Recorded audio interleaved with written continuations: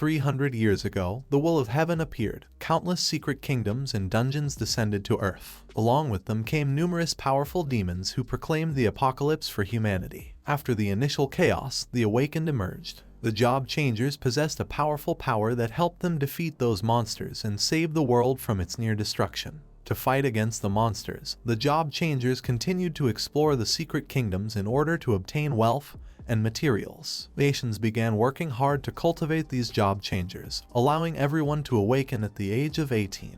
The day came to awaken a class for students turning 18. To awaken a class, one had to touch a magical blue crystal. Several students touched the crystal. One student named Wang Wei from the 3rd year of Class 2 failed to awaken a class and was labeled as a student without a class. Another student named Lai Wei from Class 3 of the year successfully awakened the swordsman class. Another student named Wang Hao from Class 3 of the 2nd year successfully awakened the crafter class. The awakenings were usually divided into 3 categories, according to their class: combat, support, and creation. The combat category was the most practical and everyone wanted to obtain it, while on the other hand, no one wanted to obtain the creation category, since in this category were those who couldn't fight and were considered the weakest and despised by everyone. Several more students touched the crystal and a student with purple hair became happy as he awakened the combat category called Magic Swordsman. On the other hand, another student became sad and started crying because he had awakened the creation category. He began to wonder why he had managed to awaken this class that was not good for combat. After the awakening ceremony was completed, the class range was also divided, usually into 4 categories: common, secret, and divine. Among them, a divine rank was the rarest. This rank could only be seen once every 100 years. It was our protagonist's turn, Jiang Chen, to touch the crystal and awaken a class. He touched the crystal and it began emitting a powerful light. Upon seeing this, the other students were astonished. A brown-haired boy pointed his finger at Jiang Chen and told everyone that he was the prodigy of the academy. Another student informed the others that this was a sign of an awakening. While Jiang Chen was touching the crystal, it began to emit a powerful light that started advancing rapidly towards the sky. The students began to wonder what rank this class was. Several thought it could be a divine class, as Jiang City hadn't produced a divine talent in hundreds of years. In a matter of seconds, the crystal started emitting a powerful light that formed a giant tree in the sky, visible from every corner of the city. It was said that every time a divine rank class awakens, a phenomenon occurs that can shake the heavens and the earth. Several seconds later, the awakening of the class was successful, and while Jiang Chen was touching the crystal with one hand, he put his other hand in his pants pocket and simply stared at the sky. At that moment, Director Wang appeared. He approached Jiang Chen and congratulated him for being the pride of the school. Although he knew that Jiang Chen could awaken a combat class, he did not expect him to awaken a divine class. After saying this, Director Wang asked Jiang Chen which class he had awakened. Jiang Chen turned his head slightly towards the director and was somewhat surprised. With a smile, he explained to Director Wang that the class he had awakened was not a combat class. Upon hearing this, Director Wang was shocked. With a surprised look on his face, he started looking at Jiang Chen. Seeing that Jiang hadn't awakened a combat class, he asked him if he had then awakened a support class. Jiang Chen turned his body towards Director Wang, extended his hands to the sides, and plants made of spirits appeared in the palms of his hands. He revealed to everyone that he had awakened the creation class of divine rank called Spiritual Master. He also added that this talent was meant to assist with the growth of plantations and small creatures. Upon hearing this, both the director and others were shocked. With a surprised look, he began to stare at Jiang Chen and explained that this was bad because the creation class did not have combat abilities, so even divine rank was considered useless. The professor accompanying Director Wang asked Jiang Chen not to be discouraged since even if he couldn't fight, at least he could be safe. He explained that spiritual masters were quite popular in the field of research. He also added that the recommendation he had promised was no longer possible.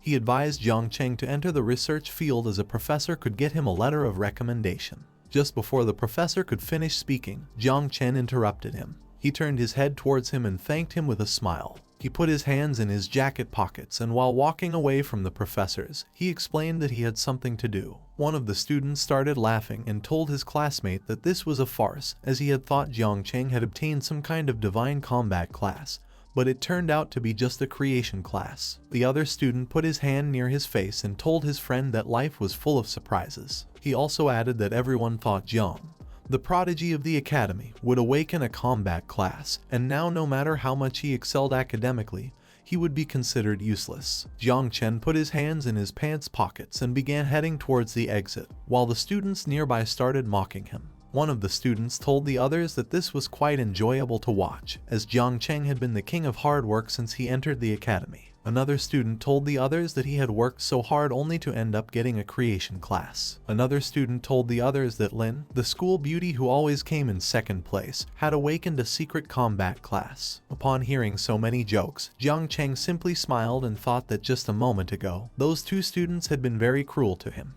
He hadn't expected that awakening up with a creation class would change things so drastically. Thinking about this, he had no doubt that in this world only strength mattered. He began to wonder what was wrong with the creation class, so he reached out his hand and a system window appeared above the palm of his hand. According to the system notification, Jiang Chen had successfully completed his class awakening. He had awakened the class called Divine Rank Spiritual Master, and the conditions for opening the Natural Calamity Insect System had also been fulfilled, with the initial Mother of Insects being unlocked. Jiang Chen turned his head to the side, and as he stared at the system window, he couldn't help but smile, thinking that this class was a perfect fit for him. The name of our protagonist was Jiang Chen. After dying, he was reborn in this awakened world. After the Dark Era ended, the whole world became filled with various monsters and dungeons. It was from that day that this world began to respect the strong. He had been reborn as an orphan to survive in this harsh world. Despite having nothing in this world, he gave it his all before turning 18.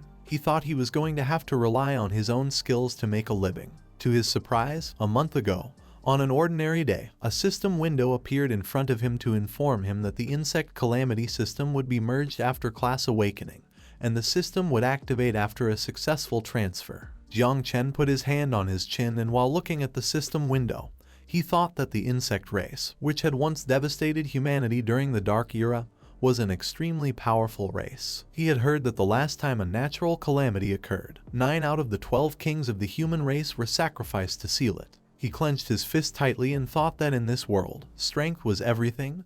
There was nothing to doubt. He began to stare fixedly at the system window, and while his body emitted a powerful energy, he thought that as long as he could use the strength of the insect race for himself, the insect race would have no chance against him. Without thinking any further, Jiang Chen activated the system, and by doing so, he was teleported inside the system. He started looking around and became somewhat confused. He began to look ahead. He put his hand near his head to cover his eyes and thought that this was his own sea of consciousness. In front of him there was a great spiritual tree. Upon seeing this, Jiang Chen began to wonder if this was his talent.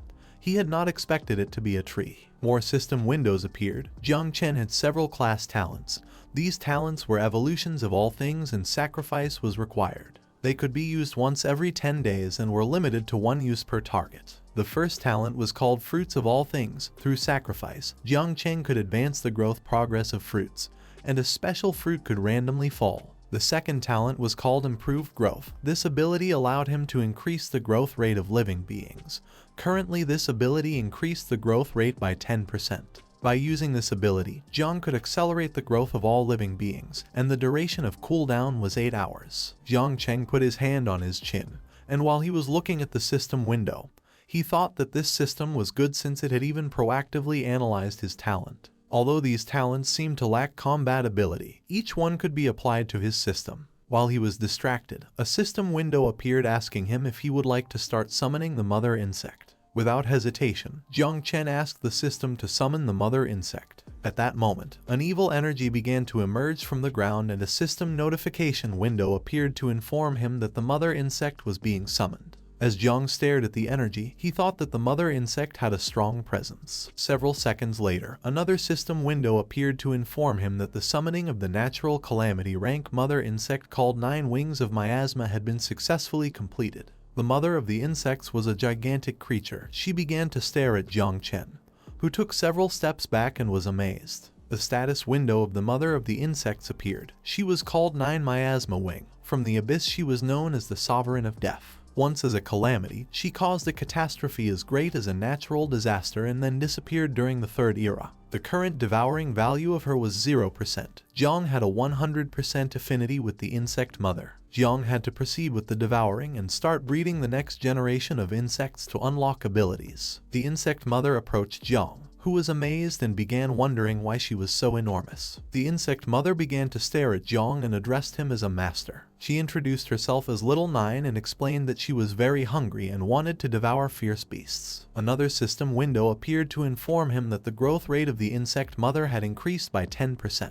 Now, Jang could use a sacrificial object to enhance this target. The first enhancement would not consume any sacrificial objects thanks to his talent. Jang slightly raised his head, and while looking at the system window, he thought that now that he didn't need to use a sacrificial object, there was no time to waste. Without hesitation, he asked the system to upgrade the insect mother. The body of the insect mother began to envelop itself in a powerful green light, and while Jang was observing this, he thought that she needed to devour in order to level up, so she wasn't going to be easy to please. The body of the insect mother started emitting a powerful aura, and quickly Jiang assumed an offensive stance. Little by little, the insect mother began to evolve and take on the form of a human woman. Several seconds later, the insect mother successfully evolved. Her body began to emit a powerful aura. She had white hair and wore armor. With a murderous look, she started staring at Jiang. Slowly, she began to advance towards Jiang, and a system window appeared above her head. The Queen of the New Plague had undergone a vital transition and leveled up.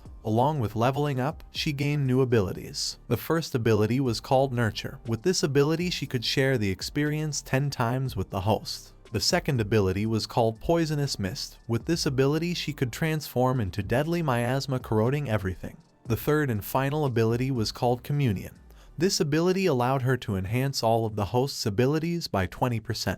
Upon seeing the form of the insect mother, Jiang was surprised. The mother insect gained momentum and pounced on Jiang to give him a hug. She explained to him that Little Nine had evolved. Jiang was somewhat confused as he didn't know what was happening. He turned his head slightly towards her and couldn't help but blush upon seeing that the insect mother had evolved into a human form. She stopped hugging Jiang, and he started stroking her head. She closed her eyes, clenched both fists, and referred to Jiang as a master. With a smile, she explained that Little Nine wanted to devour flesh and blood. While Jiang was stroking her head, a status window appeared above her head. Her name was Nine Miasma Wing, and she had 4 abilities: Poison Mist, Feed, Fury, and United. Currently, her devouring value was 0. Once the devouring value bar was filled up, she could start spawning offspring. She had 2 passive abilities called Experience Return and Attribute Enhancement. While Jiang was stroking Little Nine's head, he started looking at her stat window and thought that the spiritual master talent could accelerate the devouring growth of the insect mother, as well as her experience growth, which in turn would speed up his own improvement. Furthermore, the insect mother was capable of increasing all his attributes by 20%. Jiang's class and this system were a perfect combination.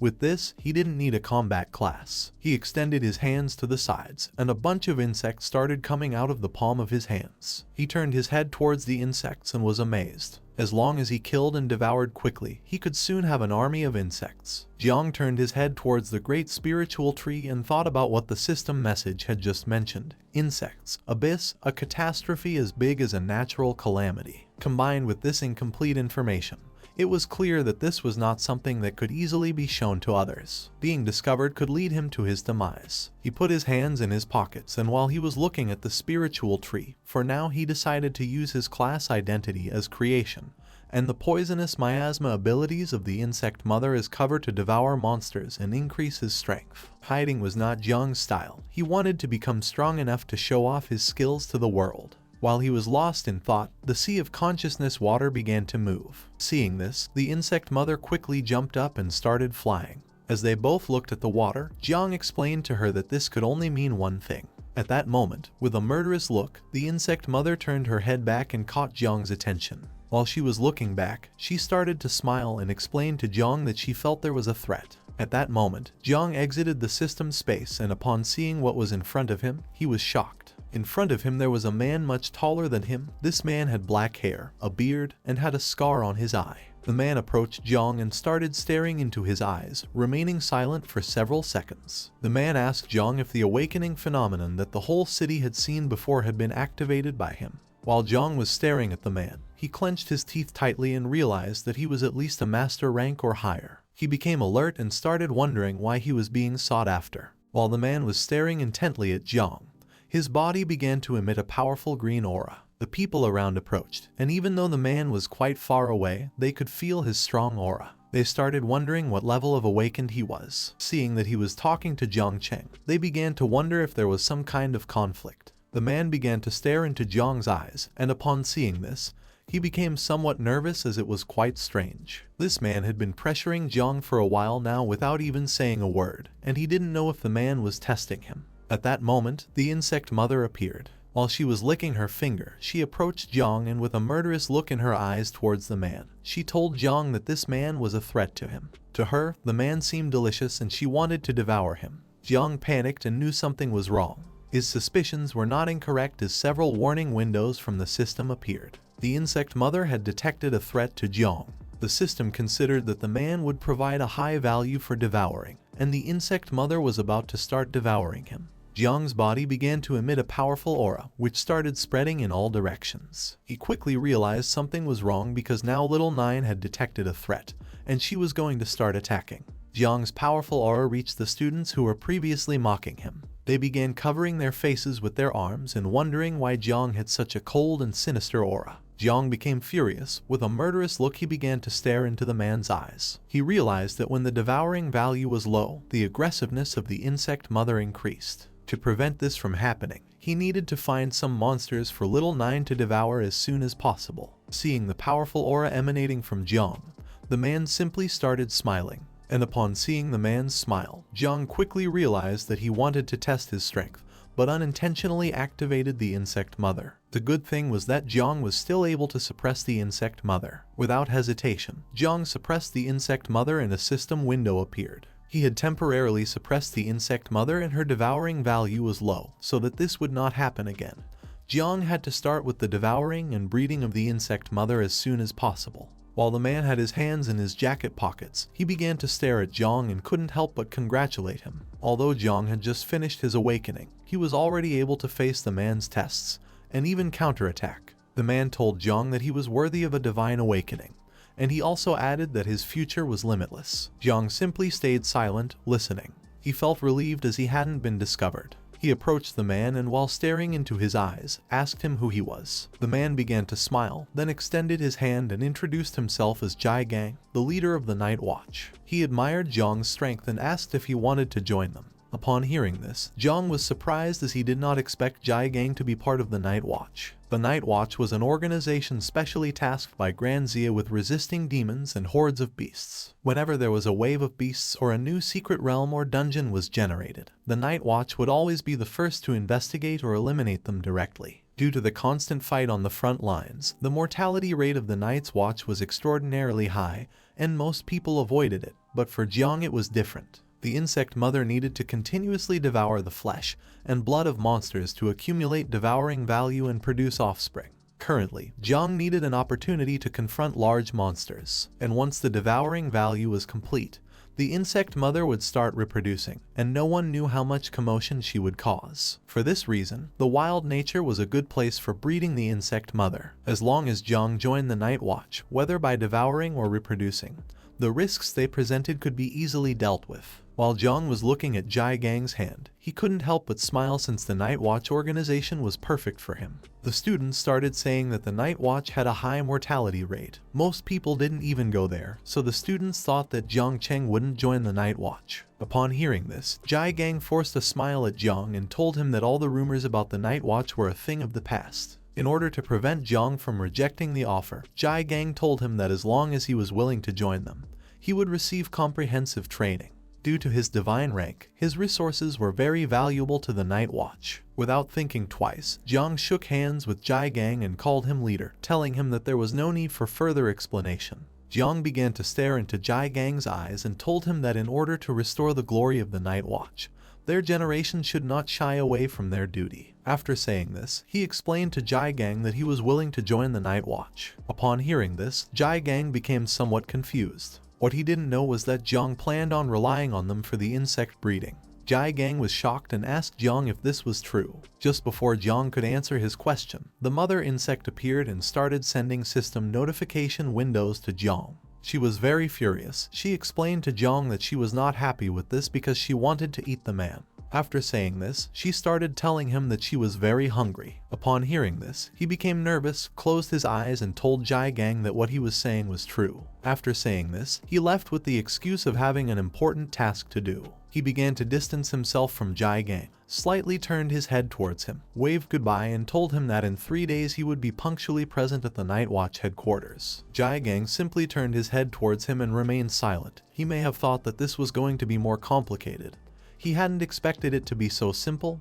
He had forgotten to ask Jang what hidden profession he had. At that moment, 2 men fell from the sky and landed near Jiang. One of them was the 8th elder of the Martial Arts Academy. Jiang turned his head towards them and told the elder that if he was here to snatch people from the Night Watch, then he had arrived too late. The elder asked Jiang where the guy who awakened a divine rank creation class was. Upon hearing this, Jiang became somewhat confused. He turned his head towards the old man and asked him what he was talking about. The old man approached him and, while looking into his eyes with a surprised expression, asked if he was planning to let a divine ranked awakened from the creation category join the Night Watch just to die. Upon hearing this, Jiang realized that Jang had the divine ranked creation class. At the same time, Jang went to the city. A man named Uncle Wang asked him if he had been the one who caused the phenomenon in the main city. Jiang replied yes. A woman with purple hair approached Uncle Wang. She put her hand on her waist and asked him to lower his voice or he could die if someone looking for trouble came. Uncle Wang put his hand behind his head, closed his eyes, and started laughing. He told her that he was always talking non-stop. Jiang approached them, closed his eyes, and with a smile he reassured Uncle Wang not to worry because this was not something embarrassing. Uncle Wang turned his head towards Jiang and told him that even though the creation category couldn't fight, he had heard that companies always cultivated spiritual plants that needed people from the creation category. He told Jiang that if his parents were here, they would be very proud of him. Throughout the years, Jiang had been able to survive thanks to the support of everyone living in the same building as him. With a smile, he told them all that he wouldn't forget them in the future. Uncle Wang asked him not to worry about these small things. He also added that Jiang had arrived at the right time as they were about to go to a beginner-level secret realm to obtain some equipment. Uncle Wang wanted Jiang to join them and level up together. Jiang accepted the proposal and thanked Uncle Wang. At that moment, a system message appeared because he had completed the team formation. Several minutes later, Jiang and the others crossed the portal and entered the secret realm. While Jang had his hands in the jacket pockets, he began to look around and started wondering if this really was the interior of the secret realm.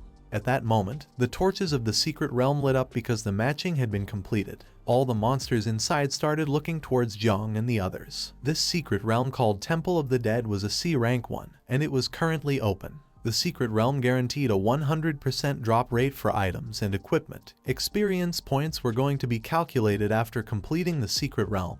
Voluntarily leaving halfway meant giving up on both experience and equipment. Uncle Wang became somewhat nervous as he realized that these monsters were undead soldiers. He began to wonder why the secret realm system had matched them with a dungeon of this level. Jiang started looking at the undead soldiers and realized that this secret realm was not going to be easy to deal with. The girl with purple hair approached them and explained to Uncle Wang that because Jiang was a divine ranked awakened, the celestial system had assigned them a higher level secret realm.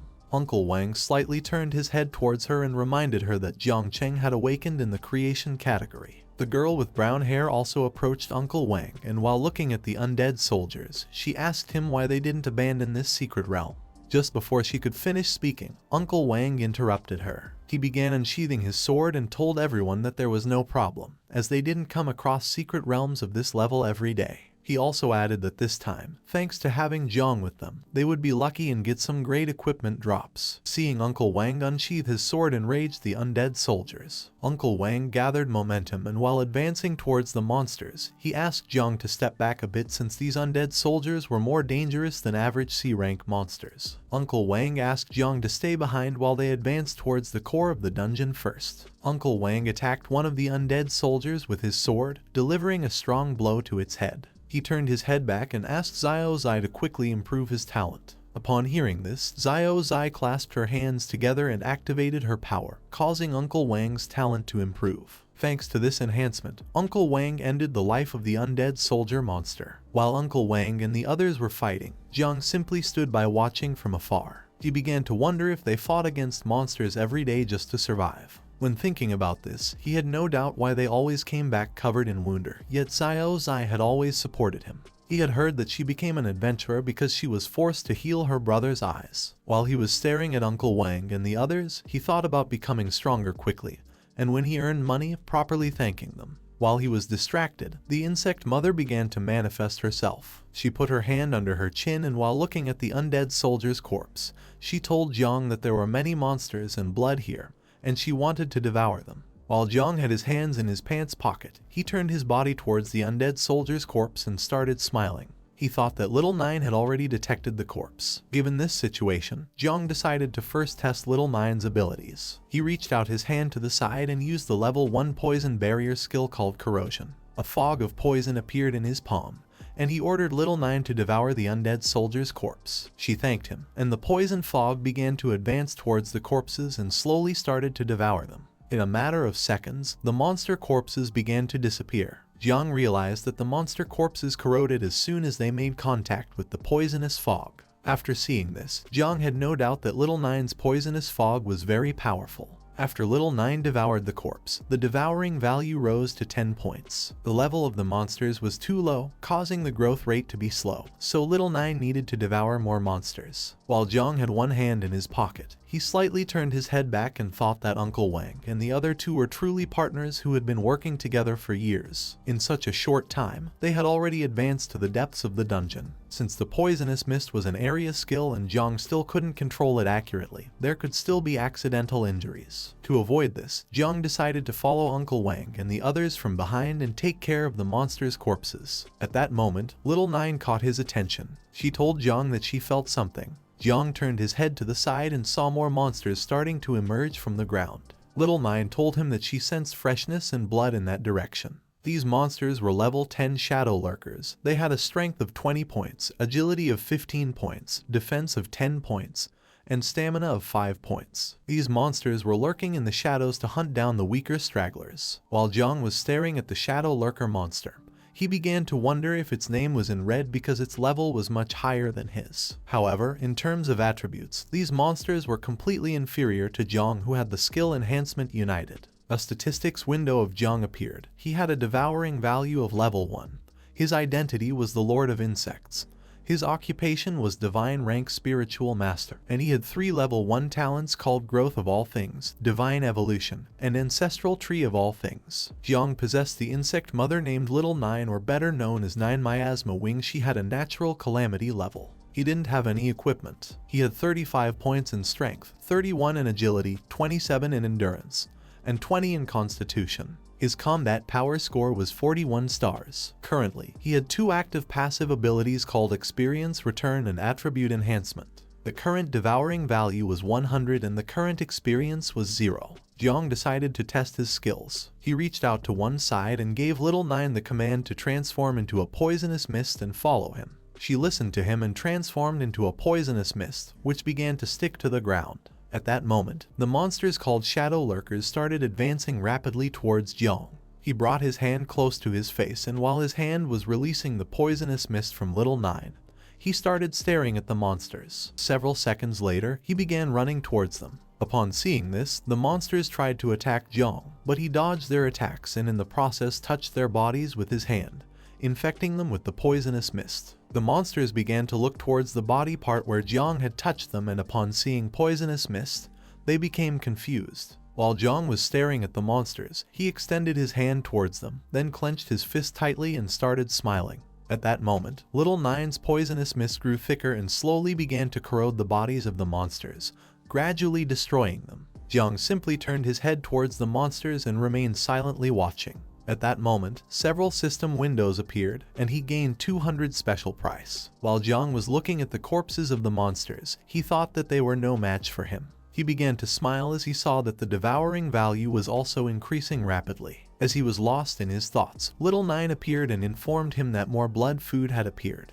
Behind them, more shadow lurker monsters began to appear. Jiang simply put his hands in his pockets and remained silent without making any movement. Then he turned his head towards the monsters, and while staring at them intently, he felt worried about Uncle Wang and the others as he realized that there were actually many hidden monsters in this dungeon. he decided to quickly finish off these monsters to go check on how Uncle Wang and the others were doing. He asked Little Nine if she would be able to deal with the monsters. Little by little, she began to manifest herself through the poisonous mist. While staring at the monsters, she reached out her hand towards them and asked Jiang to leave them in her hands. As for her, all these monsters were small prey. Several minutes later, Jiang went to where Uncle Wang and the others were. Upon arrival, he saw that Uncle Wang was quite injured. The two of them were surrounded by monsters. Uncle Wang was holding the sword with both hands and had his back against Xiaoyi's back. She had both hands extended towards the monsters and was ready to use her ability to defend herself against the attack. Gradually, the monsters began to advance quickly towards Uncle Wang and Xiaoyi, preparing to attack. While the blood from Uncle Wang's wound was falling onto his face, he clenched his teeth tightly, and while staring at the monsters, he explained to Xiaoyi that each time the monsters were becoming harder to defeat. Therefore, if they continued at this pace, there was no way they could defeat them and come out alive. Uncle Wang turned his head towards her and ordered her to find Jiang and leave here first. Upon hearing this, she turned her head towards him and asked what he was talking about. While he was distracted, an undead soldier gained momentum and started advancing quickly towards Uncle Wang with the intention of attacking him by surprise. While Uncle Wang held the sword with one hand and looked at Xiaoyi, he felt the presence of the undead soldier and began to wonder what was happening. Quickly, he turned his head towards the monster, and upon seeing that its sword was rapidly approaching his head, he clenched his teeth tightly and thought that this was not good. At that moment, Jiang appeared. He reached out towards the monster and used Little Nine's poisonous mist ability. Just before the undead soldier's sword could impact Uncle Wang, the poisonous mist stuck to its body and slowly began to corrode it, destroying it in the process. While little by little the body of the undead soldier was disappearing, Uncle Wang turned around, and upon seeing this, he was surprised and confused at the same time, and began to wonder what was happening. At that moment, Jiang asked Uncle Wang and the others if they were okay. Upon hearing Jiang's voice, Uncle Wang turned his head back, and upon seeing Jiang, he clenched his teeth tightly and remained speechless. As Jiang slowly approached them, he reached out his hand to one side and used Little Nine's poisonous mist, infecting the undead soldiers and destroying them in the process. While little by little all the undead soldiers were being corroded, Uncle Wang turned his body towards Jiang. While holding the sword with one hand, he stared at Jiang and asked him how a creation class awakened like him was able to do this. Jiang stopped in front of Uncle Wang, and while his body emitted a powerful energy, he turned his head towards him and explained with a smile that he had a hidden ability called Poisonous Mist. After saying this, he extended his hand to the side and used Little Nine's Poisonous Mist ability again. Seeing that Uncle Wang was injured, Jiang asked Xiaoyi and Xiaolai to quickly take him to the portal of the secret realm. He also added that he planned to stay behind to cover them. Upon hearing this, everyone was left speechless. With a surprised look, Uncle Wang started to stare at him and told him that even though Jiang possessed a divine class, this was too dangerous. Xiaoyi also began to look at Jiang with a surprised expression and asked him to join them instead of staying here fighting against the undead soldiers. While they were talking, Xiaolai simply put her hand near her mouth and remained silent. Jiang turned his back on them, and as his body emitted a powerful energy, he slightly turned his head towards them and reassured Uncle Wang not to worry because he wouldn't have any problems. After saying this, Jiang turned his back on Uncle Wang and the others, and as his body emitted a powerful energy, he slowly began to approach the monsters. At that moment, the system notified everyone that due to the number of people in the last level of the secret realm meeting the requirements, the boss of the secret realm was being summoned. While Uncle Wang was watching Jiang move away from them and advance towards the monsters, he tried to stop him, but just before he could speak, Xiaoyi interrupted him. She turned her head towards him and reminded him that Jiang was not a reckless person, so she asked him to trust him.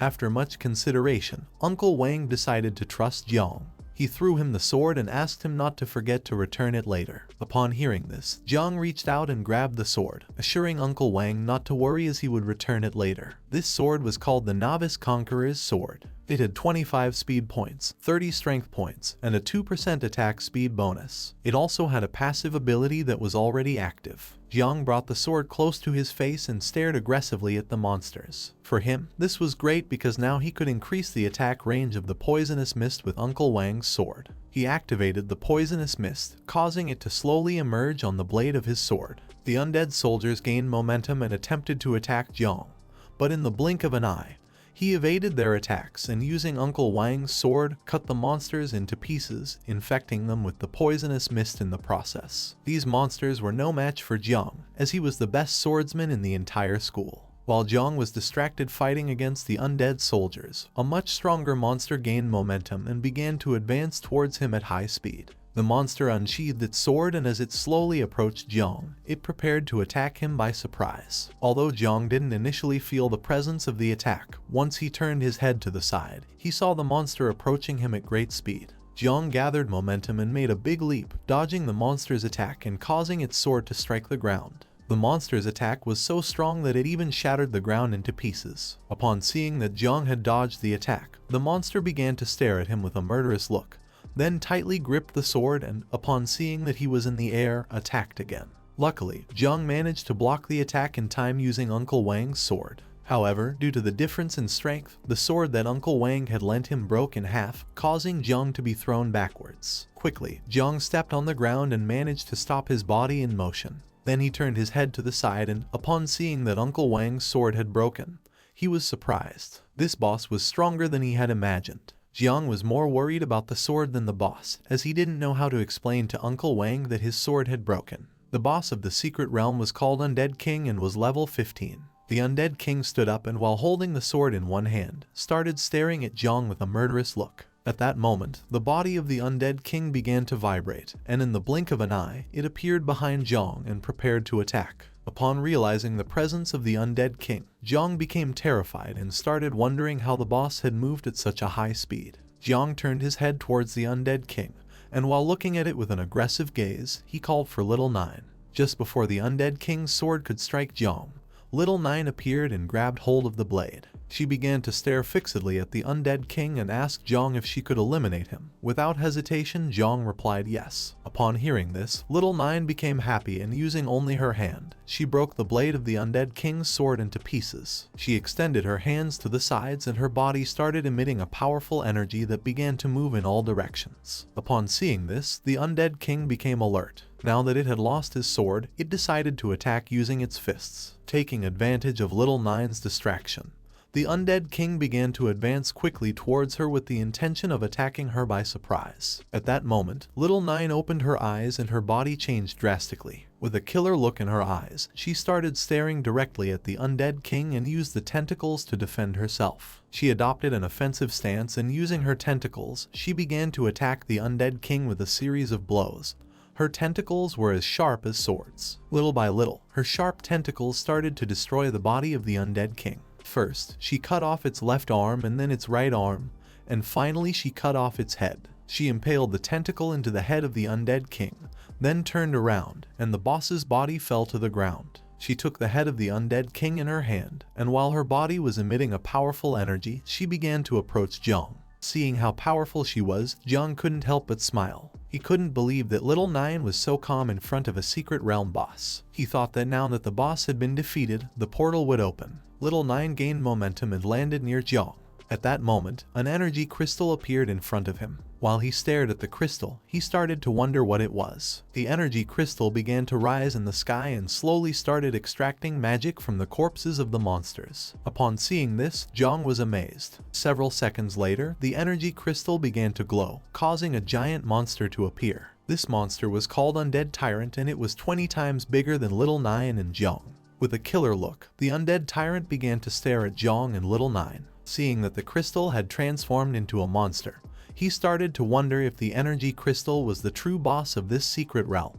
Jiang turned his head back, clenched his teeth tightly, and ordered Little Nine to destroy the energy crystal inside the Undead Tyrant. While the monster stared at Jiang, it began to roar. The monster struck Little Nine with a mace, but in the blink of an eye, she gained momentum and propelled herself off the wall, dodging the attack. Upon seeing that she had dodged the attack, the Undead Tyrant prepared to attack again. It attacked Little Nine once more, but she gained momentum and made a big leap in the air, evading the attack in the process. This caused the monster's mace to hit the ground, shattering it into pieces. While Little Nine was in midair, with a murderous look on her face, she began to stare intensely at the Undead Tyrant and then extended her hands towards it, causing sharp tentacles to quickly advance towards it. She began to attack the boss using her sharp tentacles, but effortlessly it dodged all the attacks as if nothing. Seeing that the undead tyrant, being such a large monster, was able to move at such high speed, Jiang was surprised. He clenched his teeth tightly and started thinking of a plan. Looking down at the ground, he saw several plants among the debris. Upon seeing this, he decided to take advantage and use his divine creation class called Spiritual Master. He began to stare at the plants and thought that he only had one chance. Jiang realized that the undead tyrant was too fast and each of its attacks were also powerful. The undead tyrant lifted the mace from the ground and gained momentum. For Jiang it was like a raging bull that had gone out of control.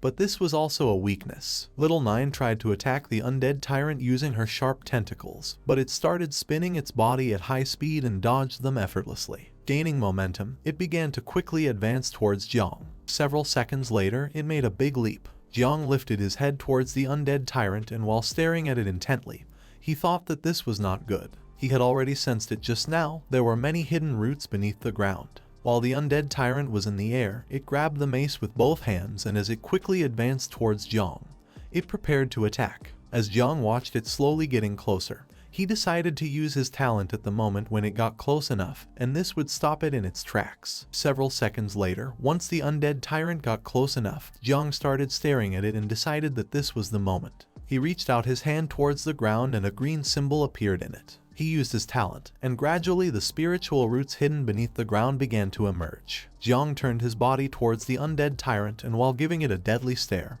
he extended his hand towards it. In a matter of seconds, 4 spiritual roots emerged from the ground and attacked the undead tyrant, piercing through its body in the process, and trapping it in mid-air, rendering it unable to move. While Jiang had his hand extended towards it, and his body was emitting a powerful aura, he began to look at Little Nine and told her that it was now her turn. In the blink of an eye, Little Nine reached the undead tyrant. She placed a hand on its head, and while preparing her claws with the other, she stared at it with a murderous gaze and responded to Jiang with the understood master. Upon realizing that Little Nine was ready to attack, its expression changed drastically as it realized that something bad was about to happen. It tried to defend itself, but it was in vain. Just before it could make a move, Little Nine gained momentum, and using her sharp claws and tentacles, she attacked it, piercing its body in half and destroying the spiritual roots in the process. In a matter of seconds, the undead tyrant's corpse fell to the ground, while Jiang had his hand extended towards the sky and was controlling the spiritual roots. He began to stare at the undead tyrant's corpse and couldn't help but feel proud. He had managed to defeat the undead tyrant. Jiang's ability was secure enough, so as long as he used his skills properly, he could still play a great role in battles. While he was lost in his thoughts, a system notification appeared to inform him that the growth acceleration was on cooldown for 8 hours. Because of this, slowly but surely, the spiritual roots began to disappear. Several seconds later, the core emerged from the undead tyrant's corpse. Upon seeing this, Jiang decided to break it immediately. Just before the core could fly away, Jiang approached and grabbed it with his hand. He then clenched his fist tightly, shattering the core into pieces. As the fragments of the core gradually fell to the ground, Jiang started staring at his fist with an aggressive look and thought that this was the end. At that moment, several system notifications appeared, congratulating Jiang for clearing the C-rank secret realm called the Temple of the Undead. The system began calculating the contribution and a few seconds later, successfully generated the secret realm score. Jiang Chen, who was level 0 and had the class of Spiritual Master, obtained an S rating in this secret realm. Wang Yi, who was level 12 and had the class of Swordsman, obtained a B rating. Liu Ying, who was level 11 and had the class of Warlock, obtained an A rating.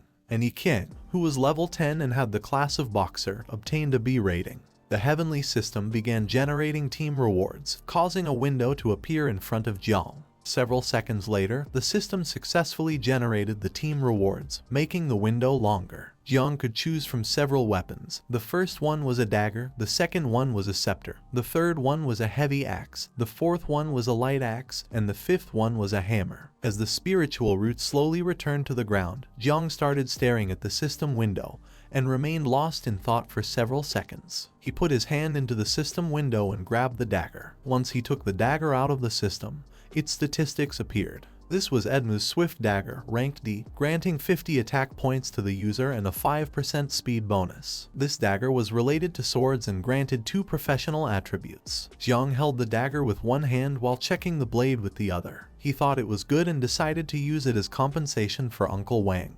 He turned his head to one side, and while looking at the system window, he thought there was a lot of equipment. It didn't take him long to realize that all of the equipment was geared towards combat. He wasn't sure if there was anything suitable for the creation classes. He approached the system window, put his hand inside the system, and decided to take a look at the attributes of each equipment. He grabbed the hammer from the system window, and once he pulled it out, the hammer hit the ground because it was very heavy. This hammer was called Call of the King, granting 100 strength points to the user and deducting 100 agility points due to its weight. The attribute of this weapon was that the user had a 10% chance to trigger 5 times more critical damage. While Jang was trying to lift the hammer from the ground, he began to feel a new sensation. A notification window appeared to inform him that the experience was being rewarded. Upon seeing this, he quickly realized that the system was giving him the experience points he had obtained from this secret realm.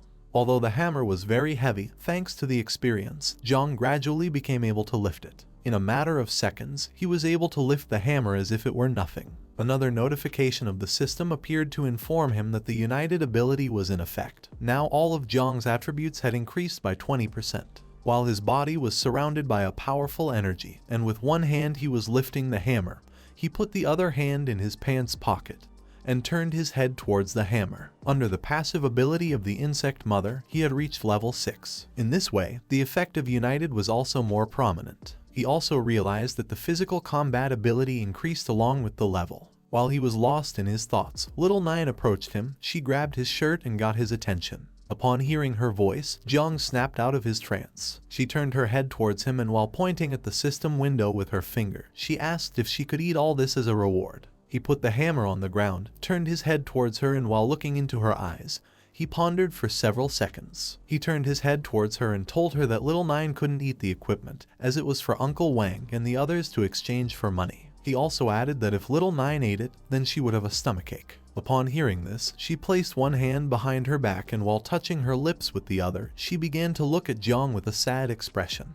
Then, she turned her body towards the undead tyrant's corpse and asked Jang if she could devour it. He had completely forgotten about the remains of the boss. The devouring value was precious and could not be lost. While his body was surrounded by a powerful aura, he turned his head towards the corpse of the undead tyrant and gave Little Nine permission to devour it since it belonged to her. Without hesitation for a second, Little Nine approached the corpse of the undead tyrant, which was gigantic. While Jang was looking at its corpse, he began to wonder if this boss wasn't a bit too big. Due to its large size, if Little Nine used the poisonous mist to corrode it, then it might take her some time. Little Nine extended her hands to the sides, closed her eyes, opened her mouth, and told Jang that she was digging.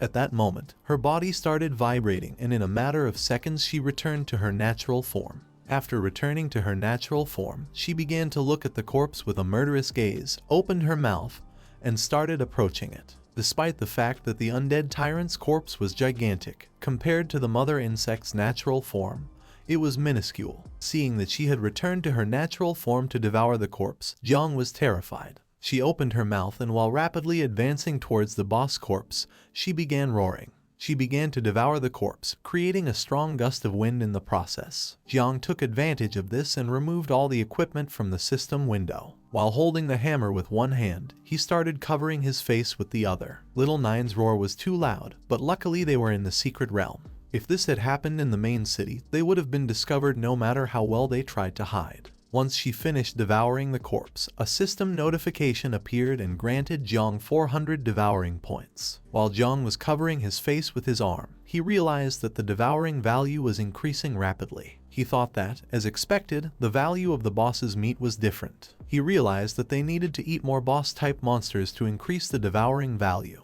While he was lost in his thoughts, someone started approaching them. Upon hearing the sounds of footsteps, he quickly turned his head back and clenched his teeth tightly as he realized that Uncle Wang and the others were coming because they had heard the noise Little Nine had made. The current devouring value was 8876 points. He approached Little Nine and asked her to quickly return to the other form. Upon hearing his order, she started smiling and replied with a "Understood, master." For Jiang, this was a pity as the devouring value was so close to being filled. Several seconds later, Uncle Wang and the others arrived. Upon seeing the equipment on the floor, he realized that Jiang had indeed passed the level. Jiang explained to Uncle Wang that he had broken his sword, but in exchange, he gave him the dagger. Without hesitation, Uncle Wang took the dagger, and upon seeing that it was a rare item, he told Jiang that he would not pursue the matter of Jiang damaging his equipment. Xiao Zai approached Jiang and explained that this necklace was also a rare item which could be sold for a lot of money. Yi Qiang asked him how the hell he had defeated the boss alone.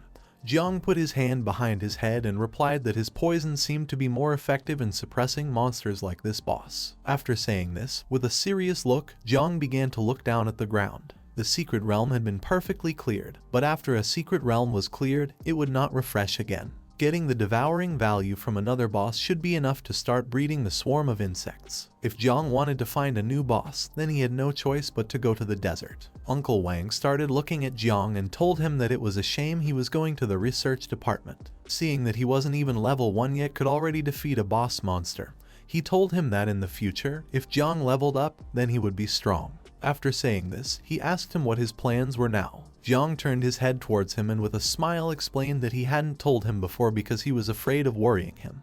But actually, he was preparing to join the Night's Watch. Upon hearing this, Uncle Wang was shocked and asked if he really intended to join the Night Watch. Jiang placed his hand on top of his head and answered yes. He revealed to them that he was going to go to the Night Watch in 3 days. Before going, he wanted to increase his level, so he planned on heading towards the wilderness soon to continue leveling up. Upon hearing this, Uncle Wang was shocked, and Yi Qiang put her hand over her mouth as she couldn't believe that Jiang was going to do something so dangerous. Xiao Zai reached out her hand towards him and while looking into his eyes with a serious expression, she explained that the wilderness was very dangerous. Just before she could finish speaking, Jiang interrupted her. He clenched his fist tightly, causing Little Nine's poisonous mist to start emerging in the palm of his hand. He asked Xiao Zai not to worry about him, as he knew what to do. He asked them instead of worrying about him, to worry about those monsters. That same day, a few hours later, Jiang boarded the train and arrived on the outskirts of the city. The conductor asked those who were going into wilderness to get off the train.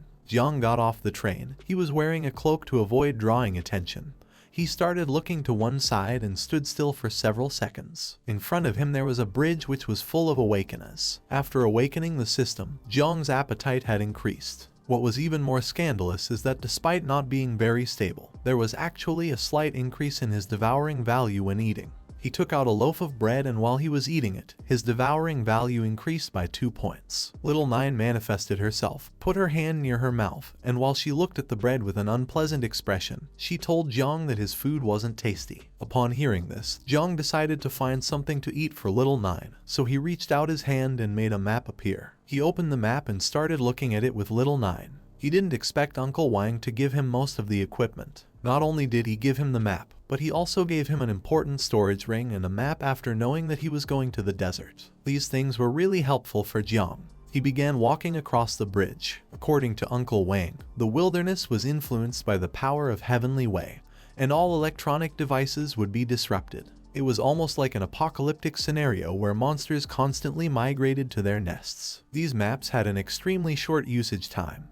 Without the latest intelligence, it was difficult to find groups of monsters, let alone the bosses. Firebird and Thunder Rhinoceros were the most common ones and were easy to spot when they moved. It was said that this place marked with a question mark should be avoided as it was a very dangerous nest with higher risk. According to Uncle Wang, this goblin dungeon was the most suitable for him since it had a low level, enough monsters, and fewer people. While Jiang was looking at the map, he clenched his fist and with a smile decided to go, since with a map in hand, he would be able to find it quickly. While he was lost in his thoughts, someone caught his attention and ordered him to stop. Upon hearing this, Jiang became alert and turned his head back to see who it was. A man wearing a cloak placed his hand on Jiang's shoulder, then he stared at Jiang aggressively. He had been calling for him all this time, so he asked why he pretended not to hear him. He just wanted to ask him something. He asked Jiang if he had seen a girl with golden hair around here. Jiang turned his head towards him and with a murderous look replied that he hadn't and also advised him to watch his mouth. At that moment, the poisonous mist from Little Nine started emanating from his shoulder and stuck to the man's hand. He quickly moved his hand away from Jiang's shoulder and became somewhat confused. While he was looking at his hand, he clenched his teeth tightly and began to wonder if this was poison.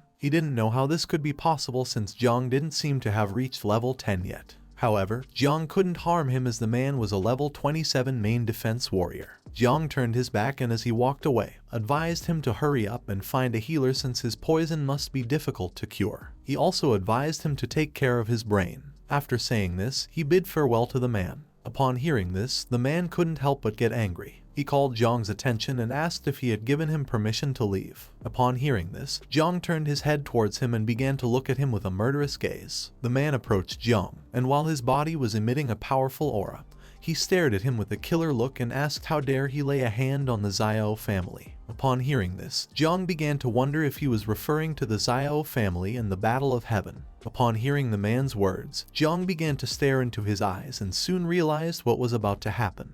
His suspicions were correct. The man attempted to strike him with all his strength, but to his misfortune, Jiang had already anticipated it. He simply gathered momentum and leaped to the side, evading the attack, causing the man's fist to impact against the ground, shattering it into pieces. While Jiang was in the air and moving away from the man, he put his hand in front of his face and with an aggressive look, began to stare at the man and wonder what the Xiao family was. Seeing the man's attitude, Jiang realized that he wasn't normal. The man was very angry. He clenched his teeth tightly and while staring at Jiang with a murderous look, he began to approach him at high speed. He unsheathed his sword and couldn't help but praise him for being quite fast. Upon seeing that things had reached this point, Jiang removed his hood and extended his hand to the side, causing Little Nine's poisonous mist to appear. He began staring at the man intently and told Little Nine that it was no longer necessary to hold back. Upon hearing this, she manifested herself through the poisonous mist and while staring at the man with a murderous look, responded with an understood.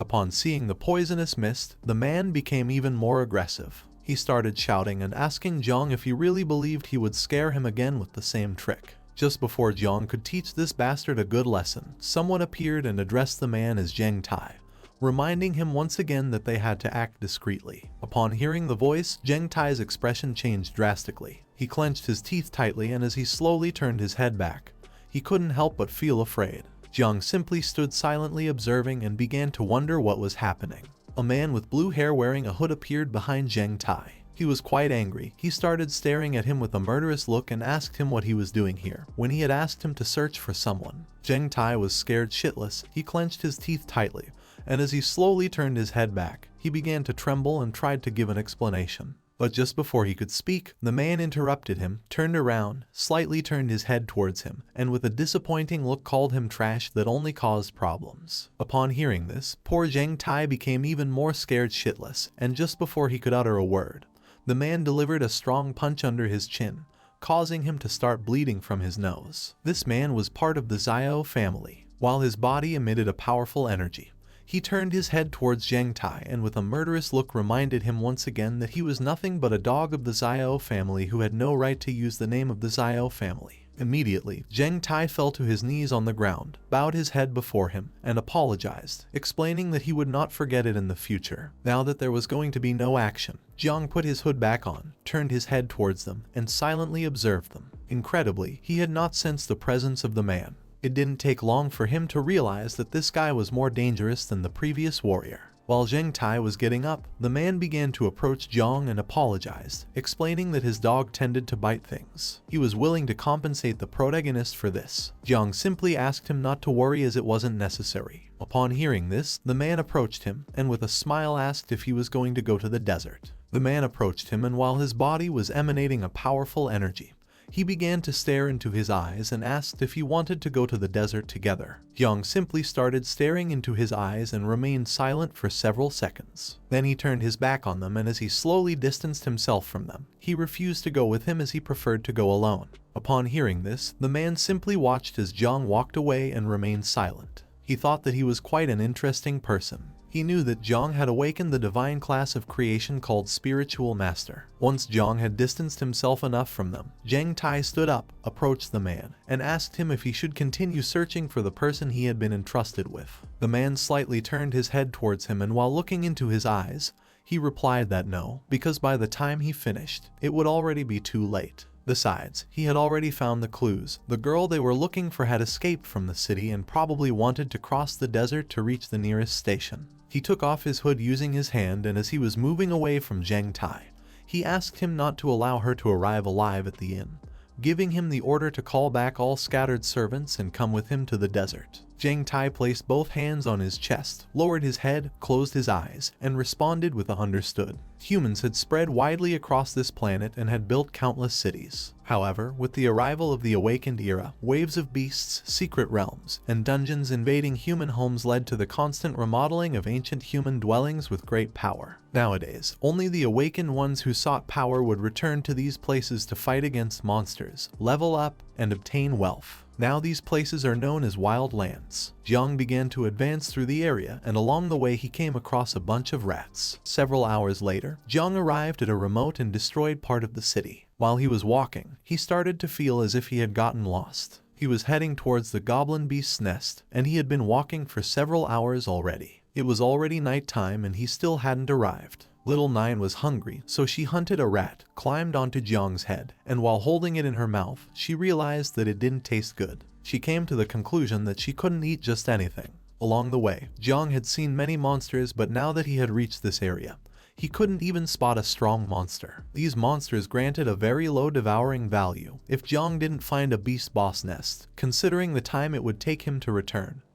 He couldn't waste much time as it could delay his entry into the night watch. While Jiang was walking, he began to look ahead with a serious gaze and became lost in his thoughts. Just then, the sky started filling up with dark clouds until several seconds later, it started raining. At that moment, a giant spider lurking in the area noticed Jiang's presence, and as it slowly descended towards him, it began to stare at him with a murderous gaze. Jiang reached out his hand to the side, and as raindrops fell onto his hand, he realized that this rain was a magical fluctuation, which meant he had entered an area where some beast lairs were located. He couldn't help but feel joy because even though they had made a mistake in searching for the beast's nest, luckily they had found it. Now the only thing left was to quickly find the monster in order to completely fill the devouring bar for the first time. Several seconds later, Jiang turned his head back and saw the monster slowly approaching him. Both started to stare into each other's eyes and remained silent for several seconds. Little Nine manifested, and while she was staring intently at the monster, she asked Jiang if he wanted her to intervene.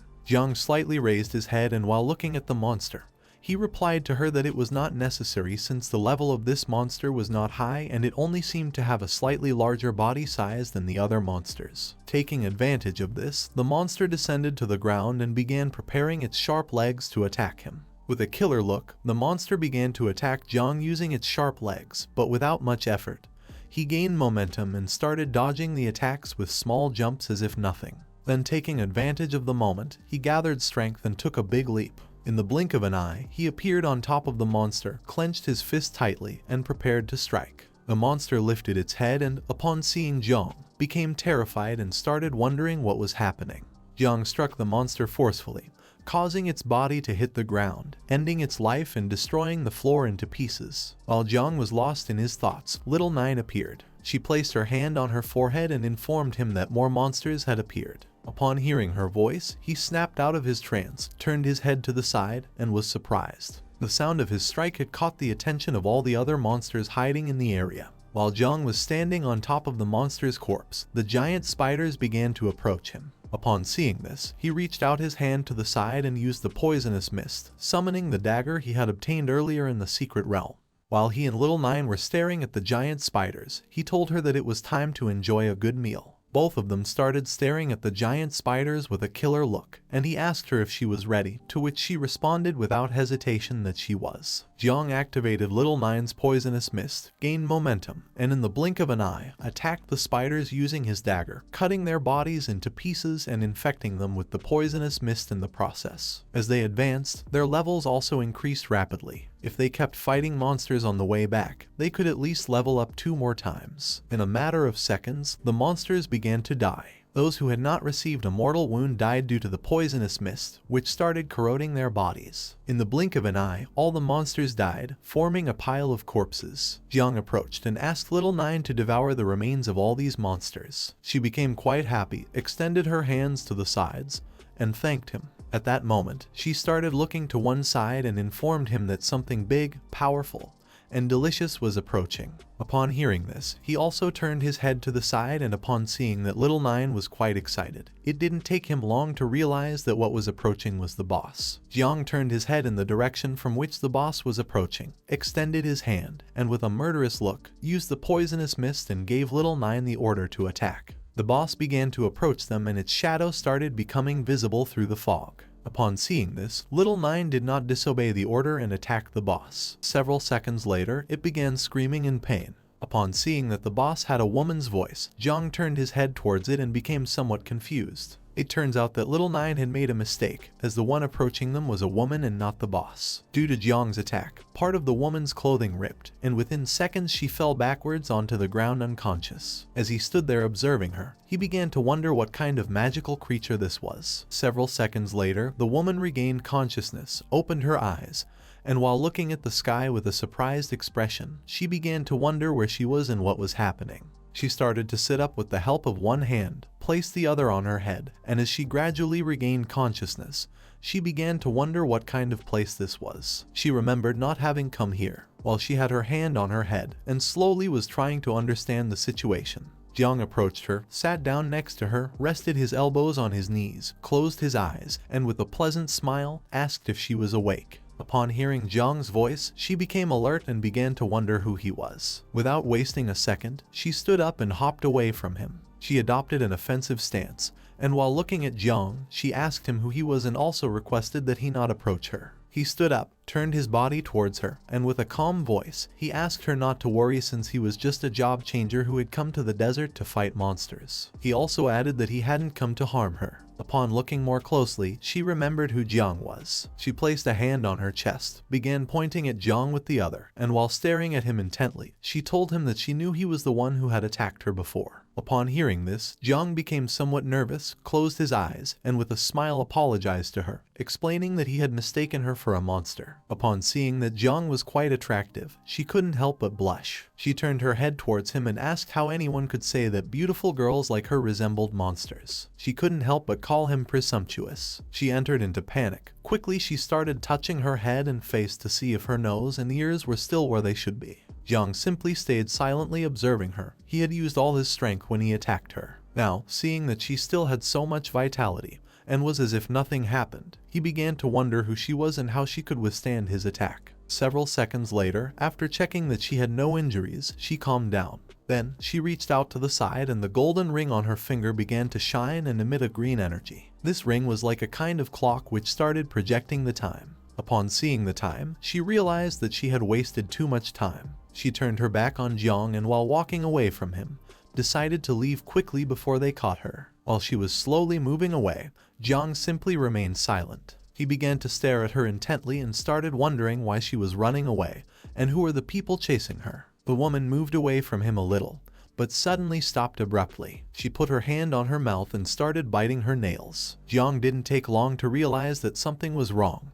He approached the woman and seeing that she was very nervous, asked if there was any problem. As terror started to take hold of her, she slightly turned her head back, closed her eyes, and forced a smile at him. She replied that there were some monsters ahead and since she wasn't very good at fighting, she decided to retreat and let Jiang deal with the monsters. In a matter of seconds, she stopped being nervous, turned her back to him again, waved goodbye and told him that this was it and decided to leave. Upon seeing this, Jiang's expression changed drastically. With a confused look, he started looking at the woman and thought that her acting skills were truly a pity. At that moment, it started to rain and the woman left. Jiang began walking around the area and thought that if there were monsters ahead, it was good because this was exactly what he wanted since these monsters were not opponents for him. Although they gave him devouring points, there was a problem. Jiang slightly turned his head to one side and with a serious look, he thought that dealing with other job changers was going to be difficult. The desert had always been a lawless place where many people dedicated themselves to killing and stealing goods. He began to question whether it was a good idea to capture the woman from before and ask her again. While Jiang was lost in his thoughts, little Nine appeared. She started pointing ahead with her finger, and with a serious look she informed him that there were many monsters approaching from that side. Far from being scared or running away, Jiang was happy. He turned his head slightly towards her and upon hearing that there were many monsters, he told her that this was great. His happiness didn't last long. He turned his head to the side and upon seeing what was in front of him, he was shocked. In front of him, hundreds of giant spiders appeared, just like the ones he had just defeated. Among them was one even bigger than the rest, which started to look at him with a murderous gaze. As Jiang's body was surrounded by powerful energy, he began to look at the spiders and thought that this wasn't good for him. Fighting against some of them wouldn't be a problem, but now that there were so many spiders, he wouldn't be able to confront them. While little by little the giant spiders were getting closer to him. With a serious look, he began to stare at them fixedly and thought that the woman was not lying. Despite being surrounded by monsters, he felt relieved. He preferred to fight against these monsters rather than against the job changers. The giant spiders became enraged, and with a murderous look, they gained momentum and began to advance quickly towards him. Upon seeing this, Jang couldn't help but feel happy, as he had no reason not to want the devouring value that was approaching him. Jiang unsheathed the 2 daggers, and as his body emitted a powerful and suffocating energy, he began to stare fixedly at the monsters, giving Little Nine the command to activate the poisonous mist. She did not disobey the order and responded with a understood. At that moment, her poisonous mist began to emerge from the daggers he was holding. In the blink of an eye, the giant spiders approached him, opened their mouths, and prepared to attack. While Jiang's body was surrounded by poisonous mist, he stood still for several seconds. One of the giant spiders tried to attack him, but Jiang moved at an incredible speed, and using the daggers and Little Nine's poisonous mist, he gained momentum and in the blink of an eye, pierced its body, splitting it in half and infecting it with the poisonous mist in the process. While he was in the air, he slightly turned his head back, and while staring fiercely at the monsters with a killer look, he thought this was strange because he didn't know why these monsters had become much faster than before. While Jiang was distracted, another giant spider gained momentum and began to advance towards him at a high speed. As it slowly approached him, it started staring at him with a murderous look and prepared to attack. Jiang didn't take long to feel the presence of the giant spider. Quickly, he slightly turned his head back, and upon seeing that it was trying to attack by surprise, he was somewhat surprised. But for the giant spider's bad luck, Jiang was not going to stand idly by. Just before it could make a move, in the blink of an eye, Jiang cut its body into pieces using the daggers. The pieces of its body fell to the ground, and several seconds later Jiang landed on the ground. While he was holding the 2 daggers with both hands, and his body was releasing the poisonous mist of Little Nine. With a murderous look, he began to stare at its corpse and realized that this wasn't right. Although he had reacted in time to the attack, and had ended its life in the blink of an eye, he had received a small cut on his abdomen in the process. At that moment, the small spiders began to advance rapidly towards him, and he didn't take long to realize that these monsters were actually cooperating with each other. Upon closer inspection, Jiang saw a spider that was very different from the rest. This spider had 6 eyes and was much larger, so he quickly came to the conclusion that this spider was the boss. Upon seeing this, he began to question whether this boss was commanding the others. In the blink of an eye, thousands of spiders appeared and surrounded Jiang. While his body was releasing Little Nine's poisonous mist, he started staring at the boss, and instead of running away,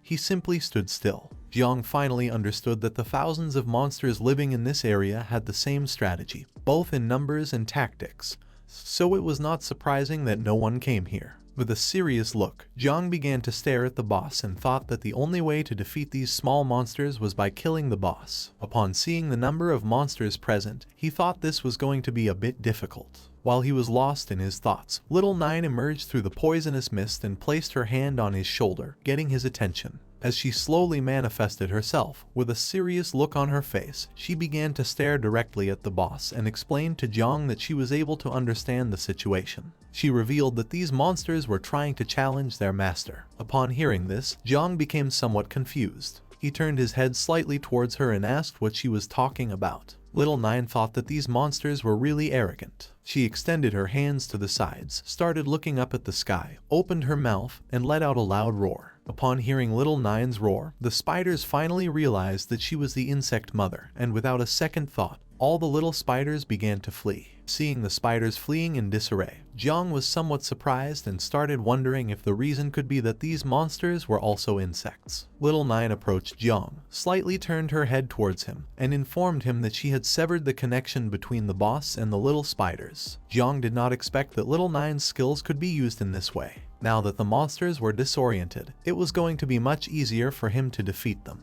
He extended the 2 daggers to the sides, and while staring at the boss with a murderous look, he praised Little Nine for doing a good job and decided that it was time to finish off the boss once and for all. Upon hearing this, Little Nine began to return to her original form. She started staring at the boss with a murderous look and replied with a "Understood, master." While Jiang's body was releasing the poisonous mist from Little Nine, he gathered momentum, took a big leap, and ordered her to follow closely. In the blink of an eye, using his daggers, he ended the lives of several monsters, cutting their bodies into pieces. He no longer had to worry about anything since without the boss's control, these monsters were in disarray. Jiang began to move at a high speed towards the monsters, and using his daggers, he started cutting their bodies into pieces. Now that the monsters were scattered and disorganized, they no longer posed a threat to him, so he didn't need to waste any more time. In a matter of seconds, Jiang finished off several monsters. Then, he gathered momentum, took a big leap, and as he was advancing quickly towards the boss, he thought that now there was only one objective left. The boss opened its mouth, and with a murderous look, it began to stare at Jiang and roar. Jiang decided not to back down and return the gaze. He prepared himself to attack and thought that the boss was the one who could provide the highest devouring value.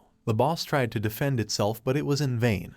Just before it could make a move, Jiang descended upon it and swiftly attacked its head with both daggers, infecting it with Little Nine's poisonous mist in the process. Despite the difference in size, within seconds, it lost its life and fell to the ground. Jiang landed on top of the boss's corpse. As he held both daggers in his hands, his body began to emit the venomous mist of Little Nine. He stared fixedly at its lifeless body and decided that it was time to breed the swarm of insects. Jiang approached the boss's corpse, started staring at it intently. He couldn't believe that he had finally defeated it. At that moment, a system window appeared to congratulate him for leveling up. Now he was level 14, had a power evaluation of 127 stars, and the passive abilities and level up effects were still in effect. Jiang clenched his fist, and it began to glow. He slightly lowered his head towards it, and with a smile he thought that as the level increased, the strength also continued to increase. He had 127 stars, which meant that his individual combat power was already almost equivalent to that of a level 25 professional in the combat class. He began to turn his head back, and thought that now he only had to devour the corpses of the monsters and obtain devouring points. Seeing how powerful Jiang was, and feeling the power of the mother insect, the small spiders started fleeing from the area. They were intelligent monsters and were fully aware that they had no chance of winning against Jiang. He turned his head back, and upon seeing the little spiders fleeing, he thought there was no longer any threat. It didn't take him long to realize that these spiders had understood the situation and were therefore escaping. Despite wanting to kill these monsters to earn points, he decided not to do so, as the most important thing now was to start breeding insects. He began walking towards the corpses of the monsters, and little by little, Little Nine started manifesting through the poisonous mist. With a killer look, Jiang began to stare at the boss's corpse, clenched his fist tightly, extended the other one towards the sky, and told Little Nine that now it belonged to her. Upon hearing this, she thanked him and then returned to her natural form. She then opened her mouth, took a leap, and started moving towards the boss's corpse. She began to devour the corpse, and a system window appeared to grant him 600 devouring points. While Little Nine was enjoying her meal, Jiang turned his body to the side, and with a serious look, he thought that elite monsters like this boss were different from the others since they could provide a high devouring value. He didn't take long to come to the conclusion that hunting and quickly breeding the swarm of insects was a good way to become stronger and hunt more elite monsters. Several seconds later, another system window appeared in front of him to inform him that the devouring value was full. The system asked him if he wanted to start the insect breeding. Jiang began to look at the system window, and upon seeing how quickly the devouring value had filled up, he was amazed. He soon realized that elite monsters gave much more points than normal monsters. Several seconds later, Little Nine returned to her human form, knelt before him, placing one hand on her knee and the other on the ground. Then she bowed her head before him and informed him that Little Nine was already ready to reproduce. She asked him to allow her to continue following him with a much stronger power. While Jiang's body was emanating a powerful aura, he turned his head to the side and remained silent for several seconds, lost in his thoughts. He slightly turned his head towards her, and with a smile, he decided it was time to start breeding the insects. At that moment, a system window appeared to inform him that Little Nine had already started the first generation of mass insect breeding. Jiang's body and Little Nine's body began to emit a wave of energy, and the system informed him that the accelerated growth of talents and the blessing of the growth of all things were in effect. With a serious look, Jiang started to gaze at Little Nine, and thought to himself that his passive skills were more effective for accelerating the insect breeding. Several seconds later, the mark of Little Nine appeared on his hand. Upon seeing this, he didn't take long to realize that this was a new ability. His assumption was correct as a system window appeared to grant him 2 new exclusive abilities called Insect Nest and Dominion. Then, another system window appeared to inform him that the insect breeding had been accelerated, and there were 8 seconds remaining. Seeing this, Jang thought that the insect breeding was almost complete. Jang lifted his head towards the sky, and upon seeing what was in front of him, he was shocked. He couldn't help but be amazed and wonder if this was a colony of insects. In front of him stood Little Nine, with both hands extended to the sides and reproducing itself. In the blink of an eye, thousands of insects appeared and started flying around them. The system congratulated Jang for successfully completing the breeding of the first swarm of insects. According to the system, there were a total of 2,300 insects. Jang turned his head to one side, and while he was observing the insects, he started to smile and thought that the quantity was truly impressive. He couldn't believe that the first breeding cycle of the insects could reach over 2,000 offspring.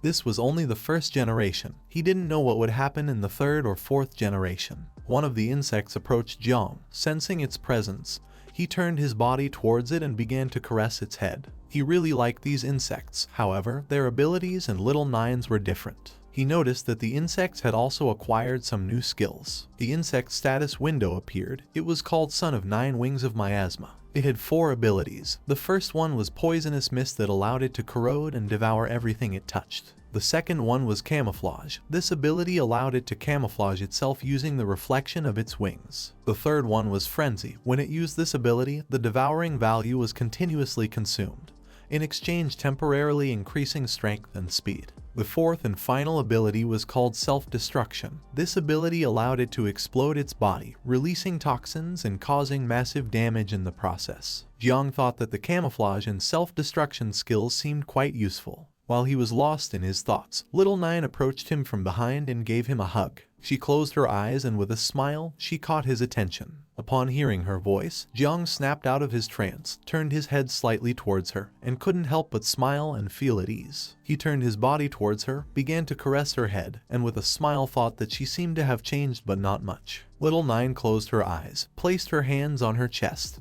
and with a joyful smile informed him that she had finished the process of breeding the insects. Then, she took Jiang's arm with both hands and told him that she wanted to rest. Upon hearing this, he asked her what she meant by resting. At that moment, her body began to disappear. Jiang slightly turned his head towards his hand, and upon seeing this, he became somewhat confused. He started wondering where she had gone. And at that moment, a system window appeared to inform him that Little Nine had returned to the insect nest. Jiang started looking at his hand and couldn't help but smile and feel relieved. The system space was incredible. It was a space that could accommodate swarms of insects. Now it didn't matter how many swarms there were. They could all hide within the system, so Jiang would no longer be afraid of being discovered by anyone. The insect nest was a new ability that he had acquired. It was an ability that was granted at maximum level, which meant that it couldn't be leveled up. Jiang activated Little Nine's mark, started looking at his hand and saw that she was sleeping peacefully. He realized that after reproduction, insects needed to sleep.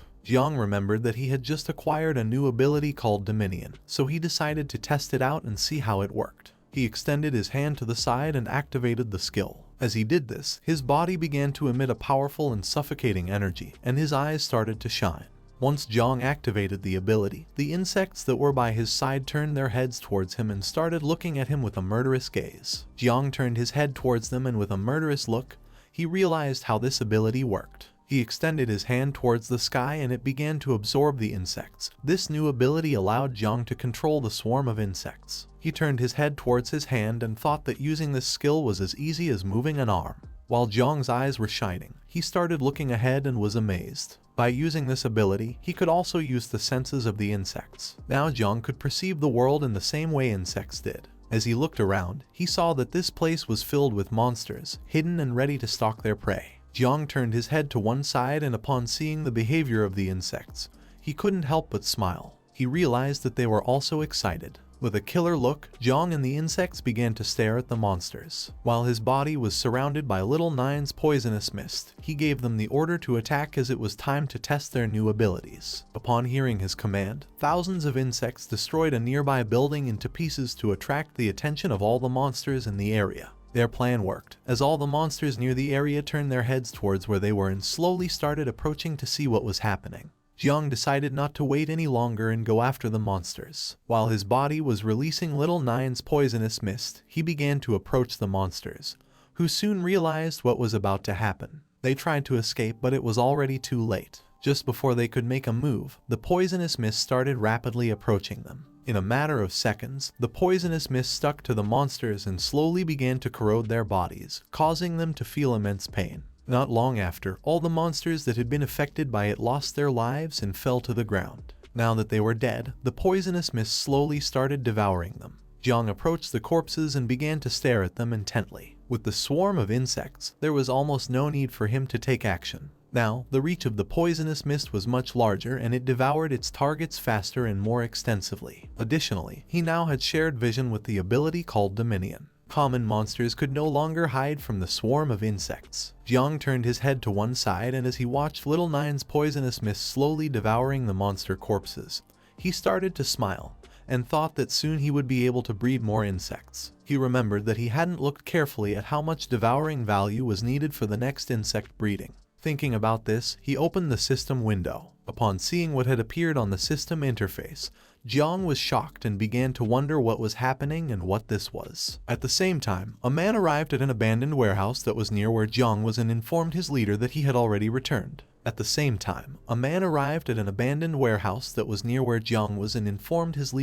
already returned. Upon seeing that he had come back, the leader asked him why he had taken so long and also gave him the order to quickly report on what was really happening in the spider's nest. This man was wearing a hood, had green hair, and was quite scared. He informed his leader that the spider's nest had been annihilated by someone mysterious and unknown, with a crushing annihilation that left not a single monster alive. His superior, who was a tall man with braids, couldn't believe what his ears had just heard. He turned his head towards his subordinate and with a surprised look asked if this was some kind of joke. He couldn't believe that someone had completely annihilated the spider's nest. Another man who was by their side approached them, and upon hearing this, he was shocked. The man with green hair approached them, and with a serious look, he replied that this was true, adding that the city of monsters was in ruins. Upon hearing this, their leader put his hand on his chin, began to look towards the ground. He was unable to believe that the nest had been razed to ashes. This was too terrifying to hear. Although at first he questioned if the culprit could be a member of the Night Watch,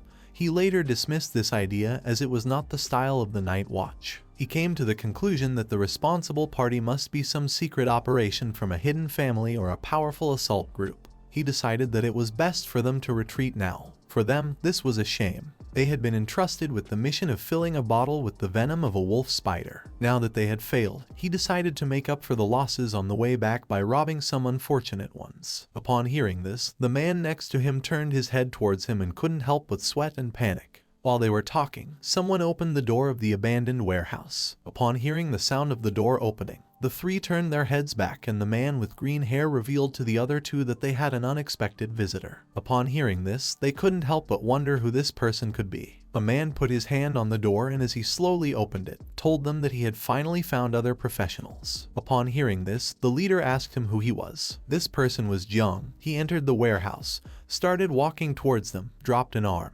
extended his hand towards them, and with a calm look asked them not to worry since he had only come here to level up. He also added that he had come to exchange some food with them. Upon hearing this, their leader felt relieved as Jang had come alone. He turned his head towards him, started looking into his eyes, and with a smile agreed to exchange some food with him, adding that food in the desert wasn't cheap. After saying this, he asked Jang what he wanted to exchange. The expression of the man next to him changed drastically. He adopted an offensive stance and began to stare at Jang. Jang approached the leader, started looking into his eyes, and with a smile asked him not to worry, adding that he had some very good items to exchange. Upon hearing this, the man's expression changed drastically once again. He began to look at Jang and couldn't help but smile and feel curious about what he wanted to exchange. The leader ordered Jang to show him what objects he had. At that moment, the two men surrounded Jang, and with a smile, they started unsheathing their swords. He simply turned his head slightly towards them and couldn't help but smile. From the beginning, he knew he couldn't trust them, so without thinking twice, he activated the ring and extended his hand towards them. In the blink of an eye, several spiders came out of the ring, and with a piercing gaze they started looking at the men. Jiang turned his back on them and with a mocking voice asked if his products were good. Upon seeing the spiders, the men sheathed their swords again, took a few steps back, and went on high alert. The men began to look at the spiders and couldn't help but sweat and feel fear. They were aware that these were wolf spiders. They started to question if they had not been annihilated along with the spider nest. Thinking this, they began to wonder if Jiang was the person who had killed all the spiders. The current level of Jiang Chen was 17. He slightly turned his head towards them, started looking at them with an overwhelming gaze, and with a smile, he asked them not to think that he didn't know what they wanted to do. After saying this, Jiang sat on a rock, slightly turned his head towards them and calmly revealed that he was very angry now. So he advised them to grab their weapons and leave right away from here. Upon hearing this, the three men grabbed their belongings, turned their backs to Jiang, started running, and apologized for bothering him, adding that they were leaving right away. Several minutes later, once the men had fled from the warehouse, Jiang extended his hand to the side, releasing Little Nine's poisonous mist. He gave the order for the insects to come out. While Jiang was sitting on the rock, with one arm resting on his knee, he reached up and used the poisonous mist to release 2 insects. They began flying around him, with a murderous look in their eyes, searching for any hidden threat. Jiang began to drink a little bit of soup that the men had left. He was getting hungrier and thought he should have known better when he first obtained Little Nine. He didn't expect leading the swarm of insects to have such side effects. When drinking the soup, a system window appeared and Jiang's devouring value increased. Now he had 2768 points out of 1 million. The system advised him to increase the value as soon as possible. Originally, he had thought that the devouring value would increase faster after the insect swarm doubled, but he did not expect that the devouring value of the next reproduction would also double. This complicated things a lot for Jiang, since now the devouring value that a boss could provide was just a drop in the bucket. Even if he eliminated all the beast nests outside the city, it wouldn't be enough to fill up the devouring value for the next reproduction. Jiang started looking down at the ground and sank into his thoughts. He had heard that the beast nests and secret realms controlled by Nightwatch were not going to be made public, which meant that if he wanted to increase his swarm's devouring value, then he had to join the Nightwatch as soon as possible. He began to look at his hand and saw that Little Nine had not yet woken up. Upon seeing this, he quickly came to the conclusion that the burden of reproduction was not small. At that moment, Jiang started to feel someone's presence. Immediately, his expression changed drastically as he turned his head to one side and wondered what this person was doing here. He stood up, clenched his fist tightly, slightly turned his head to one side, and assumed an offensive stance. He could smell the scent of battle and how there were a lot of people chasing after her. He didn't know what was happening here and why she was being pursued. Several seconds later, a girl who was using an invisibility spell entered the warehouse, bumped into Jiang, and fell to the ground. She was the same girl as before. She supported herself with one hand on the floor and began touching her head with the other because it hurt. Jiang turned his head towards her and with a confused look, began to wonder why he had encountered her again. While the girl was lying on the ground, she placed one hand on the floor, put the other on her chest, lifted her head towards Jiang and immediately recognized him as the boy from the spider's nest. She started looking at him with a frightened gaze and asked him not to tell anyone that he had seen her here. Upon hearing this, Jiang couldn't help but be shocked. He turned his head towards her and couldn't help but look at her with a surprised expression. She had been so close to him and he hadn't even been able to sense her presence. It didn't take him long to come to the conclusion that the person the man with blue hair was chasing was her. He decided to take the girl somewhere safe, but at that moment he felt someone's presence. Quickly, he turned his head towards the warehouse entrance, and with a serious look, he thought it was already too late to leave. Several seconds later, several people entered the warehouse. Among them were Zhang Tai and the man with blue hair who was part of the Zhao family. They began to walk towards Jiang, and Zhang Tai didn't take long to recognize him. He couldn't help but feel fear and chills. He pointed at Jiang with his finger and informed his leader that he was the same guy they had encountered before. The man with blue hair put his hand in his pants pocket, started staring at Jiang, and with a smile praised his subordinate for having a good sense of smell. Jiang sat back down on the rock, rested his hands on his knees, and remained silent. Upon looking more closely, the man realized that this place was empty and Jiang was actually camping alone.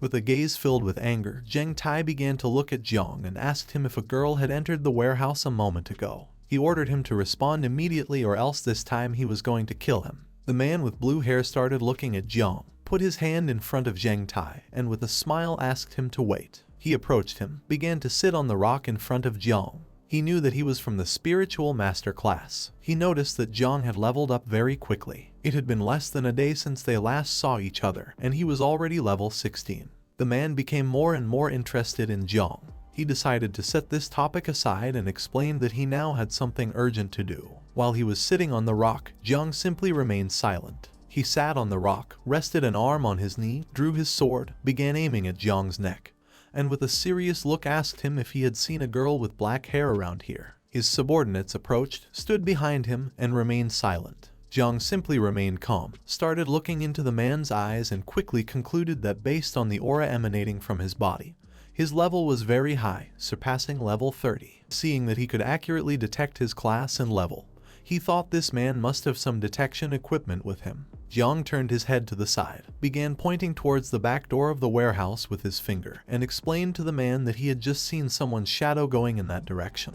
He also added that because he wasn't of the perceptive class, he wasn't sure if that was the person they were looking for. Upon hearing this, the man started to stand up and tentatively decided to believe him. He also advised Jiang to be more honest. Upon hearing this, Jiang turned his head towards him and was somewhat surprised. He stood up, turned his back to Jiang, slightly turned his head towards him, began to look into his eyes, and with a murderous gaze warned him that if he found out that he had helped that girl, then the Xiao family wouldn't let him go. Upon hearing this, Zheng Tai also turned his head slightly towards him and couldn't help but smile. Several seconds later, the man and his subordinates began to leave the warehouse. Jiang turned his body towards them, and as he watched them gradually move away, he remembered that the Xiao family was the most powerful family in Zhengguo. With a penetrating gaze, he started to look at the man with blue hair and thought that the clans in the city had a long history and all of them were feudal officials. They were also extremely mysterious and rarely entered the world unless a great disaster occurred. Some powerful men in the family could even split the heavens and the earth. This guy was more powerful than Jiang had thought. For him, it wasn't good to be remembered by someone like that. Several seconds later, Jiang slightly turned his head towards the warehouse exit, and seeing that the men had already left, he decided to leave as well since it wasn't good for him to stay in this place. The girl came out of her hiding place, approached Jiang, put her hands on her hips, and thanked him for saving her. Jiang stood up, turned his body towards her, and remained silent. He quickly grabbed her arm, and upon seeing this, the girl panicked and started wondering what he had planned to do. Jiang approached her, started looking into her eyes with an aggressive gaze, and told her that she almost fooled him like last time. Since he had helped her again this time, he asked how she had gotten in trouble with these people. With Jiang so close to her, she couldn't help but blush. She began looking at him and explained that her family had a huge debt. The guy planned to take away the things they were escorting and kill them all, but he didn't expect her to escape. He was afraid that the news would leak out, so he was chasing after her for this reason. After explaining this, she asked Jiang if he wanted to silence her. Upon hearing this, Jiang let go of her hand, turned his back on her, and began to walk away from her. Upon seeing this, she placed a hand on her chest, extended the other towards him, and told him that she would always remember that he had helped her and that she would also be very grateful to him in the future. While he was distancing himself from her, he closed his eyes, clenched his fists tightly, and told her that he didn't want to get involved in her affairs. At that moment, Jiang abruptly stopped, opened his eyes, and thought that something was not right. The girl also noticed this, and her expression changed drastically. With a fearful look, she revealed to him that someone had just placed a barrier spell around the warehouse. At that moment, someone who was outside the warehouse gave the order to their subordinates to come out. Jiang started looking towards the entrance of the warehouse and thought that now it was impossible to escape. He knew that even if the girl said she didn't know him, they wouldn't believe her anymore. He activated his insect perception and began walking around the area, realizing they were surrounded on all sides. With a serious look, Jiang began to stare towards the entrance of the warehouse, ready to face any opponent. On the other side, the girl got scared and placed her hand on her chest. Several seconds later, the man with blue hair and his subordinates appeared. Their bodies started emanating a killer aura. With a penetrating gaze, they began to look at Jiang, ready to finish him off. He knew that Jiang had lied to him. He approached him, stared into his eyes, and ordered him to hand over the girl.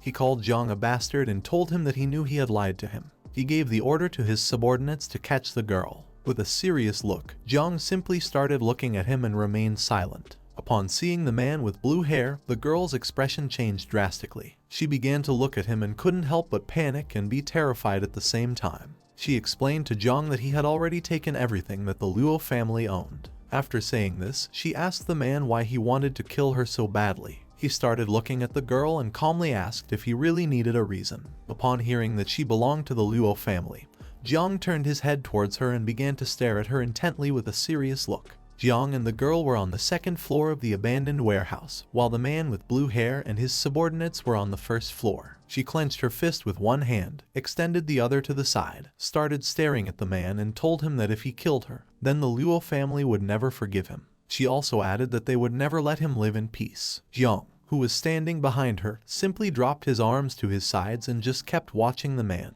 Upon hearing this, the man with blue hair couldn't help but burst into laughter. He asked her if she truly believed that a family like the Luo family was capable of doing this. At that moment, his subordinates began to look at the girl and couldn't help but smile. While he had one hand on his waist, he lowered his head, put the other hand over his face, and couldn't help but laugh at the thought that a second-rate family with a little money really took themselves seriously. He revealed to the girl that without the protection of the Xiao family ancestors 100 years ago, the Luo family would have been annihilated long ago. Upon hearing this, one of his subordinates unsheathed his sword and the others started laughing. Zheng Tai crossed his arms, stared at Jiang intently, and couldn't help but smile. After saying this, he removed his hand from his face, lifted his head, and with a serious look, he told her that in the eyes of the Xiao family, they were no different from humble peasants. He also added that for him, they were just cattle that the Xiao family could slaughter. Upon hearing this, Jiang turned his head towards him and with a look filled with hatred, began to stare at him intently. He couldn't help but become enraged. He couldn't believe that a person could be so arrogant. The man extended his hand forward and his palm started emitting a powerful red energy which began to rise towards the sky. Then, he looked at the girl and with a smile asked her what could the Xiao family investigate if there was nothing to find. Several seconds later, the energy he had released began to create a powerful barrier around the abandoned warehouse. This ability was called the Dragon Prison Formation of the Xiao family. The girl looked up at the sky, placed a hand on her chest, clenched her fist, and couldn't help but be astonished and panic as she now didn't know how she was going to escape from here. Jiang lifted his head and upon seeing the barrier, he couldn't help but be amazed. To him, the man with blue hair was someone very interesting. While Jiang and the girl were standing on the second floor of the abandoned warehouse, Zheng Tai unsheathed his sword, started staring at the girl, and prepared to attack. He asked the others to listen carefully to the young master and not leave anyone alive. The others responded with an understood. The man with blue hair, who was standing next to Zheng Tai, simply remained silent. Several seconds later, Zheng Tai prepared to attack, but at that moment, the man with blue hair stood in front of him and put his hand up to indicate for him to stop. Then, he began staring at Jiang and with a smile told him that the girl from the Luo family must die today. He remained interested in Jiang as he was fully aware that he possessed the divine rank creation class. After saying this, while he was still looking at Jiang, he explained to Zheng Tai that the creation class called Spiritual Master was a very rare profession. He wasn't like other people who didn't know what it was. Then, he reached out his hand to the side and with a smile decided to give Jiang the opportunity to obtain everything under the sky today. He extended his hand towards Jiang and gave him the order to capture the girl, in exchange for sparing his life so that he could serve the Xiao family. After saying this, he asked Jiang what he thought. Upon hearing this, the girl who had her hands on her waist couldn't help but be shocked. On the other hand, Jiang dropped his arms to his sides and remained silent for several seconds. Jiang began to look down at the ground and couldn't help but smile and praise him, as the bastards of the Xiao family were really good at making suggestions. The girl turned her head towards him and upon seeing this, she couldn't help but panic, wondering if Jiang was really going to accept his proposal. With a murderous look, Jiang stared at the man with blue hair and rejected his offer, mocking him by telling him that the Xiao family could go to hell. After saying this, he tightly clenched his fists, and while his body was releasing the poisonous mist of Little Nine, with a serious look he told him that he refused. He also asked him if he could come for him if he was looking for a fight. The girl turned her body towards Jiang, brought her hands close to her chest, and upon seeing that his body was surrounded by the poisonous mist, she couldn't help but take a few steps back and become terrified. She began to wonder what was happening. Upon hearing that Jiang had rejected his proposal, the man with blue hair couldn't help but become enraged as this was a dishonor to him. He gave the order to his subordinates to finish him off. Upon hearing the order, they unsheathed their swords, gained momentum, took a big leap, and began advancing quickly towards Jiang. While in midair, Zheng Tai started looking at him and asked the others to be careful as Jiang wasn't easy. While little by little they were getting closer, Jiang simply stayed silently observing them without making any movement. Several seconds later, they approached the second floor, and Zhang Tai, upon seeing that Jiang's body was surrounded by poisonous mist, revealed to the others that he could use poison and advised them not to attack directly. Upon seeing that they were ready to attack, the girl hid behind Jiang. At that moment, Jiang deactivated the poisonous mist, extended his hand towards them, and while his body was surrounded by a green energy, he began to stare at Zhang Tai with a serious look and revealed to him that not only could he use poison but also the talent ability of his. Upon seeing this, the girl took several steps back, placed her hand on her chest, turned her head towards Jiang, and couldn't help but feel somewhat confused as she didn't know what this power was. In the blink of an eye, several green spiritual roots began to emerge from the ground. Zhang Tai approached Jiang, grabbed the sword with both hands, and prepared to attack. But at that moment, he looked down at the ground and upon seeing the spiritual roots, he was shocked and couldn't help but wonder what this ability was. The spiritual roots grew enormous and in an instant, they entangled around Zhang Tai's and the others' bodies, rendering them immobile. They panicked as they didn't know what was happening. Jiang, who had his hand extended towards them, revealed that his ability was the evolution of all things. Little by little, the spiritual roots began to tighten Zhang Tai's body. He quickly grabbed the roots with his hands and started looking at Jiang, unable to help but wonder what was happening. Seeing how strong the roots were, he realized that his class was of divine rank. He was also confused because he remembered that Jiang could use poison as well. He decided not to stand idly by, unsheathed his sword, held it with both hands, and used all his strength to cut the roots around his body into pieces. Upon seeing this, the others also began doing the same as him. He advised them to attack the roots since they were very fragile. The spiritual roots began to fall to the ground near the man with blue hair, who started to push them away using his hands. He didn't take long to realize what was happening. With a surprised look, he shouted and called Zhang Tai an idiot, explaining that this was just a distraction. He also added that Jiang was ready to attack. Jiang took advantage of Zhang Tai and the others being distracted to release the insects, which began to look at them with a penetrating gaze. While his body was surrounded by poisonous mist, he reached out his hand to the side, stared at him intently, and explained that it was already too late. The girl sat on the floor, resting her hand on it, lifted her head, and upon seeing the insects, she was surprised. While Zhang Tai's subordinates were busy cutting the roots, the insects began to approach them. He turned his head to one side and upon seeing the insects, his expression changed drastically. He couldn't help but sweat and be shocked, wondering what these things were. The insects began to move at a high speed and started attacking them. Zhang Tai blocked the attack using his sword, but unfortunately for him, the insects were so strong that in a matter of seconds, they destroyed his sword. Upon seeing this, he was in shock, unable to believe that Jiang had actually destroyed his weapon. Upon closer inspection, he realized that it wasn't poisonous mist at all, but rather summoned monsters. At that moment, an insect began to approach him from behind and it prepared to attack. He lifted his head and upon seeing this, he was surprised. He started screaming and revealed to the others that this poisonous mist actually came from the monsters. He came to the conclusion that he couldn't dodge the attack. Jiang, who had his hand extended towards him and was controlling the insect, began to look at him with a murderous gaze, and couldn't help but smile as he had finally caught him. Just before the insect could attack Zhang Tai, someone approached him and put their foot on his shoulder, called him trash, and asked him get lost. He turned his head to the side and upon seeing this, he became somewhat confused. Upon seeing this, Jiang also became somewhat confused and amazed at the same time. This person was none other than the man with blue hair. He unsheathed his sword, grabbed it with one hand, gained momentum, took a big leap, and as he slowly advanced towards Jiang, he used the first form of Kongning's 9 forms. By doing this, his body began to emit an orange aura. While Jiang's body was surrounded by Little Nine's poisonous mist, he simply remained silent. The girl who was sitting on the ground next to him put her hand in front of her mouth and became terrified. Jiang lifted his head towards him, and upon seeing that he was faster than the poisonous mist, he couldn't help but clench his teeth tightly and sweat.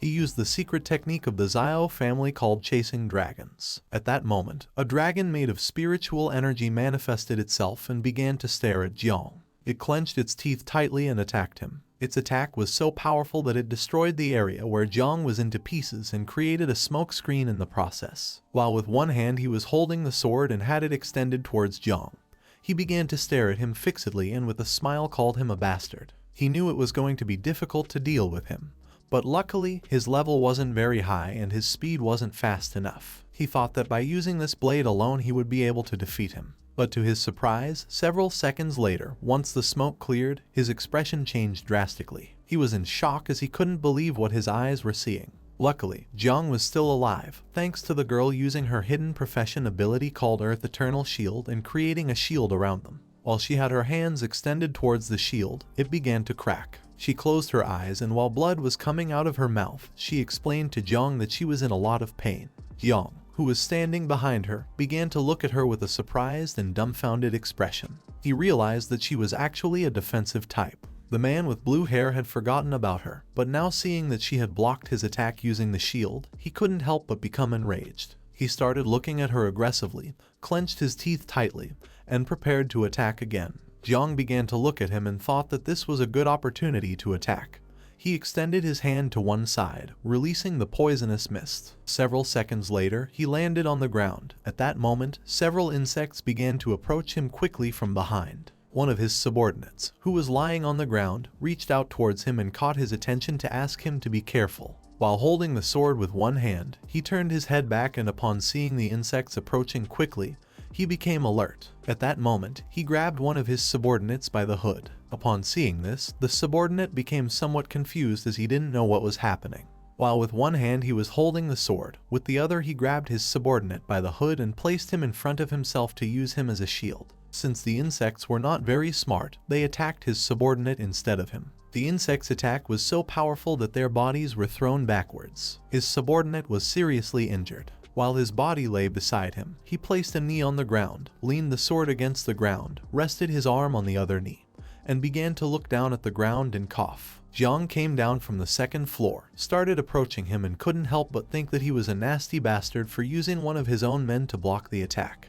The insect's attack pierced the man's chest, who was lying on the ground. Even though he was badly injured and bleeding from his mouth, he was still alive. He began to cough and caught his master's attention. He stood up, started approaching Jiang, slightly turned his head towards his subordinate, and thanked him for enduring the attack for him. He thought that he had not educated him in vain, and upon seeing that he was still alive, he couldn't help but praise him and think that he was truly strong. Jiang, who was standing in front of him, simply remained silent. He took out a dragon yuan pill from his pocket with his hand, opened his mouth and ate it. He couldn't believe that he was being forced to use the dragon yuan pill. In a matter of seconds, his subordinate lost his life. He began to approach Jiang, dragging the sword on the ground, causing small rocks to slowly float. Upon seeing this, Jiang assumed an offensive stance, while on the other side, the girl sitting next to him and covering the wound on her arm with her hand remained still. He tightly gripped the sword, pointing it towards Jiang, and with a murderous look, he warned that his next attack would slice his head into pieces. Jiang simply remained calm, calmly looking at the man in silence, ready to face any attack. Once the dragon yuan pill took effect, the elemental energy dragon grew enormous and appeared behind him.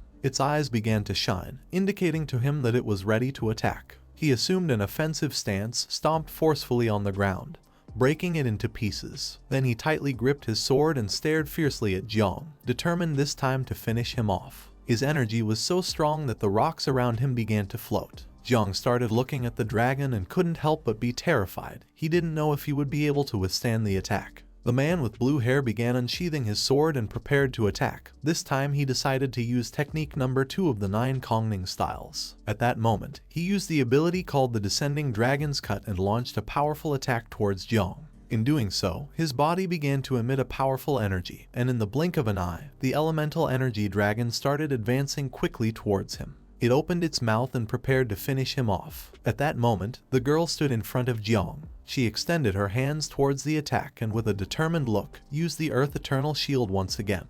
Jiang put his elbow in front of his face, turned his head towards her, and upon seeing that despite being injured she was willing to block another attack, he couldn't help but be somewhat surprised. In an instant, a green shield appeared around them. Upon seeing this, the spiritual dragon began to attack the shield, breaking part of the ground and creating a curtain of smoke in the process. While she had her hands extended towards the shield and was blocking the attack, she closed her eyes, clenched her teeth tightly, and explained to Jiang that because the man had taken Xiao family's secret dragon yuan pill, now the strength of the dragon had multiplied several times. Now her shield would not be able to withstand the attack at all, which meant they were doomed. In a matter of seconds, little by little the shield began to crack. Upon seeing this, she decided to use her last bit of strength to hold on as long as possible. Jiang grabbed his cloak with his finger, started looking at the spiritual dragon and couldn't help but be amazed and think that the man with blue hair was really strong since each strike from the dragon was a deadly move. The previous attack had already been astonishing, so he didn't expect him to unleash such power. The man with blue hair jumped, approached them,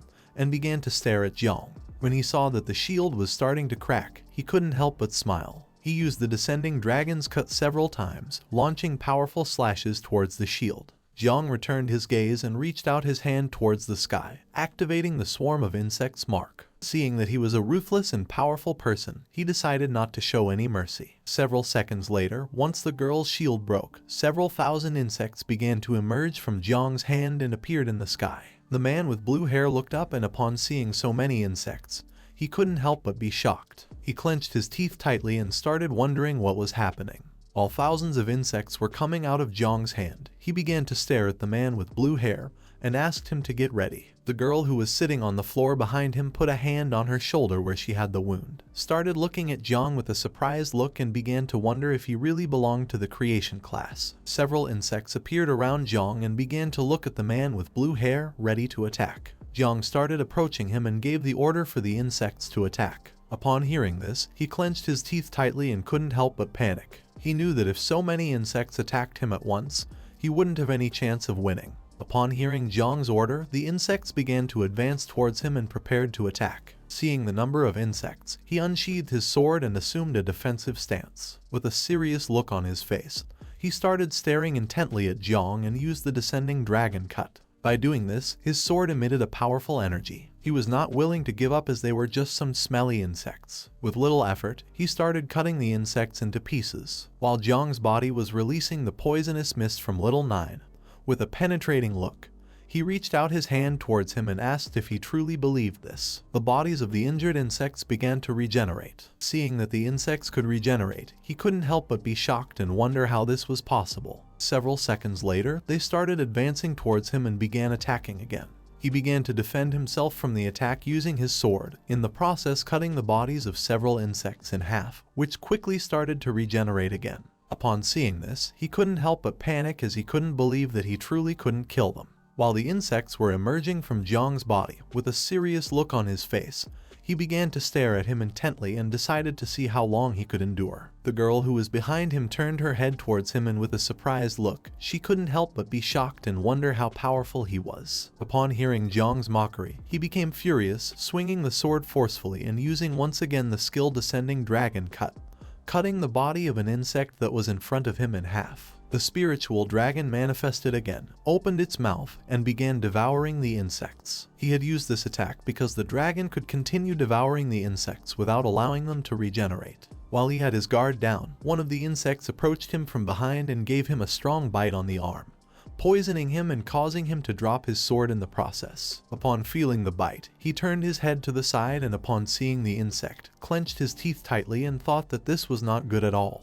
Now that his right hand was poisoned, he couldn't use the sword. Now that he had no other choice, he put his hand into his clothes and pulled out a red object. The insects took advantage of this opportunity and began to approach him quickly, but he took the object out of his clothes, raised it to the sky, and used the technique called Jade Protection of Life. At that moment, a powerful red energy started to appear around his body. He mocked Jiang by asking if he believed he could kill the great Xiao Yuanwu with a few insignificant insects. Jiang simply stood there silently observing him without saying a word. He reached out his hand towards Yuanwu, began to stare at him intently with a serious look and asked him what kind of treasure this was and how it had such power. After saying this, he ordered the insects to devour him. The object had created a shield around Yuanwu's body. The insects followed Jiang's order and started attacking the shield, but no matter how hard they tried, it was in vain. Seeing this, he quickly realized that the attack hadn't even made a scratch on the shield. While Yuanwu was covering the wound from the insect bite on his arm with his hand,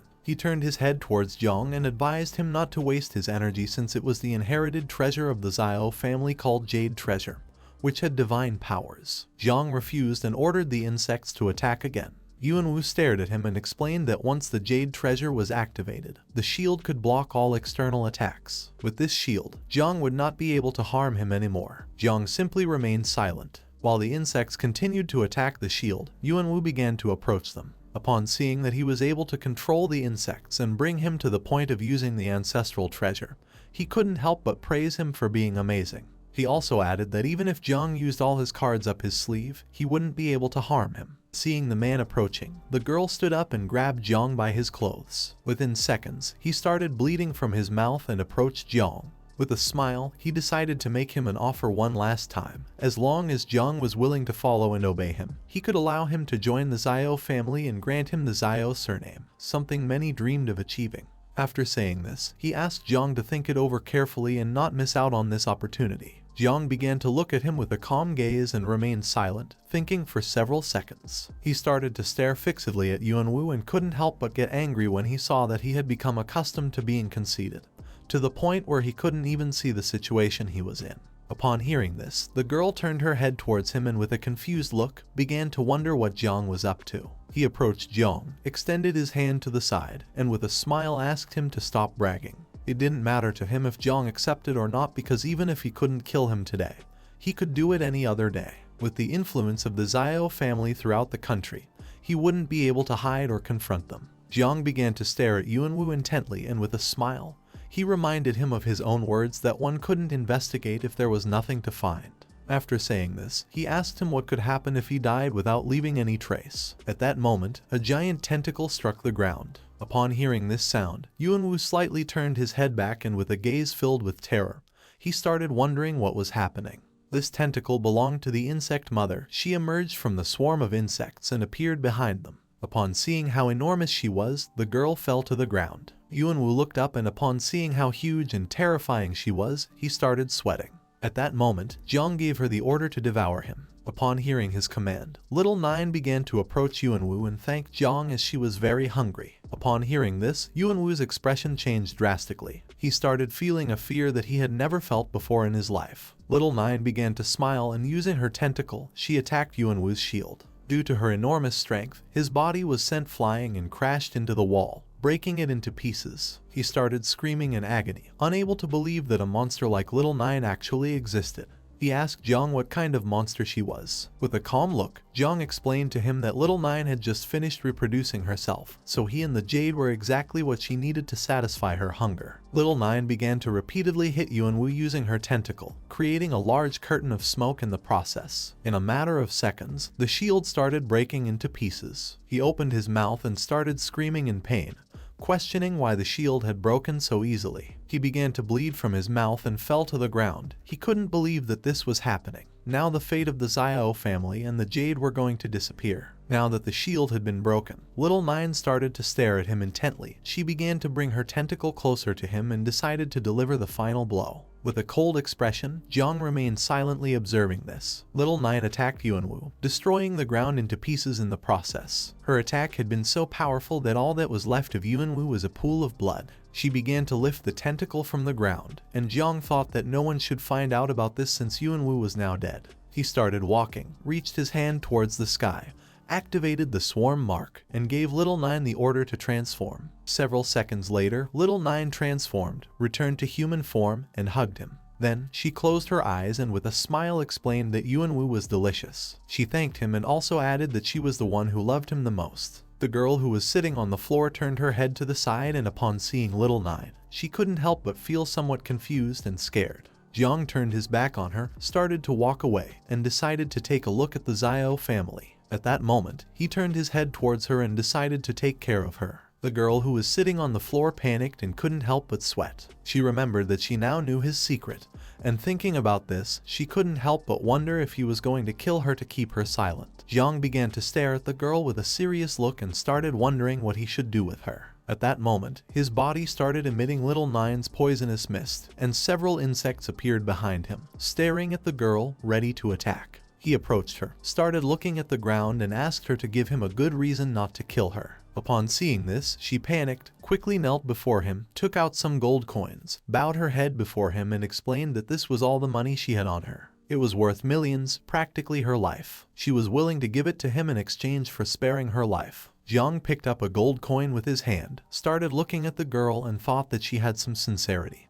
But since she knew too much and also lied, he decided that it was best to eliminate her. She stood up, closed her eyes, raised one hand towards the sky, and swore by her name Luo Sandow that if she lied to him, then the heavens could punish her with 5 thunders. Jiang was somewhat confused as he didn't know whether to believe that her name was Luo Sandao, since she always told lies without thinking about the consequences. Luo Sandao approached him, handed him her identification card, and looked at him with a sincere gaze. She explained to him that what she was saying was true. She didn't know what her parents were thinking when they gave her this name, but she really wasn't deceiving him. She also added that if he still didn't believe her, then he could look at her identification card. Jiang took her identification card, brought it closer, and upon looking more closely, he saw a chubby girl. Upon seeing this, he asked Luo Sandao if she was sure that she was the same person as in the photo. She grabbed strands of her hair, started pretending to have 2 ponytails, closed her eyes, puffed up her cheeks, and explained that the photo had been taken 2 years ago when she hadn't grown yet and hadn't lost weight.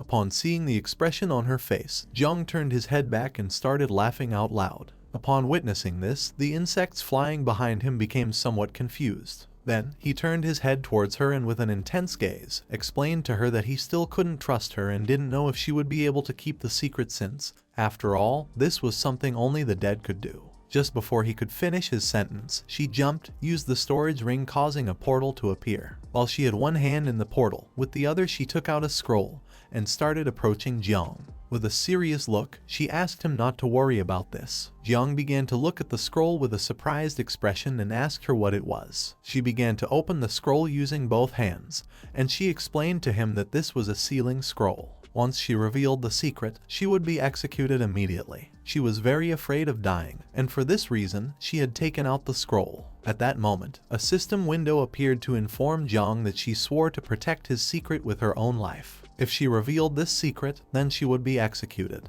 Upon seeing this, he was somewhat surprised as he couldn't believe that something like this existed in the world. Several seconds later, he picked up the scroll with his hand, closed one eye, started looking at it with the other, and decided to accept. Now that she had signed the confidentiality agreement, he decided not to kill her for now. Upon hearing this, she thanked him. He turned his head towards her and asked how much this scroll cost. She put her finger on her cheek, started looking at him, and revealed that its approximate value was around 10 million. Jiang tightly gripped the scroll, began to approach her, and with a furious look, he thought that this meant she had just used the only valuable thing she had in the storage ring. She thought she was going to die, so she started shaking her hands and told him that if he accompanied her home, then her parents would treat him well and give him even more rewards. Jiang turned his back on her, started to walk away, and explained that tomorrow morning he had to go to the night watch, so he couldn't waste any more time. After saying this, he wished her good luck. She stood up, and while she was watching him slowly move away, she caught his attention and asked him to take her home since her house was much closer than the night watch headquarters. There was a teleportation station near her house, and she assured him that he would arrive on time. Although at first he refused, later he decided to listen to her, and several hours later they arrived at the Luo family mansion. This mansion was beautiful and very large, almost like a castle. At the same time, inside the mansion, there were a lot of hooded men prostrated before a woman who was sitting on her throne.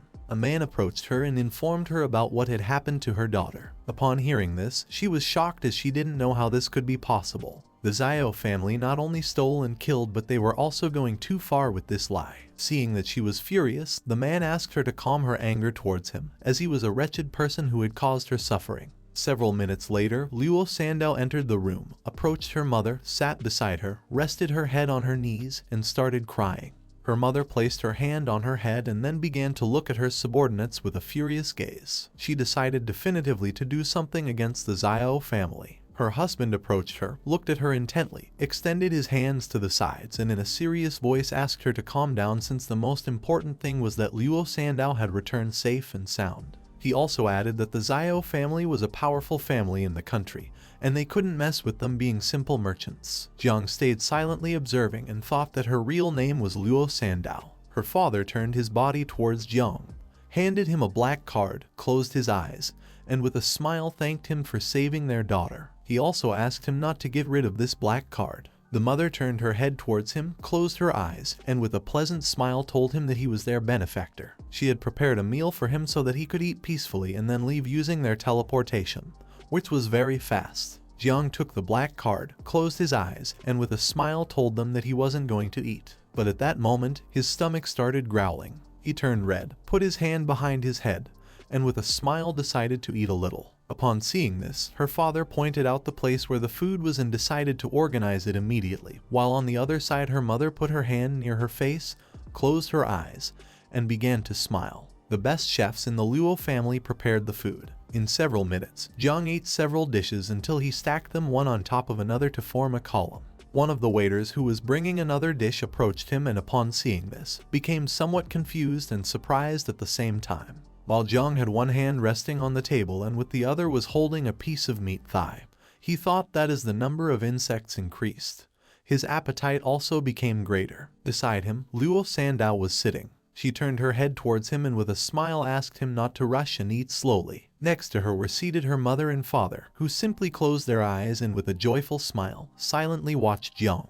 Jiang started eating even more. She began to look at him and couldn't help but blush and be somewhat surprised. Her mother, who was enjoying a cup of tea, explained to her father that their daughter said Jiang belonged to the creation class and had divine rank. For her, he was very strange because she didn't know how he had been able to save their daughter from the hands of the Xiao family. Her father put his hand under his chin, started looking at Jiang, and explained to her that although their daughter didn't want to say it, he was sure that Jiang had hidden abilities and wasn't as useless as he seemed. He also added that he was handsome. Both began to look into each other's eyes and with a smile, they thought that if he could help them fight against the Xiao family and protect their daughter for her entire life, then he could be the perfect person. Her mother approached Jiang and with a pleasant smile asked him if he had a girlfriend. She also added that in their family, Sandao also didn't have a boyfriend. Her hidden profession was also quite good.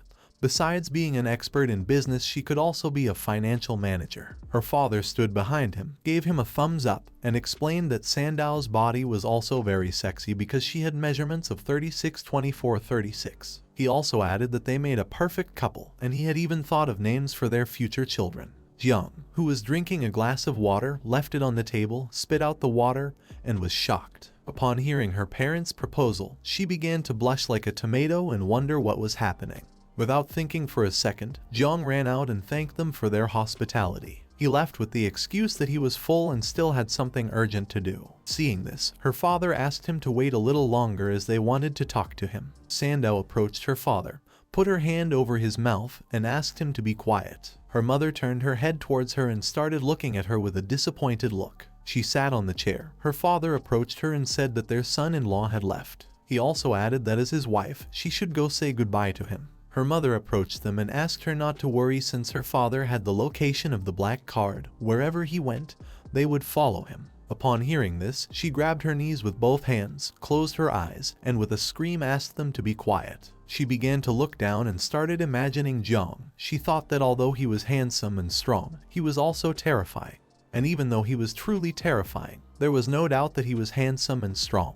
At the same time, in the Xiao family, Xiao Yuanchen, the head of the family, learned that his grandson Qianwu had died. Upon hearing this news, he couldn't help but become furious. With an angry look on his face, he ordered his subordinates to thoroughly investigate the murder. He didn't know who had done it and believed that Xiao Zhangguo was responsible. So he ordered his other grandson to immediately send someone to investigate him. While a man was prostrated before him, another man named Xiao Beihan, who had one hand in his pants pocket, began to approach his grandfather. He extended his other hand to the side and explained that Yuanwu was already over 20 years old and had only reached level 30 of the second transformation, so he was useless. After saying this, he asked him what was lamentable about the death of a useless person and told his grandfather that it wasn't worth getting so angry about it. Xiao Yuanchen, who was sitting in his chair with both hands resting on his knees, started looking at Xiao Beihan and told him that Yuanwu was truly mediocre, nothing compared to him. Therefore, it wasn't a pity that he was dead. He also added that in the end, he was the grandson of him. Even to hit a dog, you had to look at who its owner was. He would like to know who in the country had enough courage to kill someone from the Xiao family. Upon hearing this, Xiao Beihan began to smile, extended his hand forward, and his hand started emitting an evil energy. He asked his grandfather not to worry about this trivial matter since after finishing the Tanjiao camp issue, it didn't matter who was guilty.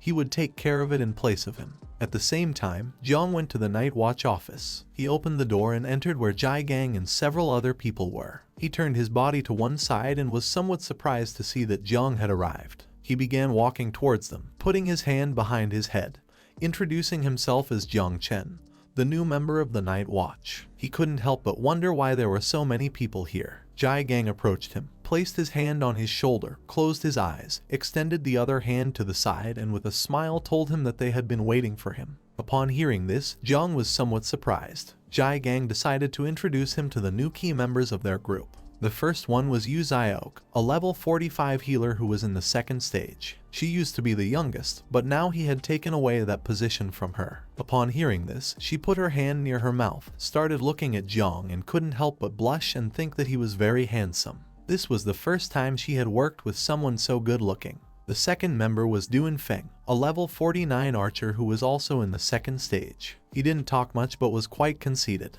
He put his hand on his hip, placed the other one near his forehead, and with a smile told him that he was delighted to meet him. The third member was Chu Bueling, a level 49 warrior. Although his body was small, he was strong and a great talker. He approached Jiang, stood in front of him, closed his eyes, and with a smile explained to him that having a professional member of divine level was an achievement enough to boast about for a lifetime. The fourth member was a woman named Jane Tang, a master who was in the third stage. She was level 61 and belonged to the fire class. She was also a sub-commander. She approached them, placed her hands on Chu Bueling and Jiang's heads, began to caress them, and with a pleasant smile asked them to call her Aunt Tang in the future. She assured them that they would have meat to eat every day. With a pleasant smile, Jiang introduced himself as a humble awakened from the creation class. He asked how he could deserve so much enthusiasm from them. Deep down, he knew that even if it was clear, even if it was of divine level, the spiritual master's creation class was not well regarded by people. Jiang put one hand in his pocket, extended the other to the side, and told him that there was nothing wrong with being of the divine level spiritual master creation class. He asked him not to pay attention to idiots who had no good eye and only said nonsense. They all trusted him. Jane Tang put her hands on her hips, turned her head towards him, and with a smile told him that he was special because he had chosen to be one of them. The Night Watch. From now on, this would be his home. Jiang approached him, put his arm on his shoulder, and decided to talk about the main issue. He extended his hand to one side and with a serious look, explained that if he wanted to enroll in the Tanjiao training camp, he had to have a level higher than 20. He didn't know if Jang was. With a calm look, Jang revealed to him that now he was level 17. Upon hearing this, he couldn't help but be somewhat surprised to see that he had changed job just 3 days ago and was already level 17.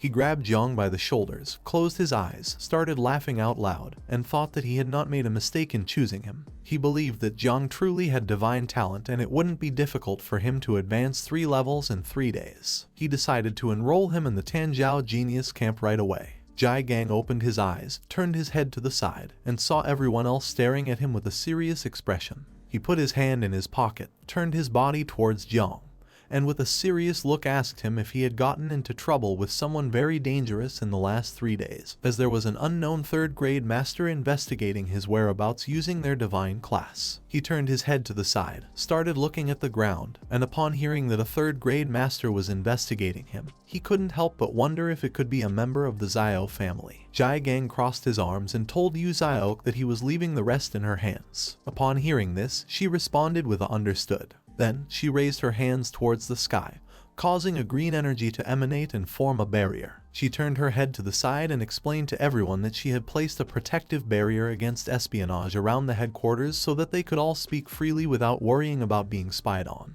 Jiang simply stood still, began to look at her, and couldn't help but wonder what kind of power this was. In a matter of seconds, her power started expanding in all directions, causing the protective barrier to become increasingly larger. Jiang approached Jiang, placed his hand on his shoulder, closed his eyes, and with a pleasant smile asked him if there was something he was hiding, adding that they were all here to help him. The others listened attentively in silence. Jiang lowered his head, began to touch his head with his hand, and with a sad look revealed to everyone that yesterday he had killed Xiao Yuanwu from the Xiao family. Although he had completely eliminated the traces and the body of him, he wasn't sure if the Xiao family had other methods of investigation and tracking.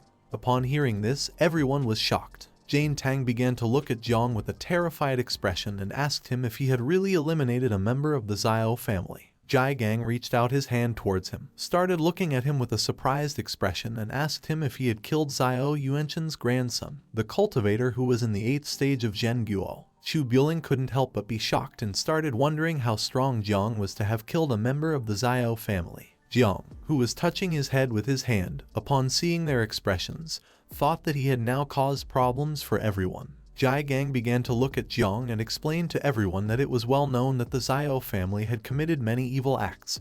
The young members of the Zio family had caused many problems in recent years. He couldn't help but praise him for doing good by protecting people. He crossed his arms and with a serious look, he remembered that the power of the 8th transformation was undoubtedly terrifying. But according to what he knew, his last grandson was Zio Yuanwu, the most incompetent and least favorite of him. That being said, it was possible that old Zio Yuanchen would not personally intervene. Jane Tang, who had one hand on her waist, extended the other towards him and started looking at him with a determined gaze. She asked him not to worry because if the Zio family sent someone, they, the Night Watch, would protect him since they were not weak. Jiang began to look at Gang with a pleasant gaze and couldn't help but smile and feel happy. He was an orphan, and even though he had had neighbors who had helped him since he was little, this was the first time he felt like having a home. Gang turned his back on him, started to walk away, slightly turned his head towards him and thought that even if Zio Yuanwu was useless, he probably had already reached the 2nd level of cultivation. He quickly approached Jiang, grabbed him by the shoulders, started looking into his eyes, and with a surprised look asked him how he had managed to kill someone of level 30 in the combat class, being an awakened person of level 17 in the creation class. Jiang became somewhat nervous, started sweating, extended his hand towards him and asked him not to get too excited because actually, at that moment, someone had helped him. Upon hearing this, Gang asked him who had helped him.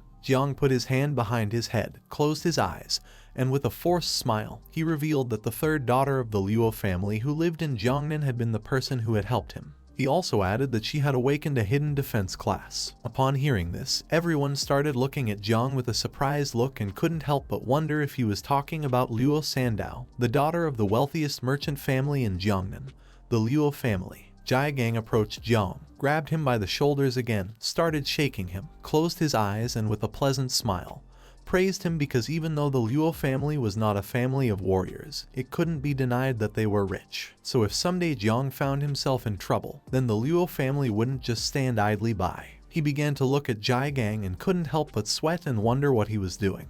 At that moment, Jiang's body began to emit a powerful purple energy. Several seconds later, once Gang opened his eyes, he saw that Jiang's body was surrounded by a powerful energy. Quickly, he removed his hands from his shoulder, and upon seeing this, he couldn't help but be shocked. As sweat was dripping from his face, he began to look at him with a surprised expression and remembered that Luo Sandao had awakened the defense class, so she didn't have much attacking power, which meant that the person who had killed Yuanwu had been Jiang. Jiang extended his hand forward, and the poisonous mist of Little Nine appeared in his palm. He began to stare at it, revealing to everyone that he was actually an awakened person specialized in 2 classes. He revealed to everyone that his other hidden class was poison. Duanfeng, who was standing behind him, started looking at him with a surprised expression and couldn't help but be shocked and wonder what this power was. Gang tried to shake Jiang's hand, asking him how many more secrets he had that he didn't know. But Jiang moved his hand aside because in the palm of his hand was the poisonous mist of Little Nine,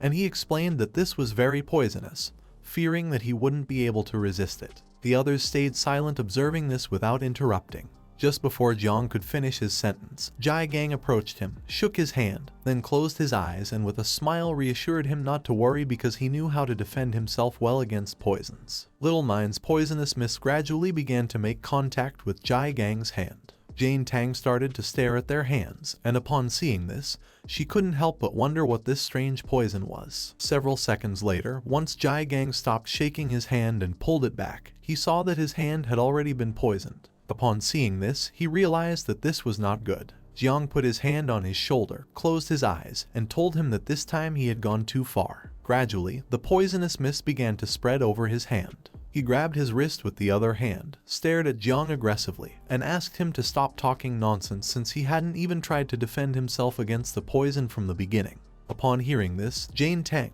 who was standing behind him, closed her eyes and started laughing. Meanwhile, on the other side, Chu Buling sat near Gang's hand and began staring at it intently while wondering what this poison was. Quickly, Gang turned his head back to where Zio-Ki was and asked her to come quickly and help him get rid of the poison. Zio-Ki, who had one hand extended to the side, deactivated the barrier causing the energy to slowly disappear. She put her other hand near her mouth, closed her eyes, and while laughing she responded to him with a yes. Jiang reminded him again that he had told him that this poison was very strong. He sat on the couch, and while he had one hand resting on his knee, He extended the other where he had the poison to the side. Xiaoqi approached him, closed her eyes, and with a smile, she placed both hands near his hand and using her power, began to heal him. While she was healing him, he turned his head towards Jang, closed his eyes, and with a forced smile told him that this poison was very good, adding that the more skills he had, the happier he would be. Shu Buling approached them, placed both hands on the arm of the sofa, started staring at Jang and silently observed him. Several seconds later, once Xiaoqi had completely healed his hand, with a serious look, he began to look at Jang, and despite him being very talented, he advised him to forget about enrolling in the Tanjiao camp since it was not good to enroll after what had happened with the Xiao family. Although the Tanjiao camp offered many valuable resources, it was most likely that the prodigy of the Xiao family would also participate, so they should not risk it for just a few resources. Jane Tang, who was standing behind him, put a hand on her waist, closed her eyes and began nodding to indicate to him that Jai Gang was right. Jiang started looking at Jai Gang with a confused look and asked what he meant by resources. While he had his eyes closed, he explained to him that resources referred to the blood of fierce beasts, equipment, and other things. If one could be among the first, then they would also receive rewards such as mysterious fruits and secrets realms scrolls. Upon hearing this, Jiang couldn't help but be shocked and wonder if what Jai Gang was saying was true. He began to imagine the insects and thought that those resources were much better than going out to hunt fierce beasts oneself. No one knew, perhaps the insects could reproduce again at that moment. While his body was surrounded by the poisonous mist, he began to stare at Jai Gang with a serious look and asked him to let him enroll in the camp, as he was not afraid of danger. He had confidence and knew that he would be able to protect himself. Upon hearing this, Jai Gang asked him to wait as he needed to think about it. At the same time, somewhere on the west lake belonging to the Xiao family, there was a temple in the middle of the lake. Someone entered the water and using their power moved it aside, creating a large crack in the ground. This person started approaching the temple. This person was Xiao Jia Tanjiao's son named Xiao Beihan. Upon seeing how powerful he was, the others realized that he was the strongest genius in the Xiao family, and his combat power had reached a new level. As drops of the water from the lake fell like rain, Beihan, who held a sword with one hand, turned his head back and with a serious look, asked his subordinates to stop talking nonsense, and also asked if they had found what they were looking for. 3 men wearing hoods placed their hands on their abdomen, bowed their heads before him, closed their eyes, and one of them revealed to him that he had found out that the young master Yuan Wu had been pursuing a woman named Luo Sandao. He also added that she had been traveling with someone named Jiang Chen. Beihan slightly turned his head back and with a serious look remembered that the girl from the Luo family was not from the combat class. He asked his subordinate who this guy called Jiang Chen was. The man revealed that Jiang Chen had awakened a creation class of divine rank. The last thing they knew was that he had gone to the Night Watch headquarters. One of the men placed a hand on his chest, bowed his head before him, closed his eyes and revealed that they had discovered that he and Luo Sandao had enrolled in the camp. He also added that however these 2 people were only suspects and there was still no concrete evidence. Upon hearing this, Beihan couldn't help but smile. With a penetrating gaze, he began to look to the side and thought that they were indeed suspects in this crime. A person who had awakened a creation class of divine rank was very interesting to him. Knowing that they had enrolled in the camp, he couldn't help but feel relieved as now he wouldn't have any need to make a special trip and search for them. After 3 days, he simply decided to kill them at the camp. At the same time, at the Night Watch headquarters, Jai Gang and Jiang went to his office and sat on the sofa. Jai Gang, who had one arm resting on his knee, extended his other hand to the side, began staring intently at Jiang, and explained that even though he had already enrolled him in the Tanjiao camp, he was still very worried. He had already found a powerful ally among the people registered for him. This person was the little princess Mu Hankui from the Mu family, who had cultivation at the 7th level of transformation and was known as the Sealing Queen. Before going to camp, Jiang had to accompany her to explore a secret realm, in which he would not only be able to improve his level but also establish relationships with his companions in advance. Jiang, who was sitting in front of him with his elbows resting on the arms of the sofa, simply remained silently listening. Jai Gang approached him, took his hand, started looking at him and with a smile explained to him that he had heard that Mu Hankui was not only extremely beautiful but also the same age as him. She would be arriving soon, so he asked Jiang to use his charms to win her over. Upon hearing this, Jiang couldn't help but start sweating and become somewhat confused. He forced a smile at Jai Gang and replied that he was going to give it a try. At the same time, someone began knocking on the office door and Jiang gave them permission to enter. Mu Hengqi and a man opened the door and began to enter inside. She rested her elbow on one hand, supported her head on the other hand, and started looking at Jiang. She told them that Jiang had asked her to accompany someone to a secret realm. The man put his hand behind his head, closed his eyes, and started smiling. She asked Jiang if he had changed his mind. Jiang told her that it was an honor for them to meet her in person. Mu Hengqi crossed her arms and began to look at the ground, feeling somewhat confused. The man started touching his head and smiling. Seeing this, Jang couldn't help but wonder what was happening. Both stood up. Jiang rested his arm on Jiang's shoulder, put the other one on his waist, started looking at her and explained that he hadn't answered them yesterday because he was angry with her grandfather. But today he was willing to accept this, but with a special condition. That condition was that she had to take Jiang Chen with her. Upon hearing this, Jiang's expression changed drastically. He couldn't help but be somewhat surprised and start wondering what was happening. Mu Hengqi placed her hand on her hip, and as she walked towards them, she told him that she had already given him the level 30 secret realm scroll. After saying this, she asked if he still wanted to impose more conditions. Jiang, who had his hand resting on Jiang's shoulder, told her that everyone had their own conditions. Upon hearing this, she thought that he was looking for someone reliable to level up with, since Jiang couldn't enter a secret realm lower than level 50. She came to the conclusion that they were looking for her for this reason. The man put his arms behind his back, and with a smile, he began to walk towards them in silence. She approached Jiang, started looking into his eyes, and asked him what level he was and what class he had awakened. He began to look at her, and with a calm voice, he explained that he was level 17 and had awakened the creation class. Upon hearing this, she placed a hand on her waist, started pointing at Jiang with the other hand, looked at him disdainfully, and upon seeing that he was a level 17 novice of the creation class, she called him trash. Jiang couldn't help but get angry and think that she was a spoiled brat. Jiang exploded with rage, clenched his fist tightly, and with a hateful look, he prepared to teach her a good lesson. He called her an empty-headed brat and asked her to show more respect, since Jiang had awakened a hidden divine rank. Seeing this, the other man grabbed him by the hip, closed his eyes, and with a forced smile asked him to calm down, explaining that Mu Hengqi's boyfriend had just left her and that's why she was behaving this way. She turned her head back, and upon seeing this, she couldn't help but start to feel scared. She thought that this time she had gone too far. Jiang turned his head towards Jiang, and upon seeing his attitude, he couldn't help but be somewhat surprised and confused at the same time. She became nervous, turned her body towards him, closed her eyes, extended her hands towards him, apologized to him and asked him to calm down. Jiang started touching his head with his hand and thought that this situation was strange. To the secret realm they were going to was called the Village of Light. It was level 30, and the entry requirements were that only a maximum of 5 people below level 50 could enter. The conditions to complete this secret realm were to eliminate all the monsters, kill the boss, or destroy the sacrifice altar. Several hours later, they arrived at the portal. Duel, who had one hand on his waist, turned his head towards them and with a serious look asked everyone to listen carefully. This time he was going to be the leader. He asked everyone to remember that if they accidentally separated or found themselves in danger, then they should immediately return to this teleportation point. Although the probability of this secret realm becoming unstable was low, caution had to be taken. In case of any eventuality, everyone had to return here immediately and leave the secret realm. Mu Hengqi, who had her arms crossed, began looking at him with a smile as she silently listened. Chu Bueling approached Jiang, reached out his hand towards the portal, closed his eyes, and with a smile told him that a level 30 secret realm scroll cost at least 1 billion. Xiao Qi, who was holding onto her elbow with her other hand, also stayed silent listening. Mu Hengqi, who had her arms crossed, turned her head back and started looking at Jiang. She called him a newbie and asked him not to start crying like a baby after entering the secret realm because it would only hold them back. Jiang simply started staring at her and remained silent. Everyone entered the portal. Chu Bueling turned his head back and with a smile, asked him not to worry as he would take care of protecting him.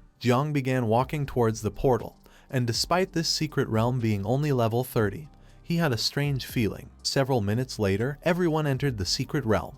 Its interior was a green mountain, full of trees and grass. In the middle, there was a mysterious village, surrounded by snowy mountains. Everyone approached the summit, and Chu Bueling, who was at the back of the group, thought that this village was truly beautiful. He also asked why they couldn't see any monsters. Jiang simply stood silently observing the beautiful village. Duel, who had his hand resting on his waist, began to look towards the village and explained to the others that it was likely that the monsters were hiding in the villagers' houses. He decided to search each one individually. Some time later, everyone descended from the mountain and arrived at the village. While they were walking, Duel Fen asked the others not to worry and assigned Chu Buling the task of attracting the enemy's attention and facing them, while he himself would take care of dealing damage. Little Qi would be in charge of healing, and Jiang Chen and Mu Hankui would follow behind them. He asked the two not to lag behind. Upon hearing this, everyone responded with understood. Somewhere in the village there was a rock on which was written the Shining World, emitting a strong and evil aura. Duan Feng, Xiao Qi,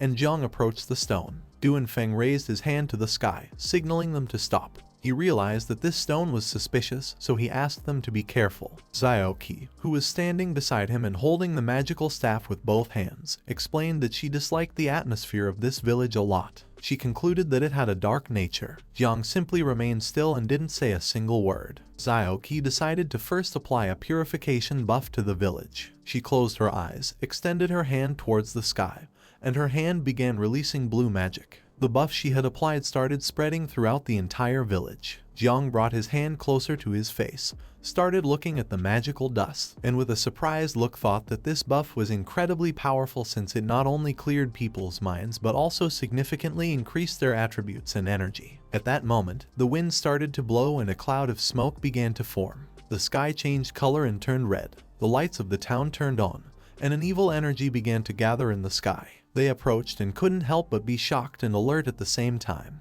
This evil energy came from the stone. Duan Feng quickly realized this and thought it was not good. He turned his head back and with a serious look, he ordered the others to run. Just before he could finish the sentence, the stone started absorbing him. Just before disappearing, he asked the others to stay away from the stone and also gave them the order to call for reinforcements immediately since this was a mutation. A brilliant light descended to the ground just above the town, creating a magical barrier around it to prevent them from escaping. Several system windows appeared, warning everyone that this secret realm of level 30, called the Beautiful Town, had undergone a mutation and was now called the Village of the Dead. This secret realm was nightmare level, and the conditions to complete it were either to eliminate all the undead in the Village of Light or kill the final boss. The system left them a note: the light fades away, darkness flourishes, and that's when the door to the Kingdom of Death will finally open. The smoke dispersed everyone. Jiang was teleported inside a house. As he read the system information, he realized that the secret realm had just mutated directly from normal level to nightmare level,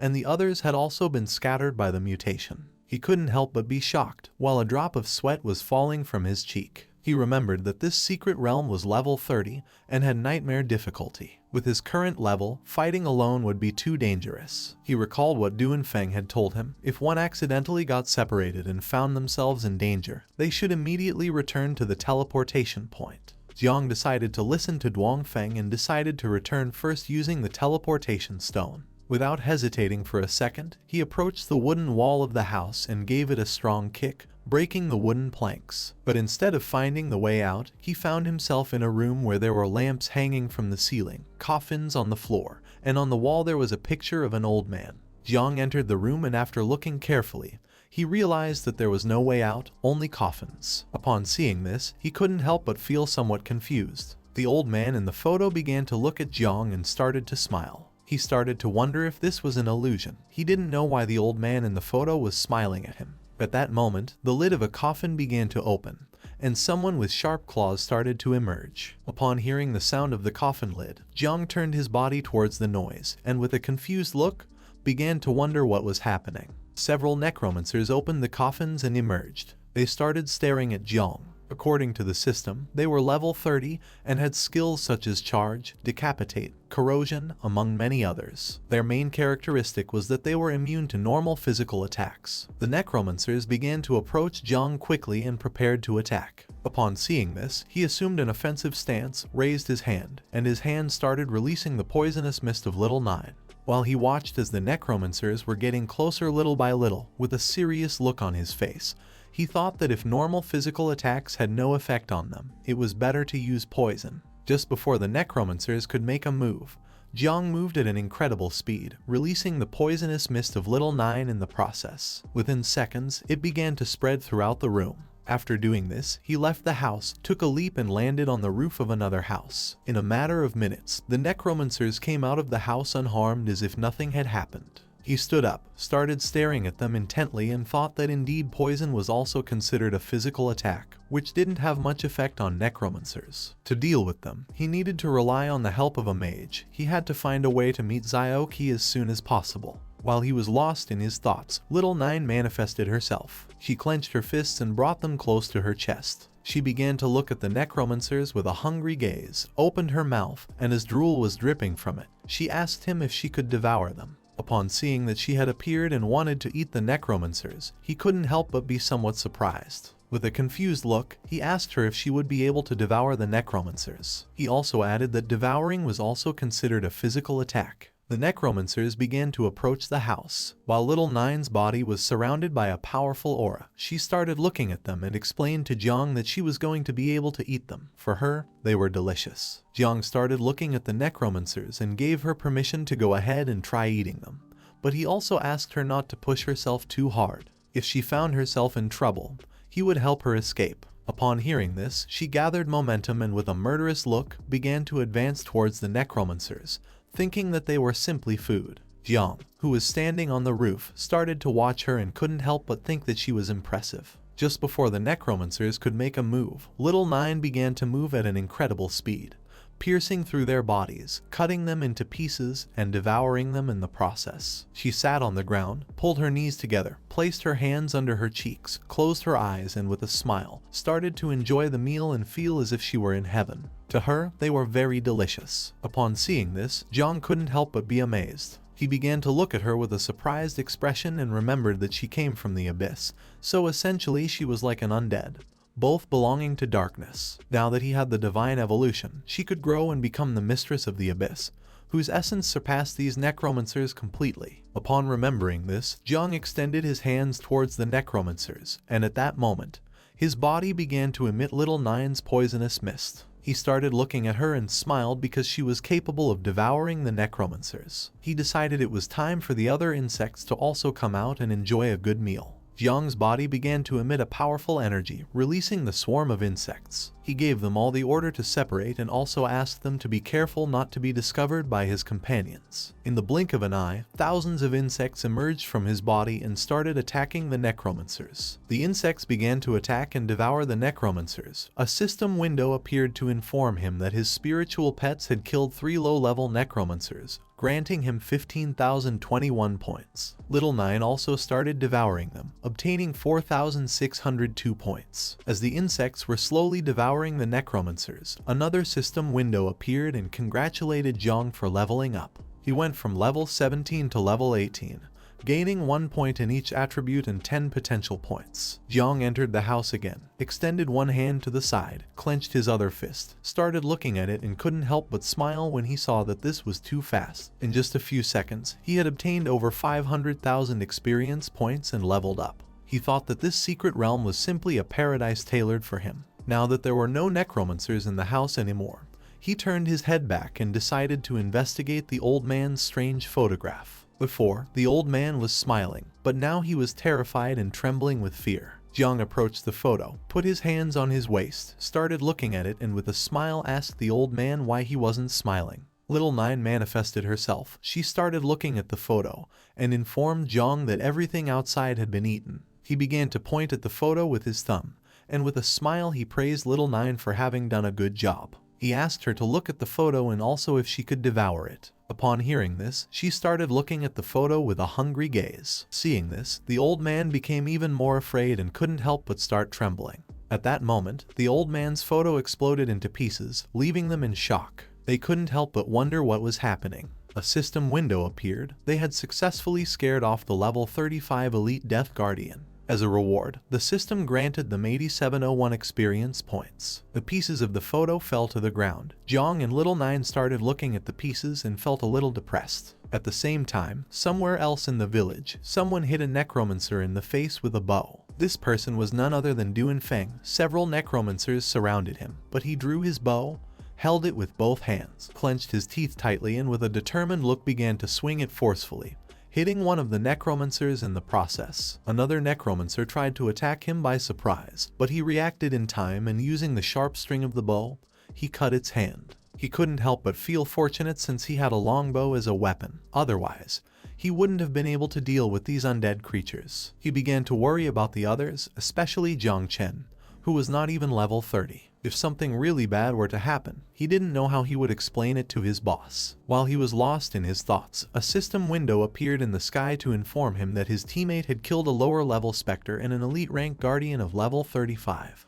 As a reward, he obtained 12,161 points. Duanfeng lifted his head, started looking at the system window and couldn't help but be shocked. He began to tremble and started questioning what was happening and who was doing this. A horde of necromancers appeared and started chasing him. He grabbed the bow with one hand and began to flee. He clenched his teeth tightly and with a serious look, he remembered that this was a secret realm that had mutated. He didn't know who was killing so many monsters in seconds. He came to the conclusion that the responsible person could not be someone weak. At first, he thought it could be Chu Buelong, but then dismissed him since his physical attributes were very passive. Then he thought it could be Xiaoqi, but dismissed her as well since she was a mage who could restrain necromancers but wouldn't be able to kill them in seconds. He immediately ruled out Jang since he was low level. He had awakened the poison and growth class of all things, which would have no effect against the undead. With a surprised look, he began to look ahead and started questioning if the person who was killing the monsters was Mu Hangui. He didn't know if she was that strong. The necromancers slowly started closing in on him. Seeing this, he began to run even faster. Now that there was someone on the team who could defeat the monsters instantly, he thought there was time to save the others. He asked Jiang to hold on a little longer. At the same time, in some other place in the village, someone put their hand on the wound they had on their shoulder. This person was very injured. She was none other than Mu Hangui. Behind her there was a horde of necromancers who were chasing her. She was very injured, with scratches all over her body. While she was holding the wound on her arm with her hand, she opened her mouth and started bleeding. She was very desperate because she didn't want to die. She was the only one who had a hidden profession in her family. She still had to participate in the Young Talents camp and revitalize her family. Her hopes for life slowly began to fade away. Soon, she would run out of energy. She couldn't even use her primary ability called speed properly. She started crying because she wanted to go home and didn't want to die. At that moment, she saw several necromancers running away, and upon seeing this, she began to question whether it was her teammate who had just killed the undead. She started walking even faster, and several seconds later, she reached the end of the alley. At that moment, Little Nine's poisonous mist began to appear from around the corner. Upon seeing this powerful energy, she couldn't help but be somewhat surprised and feel relieved. Thinking that she was saved, she just had to hold on a little longer. But for her bad luck, her strength completely ran out, causing her to fall to the ground. While she had both arms supported on the floor, she closed her eyes, and as blood was dripping from her mouth, she thought this wasn't good. The necromancers began to approach her and prepared to attack. Seeing this, she panicked, extended her hand forward, and with a desperate look started asking for help. At that moment, Jiang appeared, and with a serious look, he began to stare at her. Upon seeing that the person from whom the necromancers were fleeing was Jiang, she couldn't help but be shocked. She started reaching out her hand towards him, and with a surprised look, she couldn't help but wonder what was happening and how it was possible for him to be so strong. The necromancers began to approach her and prepared to finish her off. With her last bit of strength, she reached out her hand towards Jiang and asked him to save her. Jiang turned his head towards her, and with a serious look, he started to gaze at her and remained silent in deep thought. Several necromancers grabbed Mu Hangui's arm, but at that moment, Jiang also grabbed her arm and asked her to flee. She began to look at his arm with a confused expression and couldn't help but wonder what was happening. Using all his strength, Jiang pushed Mu Hangui aside and threw her backwards, saving her from the necromancer's attack. While he had one hand extended backwards, he stared intently at the necromancers and asked her to get away from here and stop interfering. She started running backwards, and then suddenly she tripped and fell to the ground. Several seconds later, while she had one hand on the ground, she began to sit up, started wiping her face with the other hand.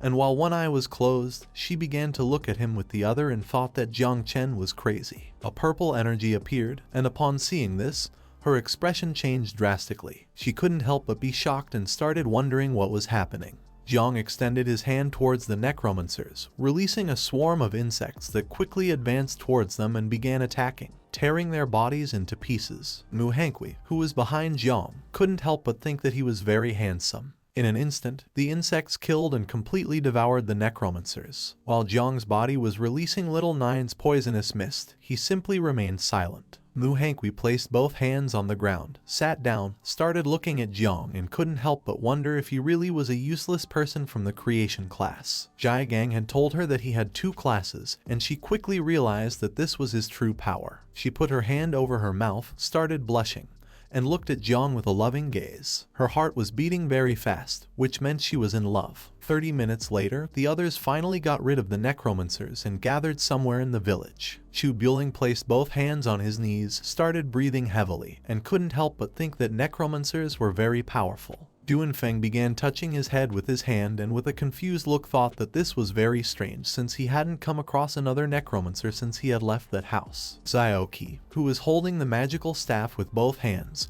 turned her head towards them and asked Duanfeng if it could be possible that Mu Hangui had the ability to control necromancers. They also didn't know if she had awakened any hidden class, which was very strange for her too. She started pointing to one side with her finger and, with a surprised look, drew the attention of the others and informed them that there were traces of a fight, which meant that the battle had ended recently. Chu Bueling began to look in the direction she was pointing and couldn't help but feel somewhat confused. Duanfeng also started looking, but he was more concerned about Jiang as he didn't know if he was okay. Not far from them were some remains of the necromancers, covered by Little Nine's poisonous mist. They approached the area, and Xiaoqi, who was holding the magical staff with one hand, stood there speechless upon seeing that these were indeed remnants of the necromancers. Duanfeng couldn't help but panic. He asked the others to quickly search for Jiang, as if something were to happen to him, none of them would be able to take the responsibility. After this, the 3 dispersed throughout the village and began searching for Jiang. Several minutes later, they started following the traces and turned a corner. Upon seeing what was in front of them, they couldn't help but be shocked. Duanfeng was in shock. He couldn't believe what his eyes were seeing. Xiaoqi was somewhat surprised and began to wonder what was happening.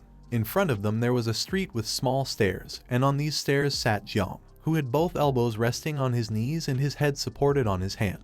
Beside him was Mu Hangui. She clenched her fists tightly, sat behind him, and started massaging his back. Near them, on the ground, there were more remains of necromancers. Chu Bueling, who was behind them, asked Duanfeng if that was Jiang. Xiaoqi began pointing to the sky with her finger and, with a surprised look, told him that it was indeed Jiang. Duanfeng started looking at Jiang with a confused expression and asked the others not to move because this was too strange. He didn't understand how the granddaughter of a king could be giving back massages to Jiang Chen as if she were a servant. He came to the conclusion that these 2 were probably illusions created by the boss of this secret realm. Mu Hangui clenched her fists, stood behind Jiang, and started giving him a massage. Both of them looked ahead and saw Duanfeng and the others. Upon seeing that they had arrived, Jiang stood up, pointed to one side with his thumb, and explained to them that the boss was in the backyard of the village. Far from feeling relieved, they adopted an offensive stance. Duanfeng took out his bow and with a serious look ordered them not to move. Chu Bueling clenched both fists and prepared to attack. Xiaoqi tightly held the magical staff, stared at Jiang, and asked him to answer the question they were going to ask first. Upon hearing this, Jiang and Mu Hangui couldn't help but feel somewhat confused. She stood up, positioned herself in front of him, extended her hands to the sides, looked at them with a serious gaze, and told them that if they wanted to harm Jiang, then they would have to step over her dead body first. He began to look at her with a confused look and couldn't help but wonder what she was doing and why she was behaving this way. Jiang put his hand on her face, pushed her aside, stood in front of her, closed his eyes, placed the other hand on his chest, and with a smile explained to Duanfeng that he knew what they were thinking. He revealed to everyone that he wasn't any monster, he just had a little more charm. They didn't respond, and upon seeing this, he told them that their boss was named Jai Gang and Aunt Tang cooked very well. Xiaoqi approached him, placed both hands on his chest, and asked if he was injured. He started touching his head with his hand, closed his eyes, and began to smile. Chu Bueling couldn't help but feel relieved to see that he really was Jiang and wasn't hurt. On the other hand, Duanfeng remained somewhat confused. Mu Hangui, who was hiding behind Jiang, grabbed his cloak with one hand and, while blushing like a tomato, asked the others not to be angry with her because she was just being obedient. Jiang turned his head towards her and with an angry look asked her to tell the truth and stop lying.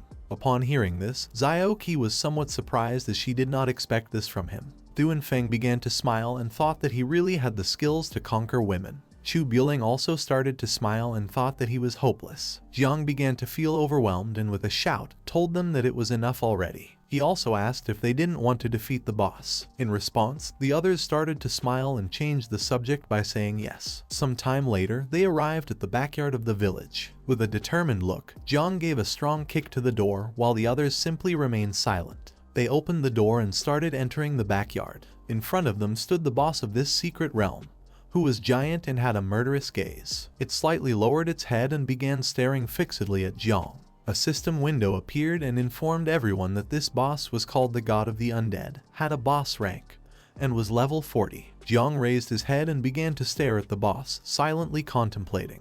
Everyone started looking at the boss and couldn't help but be shocked. With a serious and determined look, Duanfeng revealed to them that this was the level 40 boss. He also asked them to be careful as he would attract its attention first. He assigned Mu Henku with the task of protecting Jiang.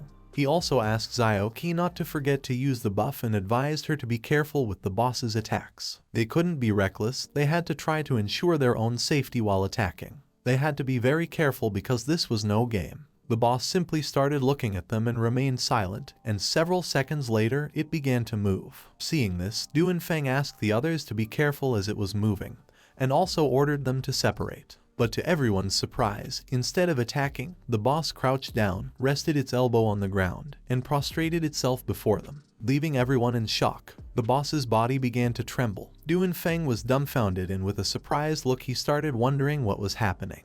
Chu Bueling was also astonished. He was surprised because he didn't know why the boss was begging for forgiveness. Jiang took a step forward, extended his hand towards the boss, and his body began to emit Little Nine's poisonous mist. They were all injured, so he decided to take care of the boss. He knew this was a good opportunity, so he called Little Nine and told her it was time to eat. In the blink of an eye, Little Nine manifested in the form of the insect mother. She opened her mouth and prepared to devour the boss. It lifted its head, looked to one side, and upon seeing this, it couldn't help but be shocked. Little Nine began to devour the boss while Jiang simply remained silent and started smiling. Several system windows appeared. He had killed the boss called God of the Undead, and as a reward, the system granted him 76,690 experience points. Little Nine also transferred her 31,224 experience points to him. Thanks to the experience points, he went from level 25 to level 26. Each of his attribute points improved and he also obtained 10 potential points. In the blink of an eye, she completely devoured the boss, and her poisonous mist began to return to Jiang's body. Another system window appeared and congratulated everyone for defeating the boss and completing the secret realm called Village of the Undead. The system started calculating the reward. Seeing that Jiang had defeated the boss, Duanfeng and the others quickly realized that he had also instantly killed all the necromancers in the village. Jiang put his hand behind his head, closed his eyes, and with a forced smile, he explained to them that it had been a coincidence that his poison could eliminate the necromancers. The system finished calculating the rewards and a mission status window appeared. Duanfeng, who was level 49, received a C rank evaluation. Chu Bueling, also level 49, received a D rank evaluation. Xiao Qi, who was level 46, received a D rank evaluation. Mu Henku, who was level 36, received an E rank evaluation. And finally Jiang, who was level 26, received a triple S rank evaluation. A medal appeared in the sky, and upon seeing it, everyone was surprised. They had successfully cleared the secret realm called Village of the Undead, which was level 30 and had a nightmare difficulty. The system evaluation was triple S rank. As a reward, the system granted them the Dead Soul Medal, a special item that could be equipped and withstand one deadly attack. It was an item already bound to them and couldn't be transferred or sold. Duanfeng couldn't help but be amazed as the individual reward items were already quite good, and now they had also obtained a very advanced item. They had never before received rewards like these, all thanks to following Jiang. They had won without doing anything. They approached Jiang, put their hands on their knees, bowed their heads to him, and thanked him. He put his hand behind his head and started laughing. Jiang, who had been the best, obtained many rewards. Among them were 2 books, a metal glove, a scroll, a crystal, a scythe, a necklace, a ring, and a shield. He crossed his arms, and while looking at the items, he thought it was no wonder that this was a level 30 secret realm.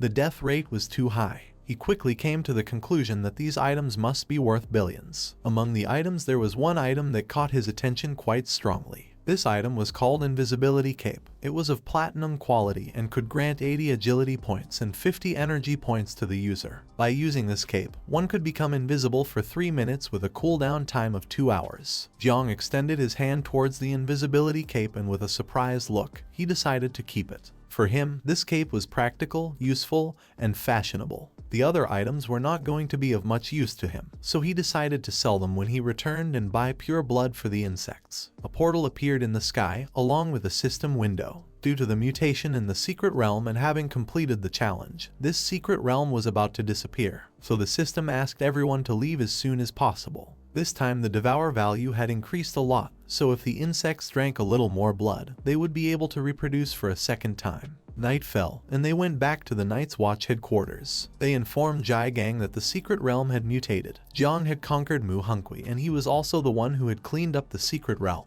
Upon hearing this, Jang couldn't help but be shocked. He asked everyone to leave the office as he wanted to speak alone with Jiang. Duanfeng, who was standing behind Jiang, responded with a understood. Several minutes later, when everyone left, Jiang entered the office. Jiang turned his body towards him and with a serious look asked him to confess and be honest, as this way he would be treated leniently. But if he resisted, then he would be severely punished. Jiang became somewhat confused and with a trembling voice, he asked him what he meant by being honest. Jiang started staring into Jiang's eyes. He had told the others that the Venom class could counteract necromancers, but Jiang knew this was just an excuse to deceive Duanfeng and the others. He knew that Jiang was pulling his leg. While Jiang's eyes were shining, with a sinister look he asked Jiang to tell the truth and also asked him what he was hiding. He began to look at him with a confused gaze and couldn't help but wonder what was happening. He started sweating, and Little Nine manifested in his consciousness. She was also terrified. He didn't know if the insects were about to be discovered. They were an ancient celestial plague, and if people found out about their existence, he didn't know if they would forgive him. Jiang approached him, and with a sinister look asked him to speak. Seeing his expression, Jiang couldn't help but feel afraid and began to tremble. With a trembling voice he tried to explain to him what had happened. Seeing that Jiang was very scared, Jiang calmed down and started to smile. He approached him, and while he had one hand on his hip, he placed the other on his shoulder, closed his eyes, and began laughing out loud. Upon seeing that, he also became nervous. He didn't know where his courage had gone when he had killed the monsters in the secret realm. Jiang started sweating like crazy. He began to look at Jiang, and it didn't take long for him to realize that he was pulling his leg. He sat on the sofa, and while he had one arm resting on it, he extended the other hand towards the ceiling, and with a calm look explained that he wasn't pulling his leg. It was just that if he didn't want to talk now, then he also didn't want to keep pressuring him. The more cards up his sleeve Jiang had, the happier Jiang would be. In the future, Night Watch would count on him to achieve new successes. Jiang finally calmed down a bit, put his hand on his chest, and with a sincere smile asked him not to worry. He decided not to reveal anything for now, but in return he was going to get him epic level equipment. Uncle Jiang closed his eyes and couldn't help but start laughing. He appreciated Jiang's intention, but an epic level piece of equipment wasn't easy to obtain. In response, Jiang explained that he was serious. Jiang decided that it was time to get serious. He reached out towards the ceiling, causing a magic circle to start appearing. With a serious look, he thought it was good that Jiang had an ace up his sleeve, but there were some things he needed to clarify.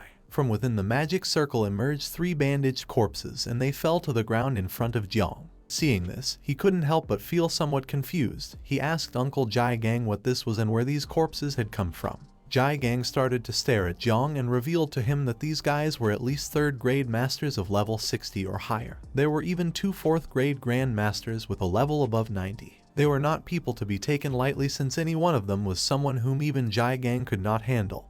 He was just a corpse collector. Jiang became somewhat nervous, and as a drop of sweat was falling from his cheek, he began to look at the corpses and with a terrified look asked Jiang if all these guys wanted to kill him. With a calm look, Jiang asked him to stop talking nonsense, as these guys had gone to kill Muhunkwi, but they had all been secretly eliminated by her protectors. Jiang turned towards him and with a confused look asked why these guys wanted to murder Muhunkwi. In response, he took out a scroll, and while holding it in his hand, asked him to read the content. Jiang took the scroll with both hands, opened it and began to read. This scroll was a great summer hunting classification. The first on the list was someone of level 46 named Jiang Chen, an invincible descendant, who was in the war zone of the capital. Killing him would grant 3 celestial rewards. The second on the list was someone of level 46 named Jai Xuanyu, an invincible descendant, who was in the Madu war zone called Shanghai. Killing him would grant 3 celestial rewards. The third on the list was someone of level 45 named Jiang Chen, an invincible descendant.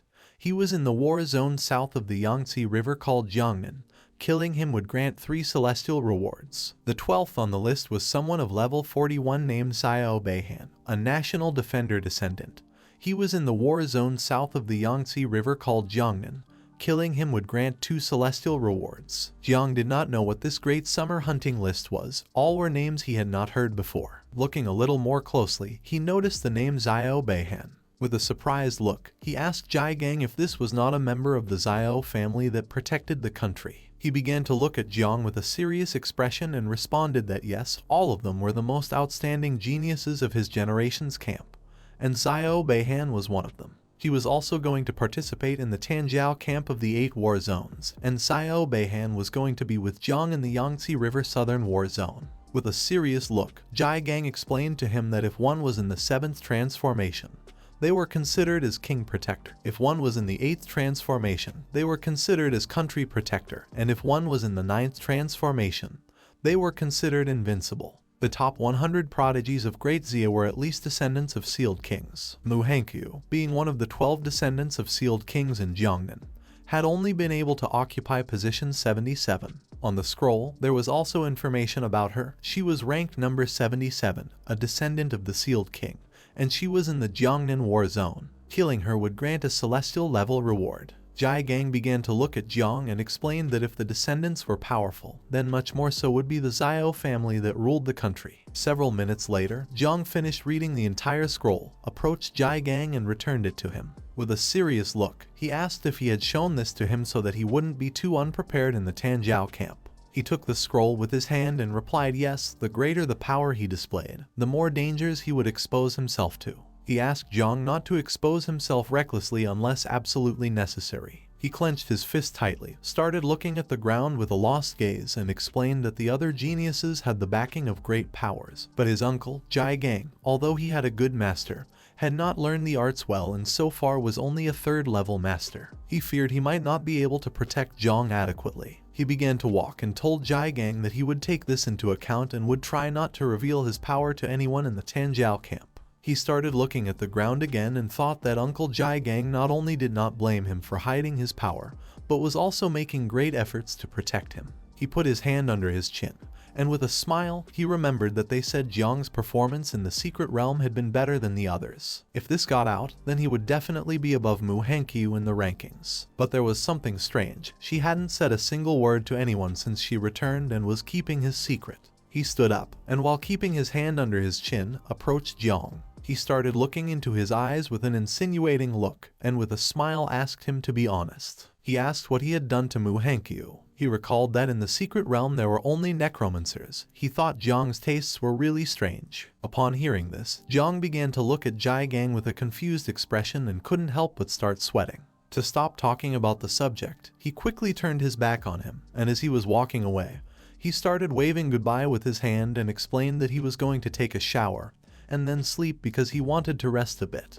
With a confused look, Jiang told him that he had not said this was a bad thing. Several hours later, it began to get dark, and Jiang returned to his apartment. In front of him was a table with a bunch of jars.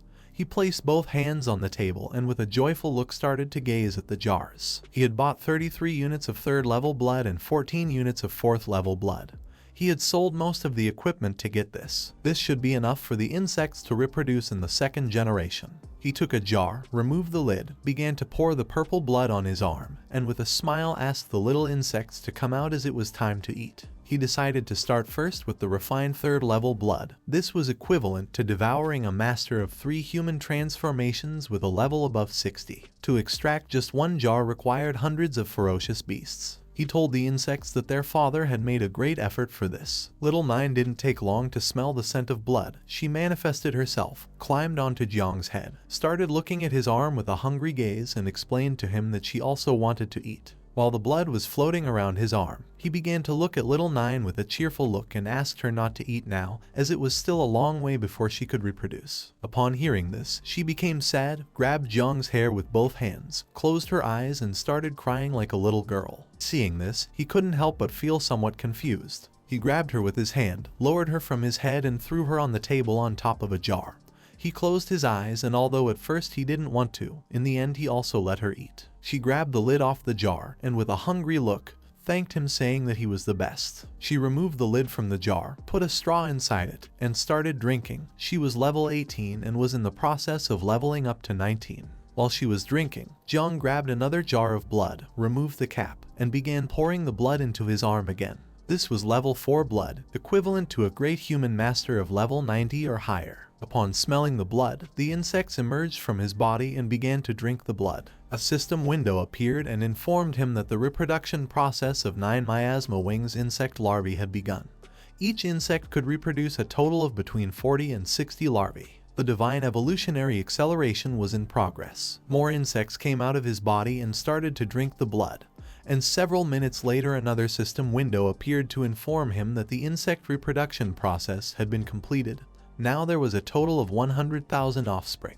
At that moment, Jiang's hand began to release little Nine's poisonous mist, which was made of insects. He started looking at his hand, and upon seeing this, he couldn't help but feel somewhat confused. With a surprised look, he went on alert and began to wonder what was happening. Several seconds later, the insect larvae began to emerge through his hand. He grabbed his hand to prevent the insects from coming out, but it was in vain. The 100,000 insect larvae emerged and started flying around his apartment, devouring everything in their path. Jiang began to look at the ceiling, and upon seeing this, he couldn't help but panic and thought that the insects were rebelling.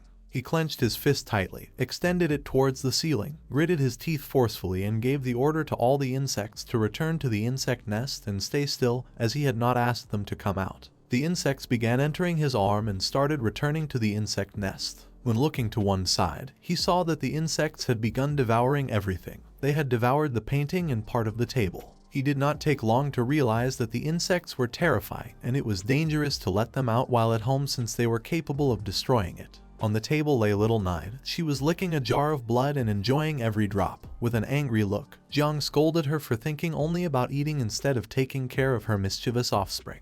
He turned his head to the side and his statistics window appeared. Currently, he was level 26, had the identity of Sovereign of Insects, had the profession of Divine Rank Creation, and his talents were Growth of All Things level 1, Divine Evolution level 1, and Ancestral Tree. Little Nine's statistics window also appeared. She was a level 21 insect mother, or also known as 9 wings of miasma. She was disaster level. She had an offspring count of 100,000 units and her combat power evaluation was 197 stars. Upon seeing that she had a combat power of 197 stars, Jiang couldn't help but feel joyful and start to smile. This had improved too quickly. She was almost at the level of a 3rd level master. While his body was surrounded by powerful energy, he clenched his fist tightly and thought that everything was ready. Now it only remained to wait and go to the Tanjiao camp tomorrow, reach level 30 all at once, and complete little Nine's second reproduction. Jiang started to imagine the sexy little Nine,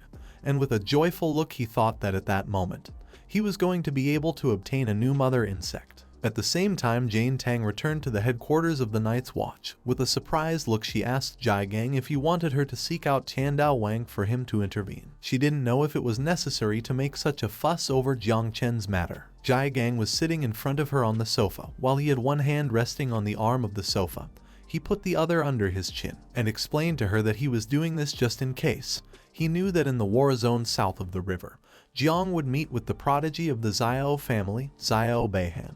The most dangerous thing was that there were no secrets that could be hidden in Tanjiao camp. He started looking at the floor and with a sincere look explained to her that there was something in Jiang that terrified him. He was worried about Jiang's poison. He knew he was hiding many secrets from them. With a serious look, she began to stare at Jiang. She couldn't believe that this was possible and also asked him not to scare her. She began to remember what had happened a long time ago. 600 years ago, the Devourer caused disturbances and Great Zia created the Forbidden Professions. Once discovered, users of Forbidden Professions were eliminated directly. She stood up, and with a look full of terror, she explained to him that if Jiang Chen really had a forbidden profession, Then it would be revealed at the moment of awakening. She believed that Jiang was just being paranoid. Jiang clasped his hand with the other hand, started looking at the ground with a look full of terror, and thought that he hoped it was as she was saying, that only he was being paranoid. The next day, Jang left his apartment and went to a forest. Then he took out a map, held it with both hands, and while looking at it, began to question which way was the right one.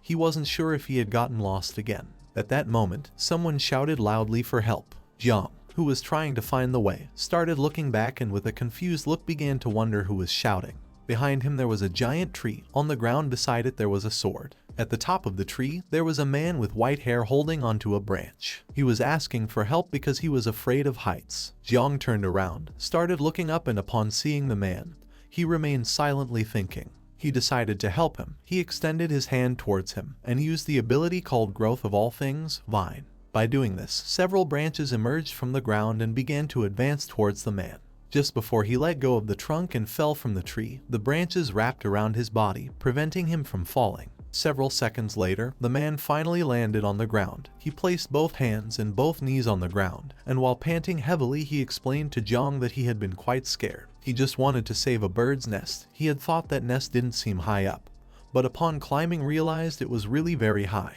Jiang approached him, started looking at him, and while a drop of sweat was falling from his cheek, remained somewhat confused seeing that the man was afraid of heights yet still decided to climb the tree to save a bird's nest. He didn't know if this man was an idiot. The man stood up. He was an older man. He extended his hand towards Jiang and with a pleasant look thanked him for saving him and also asked what he wanted in return.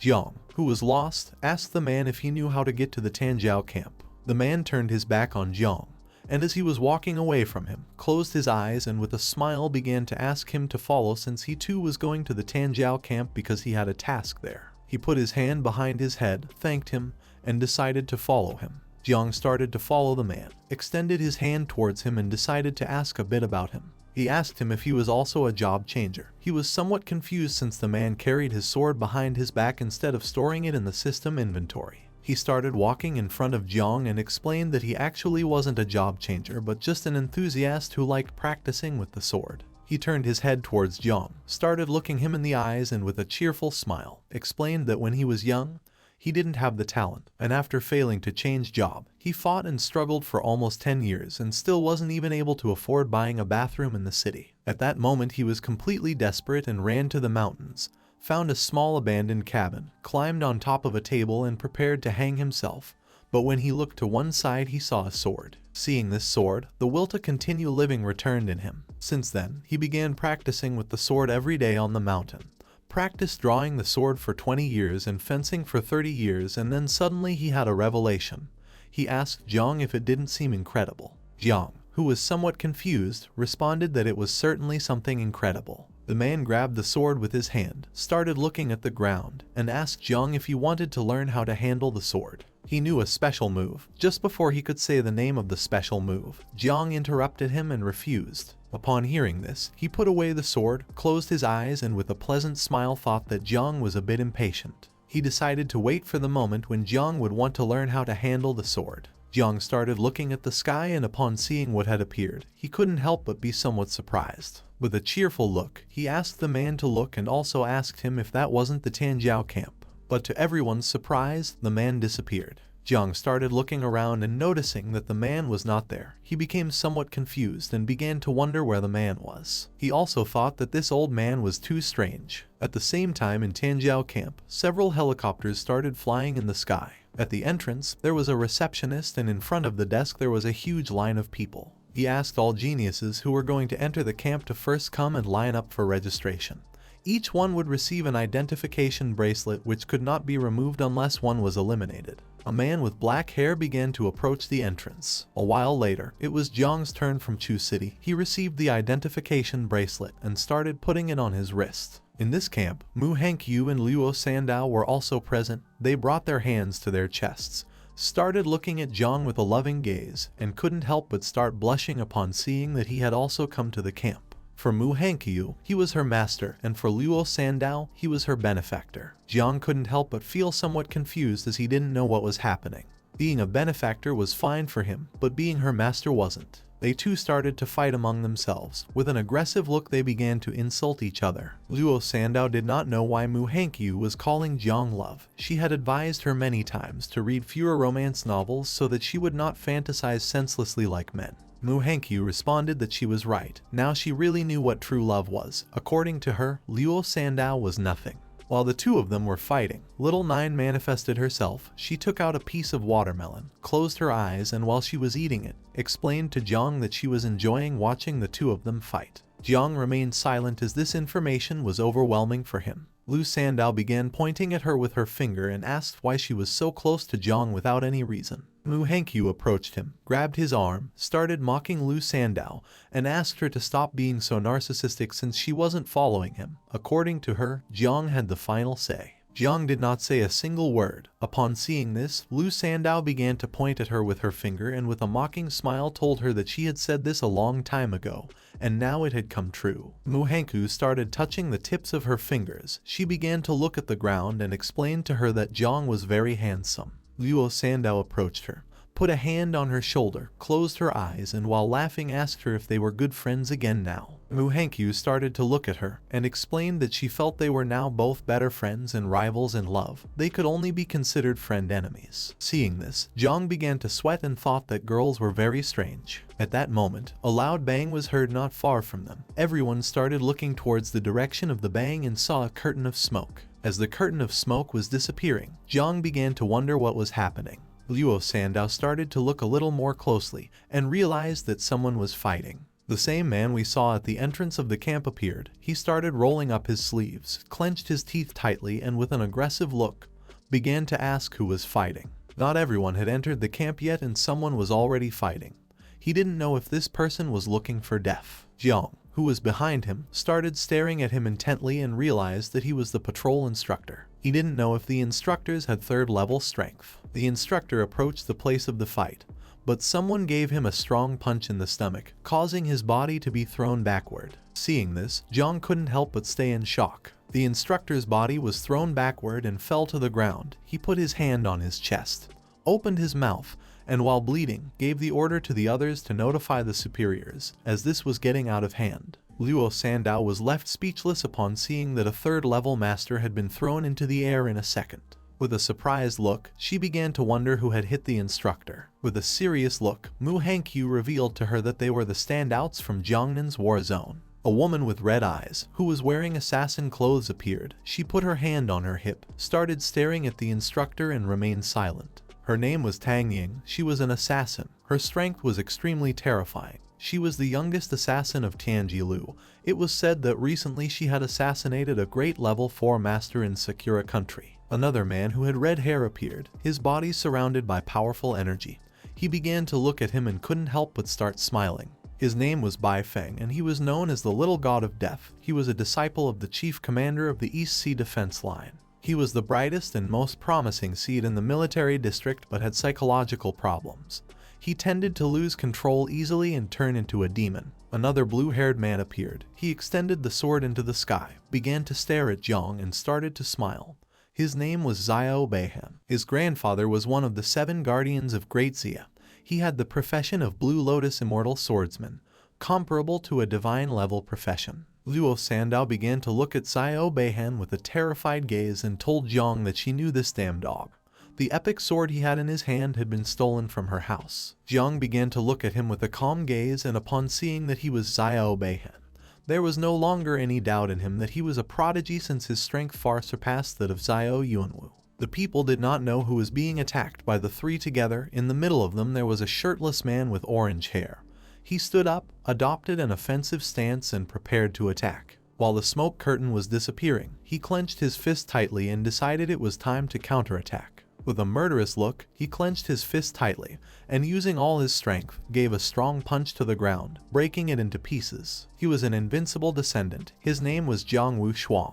It was said that he had 3 professions and all were unique and hidden. He was strangely strong since the 3 together could not defeat him. Mu Hankyu and Luo Sandow started to look at Wu Shuang with a surprised gaze. Even Jiang himself was shocked, as Wu Shuang was 3rd on the summer ranking list. He didn't know if his little insects would be able to face this guy. At that moment, Xiao Beihan gathered momentum, jumped up, grabbed the sword with both hands and prepared to attack. Jiang looked up and seeing this, thought it wasn't good. Xiao Beihan landed on the ground, gripping the sword forcefully, causing the ground to start cracking. He was very close to Luo Sandao, but luckily Jiang grabbed her by the hip, jumped and dodged his attack. Xiao Beihan started staring at Wushwang with a serious look and praised him since his wind fist was very powerful. Jiang started looking at Xiao Beihan and caught his attention. Xiao Beihan began to sheath the sword, and upon seeing Jiang he was somewhat surprised. He had heard that he had been the one who killed Xiao Yuanwu. He drew his sword again, started pointing the tip towards Jiang, and while his body was surrounded by a powerful aura he began to stare intently at Jiang.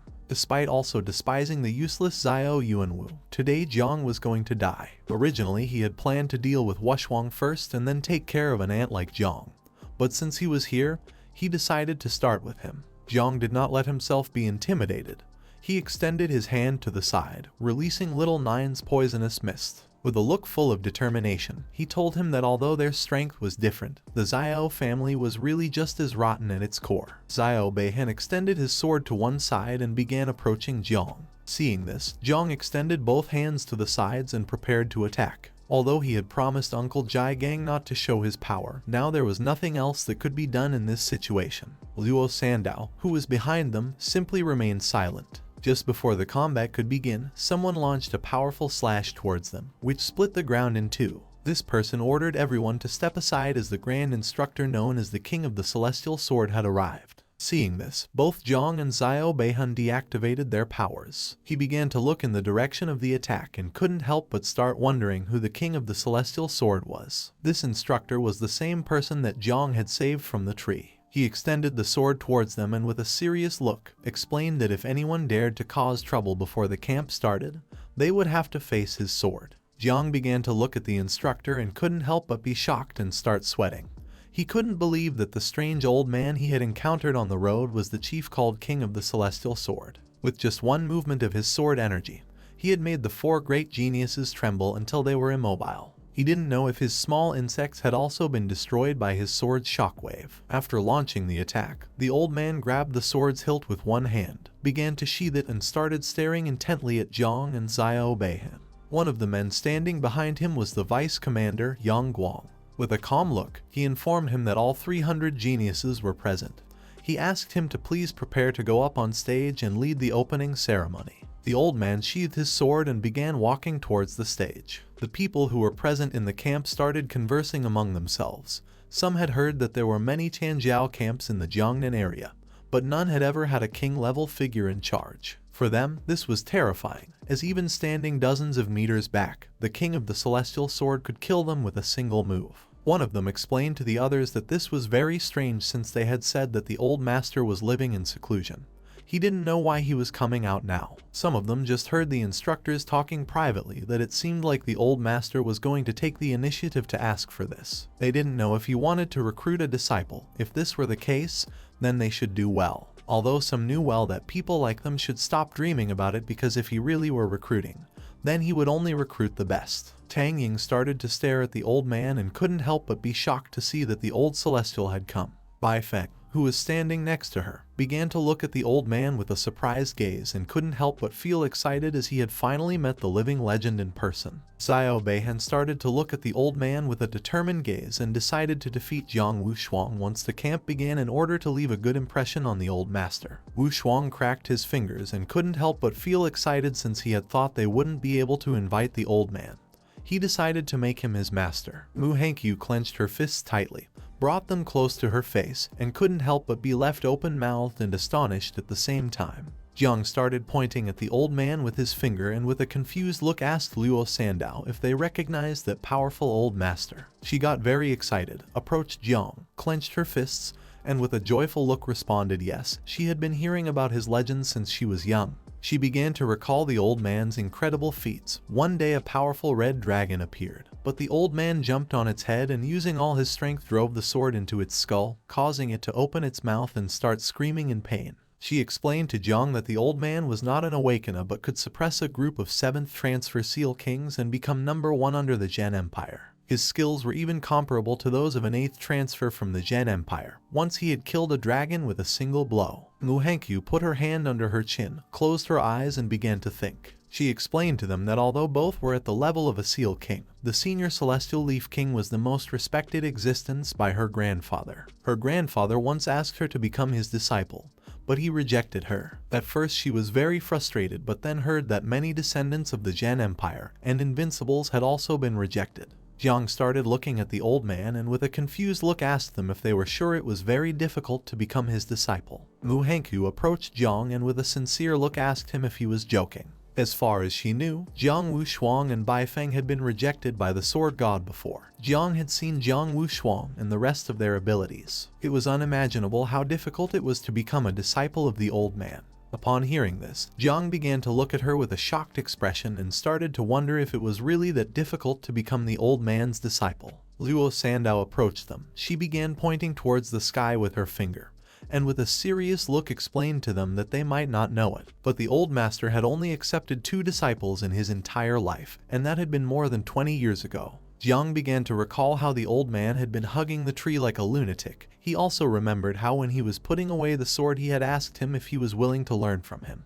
Jiang closed his eyes and began to question whether the strange old man who climbed trees was the king of the celestial sword that everyone was really talking about. According to him, they did not seem like the same person. While a drop of sweat was falling from his cheek, with a forced smile he responded that now he understood everything. The old man got on stage and coughed to get everyone's attention. With a serious look, he introduced himself as Gu Kaishan, the chief instructor of Tanjiao Camp. He put both hands on the table and reminded everyone that, as they all already knew, the Tanjiao camp in their Jiangnan area had been performing below average in recent years because the fights here were just a farce. If one did not dare to give it their all here, in a real battlefield with real dangers, they would only end up dead and without burial. He revealed to everyone that there were more and more monsters in this world. He grabbed the microphone tightly and with a smile told them that they needed more capable geniuses. Therefore, to better showcase and unleash their geniuses' abilities and make a better selection.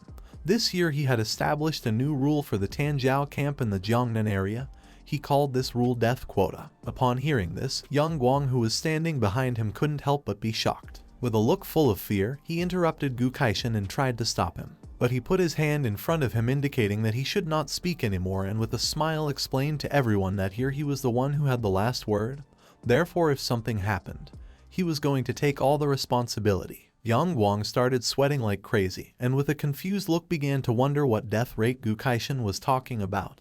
His superiors had not mentioned this before and there hadn't been one before in the history of Tanjiao camps. There were many powerful geniuses down there, so he didn't know if this was going to create chaos. Gu Kaishan took the microphone, brought it close to his mouth, and with a serious look told them that today 10 of them were going to die for him in each round of the test. He also added that if anyone wanted to withdraw, they could do so now. Many of the participants panicked. A boy started looking at his friend with a look full of fear and explained to him that although this was terrible, he couldn't withdraw because otherwise his whole family would be shamed. His friend swallowed hard and with a trembling voice told him that he didn't want to die. Wu Shuang, who was standing in front of them with crossed arms, remained calm, began to smile and thought that this was expected from the senior Celestial Blade King. According to him, the Tanjiao camp in Jiangnan area should have done this years ago. Xiao Beihen turned his head back, started staring at Jiang and with a smile came to the conclusion that this rule had been made especially for him. When the camp starts later, he was going to be able to fulfill 2 of the old master's quota. Jiang started looking at Xiao Beihen and began wondering what this guy was plotting. With a calm look, he concluded that with this quota, even if the conflict escalated later and he killed Xiao Beihen, Uncle Jai Gang and the others wouldn't have to worry too much. Several minutes passed and no one withdrew. Seeing this, Gu Kaiten, who was holding the microphone in one hand, put his other hand on his waist and couldn't help but start smiling since according to him it seemed like everyone had some pride. Behind him stood the 4 vice commanders. He extended his hand to one side and with a shout, announced that the entrance evaluation to the camp had officially begun. There were 300 people in the first round, half of them were going to be eliminated. He grabbed the hilt of his sword, and while unsheathing it, with a serious look he explained to them that within the camp, 150 advancement flags had been randomly hidden. He also added that he didn't care what methods they used to get the flags. The round was going to end at dawn on the second day, and those who had the flags would advance to the next round. He unsheathed his sword, began pointing its blade at them, and while his eyes were shining, asked them to fight confidently and kill confidently. They could fight alone or form alliances. They were even allowed to destroy the entire camp if they wished. In short, he wanted to see their bloodlust. After saying this, he raised the sword to the sky and gave everyone the order to disperse as the test had begun.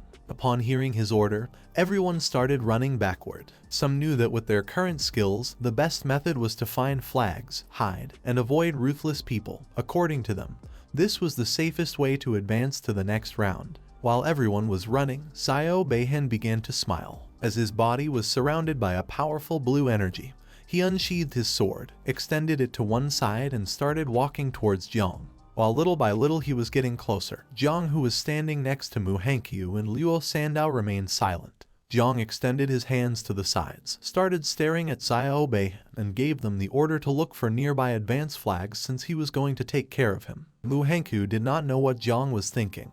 With a panicked look, she asked him if he was sure. Just before she could finish the sentence, he extended his hand to one side, adopted a defensive pose, and told her that this was an order. Upon hearing this, Mu Hankyu and Luo Sandao turned their backs on him and started running. While Xiao Beihen's body was surrounded by powerful blue mana, he began to laugh and mocked him by asking if a rookie like him who hadn't even made a second transfer wanted to be a hero. Jiang extended his hand to one side, causing it to start releasing the poisonous mist of Little Nine. Although Xiao Beihen's sword energy was truly astonishing, it was much inferior compared to Xiao Yuanwu's. Even though he was now much stronger than before, he didn't know if it would be possible for him to deal with Xiao Beihen using only poison without exposing the existence of the mother insect. With a calm look, he asked him to stop talking nonsense. Xiao Beihen listened and decided not to waste more words on a dead corpse. Using all his strength, he launched a powerful slash towards Jiang. While Jiang's body was surrounded by Little Nine's poisonous mist, he prepared himself for defense. But just before Xiao Beihen's attack could reach him, someone asked him to stop and threw some small knives at his attack, shattering it into pieces. This person was none other than Tang Ying.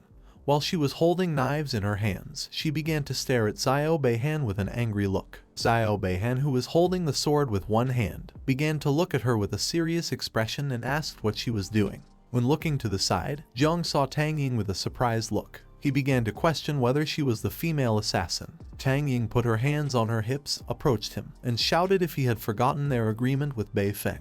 They had agreed to kill Wu Shuang once the camp started, yet he constantly went off to deal with insignificant matters. She didn't know if he was using these excuses deliberately because he was actually afraid of Wu Shuang. Xiao Beihen clenched his fist tightly and with an angry look asked her who had said that he was afraid. Both turned their backs on Jiang and started walking towards the area where Wu Shuang was. Xiao Beihen, who was furious, asked her where he was. He decided to deal with him first since it wasn't too late to handle the trash afterward. Tang Ying began pointing in the direction where Wu Shuang was and explained that he had headed towards the forest and Bai Feng was chasing him now. Jiang deactivated Little Nine's poisonous mist, started looking at them and felt relieved since things had really taken a turn.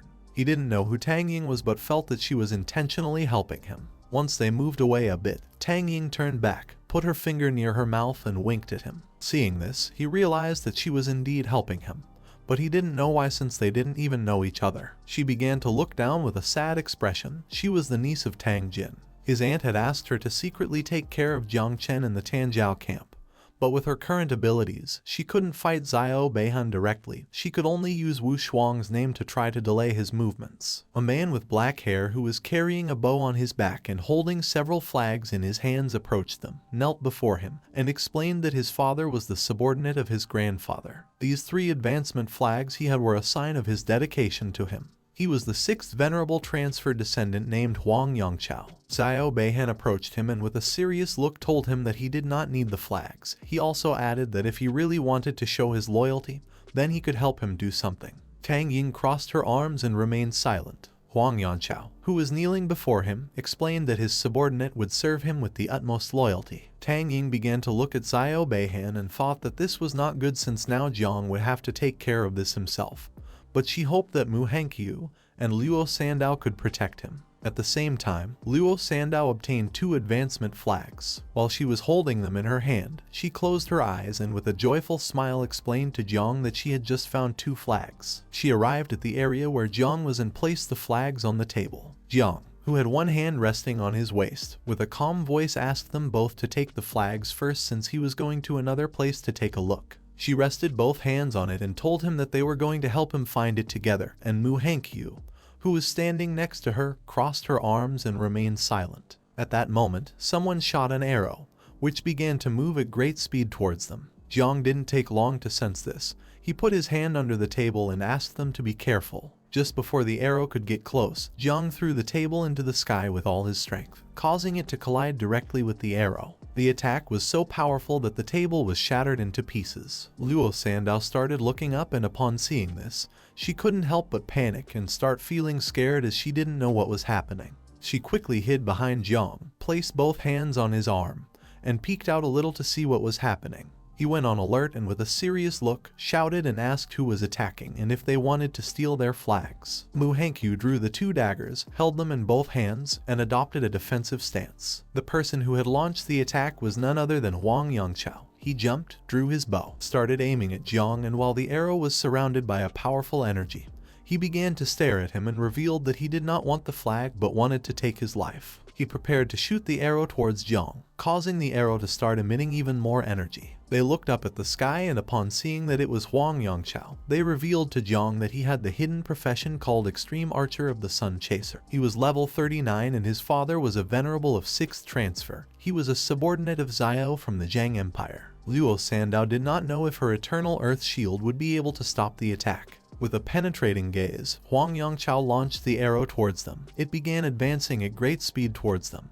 The blade grew larger and was covered in energy. As the arrow gradually approached, Jiang decided to do something about it. He asked both of them to step aside. He jumped, and while his eyes were shining, he began to advance towards the attack. He extended his hand, causing the palm to start releasing Little Nine's poisonous mist. With an angry look, he explained to them that he could tolerate everything else, but if they wanted to kill him, then they shouldn't blame him for being ruthless, since after all someone had to fulfill the old master's death quota. Luo Sandow, who was behind Jiang, couldn't help but clutch her chest in fear, and Manhwa, who was holding the two daggers, started looking at him with a surprised expression and couldn't help but begin wondering what he planned to do. Jiang launched Little Nine's poisonous mist towards Huang Yangchao, blocking the attack. The mist was so powerful that it not only blocked the attack but also shattered it, and began advancing towards him. While Huang Yangchao was flying in the air, the poisonous mist approached him. While holding the bow with one hand, he started looking around, and upon seeing poison, he couldn't help but panic since he had been told that Jiang was of the life type.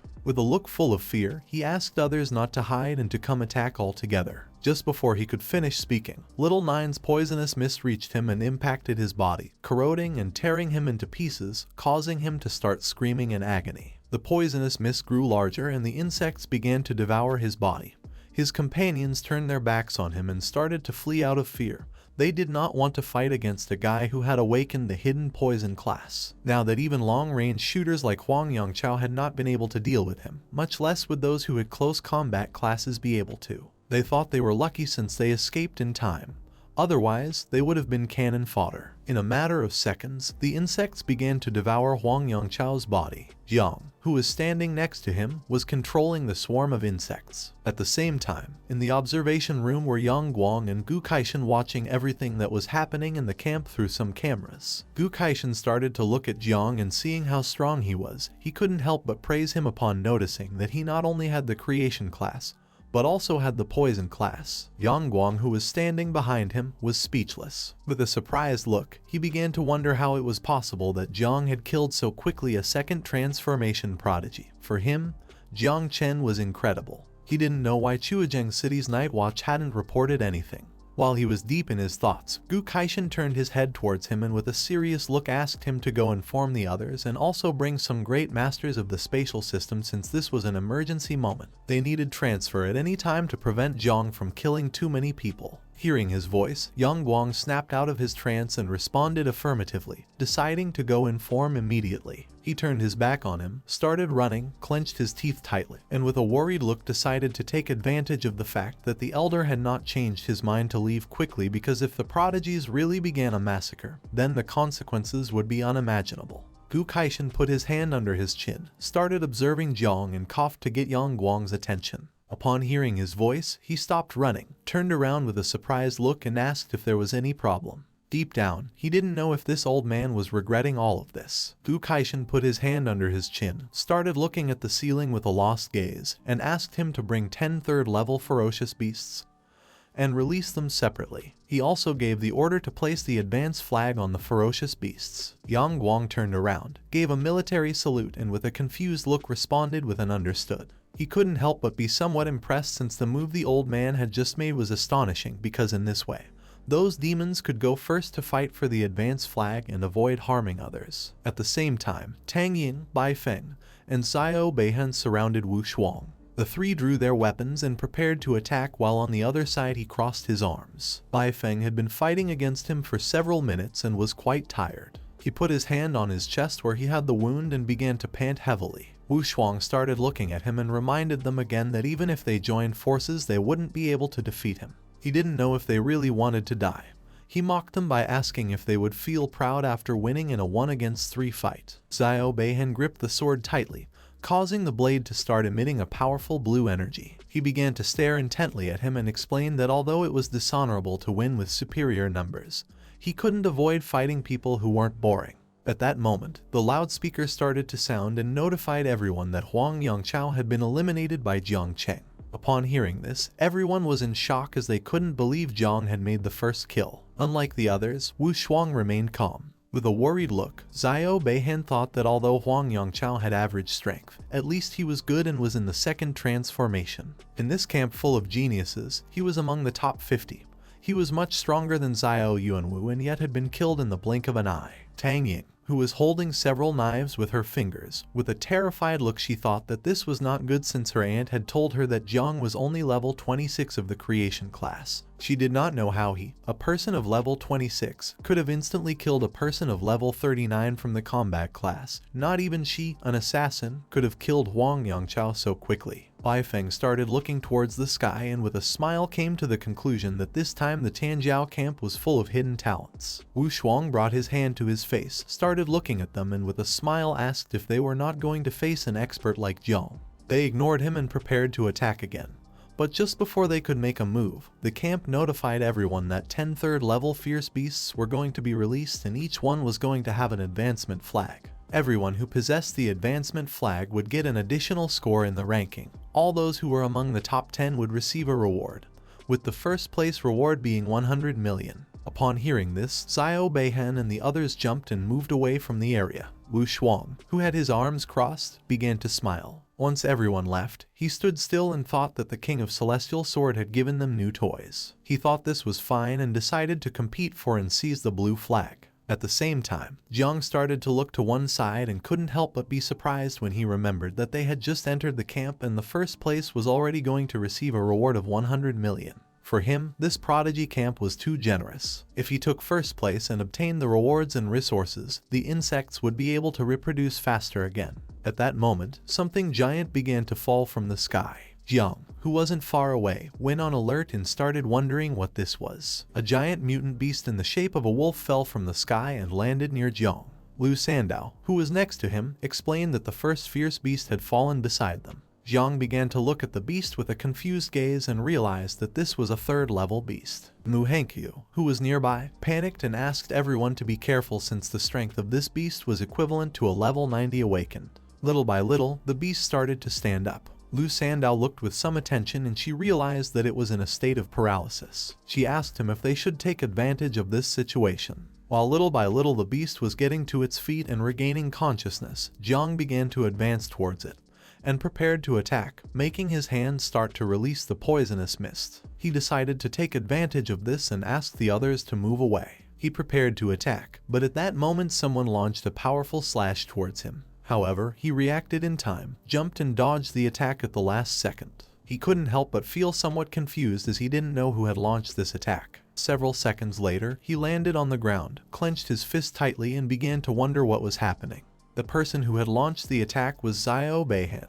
He was standing on top of the beast's head and holding the sword with one hand. He began to stare at Jiang and with a smile thought that not only had he killed Huang Yangchao in a second, but now he dared to steal the advance flag. Jiang extended his hand towards him, releasing Little Nine's poisonous mist, and asked him if he was going to fight, then stop all this talk. Xiao Beihan jumped and used the technique called Heaven and Earth Wind Dragon Slash. He launched a powerful slash towards him which started destroying everything in its path. His attack collided with Jiang's, causing the poisonous mist to start disappearing. He positioned himself on top of the beast's head, and while his sword was surrounded by a powerful energy, he thought it was no wonder that Jiang was so arrogant, since it turned out that he had the hidden poison type. It was said that the poison type was difficult to handle, but in front of his sword's wind, it amounted to nothing. Mu Hankyu clashed her fist with her palm, started looking at him, and with a serious look thought that Jiang was in danger since the wind could face and defeat the poison type. She thought they should help him as soon as possible.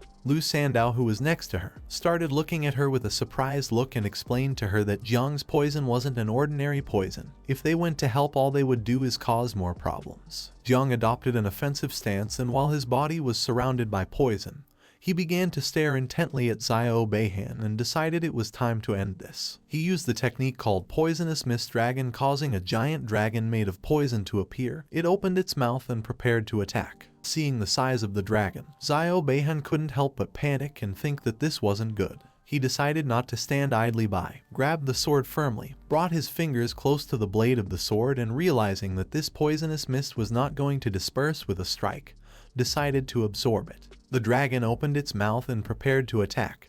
He extended the sword towards the sky and used the technique Forbidden Spell, called Immortal Swordsman of Blue Lotus, causing a giant flower to appear behind him. The giant flower began to absorb the poison dragon.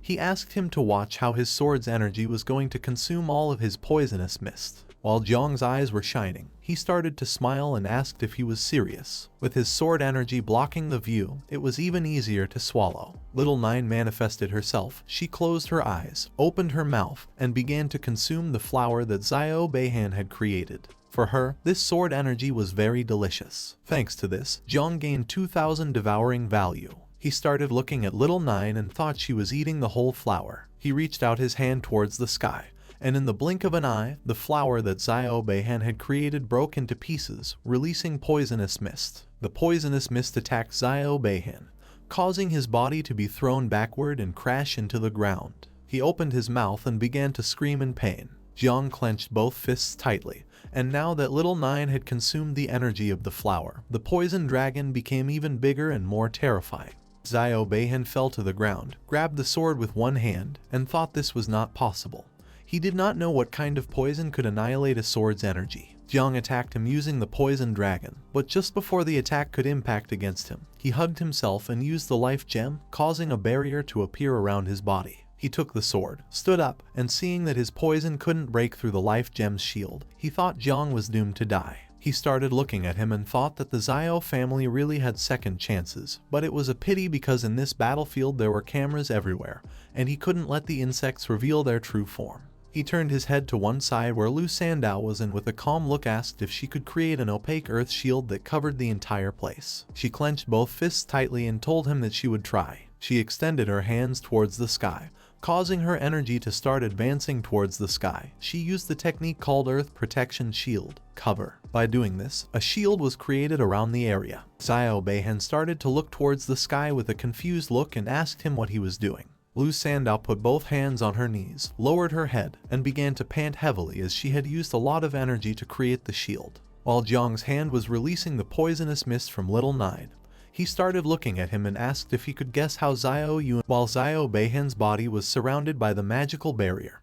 He extended the sword to one side and with an angry look asked Jiang if he was really comparing the worthless power of that piece of trash with his. According to him, Jiang was naive. Jiang simply remained calm and silent for several seconds. At that moment, Little Nine reappeared. She began to stare at Xiao Beihan with a sinister look and started to smile. While Jiang's body was surrounded by Little Nine's poisonous mist, with a calm look he asked him if he was really comparing the current him to the past him. Thinking this way was indeed naive, he began to get tired of him and ordered Little Nine to manifest and give him a beating. She extended her hands to the sides and while her body was releasing a powerful energy, she began to advance towards Xiao Beihan and decided to follow Jiang's order. Xiao Beihan put the sword in front of his face to defend himself from the attack, and with a confused look he began to wonder who she was. Little Nine started moving at high speed and began attacking him, but he started blocking the attacks using the sword, no matter from which direction she attacked.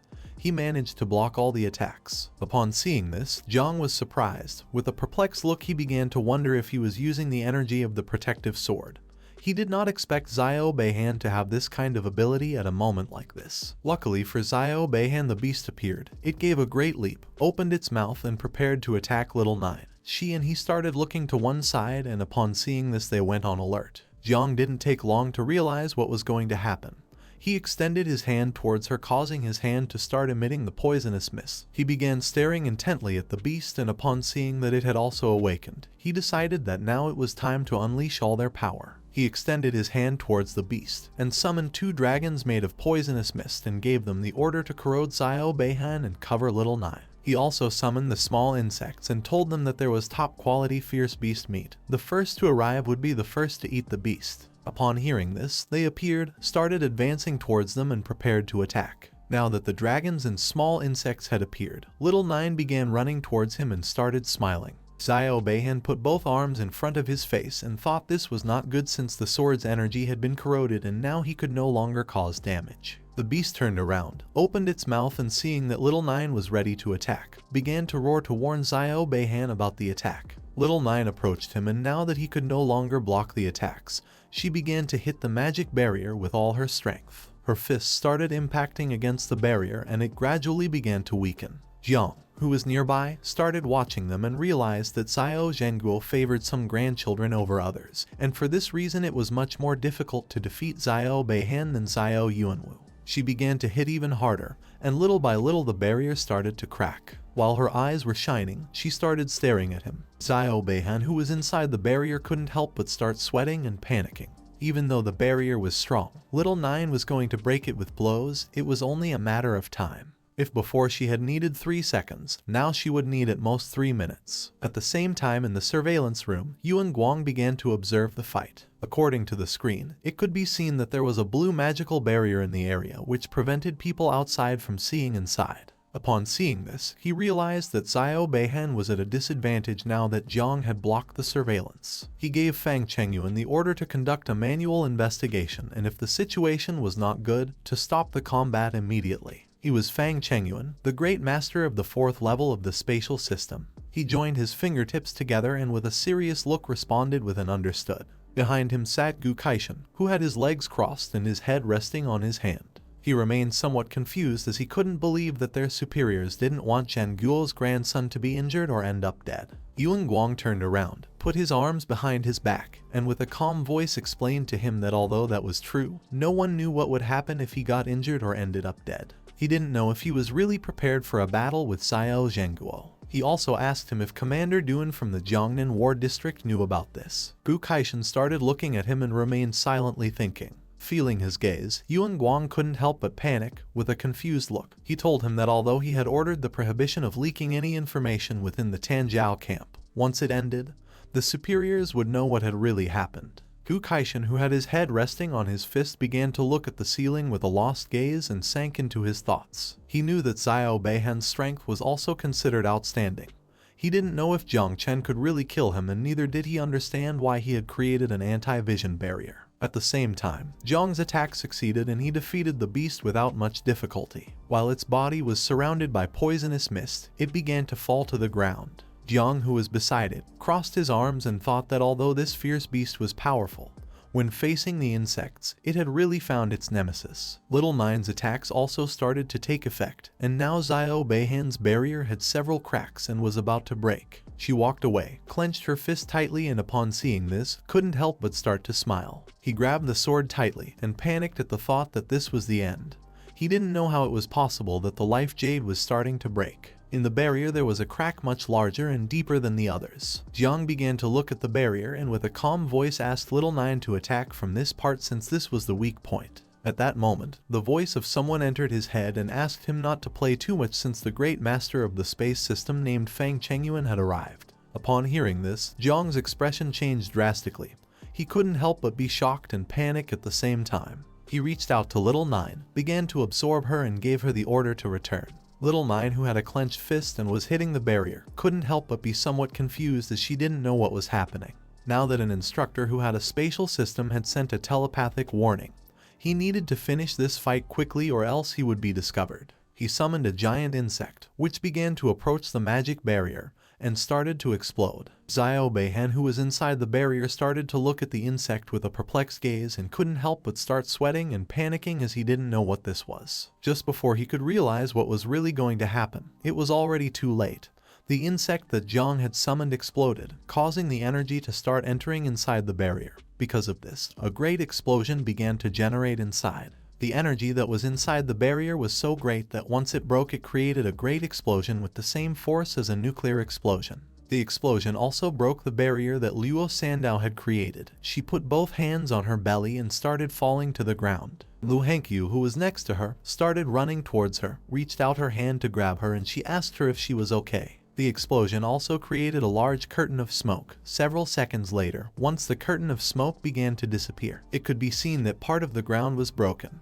There were flags lying on the ground, and now all that remained of Xiao Beihan was his arm and his sword. Jiang approached the area, took his sword, started looking at the arm, and seeing that only his arm remained, he began to question whether he had been rescued by the Great Master. Now that he had doubts, he decided to take the arm first as interest, since he would have the opportunity to recover the capital later. He approached Luo Sandow, threw her the sword, and asked her to take good care of the sword that belonged to her family. As little by little the sword was descending towards the ground, she raised her hands to catch it, and while she was starting to blush, she thanked him. Mu Hankyu picked up the flags that were lying on the ground, and Luo Sandow picked up the sword. Both approached Jiang. She had collected 3 advancement flags, so she told him that they were already among the top 10. Jiang decided to share the flags with them, but Mu Hankyu refused since she wanted to see him surpass Jiang Wushuang and win first place, and Luo Sandow also refused because for her having the sword was more than enough. At the same time, someone slammed the table hard. This person was Yuan Guang, and next to him was Fang Chengyuan.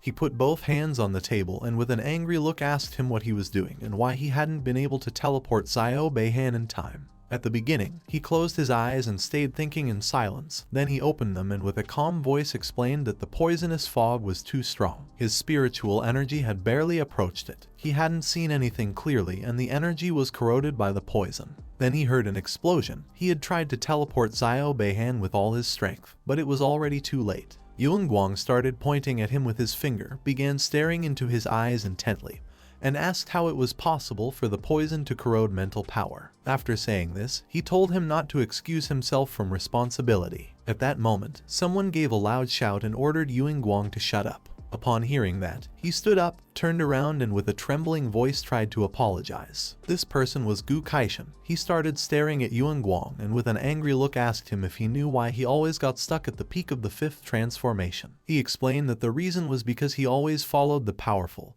and could not pass the test of the heart. A moment ago, he had mentioned the great general of the sword, consequences, and so on, and for this reason he hadn't even bothered to respond. If Gu Kaishan dared to do it, he also dared to assume the consequences on the battlefield. Even those invincible in 9 transformations could die in combat, so Xiao Beihan was nobody. Yuan Guang took several steps back, got a little nervous, and explained that he had not mentioned Xiao Zhenguo. He had only mentioned Commander Duan. Gu Kaishan turned his back to him, slightly turned his head back, clenched his fist, and with a calm look gave him the order to first report inside the camp, but keeping the information strictly confidential outside. Tomorrow at 6 before the evaluation and the camp ended, no one eliminated could be allowed to leave the camp, including Xiao Beihan. He turned his back on them, started walking towards the door, and told them that first he was going to go to the Southern Theater Command.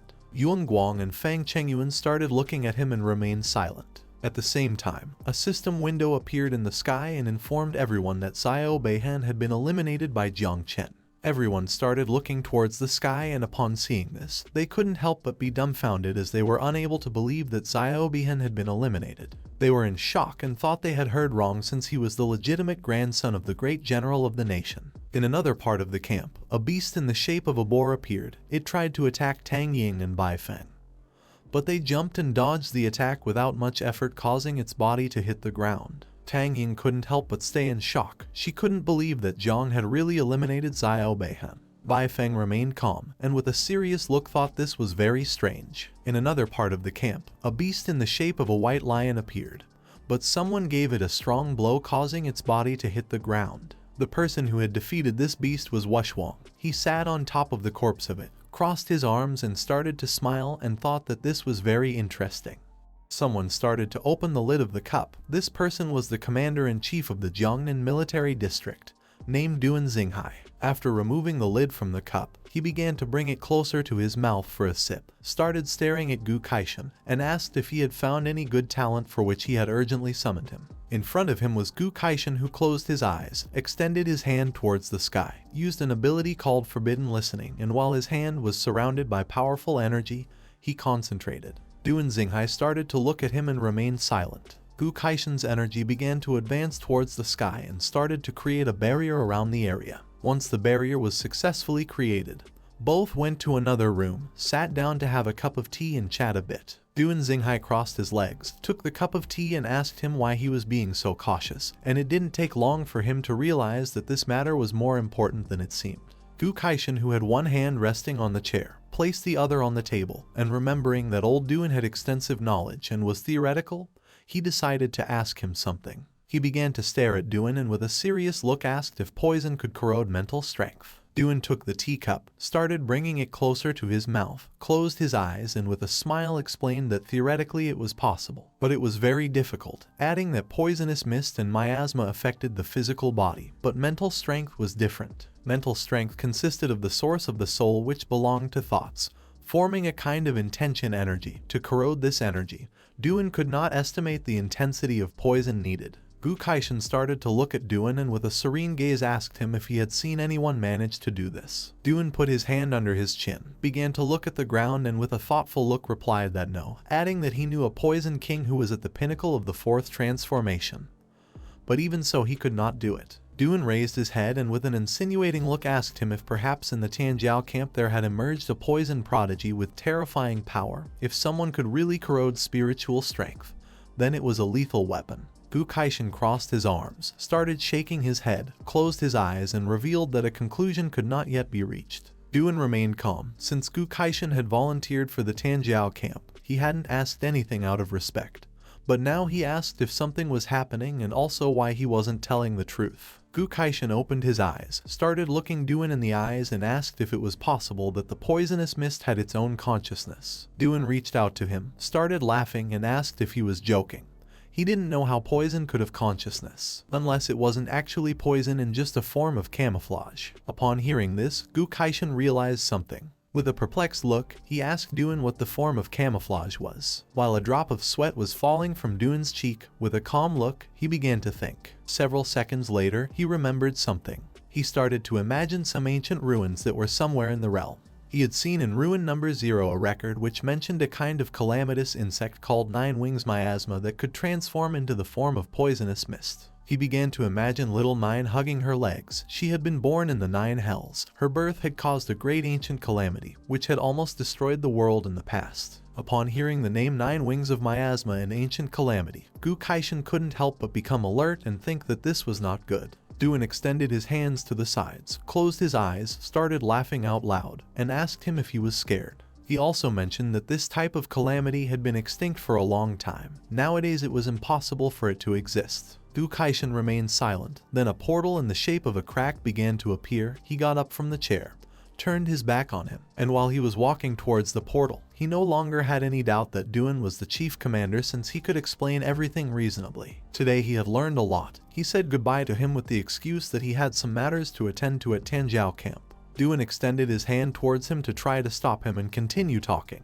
He asked him to wait as he still hadn't told him the good news. But Gu Kaishan paid no attention and entered inside the portal. Once inside, he crossed his arms, closed his eyes, thought of little 9 and how she was a natural disaster. It was no longer surprising to him that Jiang Chen, who had awakened a divine level class called Growth of All Things, was strong enough to become number 1 on the hunter list. He opened his eyes and with a serious look thought that Jang still had many secrets. This in Dazia was grounds for decapitation. According to him, Jiang was a traitorous master who was really causing problems. A few days ago, Jiang appeared with a pleasant smile and explained that he had someone named Jang with excellent talent but not yet fully developed. He also added that he even got into trouble with the Xiao family.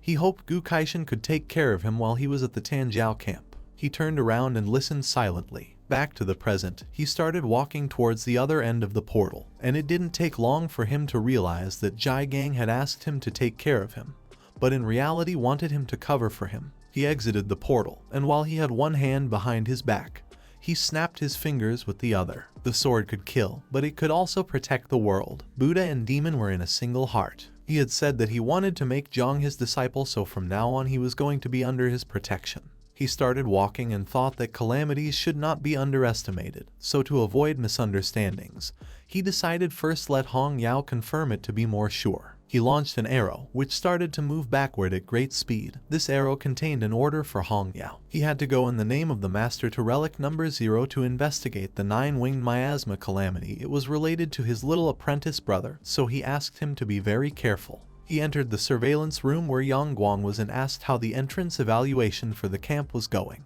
Yang Guang turned his head back and with a calm look explained that it was coming to an end. Those awakened with ordinary talents were competing among themselves to get the flags, and elite talents had already taken care of 9 fierce beasts. Now only one remained. A powerful beast appeared, but Lei Zi and Liu Baizai joined forces to defeat it. The beast tried to attack, but he gave it a strong punch in the face, causing its body to crash into the ground. Then another fierce beast appeared. Tang Ying and Bai Feng began to collaborate with each other to kill it. She jumped up, climbed on top of it and ended its life. At the same time, behind Zhang Wushuang there was a pile of beast corpses. He had instantly killed 3 fierce beasts that had been released in the area. After doing this, he started heading towards the direction where Jiang was. Gu Kaishan started looking at the screen and upon seeing this, he couldn't help but be perplexed. He asked him where Jiang Chen was. In response, he revealed that Jiang had killed a total of 2 fierce beasts, and they had just released the 9th fierce beast near him. The 9th ferocious beast appeared, jumped and prepared to attack Jiang.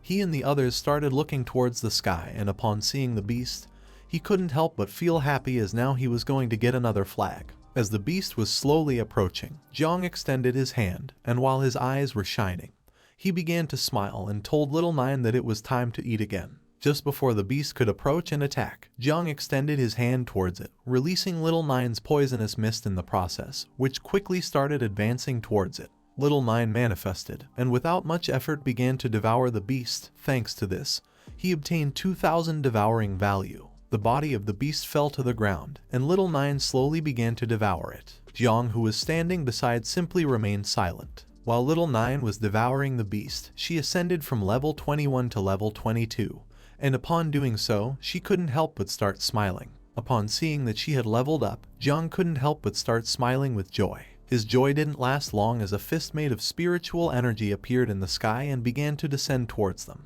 They looked up and upon seeing this, went on alert. Mu Hankui drew her 2 daggers, adopted a defensive stance, and with an alert look she revealed to Jiang that someone had launched a surprise attack on them. Luo Sandao decided not to stand idly by. With a determined look, she extended her hand towards the attack and used the skill called Earth Protection Shield, causing a powerful green shield to appear around them. Jiang extended his hand towards the attack, and upon looking a little more closely he soon realized that this fist style was Wushwang's. The energy of Wushwang's fist began to impact against Luo Sandao's shield, causing it to gradually start breaking. Her shield didn't last long, and in a matter of seconds it shattered into pieces. Due to the difference in strength, she and Mu Hankyu were sent flying backward and started bleeding from their mouths. Jiang was the only one left standing. He adopted an offensive stance, and with a look full of determination, he decided it was time to counterattack. Just before Wushwang's fist could reach him, Jiang extended his hand towards the fist, releasing Little Nine's poisonous mist which began to halt the attack. Several seconds later, Jiang's body was sent flying backward. He firmly planted his feet on the ground to stop his moving body, and put his hand in front of his face to block any other surprise attack.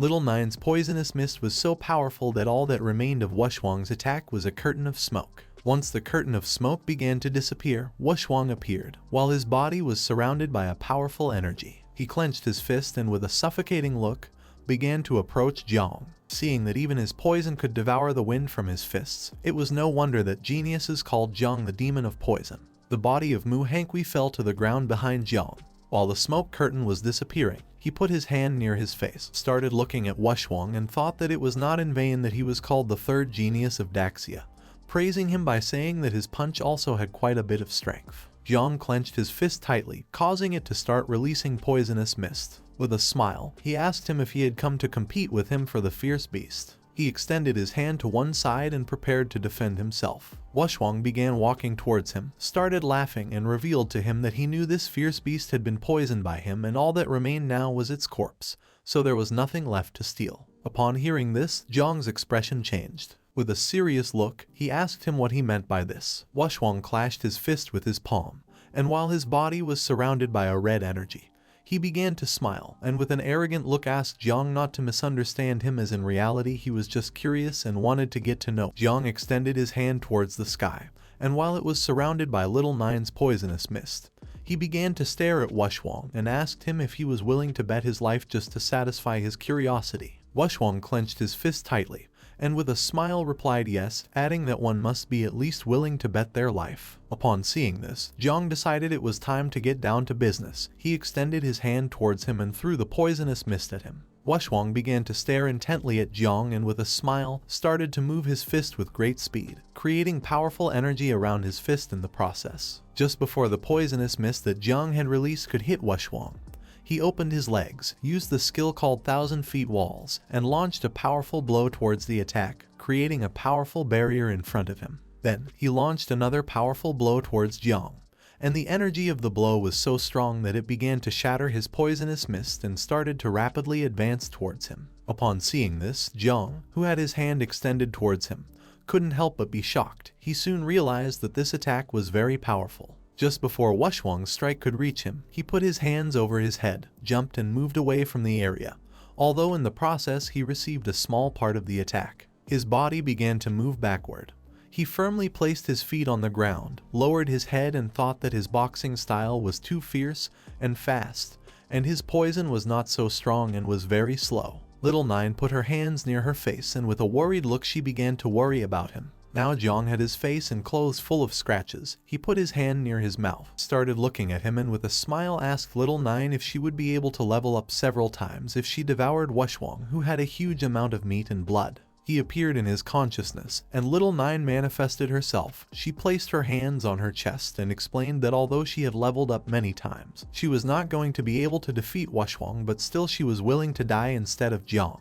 He turned around, started to sweat, and with a confused look asked her if she was sure. This was the first time he saw Little Nine so scared. He concluded that the only way to win was by using the self-destruction ability of the insects, because he had been fighting for a long time. He was now very tired. He put his hands on his knees and while his body was shaking, he began to look at her and seeing that she could not defeat him, he ordered her to hide and not come out since he was going to find another way. She decided to listen to him and stay hidden and not go out. Jiang could in no way let Little Nine die or everything would be lost. He came out of his consciousness and while his whole body was trembling, he supported a hand on the ground to rest for a bit. Due to the attack, a smoke screen was created and as the smoke screen gradually disappeared, Wushwang began to approach him, and seeing that he could no longer move, he thought that he did not seem like someone who could have defeated Xiao Beihan. Jiang decided not to stand idly by. He placed his hand on the ground, began to stare at him intently and used the ability called Growth of All Things, causing vines to start emerging from the ground. Just before Wushwang could make a move, the vines began to burrow into the ground and created a barrier around his body. He started to look up and couldn't help but start smiling when he saw that this was Jiang's divine talent. According to him, it was interesting to use a barrier to deceive others. He concluded that Xiao Beihan had also been defeated within a barrier. At the same time, in the surveillance room where Yang Guang and Gu Kaishan were, he turned around and explained to him that Jiang had blocked the vision again. Gu Kaishan, who was standing behind him and was observing the barrier, gave Fang Chengyuan the order to be ready to rescue someone if necessary. He put his hand close to his forehead, gave a military salute, and replied with a "understood." Yang Guang was somewhat confused and as a drop of sweat was falling from his cheek. He explained to him that according to the situation of the battle just now, Jiang Wushwang should be fine and he did not need to be rescued. Gu Kaishan began to stare at the screen and told Yang Guang that he had said this to save Jiang Chen. Yang Guang turned around and was even more confused. He asked him if he wasn't being a bit hypocritical. Gu Kaishan approached him and asked him to stop talking nonsense since Jiang Wushwang was level 46 while Jiang Chen was level 26.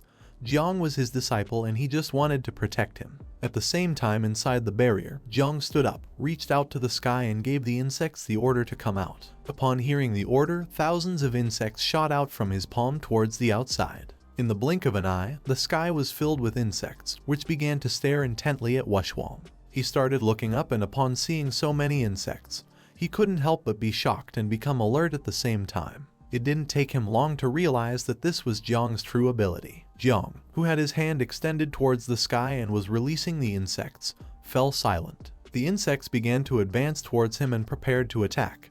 He spread his legs, adopted a defensive stance, used the ability called Move Mountains and Overturn Seas, and prepared to defend himself. While Jiang's eyes were shining, he began to stare at him intently, began pointing at him with his fingers, and started to release even more insects, which began flying towards him. In an instant, thousands of insects appeared in the sky and prepared to attack. While Wushwang's body was surrounded by a golden energy, he prepared to defend himself. He clenched both fists tightly, leaned back, began to look at Jiang, and with a smile used the skill called Overlapping Mountains and Staggered Peaks. Then, he struck the ground using both fists, and by doing this, hundreds of fists made of energy emerged from the ground and began attacking the insects, destroying them into pieces. Upon seeing this, Jiang decided to change tactics. With a serious look, he moved his fingers downward and decided to control the insects to dodge the attacks. While Wushwang was distracted hitting the ground, several insects dodged the attacks and began to quickly approach him. He raised his head, and upon seeing this, he couldn't help but be somewhat surprised. Once the insects got close enough, Jiang clenched his fist, and at that moment the insects exploded, creating a large smoke screen. But to his surprise, Wushwang jumped up and came out as if nothing had happened.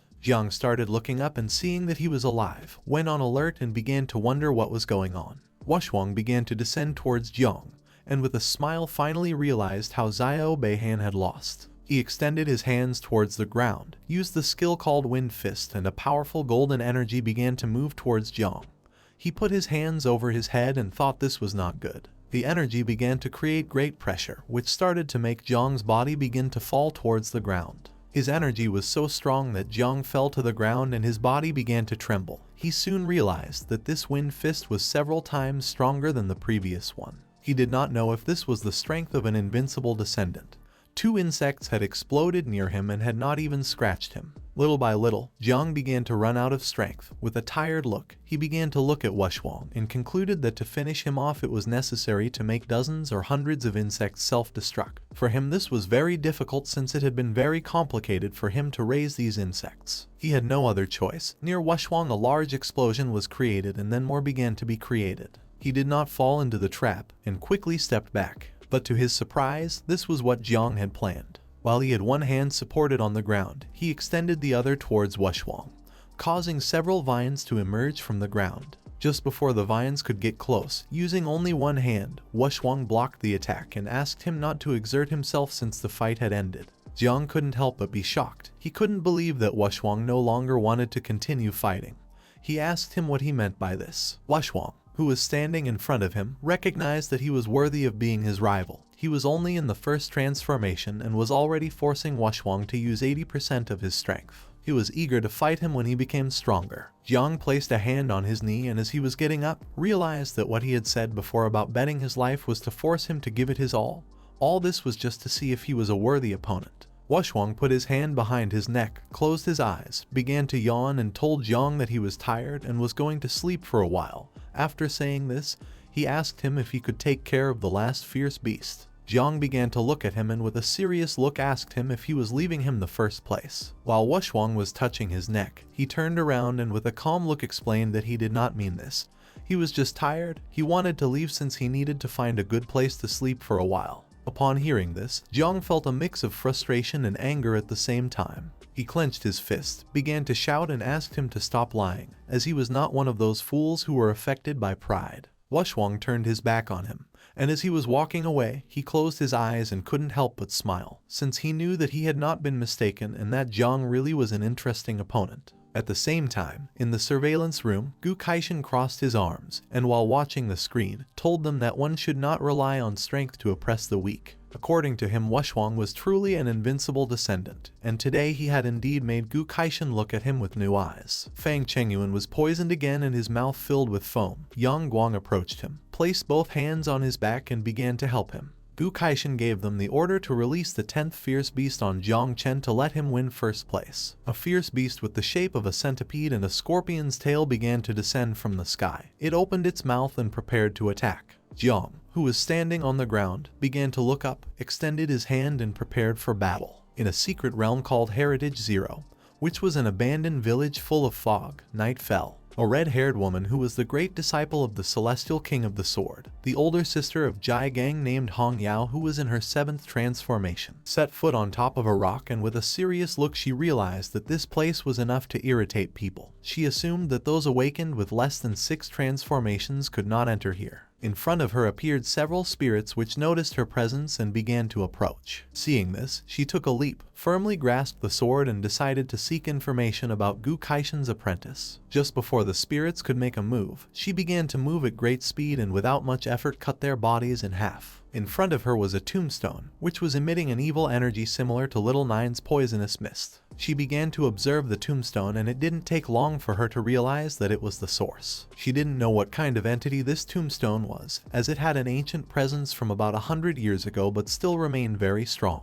The tombstone had several cracks. She approached and decided to use the information database on relics to search for some information about this tombstone. While her eyes were shining and with one hand she was holding the sword, she landed near the tombstone and gave the system the order to activate divine consciousness. Several system windows with information began to unfold around her. She started to stare at the tombstone and used the total awareness skill called speed reading. Several seconds later, the system fully loaded the information, making a photo of an insect appear. The photo began to fall to the ground, but at that moment, she caught it with her hand. She approached the photo, began to look at it and couldn't help but be shocked and start sweating, as this insect belonged to the mother insect called Nine Miasma Wings, an ancient monster, a strange species born in the extremely dark Jiu realm, who once caused a great catastrophe which almost led to the end of the world in the 4th century. Luckily now this species was extinct. The entire body of this insect was pure black-purple color with 9 wings on its back. It had a strong venom that could transform into poisonous mist. Its toxicity could corrode everything in the world, including spiritual voids. While the tombstone was surrounded by a powerful evil energy, the moon came out, and she thought this was not good since Jang had a hidden calamity. She decided to tell Master about this as soon as possible.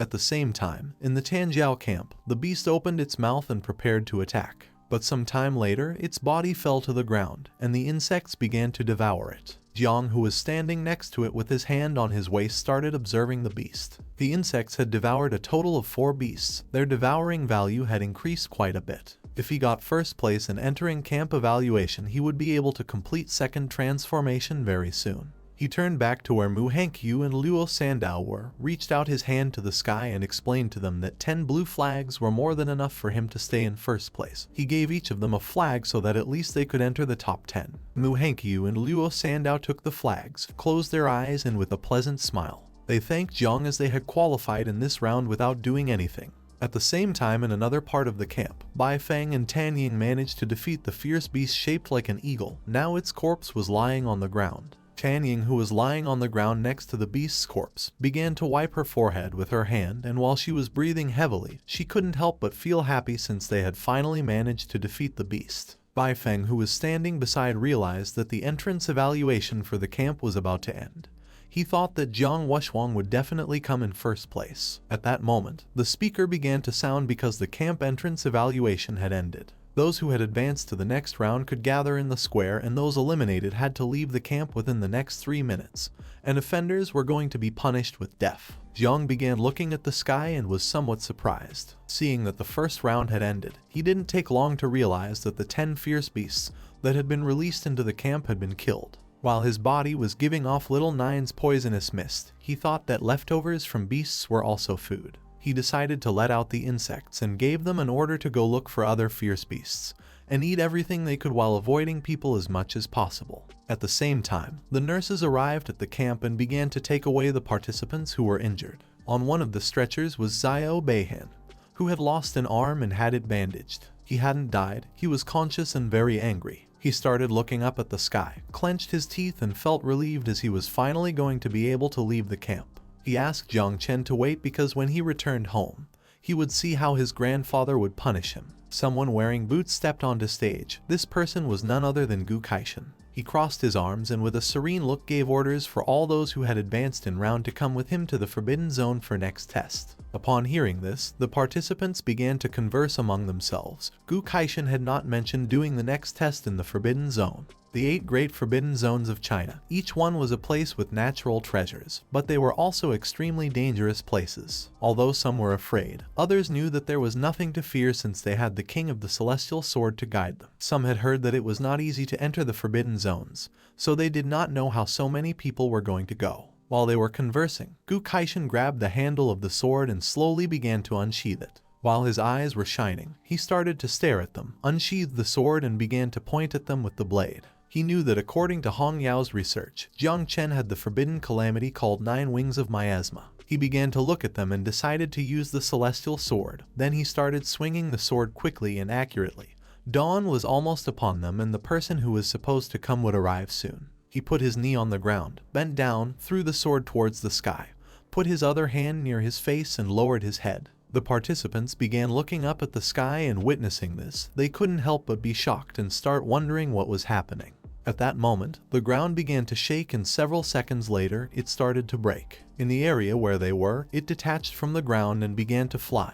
Gu Kaishan decided to prepare in advance as this was the only way he could overcome the time difference. While rocks were floating around him and his body was surrounded by a powerful energy, he extended his hand to one side and used a technique called Imperial Sword Flight. Upon doing this, his sword came out of the ground, and while it was surrounded by an orange aura, he decided to go to the south of the Jiang River to the forbidden zone of Dream Lake. Gradually the ground began to move towards the mountains. They were amazed to see that this was the strength of Daxia's first king. They couldn't believe that he could move all of Tanjiao's camp. This was something only predecessor Wang Tiandao could do in this world. Jiang turned to Luo Sandao and Mu Henkyu and asked them how much they knew about Dream Lake's forbidden zone. Both began to look at him with an uncertain gaze. Luo Sandao was not sure, and Mu Henkyu remembered that her grandfather had mentioned it once. The danger level of Dream Lake was very high, and even though it was the least dangerous forbidden zone in China, its difficulty did not lie in the hidden threat, but in the distortion of time and space. In addition to this area there were countless dimensional fragments, portals connected to each other. The space within these dimensional fragments was even larger than the blue planet. These fragments were constantly moving, so it was very easy to get lost and not come out. Jiang approached Mu Henkyu and began to look at her with a calm gaze. Realizing that the space within Dream Lake was chaotic, he asked her if the space also affected time. With a serious look, she revealed to him that the time within these spaces was also completely different from outside. It was said that 100 years ago, an ordinary worker entered Dream Lake with the mindset of risking it all. He only needed 2 hours to become a 7 transformation king. But as he himself had said, in reality more than 200 years had passed. Mu Henkyu's grandfather had also explored this place. He had been lost for 3 days after entering, but in reality more than 3 years had already passed in the outside world. Jiang was somewhat surprised, and while a drop of sweat was falling from his cheek, he came to the conclusion that the chances of winning or losing at Dream Lake were random. Luo Sandao began to look at him and she asked him not to worry, since if old man Wang Tiandao dared to take them inside, they could be sure that he already knew a safe route. Jiang began to smile and thought that he wished it was as she was saying. This sounded like even though Dream Lake was a dangerous place, it was also a good place. For some strange reason, he felt that Gu Kaishan was doing this because of him. While the sky was starry, Gu Kaishan crossed his arms. Now that Hong Yao had found the calamity of the 9 wings, it was likely that Xiao Zhengguo would soon surpass him, and then this secret would not be able to be hidden. He hoped to gain enough time in Dream Lake to go look for allies. The next day several men arrived at the area where the Tanjiao camp used to be, but now all that remained was a large hole in the ground. They stood on top of a rock and started observing the area. Realizing that the King of Celestial Sword had taken away all of Tanjiao's camp, which is considered as best upcoming generation's camp in their southern war zone, they thought he might have rebelled against them. They didn't know why Commander Duan hadn't arrived yet. At that moment, someone jumped. Commander Duan, who had his arms behind his back, began to quickly move towards them and thought that Gu Kaishan was an old fool. He did not know if he was asking him to bet his life with him. 2 minutes ago, Gu Kaishan sent him a message, explaining to Duan that the situation was very urgent. So for this reason he was taking the little ones to the forbidden area for a test. He asked him to continue as usual since he was going to assume all the consequences. Duan approached them and one of them informed the others that the commander had arrived. Duan, who had his arms behind his back, remained calm and thought that Gu Kaishan was very careless. Now he had left him a lot of problems. The men panicked and one of them explained that they had arrived late. He feared that they were no longer going to be able to reach them. The other man revealed that his son was still up there. If something happened to him, he didn't know what he was going to do. Duan began to approach them, started looking at the ground and fell silent. He passed between them, extended his hand back and asked them to stop making noise, explaining that Gu Kaishan had said they were going for a selection test and would return the same day, so there was nothing to worry about. Upon hearing this, the two men couldn't help but be shocked. Duan opened his eyes and began to sweat. With a confused look, he started to wonder if it was really necessary to rush into the forbidden zone for that invincible embryo. He didn't know if he was trying to hide or run away from something. He began to remember what Gu Kaishan had told him and his expression changed. He couldn't help but be shocked and start wondering if this was about the 9 miasma wings. The arrow that Gu Kaishan had launched reached the city and began to descend towards the headquarters of the Night Watch. The arrow contained a secret message for Uncle Jiang.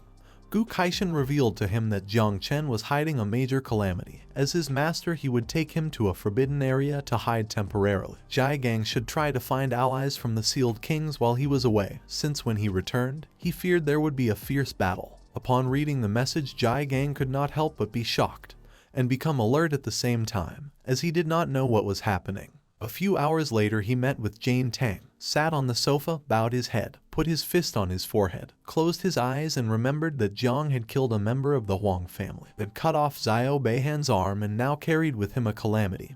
He feared this was going to be a difficult challenge. Jane Tang sat next to him, and she tried to comfort him by saying that no challenge was easy, but they were going to overcome all challenges since he had decided to protect Jiang Chen no matter what happened. She advised him that it was better to focus on the path ahead and stop worrying about the past, adding that she had spoken with her father who was willing to support them. She began to imagine her father, Duan, Hong Yao, and Gu Kaishan. Now they had the Celestial Sword King, Jiang's elder sister, her father, and Commander Duan. With 4 Sealed King powers, they were going to be able to handle any storm that came their way. Jiang stood up, started walking towards the door and thought she was right. His elder sister had already gone to meet the master. Now he decided to visit the Sealed King of the Mu family and Merchant Luo family. Even if he had to lie, he was willing to fight for more allies for Jiang. Jane Tang began observing him and she remained silent. He turned his head back, started looking at her with a serious gaze and decided that if things went from bad to worse,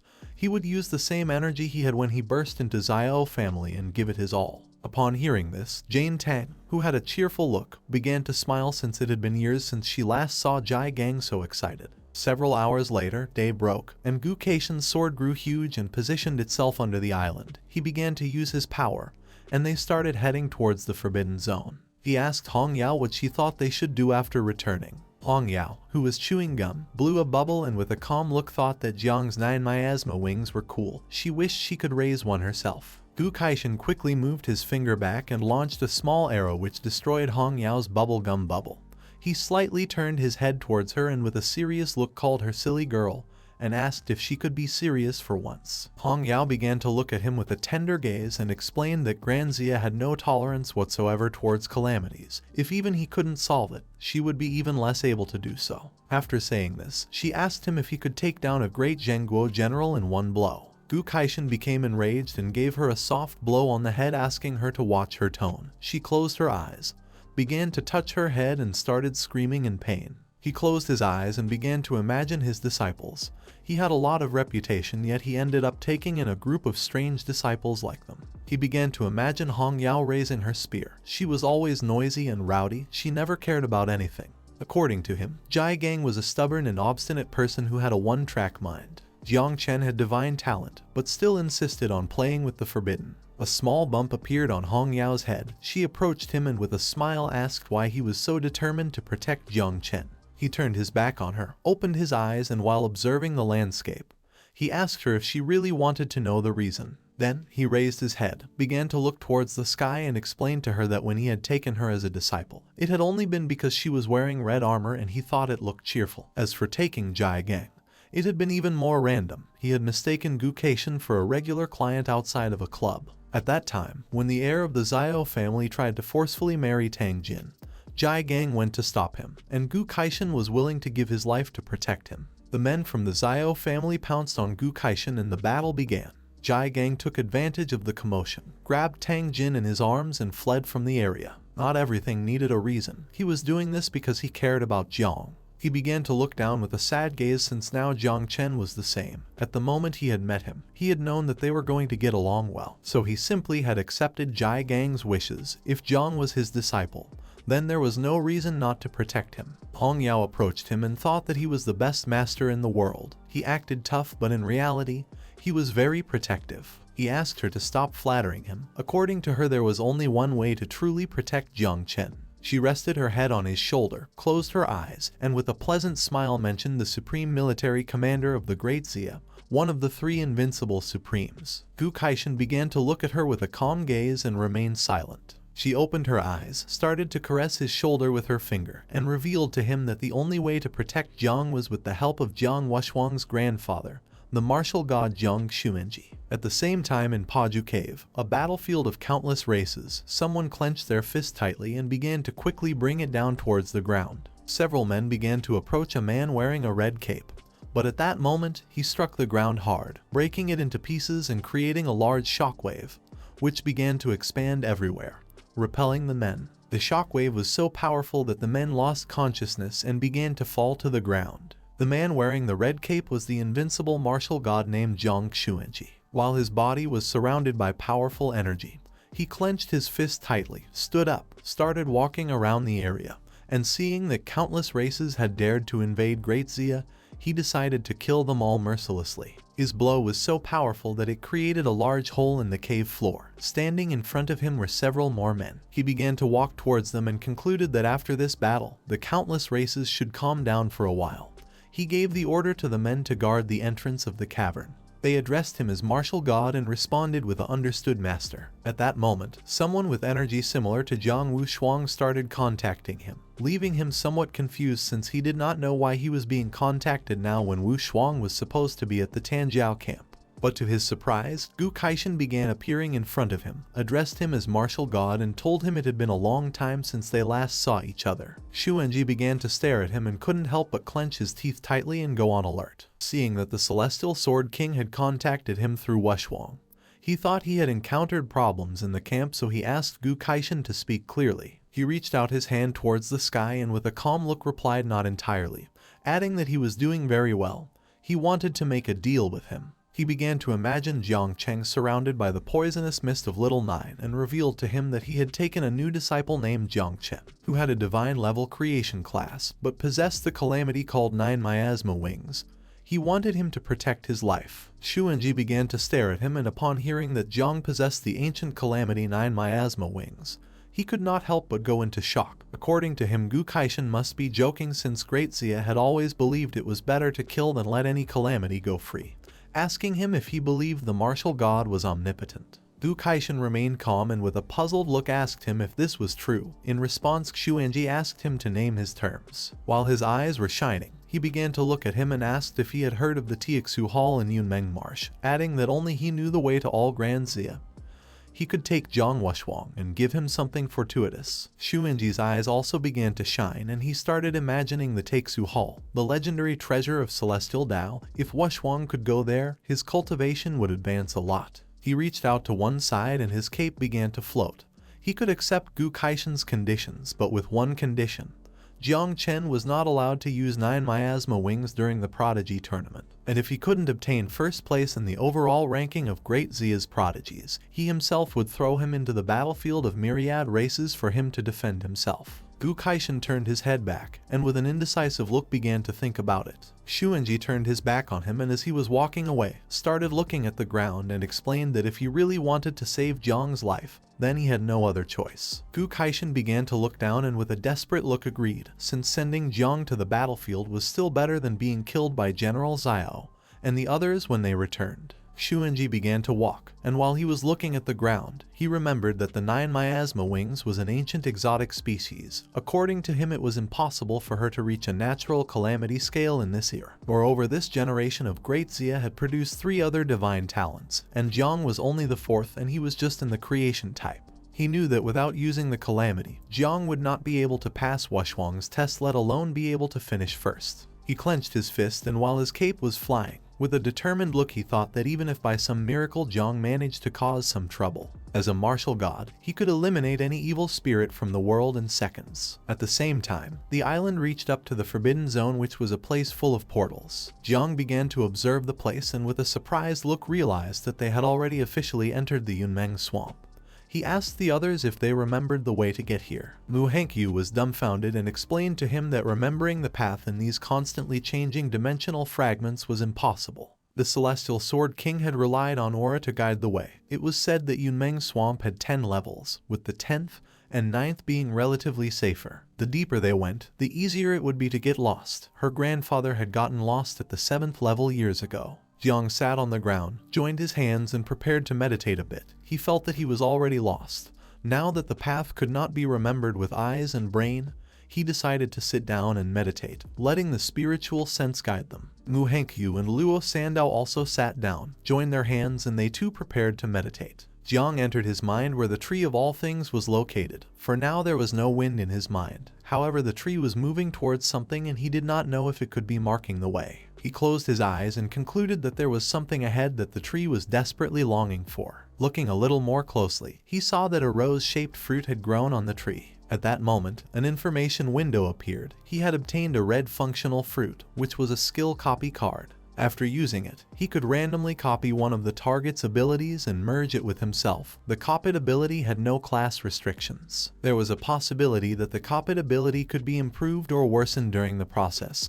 And last but not least, he must complete the copy within 3 hours or the card would expire. He began to observe the system window with a perplexed look and could not help but be shocked to see that this card allowed him to copy abilities and also it had no restrictions. In the Tanjiao camp, everyone was top-notch prodigies, so he could choose anyone he wanted. The most valuable targets were going to be Jiang Wuxuang, Bai Feng, and Tang Ying. He closed his eyes again and decided that he couldn't do this since the ability to copy was random and he could end up with a useless ability. According to him, it was difficult to choose. He only had 3 hours to copy the ability, so he didn't know if it was simply better to take the risk. While he was distracted deep in thought, Gu Kaishan drew everyone's attention.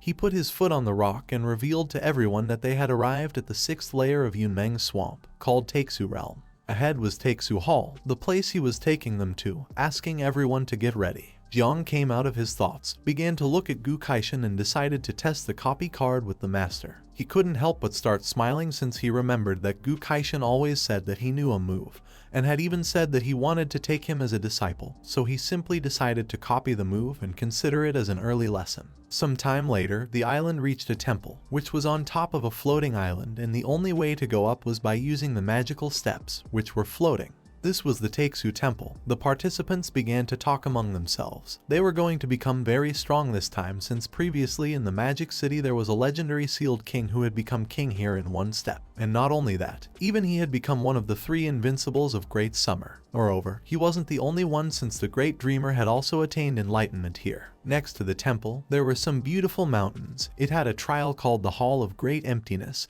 There were 3 levels. On the first one there were 1008 steps. Each time someone climbed a step, there was a chance to receive a heavenly reward. Gu Kaishan, who had one hand behind his back, extended the other towards the temple and explained that the second level was called the Steel of Great Void. The Great Dreamer was the only person who had managed to reach this level. As for the third level, it was inside the temple. No one so far had managed to enter. This was going to be the last test. Out of 150 people, the first 10 were going to be selected according to the number of steps they climbed to represent the Jiangnan War Zone and enter the general final of geniuses from the 8 main war zones of Daxia. Once he finished explaining this, the temple test began.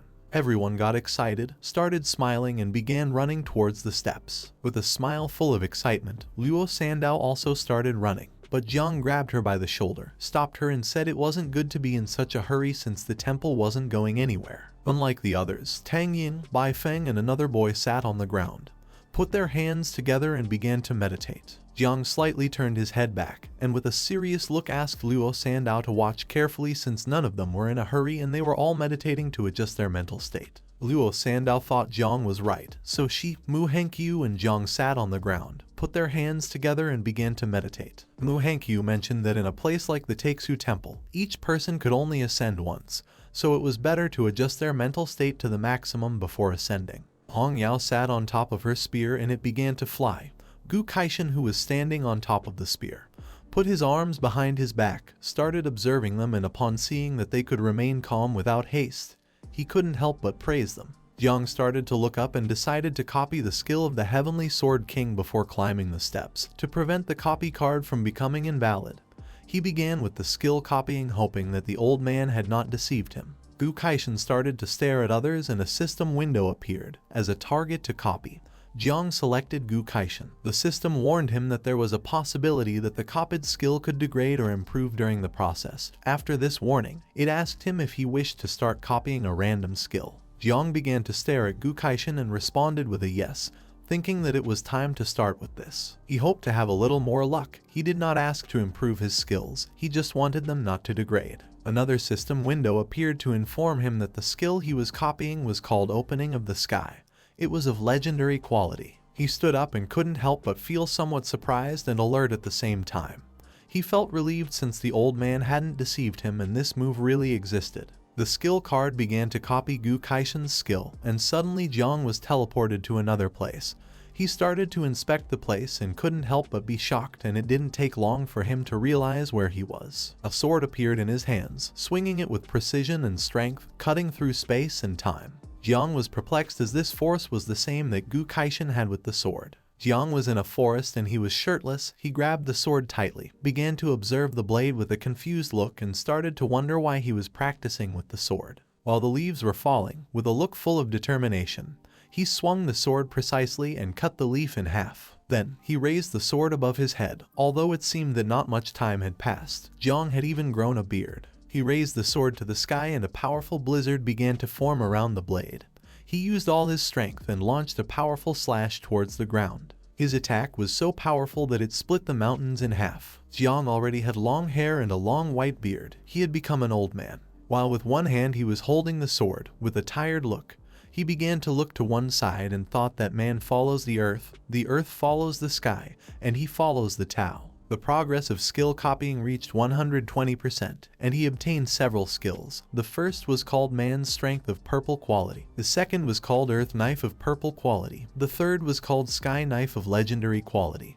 And the last was called Great Path Power of Shadow Knife Quality. Jiang, who was sitting on the ground and was meditating, was somewhat surprised. He had incredible luck since not only had he copied everything, he had also broken down the celestial sword into 4 styles. With a calm look, Hong Yao explained to Gu Kaishan that Jiang Wushuang and the others had already started climbing and only Jiang remained here, adding that at the beginning of the test is when benefits were given. She did not know what had happened to Jiang and if he had fallen asleep. Gu Kaishan started to look at Jiang and remained thinking in silence. Several minutes passed, and Jiang, Luo Sandao, and Mu Hankyu continued meditating without moving. Seeing this, Gu Kaishan thought that this was a bit strange since adjusting the state did not take so much time. Hong Yao's spear began to tremble. Witnessing this, she couldn't help but be shocked and go on alert. She asked the master why her spear's heart was resonating. Gu Kaishan's eyes filled with surprise and he began to look at Jiang.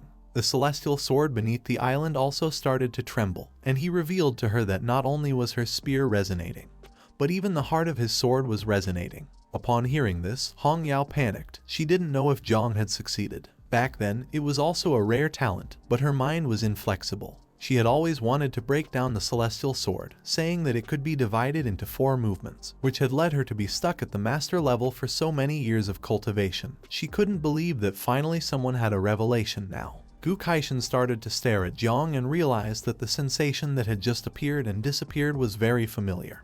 He couldn't believe this was happening and thought it was a divine illusion produced by the temple. Hong Yao was somewhat surprised and she asked the master to pay attention since Jiang had begun to move towards the steps. Jiang started to walk towards the steps and Hong Yao became somewhat nervous as she did not know which step he would be able to reach. She had tried very hard and had only managed to reach step 301. And Gang was even worse as he had only managed to reach step 298. She did not know how the great dreamer had reached the top. According to her, this was terrifying. At that moment, a list appeared in the sky. The invincible descendant Jiang Wushuang had reached step 289.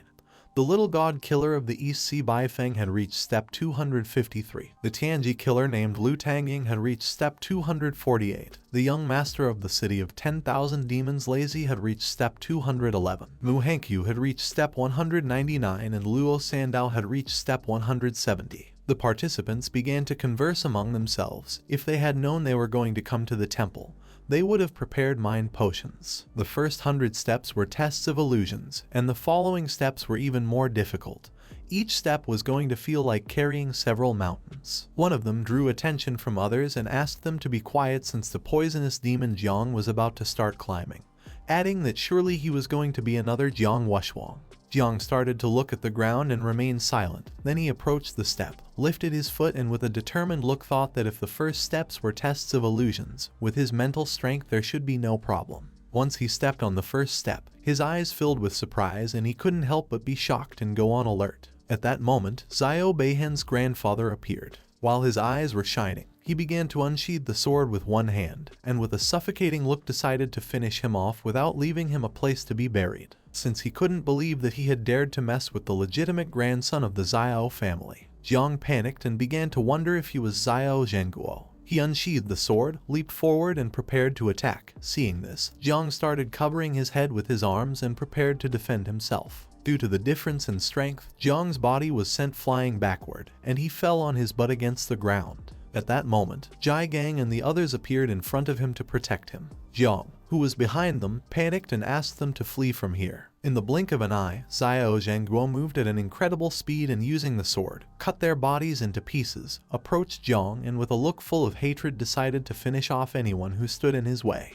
The blood of Jiang and the others fell on Jiang's face, and seeing that they were dead, he couldn't help but be terrified. He climbed completely onto the step and while his body was trembling, he began to cry. Hong Yao and Gu Kaishan approached a little, and upon witnessing this, she began to wonder if little Jiang had gotten stuck on the first step. But Gu Kaishan explained that this step tested the four-dimensional system: spirit, physicality, agility, and strength. All the prodigies of the camp had been tempered from a young age with celestial materials and earthly treasures, but Jiang was the only self-taught one. In this trial, he was going to suffer a great disadvantage. Upon hearing this, she panicked because if Jiang lost, then the god of war would send him to the battlefield. Back to the test, Xiao Zhenguo defeated Jiang, who was now on his knees on the ground. He accepted defeat and was willing to die since anyway, he had harmed everyone and no longer wanted to live. At that moment, a white branch appeared around Xiao Zhenguo's sword. Jiang began to raise his head and couldn't help but wonder what was happening.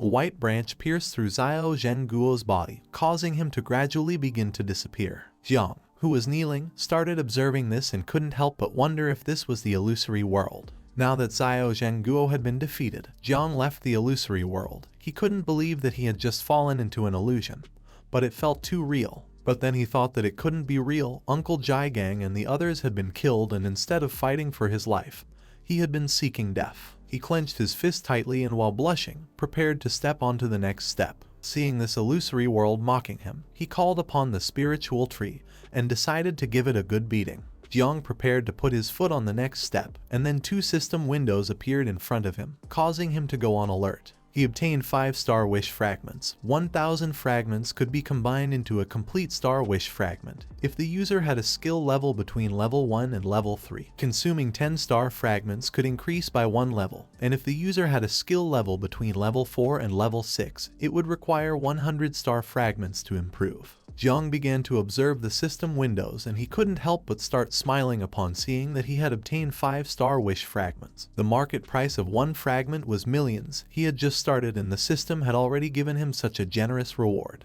These fragments were not going to serve him for improving skills, but however if he sold them, then he could get enough money for the little insects to feed well for a while. Jiang stepped on the second step and several seconds passed with no illusion. Then he appeared in his subconscious, and slowly the branches of the spiritual tree began to grow larger and larger. He started to observe this and couldn't help but become alert. Jiang began to smile as he realized that the spiritual tree of all things had directly blocked the illusion. For him, this tree was incredible. Jiang stood still on the second step while the other geniuses who had not yet begun to climb started looking at Jiang and thought that he was acting strangely since just a moment ago, on the first step, he was crying and angry. He had been stuck on the first step for a long time, and now on the second step, he was laughing out loud. Seeing him like this, they thought that he would not be able to pass beyond the second step and would be considered the weakest of all. Gu Kaishan and Hong Yao simply stayed watching Jiang's behavior in silence. Upon hearing the mockery of others, with a determined look he decided to show everyone what a crushing victory was, but then he looked back and seeing that the elder Gu Kaishan was watching, he decided it was better to pretend a little so as not to draw too much attention. He started looking forward and was somewhat terrified to see that Jiang Wuxuang had already reached step number 300. For now, he decided it was better to surpass him and then think about what to do next. With a disappointed look, Hong Yao explained to Gu Kaishan that little Jiang Chen had gotten stuck on the second step. According to her, he was not going to be able to reach step number 10. Gu Kaishan began to look at Jiang and he couldn't help but be in shock. He asked Hong Yao to stop talking and watch what he was doing. Jiang prepared to put his foot on step number 3, and again the spiritual tree blocked the illusion. He put his arms behind his back, started to hum a song, and without much effort began to go up step by step, as if this were just a simple game for children, leaving everyone in shock and with their mouths open.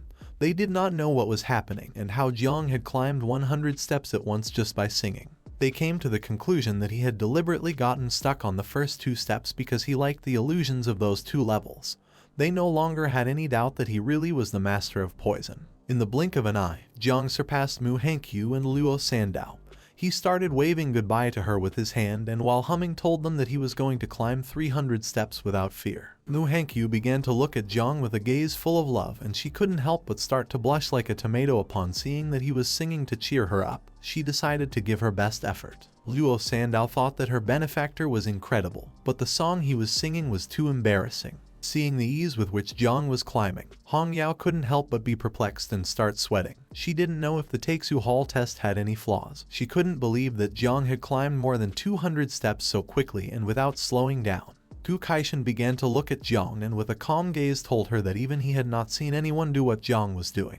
Jiang passed by and surpassed 2 geniuses who were left terrified. No one knew what was happening or how Jiang could climb so fast. They did not know if he was climbing the same steps as them or if they were in an illusion. Not far away, on the highest steps were Jiang Wuxuang, Tan Ying, and Bai Feng standing on the same step. Jiang started to look up and upon seeing this, became alert. He did not know why the 3 had stopped on step number 299 and were not advancing.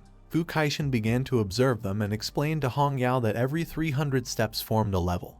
Even for the celestial geniuses it was difficult to surpass it. With a cheerful look, she remembered that she had also had to give her all at that time to pass that step. After that, each step felt like the weight of a mountain. She did not know who would be the first among the celestial geniuses to cross this first level. Jiang reached step number 298, and the 3 turned around. Jiang Wuxuang could not help but start smiling since Jiang had not disappointed him. Tang Yin could not help but feel happy seeing that Jiang had caught up with them so quickly, while on the other side, Bai Feng simply remained silent. Jiang Wuxuang began to smile and his body started to emit a powerful energy, making several chains appear. He decided to take the first step, leaving Tang Ying in shock. Jiang began to look at the chains with a surprised expression. He had a divine level class and did not know if Jiang Wuxuang had a double divine level class. He had never heard of this before, and did not know if these chains were actually meant to conceal his power. At that moment, one of the chains broke in half. Jiang Wuxuang clenched his fist tightly and stepped up to the next level, breaking all the chains. He closed his eyes, extended his hands to the sides, and a purple energy began to enter his chest. As the purple energy was expanding everywhere, Bai Feng started to look at Jiang Wuxuang with a perplexed look, and he did not take long to realize that this energy was the reward for having reached step number 300. Tan Ying was speechless, but for her this was not surprising since after all, he was Jiang Wuxuang. He turned around and while his body was releasing purple energy, he revealed that in the Palace of Emptiness there were 18 steps.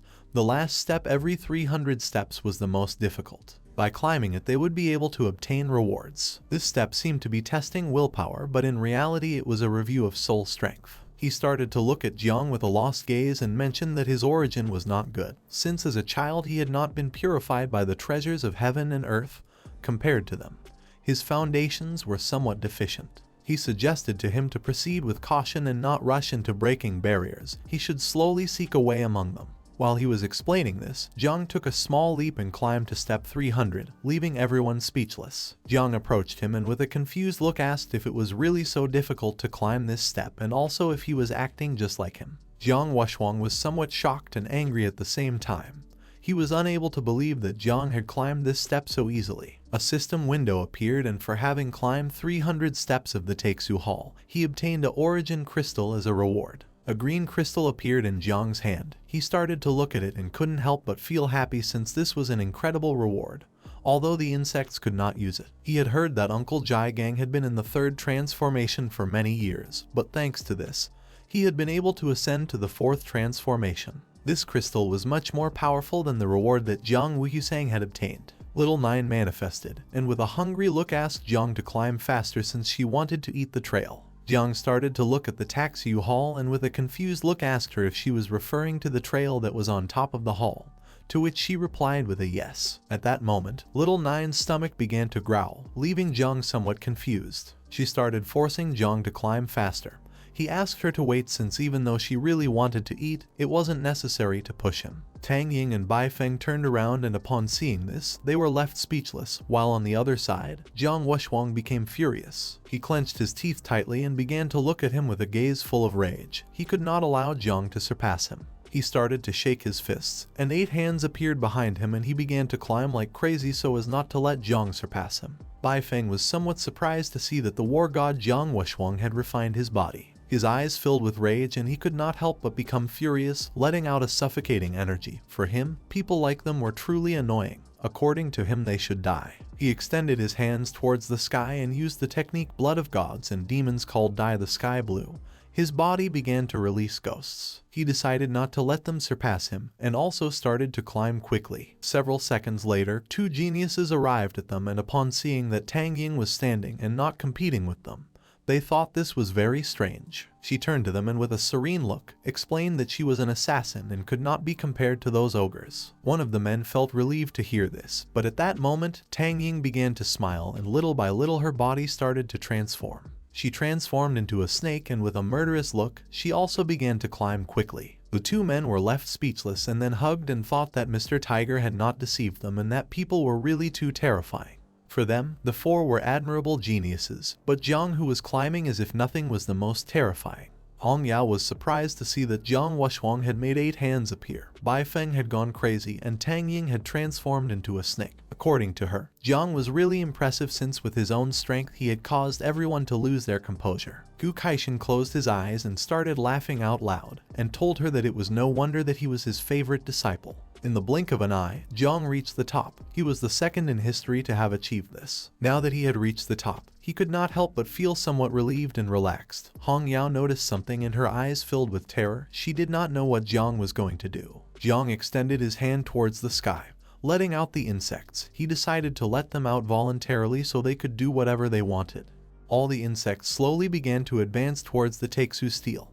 Hong Yao started to observe them and she couldn't help but wonder if Jiang had released the 9 miasma wing. He had released all the insects to envelop the Taku steel. It was so mysterious that even the invincible dreamer had used it for enlightenment. The insects, who were very hungry, in a blink of an eye devoured the Taku steel, leaving no trace. Upon realizing this, Gu Kaishan was shocked. Jiang had absorbed the Taku steel by himself, something he could not understand. While Jiang was standing at the top of the Taku temple, Jiang Wushwang ascended several steps and began to stare at him silently. With a look full of hatred, he accepted defeat this time, but swore to give his best when they competed in the ranking of prodigies of the Great Zia. Instead of continuing to ascend, Wushwang turned around and started to descend. Bai Feng and Tang Ying looked up, and upon witnessing that even Jiang Wushwang had given up, he thought it was better to withdraw. According to her, this was no longer worth it since climbing up here had almost cost them their lives, and advancing further would harm their essence. Realizing that Jiang had reached the Taku temple, Mu Hankyu and Luo Sandao began to smile and could not help but feel happy. According to them, the master was incredible, and fortunately they too had completed their mission. A ranking window of the system appeared in the sky. The first on the list was Jiang Chen with 1008 stages. The second was Jiang Wushwang with 623 stages. The third was Bai Feng with 609 stages. Fifth was Tang Ying with 600 stages. Sixth were Lei Zi and Liu Bijai with 304 stages, and the last were Luo Sando and Mu Hankyu with 300 stages. Gu Kaishan, who had his arms crossed, began to smile, since without Jiang Chen, the others would not have been able to get this far. Hong Yao started looking at Jang with a tender look. For her, he was incredible, and this new generation was much stronger than they were back then. Several minutes passed and Jang stood still doing nothing. And upon realizing this, Hong Yao became somewhat confused and with a surprised look began to wonder why he continued standing there in a trance when everyone else had already come down. Jiang was in his subconscious. The Taku steel was teleported to the insect nest, and little Nine hugged it, and her level rose from 22 to 25, obtaining several thousand devouring value. When she had said that she wanted to eat the steel, she meant to take it back to the insect nest. Now she was enjoying it and even had leveled up several times. While she was hugging the Taku steel like a baby, Jiang, who was on the ground, put his hands on his hips, started observing her, and couldn't help but start smiling since the devouring values of the insects had also increased drastically. At this rate, they were going to be able to breed a third generation soon. He didn't know if the steel and 9 miasma wings were connected in some way. The statistics window of the Taku steel appeared. It was originally an abyssal anchor stone. Located at the bottom of the abyss, it was a compact artifact and one of the fundamental essences of the abyss. The Taku steel came from the abyss, and given that little Nine was the ruler of the abyss, it was not surprising that she wanted the steel more than anyone. Jiang emerged from the insect nest and returned to reality, and at that moment, in the place where the Taku steel had been, poisonous mist began to appear. Upon noticing this, Jiang went on alert and became confused at the same time. While his body was surrounded by poisonous mist, he was transported to another place. He had been recognized as the master of the Taku realm. No matter where he found himself, with a single thought, he could teleport back to the Taku realm at any moment. No one except the master could open the doors of the Taku Hall. Jiang was somewhat surprised and realized that the Taku steel was the key to the Taku realm. Only he could teleport here at any time and no one else could open it. He could use the Taku Hall as his final trump card. He left the realm, jumped, and decided that it was better to leave now. There were too many eyes watching right now.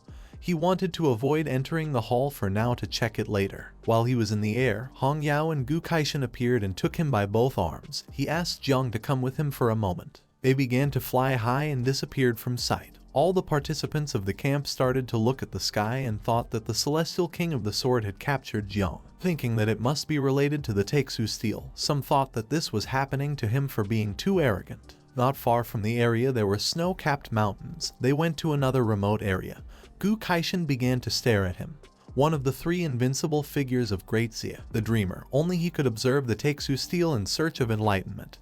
He wanted to know how Jiang had used the 9 miasma wings to absorb the Taku steel. With a serious look, Jiang stayed thinking in silence, and upon seeing that Gu Kaishan knew about the 9 miasma wings, he thought that he had summoned him to this place to kill him. With a cheerful look, Gu Kaishan asked him if he really thought he would be able to turn the 9 miasma wings into a poisonous mist and deceive everyone. Hong Yao, who was next to him, closed her eyes and started laughing since Jiang's expression was very cute. Jiang calmed down as, judging by their appearance, they did not want to kill him. He decided it was better to tell the truth. With a serious look, he revealed that the 9 miasma wings and the Taku steel came from the abyss, sharing the same origin.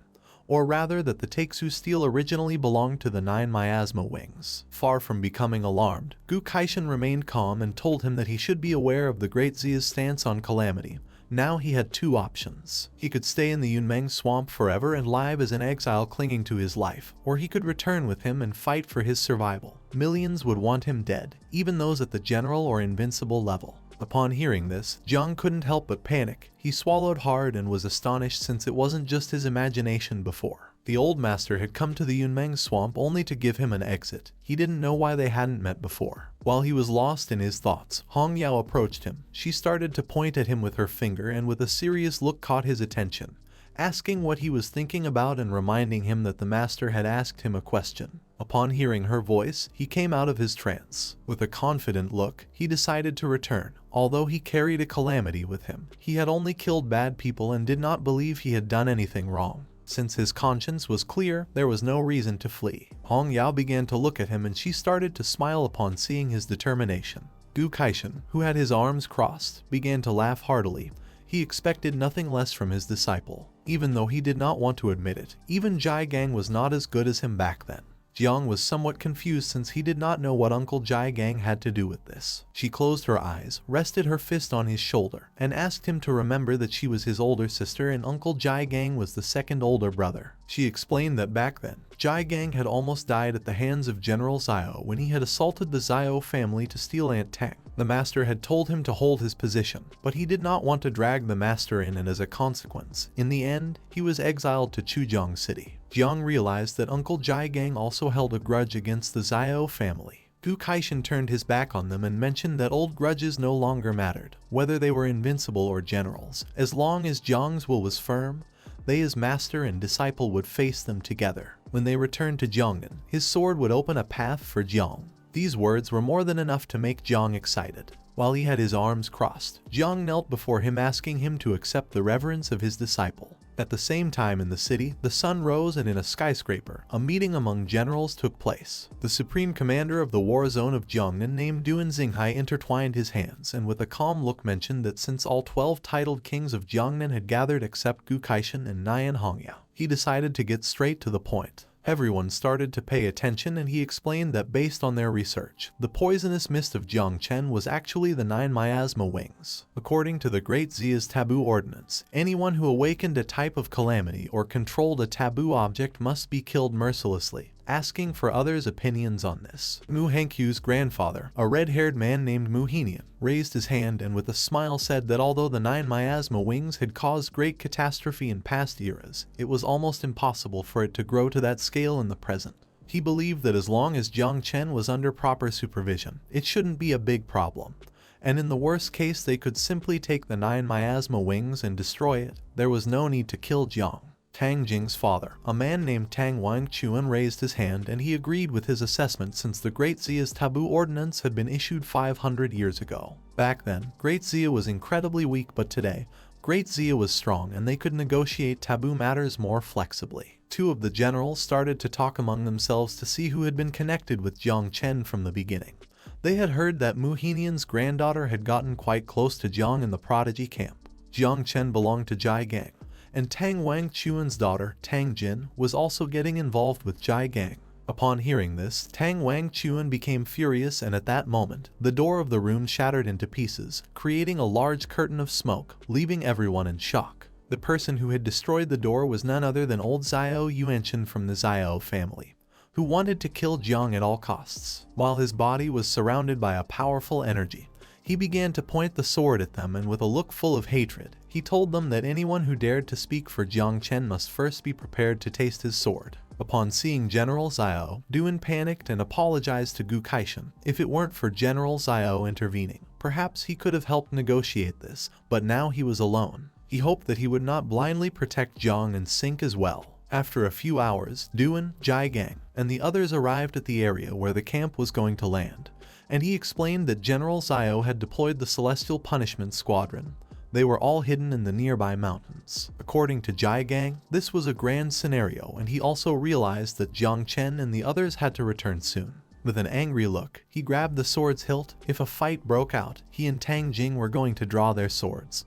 The old grudges and the new ones were going to be resolved together. He told Duan Feng that the night watch of Chuzhong was now in his hands. Duan panicked and began shaking his hands. When he had intervened in the wedding, Duan had been with him, and now he was willing to cause trouble again. Yun Xiaoke, who had her eyes closed, put a hand on her waist and told them not to look at her, asking if they needed a healer. Feng, who was next to her, asked her to get lost since he enjoyed a good brawl and there was no way he would miss this. With a smile, Tan Jing asked old Jai not to be so formal since they were family. She started to point at the sky and saw a bright light, wondering if that was not Jiang Chen and the others in the distance. Not far away on a mountain was old Xiao's squadron, who located their target. He began to point towards the sky with his finger and gave the order to the Heavenly Punishment Squad to prepare, and also asked the Divine Crossbows to get ready to shoot. Upon hearing his order, the men took out their crossbows and began aiming at the sky. At the same time, the Tanjiao camp began to approach the area quickly.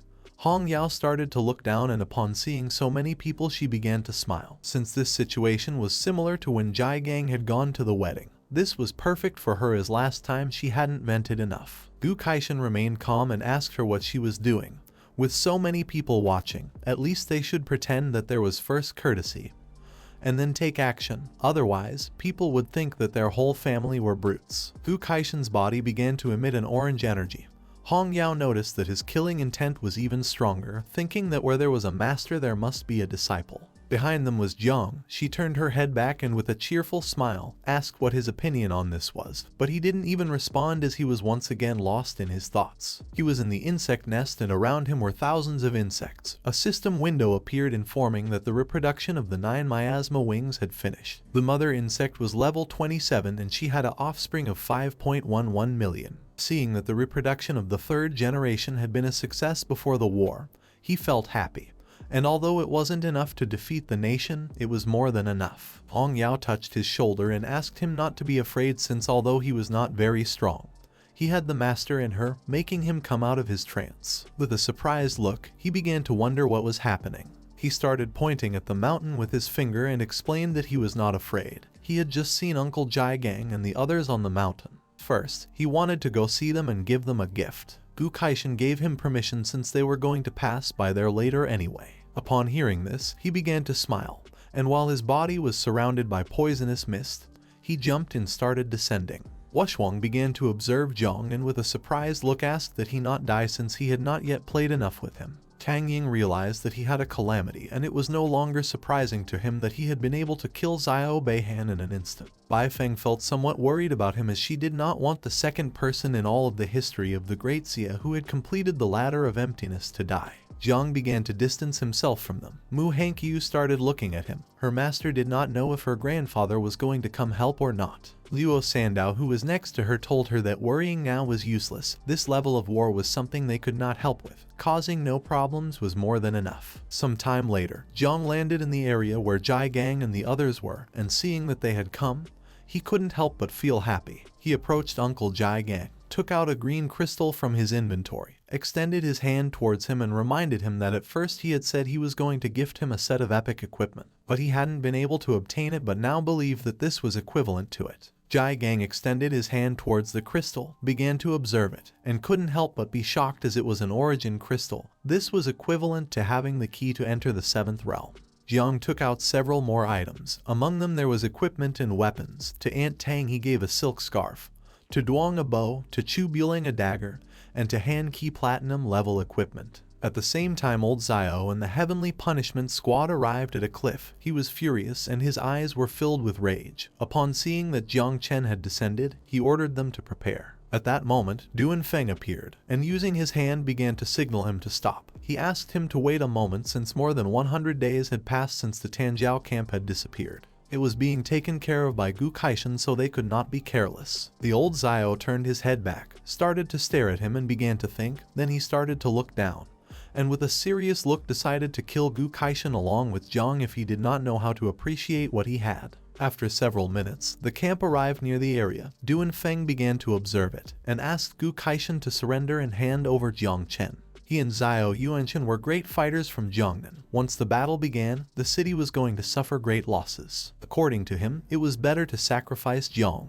Gu Kaishen, who was standing on top of the camp, refused to give up as in this life he had nothing to be ashamed of in Jiangnan, nor in the Great Xia. He had brought back 150 heroes from the district, and not only this, but he had also taken them on a visit to the Palace of Emptiness. The parents of the participants remembered that the Palace of Emptiness was a place of miracles, where many great ones sought power without success. They did not expect that the King of Celestial Sword would have a way to enter. Now their children were going to succeed. They could not just stand by doing nothing, and although they could not save Jiang Chen, they were not going to join the Xiao family. Duan turned around, extended his hand to one side and with a smile explained that with these 150 heroes, the reputation of Jiangnan was going to rise like the tide. At that moment, the old Xiao Yuanchen appeared, and while his eyes were shining, he used his power, making 2 giant blocks of water appear. He was so powerful that the water from the rivers and the sea began to concentrate in the sky, creating a huge block of water. As his body was surrounded by water, he revealed that Jiang Chen could control a calamity. According to the law of Great Xia, he should be executed, and as for Gu Kaishen, he was acting against the rules, protecting those who could control the forbidden. He had sealed off Tianjia's camp and all the examiners. According to him, Gu Kaishen had put the camp in danger. Everyone started to look up and saw that the water was slowly approaching the camp. Xiao Yuanchen could control the sea, Both he and Gu Kaishan were strong, so the others decided to be neutral and not join any side. With a calm look, Gu Kaishan asked Jiang to return and ordered Hong Yao to take care of the flight of the Tianjiao camp. Upon hearing this order, she began to use her powers and started controlling the camp. Jiang created a barrier around Jiang and the others so they would not intervene in the battle. He jumped up and using the poisonous mist began to fly. He apologized to them and also asked them to stay in the barrier watching without intervening. Upon seeing the barrier, Jiang was somewhat confused as he did not know when he had invoked the spell. He turned his head back and explained that he could not handle the spell, it would only dissipate once the battle ended. Gu Kaishan began to control his sword, making its blade emit a powerful golden energy. Old Yuansen started flying, extending his sword sideways, causing a large tornado made of water to appear behind him. He couldn't believe that Gu Kaishan really wanted to draw his sword against him. He leaned the sword on his shoulder. Yuan Chen had a power superior to the 8th level and also possessed more than 10 forbidden water spells. And Gu Kaishan only knew how to use a sword, he did not know what he was afraid of. Both prepared to fight, but at that moment, someone invoked an ice barrier which appeared between the two, preventing them from starting to fight. The person who had created the barrier was General Duan.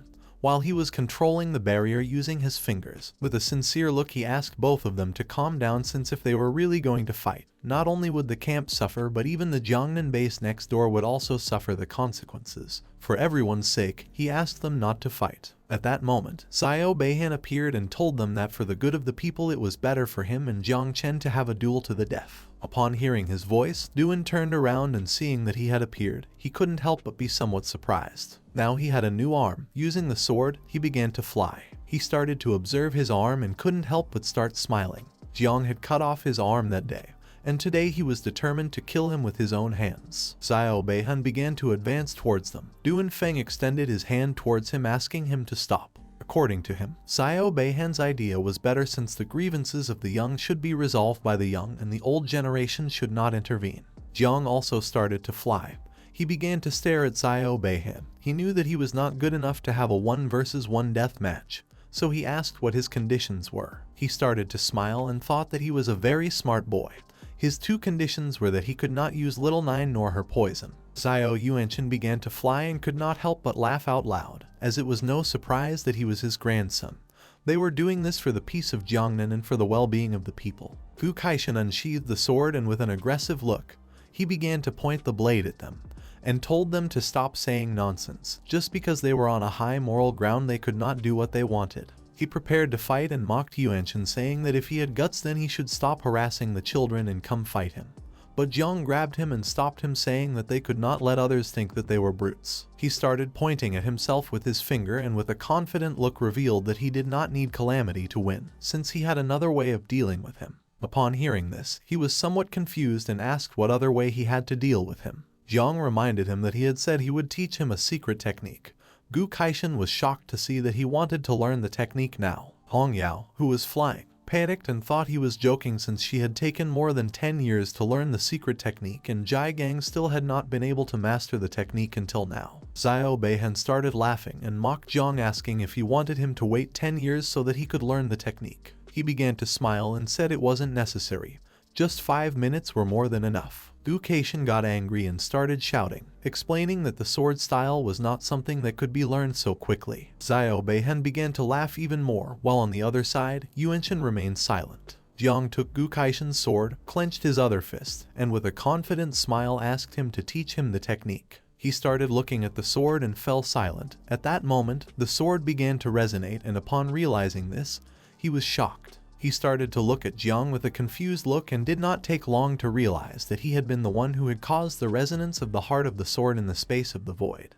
Jiang approached Gu Kaishan, put his hand near his mouth and began to whisper, asking him to please trust him. Gu Kaishan started to gaze at the ground and remained listening in silence. A while later, he turned his head towards Xiao Yuanchen and with a serene look decided to trust him and asked him to show him what he knew. Seeing this, Jiang, who was behind him, could not help but start smiling. Seeing that Gu Kaishan had given permission to Jiang for a death match against Xiao Beihan, Duan Feng began pointing towards the sky with his finger, causing it to begin releasing a powerful energy. With a determined look he decided to build a combat platform. Xiao Beihan, his grandfather, Gu Kaishan and Jiang stood still without making any movement, and not long after, a small island rose from the sea and began to fly until it was positioned in the middle of them. Du Feng used his power again, causing a barrier to appear. Only Xiao Beihan and Jiang could enter, preventing anyone from interfering.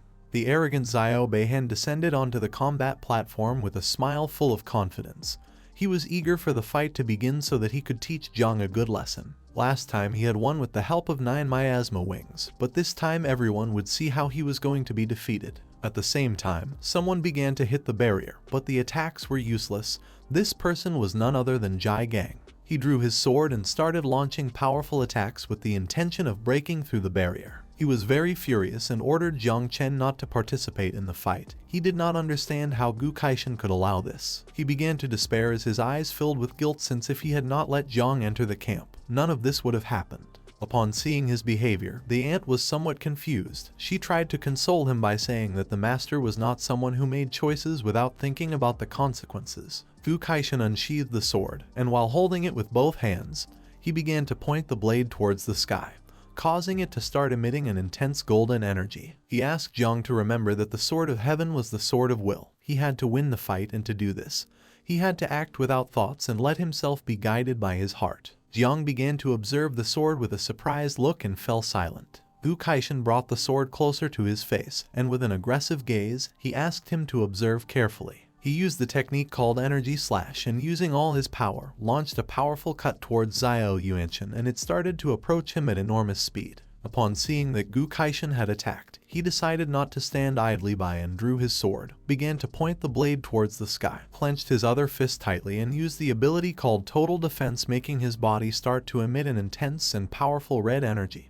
He could not believe that the old man was thinking that his attack could have any effect. Du Feng began to look up, and upon witnessing this, he could not help but start sweating and panicking. His eyes filled with confusion as he did not know what was happening, and thought that this made no sense since both had agreed to let Jiang and Xiao Beihan have a fight. Xiao Yuanshan prepared to defend himself from the attack, but to his surprise the attack was not directed at him, as it passed by with great speed on the side, leaving him in shock and somewhat confused. The attack began to move quickly towards the sky, until several seconds later it impacted against a barrier that was in the sky, causing it to break into pieces. The reality was that hidden in this barrier was a giant dragon.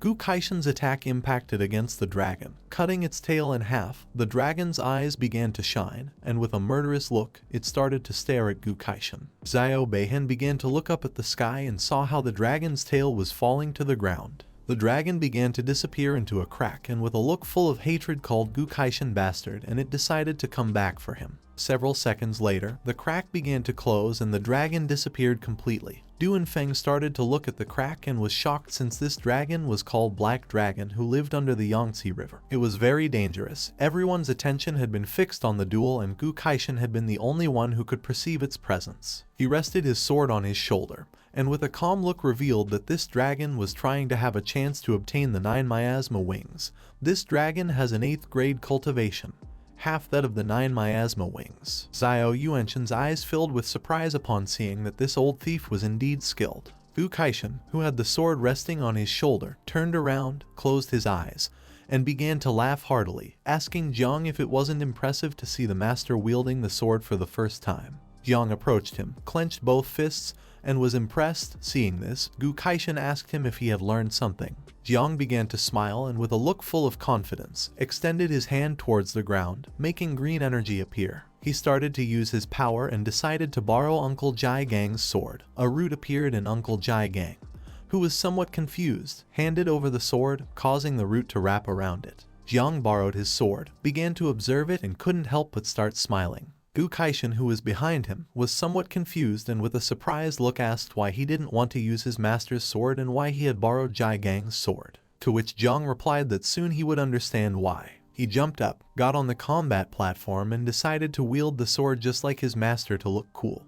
Gu Kaishan, who was watching all this, thought that he was a very strange kid. Ong Yao descended to the island and was shocked, her eyes filled with worry, as she did not know how the master could allow this. According to her, this was equivalent to sending Jiang to death. She remembered that Duanfeng was receiving benefits, and seeing that he still did nothing, she began to wonder what kind of invincible he was. She could not allow this to happen, so she decided to take Jiang away from here. Gu Kaishan, who was observing Jiang, remained silent in thought. She decided to intervene, but at that moment, her body stopped and she lost control. She became somewhat confused as now she could not move. Gu Kaishan crossed his arms and with a sincere look explained that in this arena of life and death, only Jiang and Xiao Beihan could enter. He knew that Jiang was strong. It's just that he had not manifested his power yet. Upon hearing this, her eyes filled with regret. A single energy could keep everyone away except for two people. This was the true power of an invincible being. She remembered that she had just spoken ill of him. In a calm voice, Gu Kaishan explained to her that Jiang did not want to provoke a war and did not want to see Jiangnan in ruins. Hong Yao turned her head towards him and with a surprised look, she asked if it was necessary to sacrifice Jiang's life for the good of others. Gu Kaishan turned to her and with a serene look explained that Jiang Chen was not going to die since he had just taught him how to use the celestial sword. Upon hearing this, Hong Yao was left in shock and speechless at the same time. She did not know if the master was joking. At the same time, in the combat arena, both drew their swords, and Xiao Beihan began to laugh out loud, thinking that the old man was crazy if he believed that using the celestial sword was something that could be learned at a glance, calling Jiang trash. Xiao Beihan's mockery did not affect Jiang, who gripped the sword tightly, and while it was surrounded by golden energy, he began to show a confident smile, and decided to teach him if he really was trash. Xiao Beihan clenched his fist tightly and his body began to emit a suffocating malevolent energy. He wanted to see if he had the courage to fight against him without using the 9 miasma wings. Bai Feng and Jiang Wuxuang were also observing this. Bai Feng asked him his opinion on who was going to be the winner. With an uncertain look he replied that if Jiang used the poisonous mist, then he was going to be the winner. The tension in the atmosphere began to heat up, and Bai Feng reminded him that according to the rules, Jiang was not allowed to use this. Jiang Wuxuang explained that then he was going to die since Xiao Beihan had experienced defeat, and had gotten back up and focused his heart on martial arts, becoming stronger than before. Xiao Beihan began to look at Jiang with a gaze full of hatred, and the sword began to emit a green energy. The sword he had in his hand was ranked 20th on the list of divine weapons of Great Xia. Jiang put the sword close to his face and adopted an offensive stance. Xiao Beihan began to point the sword at Jiang and with a smile praised him for having initiative. With his broken sword, dying under the glow of the moon was going to be an honor for him. Jiang started to look at him and with a smile asked him to stop talking so much. Then he raised the sword into the sky and it began to emit a purple energy. He placed his other hand in front and asked Gu Kaishan to watch closely and try to correct him if he had any mistakes. He used the technique sky knife called the Sword of Humanity and using all his strength launched a powerful cut towards Xiao Beihan, causing him to go on alert and be surprised at the same time. The energy of the attack was so strong that the others began to cover their faces with their arms and close their eyes. No one knew what this was or why their eyes hurt. At that moment, Hong Yao appeared and using her power, created a red barrier around them, and ordered the people with weak souls to close their eyes. She couldn't believe that little Jiang had so much power. Gu Kaishan's eyes filled with surprise and he couldn't help but be shocked. He couldn't believe that Jiang had really learned it, although it could only attack the soul. Just before the attack could hit, Xiao Beihan accurately swung the sword and deflected the attack without much effort. He began to feel excited and with a smile mocked him asking if this was the famous sword of the sky that he had been talking about so much. According to him it had no abilities. Upon seeing that the attack could target the soul, he revealed that the Xiao family was recognized for its powerful soul. He gripped the sword tightly, raised it into the sky, causing a golden moon to appear behind him. He used the ability called Star and Moon Cut and launched a powerful attack towards Jiang. He began to clean the blade of the sword and couldn't help but laugh. He adopted a defensive stance and revealed that the first attack had only been a test. The second attack was the potent one. He grabbed the sword tightly and with a look full of hatred revealed that this attack was not aimed at the soul. Jiang used the technique called Earth Knife. He launched a powerful cut towards Xiao Beihan, and it effortlessly cut the moon in half. In the process, it also wounded Xiao Beihan, who began to bleed, his eyes filled with surprise as he did not know how this was possible. The attack that Jiang had launched was so powerful that it also left marks on the ground of the arena. Duanfeng, who was floating the island with his powers, began to look up, and upon witnessing this, he could not help but be stunned and start to sweat as he realized that arena was going to explode. According to him, someone with a second level power could be capable of doing this. The arena began to shake, causing the sea water to start floating, and Duanfeng decided that it was time to reinforce it. At the same time, Jiang's attack reached Xiao Beihan, who quickly drove the sword into the ground, creating a small golden barrier around his body, blocking the attack. In the process, he was aware that he had to block the attack because otherwise he would lose his life. Due to how powerful the attack was, Xiao Beihan began to sweat, and with a look full of rage he mentioned that one must lift their head and look towards the northwest where the floating clouds were. He had to lean on the sword that was longer than 1,000 miles. Without hesitating for a second, he used the forbidden spell called the Maximum Essence. At that moment, the swords of the participants of the Tanjiao camp began to fly, leaving everyone somewhat confused. Some even raised their hands in order to control their swords. But it was all in vain. Now no one was able to control their sword, nor did they know what kind of spell this was. All the swords that were being controlled by Xiao Beihan began to emit a powerful energy, and in the blink of an eye, the sky filled with sharp swords. Xiao Beihan, who had the sword stuck in the ground, used the divine weapon technique called Soul Moon, which allowed him to make all the swords return to the sect. Once he used this technique, the blades of the swords headed towards Jang and slowly began to fall. Jang, who was holding the sword with one hand, adopted a defensive stance. He did not know what was happening. With this attack, Xiao Beihan was sure he could kill Jang. While with one hand Duanfeng was making the arena float, he grabbed his wrist tightly using the other hand. He started to sweat since he knew that these two were crazy. With a look full of panic, he ordered his subordinates to bring support to help reinforce it, since otherwise the arena would collapse. Upon hearing his order, the two men next to him joined their hands and began to use their power to help reinforce. Xiao Beihan stood up, gripped the sword tightly, causing it to start emitting a suffocating energy.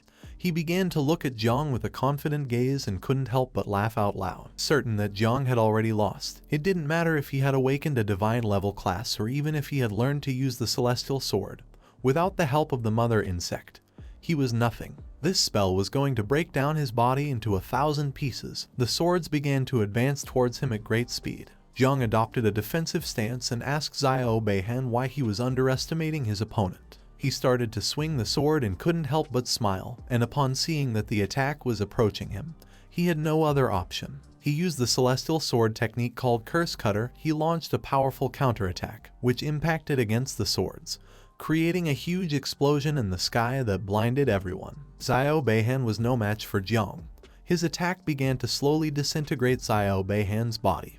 His eyes filled with tears and fear. He didn't know how it was possible for Jiang to be so strong. In a matter of seconds, the explosion disintegrated his body until only ashes were left. Xiao Chen, who was flying nearby and observing the battle, was terrified to see that his grandson had been massacred. Even Uncle Jiang was shocked and his eyes filled with astonishment.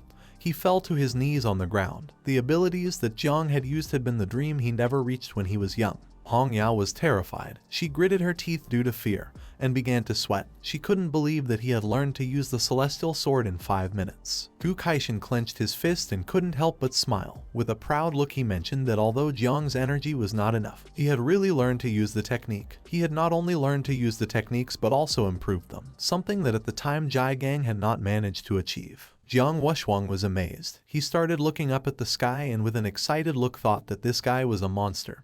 He feared that someone like him would be the most terrifying opponent. Bai Feng, who was next to him, covered his mouth with his hand and couldn't help but sweat. He was shocked to see that Jiang had learned to use the sword in just 5 minutes. Tang Ying put her hand near her forehead and she couldn't help but be stunned, seeing how powerful Jiang was. Meanwhile, on the other side, Luo Sandao and Mu Hankyu hugged each other and both started to cry upon seeing that he had really won, realizing that he was truly strong.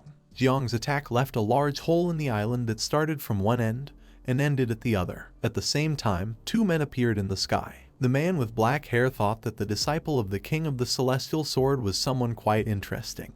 He suggested not to kill him for now, as he wanted to take Jiang as a stepping stone for Tanjiao. The man with orange hair who was flying beside him revealed that on this trip, he had actually not come with the intention of killing Jiang. The man with black hair, who had his hands behind his back, was an invincible known as the god of the sword Jai Linkyu. He began to observe Jiang and with a smile mentioned that seeing the current situation, even if he did not act, Xiao Chen would not just stand by. The man with orange hair was another invincible known as the god of martial arts Jiang Chen.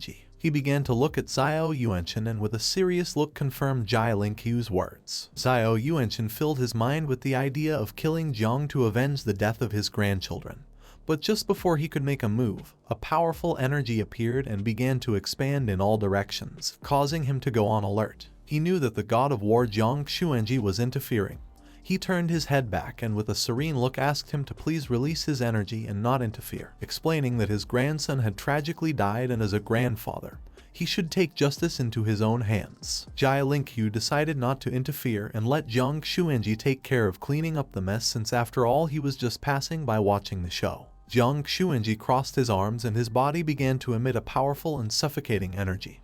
He reminded Xiao Yuanchen that he was already of an age, and asked if he did not understand the rules that whoever gambled their life in a death match must be ready to face the consequences. Upon hearing this, Yuanchen lowered his head and with a sad look thought that he was right. But at that moment, Jiang, who was holding the sword with one hand, jumped up, began to approach him, and caught his attention by saying that he had a fourth technique asking him to get ready. With this strike, Jiang intended to cut those who should be cut by all humanity in the name of his master, Uncle Jai Gang and Aunt Tang. Upon hearing Jiang's voice, Yuanchen turned back and couldn't help but feel somewhat confused. Du Kaishan panicked and with a confused look extended his hand towards Jiang asking him to stop and not do anything reckless. Hong Yao covered her mouth with her hands. She was terrified to see that Jiang had dared to draw the sword in front of the great Yuanchen. Jiang Xuanji, who had his arms crossed, thought that Jiang was crazy, as playing with the whiskers of a tiger was like seeking one's own destruction. Jai Lingqiu closed his eyes and began to smile thinking that now there was no way to protect Jiang. Xiao Yuanchen unsheathed his sword, clenched his fist tightly and began to use his power, causing a wave of water to appear beneath his feet. He revealed that facing death had its price. For him this was a joke. He could not believe that a simple second-level ant had dared to unsheath his sword against him. Jiang did not pay any attention to this. He grabbed the sword with both hands and with a determined look prepared to attack, causing a powerful energy to appear around the blade. Using all his power, Jiang used the celestial sword technique to defend justice and expel evil, called uppercut. Using all his strength, he launched two powerful cuts towards Xiao Yuanchen. As the attack was approaching, he stood still. After launching the attack, Jiang began to observe him and remained silent. Upon witnessing this, Jiang Wuxuang was dumbfounded and amazed, thinking that Jiang was crazy. This blow was too strong, comparable to an all-out attack from level 5 Sea Kings and Mountain Kings. Bai Feng's eyes filled with fear, and he couldn't help but be dumbfounded, thinking that Jiang was seeking death by launching such a powerful attack. Tan Ying began to sweat and she remained silent. The poisonous demon had challenged the heavens. If he were in the city of 10,000 demons, the monkey would have devoured him upon seeing such an action. Xiao Yuanchen clenched his fist and began to control the water, and with a calm look revealed that even Jiang's master was not a rival for him, so there was no way his disciple would have a chance. While the drops of water were floating through the sky, he snapped his fingers, causing the water to interpose in the trajectory of the attack, blocking it as if nothing. He thought he had blocked the attack, but upon seeing what was in front of his eyes, he couldn't help but be shocked. Jiang's attack was only a distraction. In the blink of an eye, the sky filled with insects that began to approach him at great speed. Xiao Yuanchen put his hand in front of his face and didn't take long to realize that this was the power of the 9 miasma wings. Jiang extended his hand to the side, revealing that he knew he would never be able to defeat him with the sword. The previous attack had only been a distraction. Now that he was not in the arena, there were no rules preventing him from using the power of the 9 miasma wings. Upon hearing this, Xuan Yuanchen put his arm in front of his face and his eyes filled with surprise. This was something he had not expected. Jiang began to stare at him intently, clenched his fist, and with a wicked smile ordered the insects to explode. At that moment, the insects began to explode. The explosions slowly started to approach Xuan Yuanchen, who stood still, knowing that there was no way to escape anymore. Jiang extended his hand towards him, causing the insects to come closer and explode, creating a big explosion. He thought this was not enough, so he used more insects and created a bunch of explosions. In the blink of an eye, the sky filled with explosions, and seeing this, Du Feng and the others panicked, turned their backs on Jiang and began to flee from the area, knowing that this was very dangerous. Yuanchen used his power, which transformed the explosions into blood. He began to stare intently at Jang and with an angry look decided to eliminate him since otherwise the consequences would be disastrous. He used the technique the curse of water called blood explosion and launched a burst of blood towards Jang, causing it to hit directly against his chest, making him go on alert. A blood barrier was created around Jang.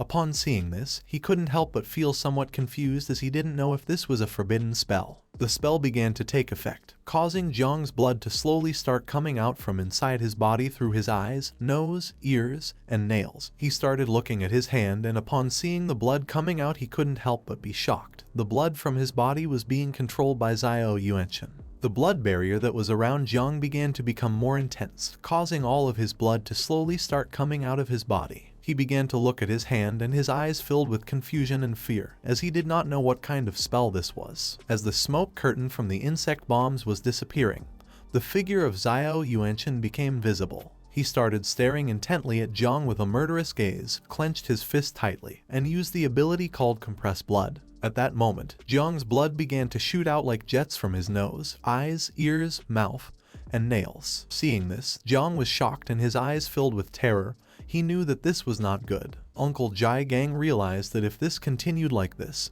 something bad was going to happen. He tried to act but was unable due to the barrier that Jang had created around them. He could not help but despair and began to hit the barrier with both fists. He knew that this was his fault for having allowed Jang to enter the Tanjiao camp. But fortunately, Gu Kaishan and Hong Yao were not going to allow this to happen. Both jumped, drew their weapons, and prepared to intervene. Seeing this, Luo Sandao and Mu Hankyu, who were worried about him, also filled with courage. Both jumped and began to advance towards Jang as they were not going to allow him to die. But just before they could make another move, some ropes made of energy appeared and wrapped around their waists, leaving them immobile. They were somewhat confused as they did not know what was happening or where these ropes had come from.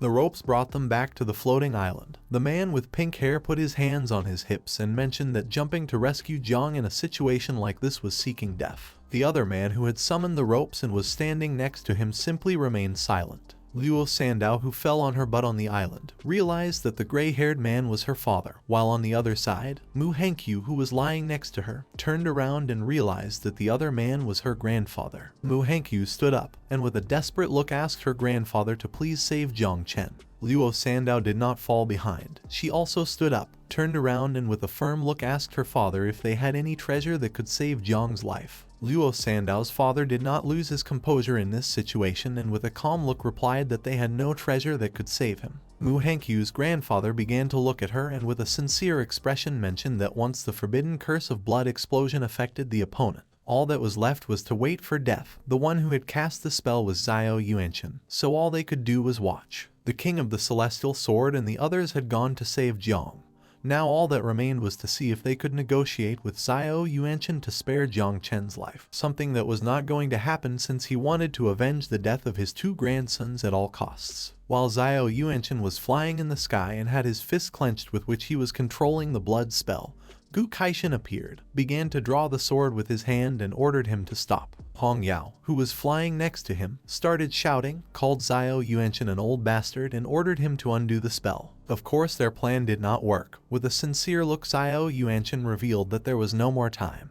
As Jiang was about to explode, he was relieved as he would finally be able to avenge the death of his two grandsons. Seeing that the persuasion plan had not worked, Gu Kaishan drew his sword and launched a powerful cut towards him, thinking that he was seeking death. Upon seeing this, Hong Yao decided not to stand idly by. She unsheathed the scythe, used the technique called blade that opens the sky, and launched a powerful cut towards him. But just before the attack could hit, Jiang Chen used his power and created a powerful water barrier called flow that softens the hard, which stopped the attack without much effort. While with one hand he was holding the sword, he turned to Gu Kaishan and admitted that his sword was good and also asked if he really believed that his sword would be a rival for him. Gu Kaishan put his hand in front of his face, started staring at him and decided not to give up. He wanted to see how many more attacks he would be able to block. Hong Yao gripped the sword tightly, causing a powerful orange energy to appear around the blade. With a look full of determination, she decided to smash this guy along with her master. At the same time, the blood spell began to take effect more and slowly the energy barrier started to get smaller, causing intense pain to our boy. In a matter of seconds, Jiang lost a lot of blood. He put his hands on top of his head and began to scream in pain. Upon hearing his screams, Hong Yao's and Gu Kaishan's attention was focused on Jiang. They panicked as they realized that this was not good. Xiao Yuanchen began to observe Jiang, and seeing that he had reached his limit and was about to die, he couldn't help but smile and mocked Gu Kaishan, asking if he wasn't going to hurry up to say goodbye to his dear apprentice. His eyes filled with joy. With a penetrating look, he clenched his fist tightly and used the blood explosion skill. At that moment, Jiang began to lose even more blood, which started to condense inside the barrier, causing it to begin to contract. Due to the pressure, not long after, Jiang's body began to grow larger, until several seconds later, a great explosion was created, which created a curtain of smoke in the sky. Upon seeing this, Uncle Jai Gang was shocked and could not help but start crying. Auntie's eyes filled with tears. She could not believe that Jiang had died. Gu Kaishan was left speechless and his eyes filled with terror upon seeing that his beloved apprentice had died. Hong Yao, who was next to him, could not help but start crying, even though she had not known Jiang. For her, he was like a little brother. Luo Sandao and Mu Hankyu were shocked and terrified at the same time. With a desperate look, Mu Hankyu thought this was impossible, and she came to the conclusion that Jiang was joking with them. Luo Sandao did not want to believe that he had died, so she thought she was right since Jiang always used to joke. Xiao Yuanchen, who was wielding the sword with one hand, raised his head and started laughing like a madman, and told his grandson Xiao Beihan that grandpa had avenged his death. While he was enjoying this moment, Gu Kaishan began to advance quickly towards him and filled with courage. Even if he had to risk his life, he wanted to kill Xiao Yuanchen at all costs. Hong Yao also began to advance towards him. She was not going to let her master act alone. She firmly believed that together they would be able to kill this bastard. Upon observing this, Du Yunfeng's eyes filled with fear as he realized that a death battle was about to begin. He explained to the God of War that if he did not intervene soon, the south of the Yangtze River would fear for its life. The God of War thought that he was right. In the blink of an eye, Gu Kaishan and Hong Yao reached Xiao Yuanchen and prepared to attack. But at that moment, the God of War used his powers, causing a powerful energy to appear around their bodies, leaving them immobile. Hong Yao tried to move, but her body started trembling, while on the other side Gu Kaishan made no movement. Xiao Yuanchen tightly grasped the sword and remained silently observing them. The God of War mentioned that although they wanted to have a decisive battle, they could not fight here, so he suggested changing places to fight. At that moment, poisonous mist began to appear, and Jiang's voice started to sound. He did not want anyone to intervene in the battle that the two of them were going to have. Upon hearing his voice, Xiao Yuanchen turned back, and upon seeing the poisonous mist, his eyes filled with confusion and many questions. He did not know what was happening here. Not long after, once the poisonous mist began to dissipate, Jiang, who had previously died in the explosion, appeared and started staring at him intently. Upon seeing that Jiang was alive, Gu Kaishan and Hong Yao were shocked. They did not know how this was possible. With a serene look, Jiang asked old Xiao if he really believed that he would kill him so easily, revealing that he had many more cards up his sleeve than he imagined. Xiao Yuanchen began to observe Jiang with an incredulous expression. He did not know how it was possible for Jiang to be alive when he had just seen him die with his own eyes. Bai Feng started to sweat and many questions came to his mind.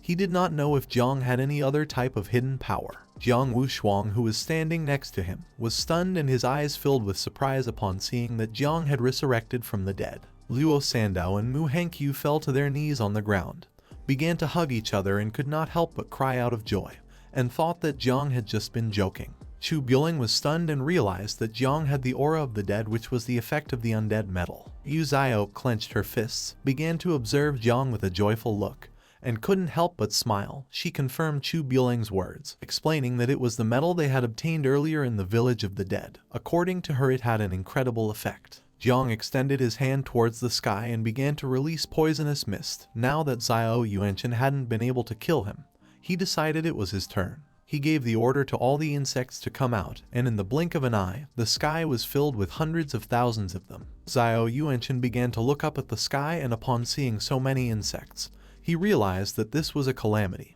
He could not believe that Jiang had dared to use this. While the insects were flying through the sky, Linkyu, who had his arms behind his back, mentioned that the number of insects was absurd. Jiang Xuanji remembered that Jiang had just changed jobs. He did not know how it was possible to form so many insects in such a short time. He began to observe Jang and with a confident smile admitted having underestimated him before. Upon hearing this, Lin Ku's gaze also fixed on him. With a smile he realized that Jiang Xuanji had made a decision. Xiao Yuanchen decided not to stand idly by and began to release energy to repel the insects. Jiang Xuanji decided to bet everything he had since he also wanted to fight against Jiang until the end. He asked him to turn Xiao Yuanchen into dust. He started showing 2 fingers and with a determined look used a forbidden spell. But just before he could use the spell, the god of war used his power and a powerful energy appeared around Xiao Yuanchen's body. He tried to move but was unable. He did not know why the god of war was doing this. Jiang decided not to waste this moment. He began to control the insects, making them start to approach him, creating a bunch of small explosions. Upon witnessing this, Mu Hankyu could not help but be astonished. According to her, it was strange since there was no reason for the god of war to help Jiang. Her grandfather began to observe Jiang and with a smile mentioned that the reason behind this was very simple. With a smile, Jiang extended his hand towards him, causing all the insects to start moving towards him. Her grandfather explained that people who possess calamities were too cautious to risk fighting someone like Xiao Yuanchen. But nevertheless, Jiang was different since he had raised hundreds of thousands of insects in a very short time and his talent was incomparable. And such an existence was enough to make him different from the rest and nullify all the rules. She understood that showing the calamity had not been reckless, but intentional. The hundreds of thousands of insects began to explode near Xiao Yuanchen. With a look full of rage he mentioned that all of them must die. According to him, the people of Daxia deserved death. The explosions slowly began to consume his body, causing him to open his mouth and start screaming in agony. He asked Jiang not to think that he would be able to finish him off so easily, revealing that he still had an ace up his sleeve. The insects of Jiang began to explode near Xiao Yuanchen, creating a bunch of explosions. In the midst of the explosions was Xiao Yuanchen, who started to stare intently at Jiang Xuanji with a penetrating gaze. He knew that the technique that Jiang Xuanji had used was just an illusion. If he used all the power he had accumulated throughout his life, maybe he would be able to break the illusion. Being in a life or death situation, there was no longer any need to hold back or think about the consequences. He was determined to break the illusion and escape from Great Xia. Without wasting another second, he used the forbidden spell called the Power of Divine Soul, successfully breaking Jiang Xuanji's illusion. Xiao Yuanchen's body began to emit a powerful red energy, and just before the explosions could harm him, he moved out of range of the explosions and began to advance towards Jiang. Jiang, who was flying in the air, looked down and upon seeing that Xiao Yuanchen was alive and approaching, he could not help but become alert and think that this was bad. Xiao Yuanchen drew the sword, and with a look full of hatred and rage asked Jiang to prepare to die. Jiang put his arm in front of his face to defend himself, and his eyes filled with fear and surprise. He did not expect that he would be able to break the seal of the god of war and escape alive from the explosions. Xiao Yuanchen, who was filled with rage, approached Jiang to attack. He put his arms in front of his face to defend himself from the attack, but just at that moment, a powerful blue lightning bolt of energy appeared and pierced Xiao Yuanchen's chest, leaving Jiang somewhat confused. Due to the pain, Xiao Yuanchen opened his mouth and began to spit blood. His eyes were full of surprise as he did not know what was happening. The energy transformed into an arrow, leaving him immobilized. This energy was being controlled by the invincible sword god Lin Ku, who told him that it was all over. If he moved another centimeter, he would ensure that Xiao Yuanchen's head fell to the ground and his soul was completely destroyed. Xiao Yuanchen was shocked. He could not believe that even Lin Ku was against him. At first, Jiang remained observing in silence without interrupting, but then he realized that this was the perfect opportunity to attack. He began to look at Xiao Yuanchen with a gaze full of rage, extended his hand towards him and started to release the insects. In the blink of an eye, the sky was once again filled with insects. Now that Xiao Yuanchen was seriously injured and could not move anymore, Jiang ordered the insects to self-destruct. Thousands of insects began to advance towards him and started to self-destruct, creating thousands of explosions. Xiao Yuanchen began to writhe in pain. He could not believe that they were doing this to him. He was the great general of the state, who had fought for the Great Xia and had risked his life on countless occasions, suppressing waves of beasts, quelling rebellions, and even battling the order of the ancient gods. Little by little the insects and explosions started to devour his body. With a desperate look, he began to scream, saying that he was the central pillar of Daxia. Several seconds later, Jiang ordered the insects to stop exploding. Lin Ku's attack had made a large hole in his chest, and the insects had already devoured his limbs. The body of Xiao Yuanchen descended to the ground and he fell to his knees. With a lost look, he began to look at the ground and asked Jiang if he was really going to kill an old man like him. Jiang also descended to the ground, and while his hand was surrounded by poisonous mist, he started laughing, revealing that he had already destroyed his physical body, and the only thing left now was his soul. He couldn't believe that he kept asking such stupid questions. Xiao Yuanchen was kneeling on the grass. He bowed his head before Jiang and with a desperate look admitted that he and the Xiao family had been wrong.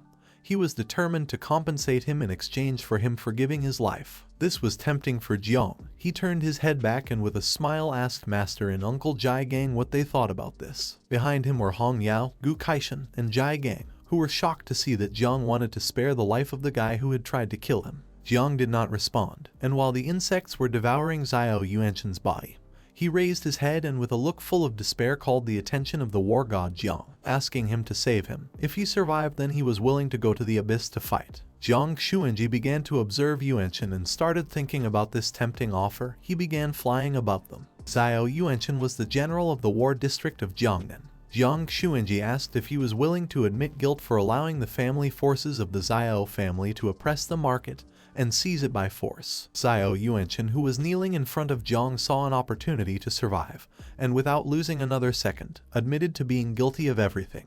Jiang Xuanji began to look at him with a serious expression and explained that considering that he too had once made merits for the Great Xia, after compensating the merits and faults, all properties of the Xiao family were going to be confiscated, and Xiao Yuanchen was going to be marked with a seal on his soul, and would be exiled to the battlefield of the abyss as a vanguard soldier, who must fight until death. While the insects were devouring Xiao Yuanchen's body, his eyes filled with fear, but since he had no other option now, he accepted Jiang Xuanji's conditions. Upon hearing this, Jiang Xuanji began to point at him with his finger, and his finger started to emit a powerful golden energy. He used the ability called Soul Seal. A golden arrow made of energy shot out from his finger and pierced Xiao Yuanchen's back, causing him to start screaming in pain.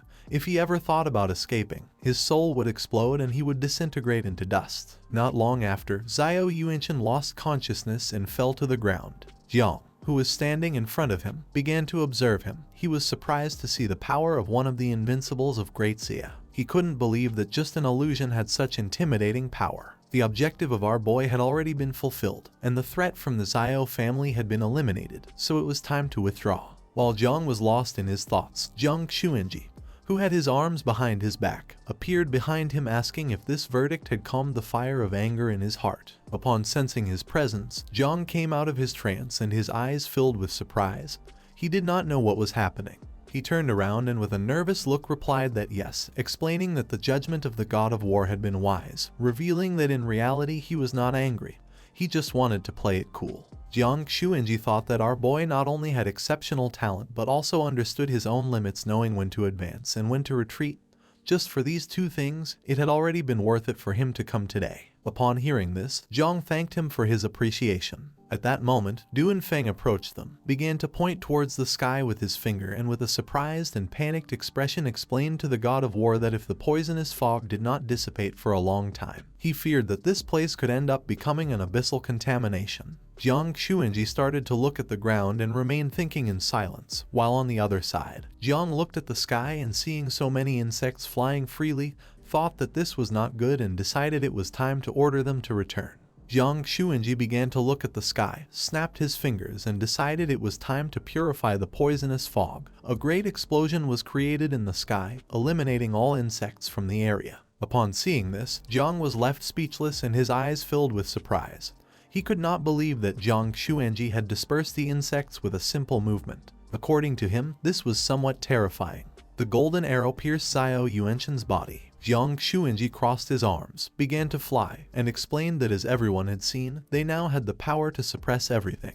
Therefore, he issued a new order for the country. Starting today, the rule of controlling taboos was abolished. Anyone who possessed a taboo but had a loyal heart for the country was considered a friend. Otherwise, they would be regarded as an enemy. He decided to take Xiao Yuanchen as an example. After explaining this, he started staring intently at Jiang with a penetrating gaze and began to think about what to do with him. Jiang started to worry a little. He began to look at Jiang Xuanji and remained silent, waiting for his decision. At that moment, Mu Hankyu's grandfather approached Jiang, placed a hand on his shoulder, extended the other one to the side, and with a confident smile explained that the god of war was wise. Since Jiang Chen had been raised with humility, he had a brave and just heart, full of purity, and although he would carry with him the taboo of 9 miasma wings, he was not going to harm Dazia. He, Mu Hainan, on behalf of the Mu family, was willing to take all responsibility as a guarantee. Jiang looked aside, and upon seeing this, he couldn't help but feel somewhat confused and surprised at the same time.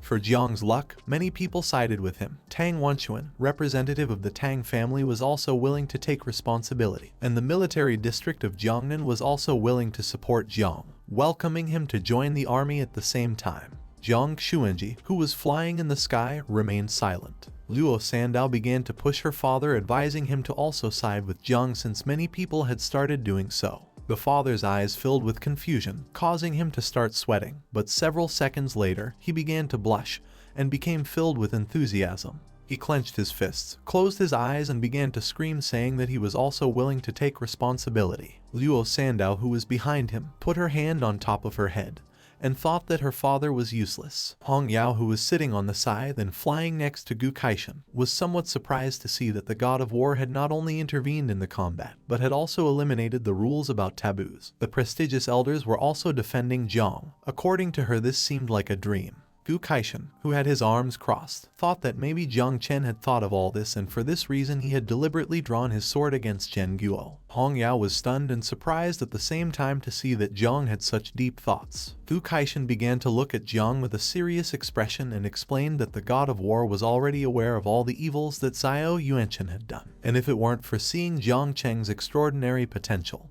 he surely would not have acted so quickly. Everyone started to talk among themselves, now that the 9 miasma wings had been exposed. If Jiang kept hiding, he was going to become the target of everyone. It was better to step forward and show all his potential. After all, a type of monster like the 9 miasma wings not only scared humans but also all the races of the abyss. Some began to worry since Jiang's insects had completely exploded, but one of them mentioned that there was no need to worry since with how smart Jiang Cheng was, he surely had more insects hidden somewhere. Jiang began to observe them and couldn't help but smile, as this scene was just as he had wished. If one was going to show their hidden cards, then they had to do it with great fanfare. Jiang Xuanji, who was flying, began to look at Jiang, and seeing that everyone was willing to take responsibility for him, he explained that there was nothing more to say. He asked Jiang to take good care of himself and use the insects wisely. Jiang lowered his head before him and thanked him. Jiang Xuanji, who had his arms crossed, with a suffocating gaze revealed that in 10 days, the great competition of prodigies would begin. The champion of this edition would be the first divine son of the prodigies, who would receive all privileges and resources equivalent to an 8th-grade national protector. Upon hearing this, Jiang was somewhat surprised and thought that this prize was very tempting.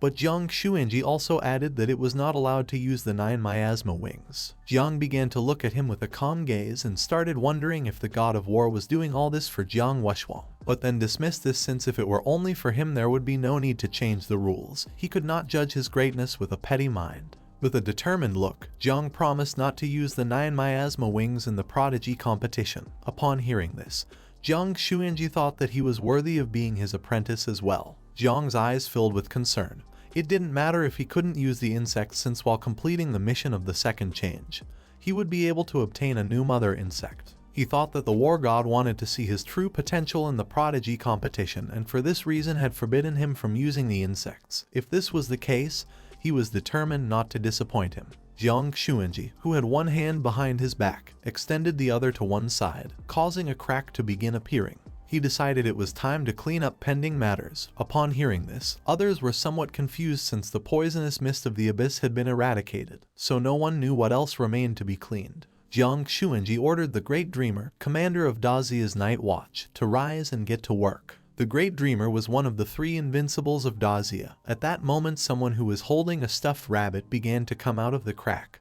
This person also wore a hood with cat ears. The Great Dreamer was a woman wearing a cat costume, while with one hand she was holding the stuffed rabbit. She brought the other to her mouth and began to yawn as she was very sleepy. She started rubbing her eyes due to the intense sleepiness and noticed that there were many people, and in addition, there were king-rank stars. For her, this job was a bit too much. Everyone raised their heads and began to observe her in silence. Jiang Chen kept his composure and with a serious look explained that she only had to erase the memories about the 9 miasma wings from all the people below king level. After doing this, she could go back to sleep for another year. Upon hearing this, the great dreamer's eyes filled with excitement. She turned towards him, clenched her fist, and asked if he was being serious. Her excitement didn't last long. She brought her hand to her chin and refused, as she remembered that the commander of the night watch was too troublesome. She asked him to assign the mission to someone else since she was very sleepy and wanted to rest. Jiang Chen began observing her in silence for several seconds and then decided to think of another way to solve the problem. But for now, he asked her to take care of erasing the memories of those who were in front. The great dreamer had no other choice but to obey. Despite being very tired, she snapped her fingers and used her power. She used the technique called butterfly dream, and at that moment a bunch of butterflies began to manifest in the sky. The butterflies started approaching the participants of the Tanjiao camp who were left speechless as they didn't know what was happening or what this power was. The butterflies began flying around them and releasing a type of magical power. In a matter of seconds, everyone started feeling very tired, as if they hadn't slept in years, and others began yawning due to intense drowsiness. Not long after, all those who had been affected by the power of the butterflies began to fall asleep on the ground. Seeing this, Hong Yao's mind filled with curiosity. She turned towards the master and asked why Jiang Chen and the great dreamer were doing this. Gu Kaishan, who was watching the butterflies, explained that the reason was to protect Jiang Chen. They wanted to delay any disaster as much as possible since, after all, Dazia was not a safe place. He started imagining Dazia's map and revealed that it had 8 unexplored and somewhat terrifying forbidden zones along with 3 great caverns, places coveted by all races, not to mention internal tumors and the Church of the Ancient God. The power of the great dreamer also affected Jiang, who fell to the ground and was now sleeping like a log. Hong Yao understood this and asked why they also had to seal his memories. The great dreamer approached them, turned around, and with a calm voice explained that this was not a seal. Her power was strengthening his divine soul to prevent him from being killed remotely by someone using curses or other objects. Since after all, Jiang's cultivation level wasn't sufficient, and his soul foundation was too weak. Upon hearing this, Hong Yao's eyes filled with surprise and confusion, but she still understood it. The great dreamer looked ahead and she couldn't help but be shocked and go on alert. She didn't know what was happening. In front of her was Jiang lying down and sleeping on the ground. She was impressed as she realized that he was immune to her ability. She became furious, clenched her teeth tightly, grabbed the rabbit-shaped stuffed animal, and began to move towards our boy upon seeing that he was still pretending to be asleep. When he felt her approaching, drops of sweat began to appear on Jiang's face. He knew this wasn't good. He got nervous, and within seconds, his face was covered in sweat. A moment ago, there had been an energy fluctuation that made him very sleepy, but the ancestral tree of all things had rejected it. Everyone below the king level had fallen asleep. He was pretending to show a bit of respect to the great dreamer since after all, she was Uncle Jai Gang's direct boss. Inside Jiang's consciousness was little Nine, who fell to her knees on the ground and started crying because she had lost many of her beloved insects. Seeing this, Jiang tried to calm her down by saying it was all his fault. Little Nine put one hand on her cheek and started touching her belly with the other. She closed her eyes and began smiling with joy because she wasn't too worried about it. She had reached level 30 and could now raise insects again. This sudden change in emotion even took Jiang by surprise. While Jiang was pretending to be asleep, someone approached him and asked him to stop pretending since they knew he wasn't sleeping. Upon hearing this, Jiang became alert. This was the great dreamer. She approached him and with a piercing gaze gave him the order to wake up.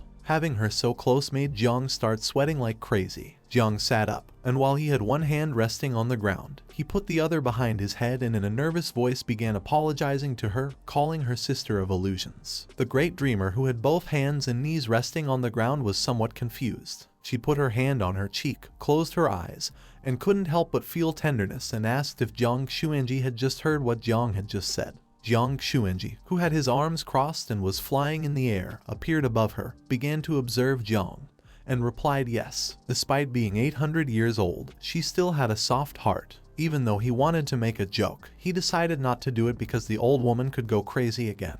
The great dreamer grabbed Jiang by the mouth, causing his eyes to fill with confusion since he didn't know what was happening. She approached Jiang, started looking into his eyes, and with a kind smile mentioned that from now on he was her little brother. So from now on she would protect him from all danger in Dazia. If he was ever in trouble, all he had to do was say her name in his dreams. Having her so close made Jiang start sweating like crazy, and his eyes filled with confusion. He tried to move but was unable. The great dreamer turned around, tossed a ring into the air, and she noticed that Jiang's soul was strong, so it wasn't necessary for the sister to strengthen it.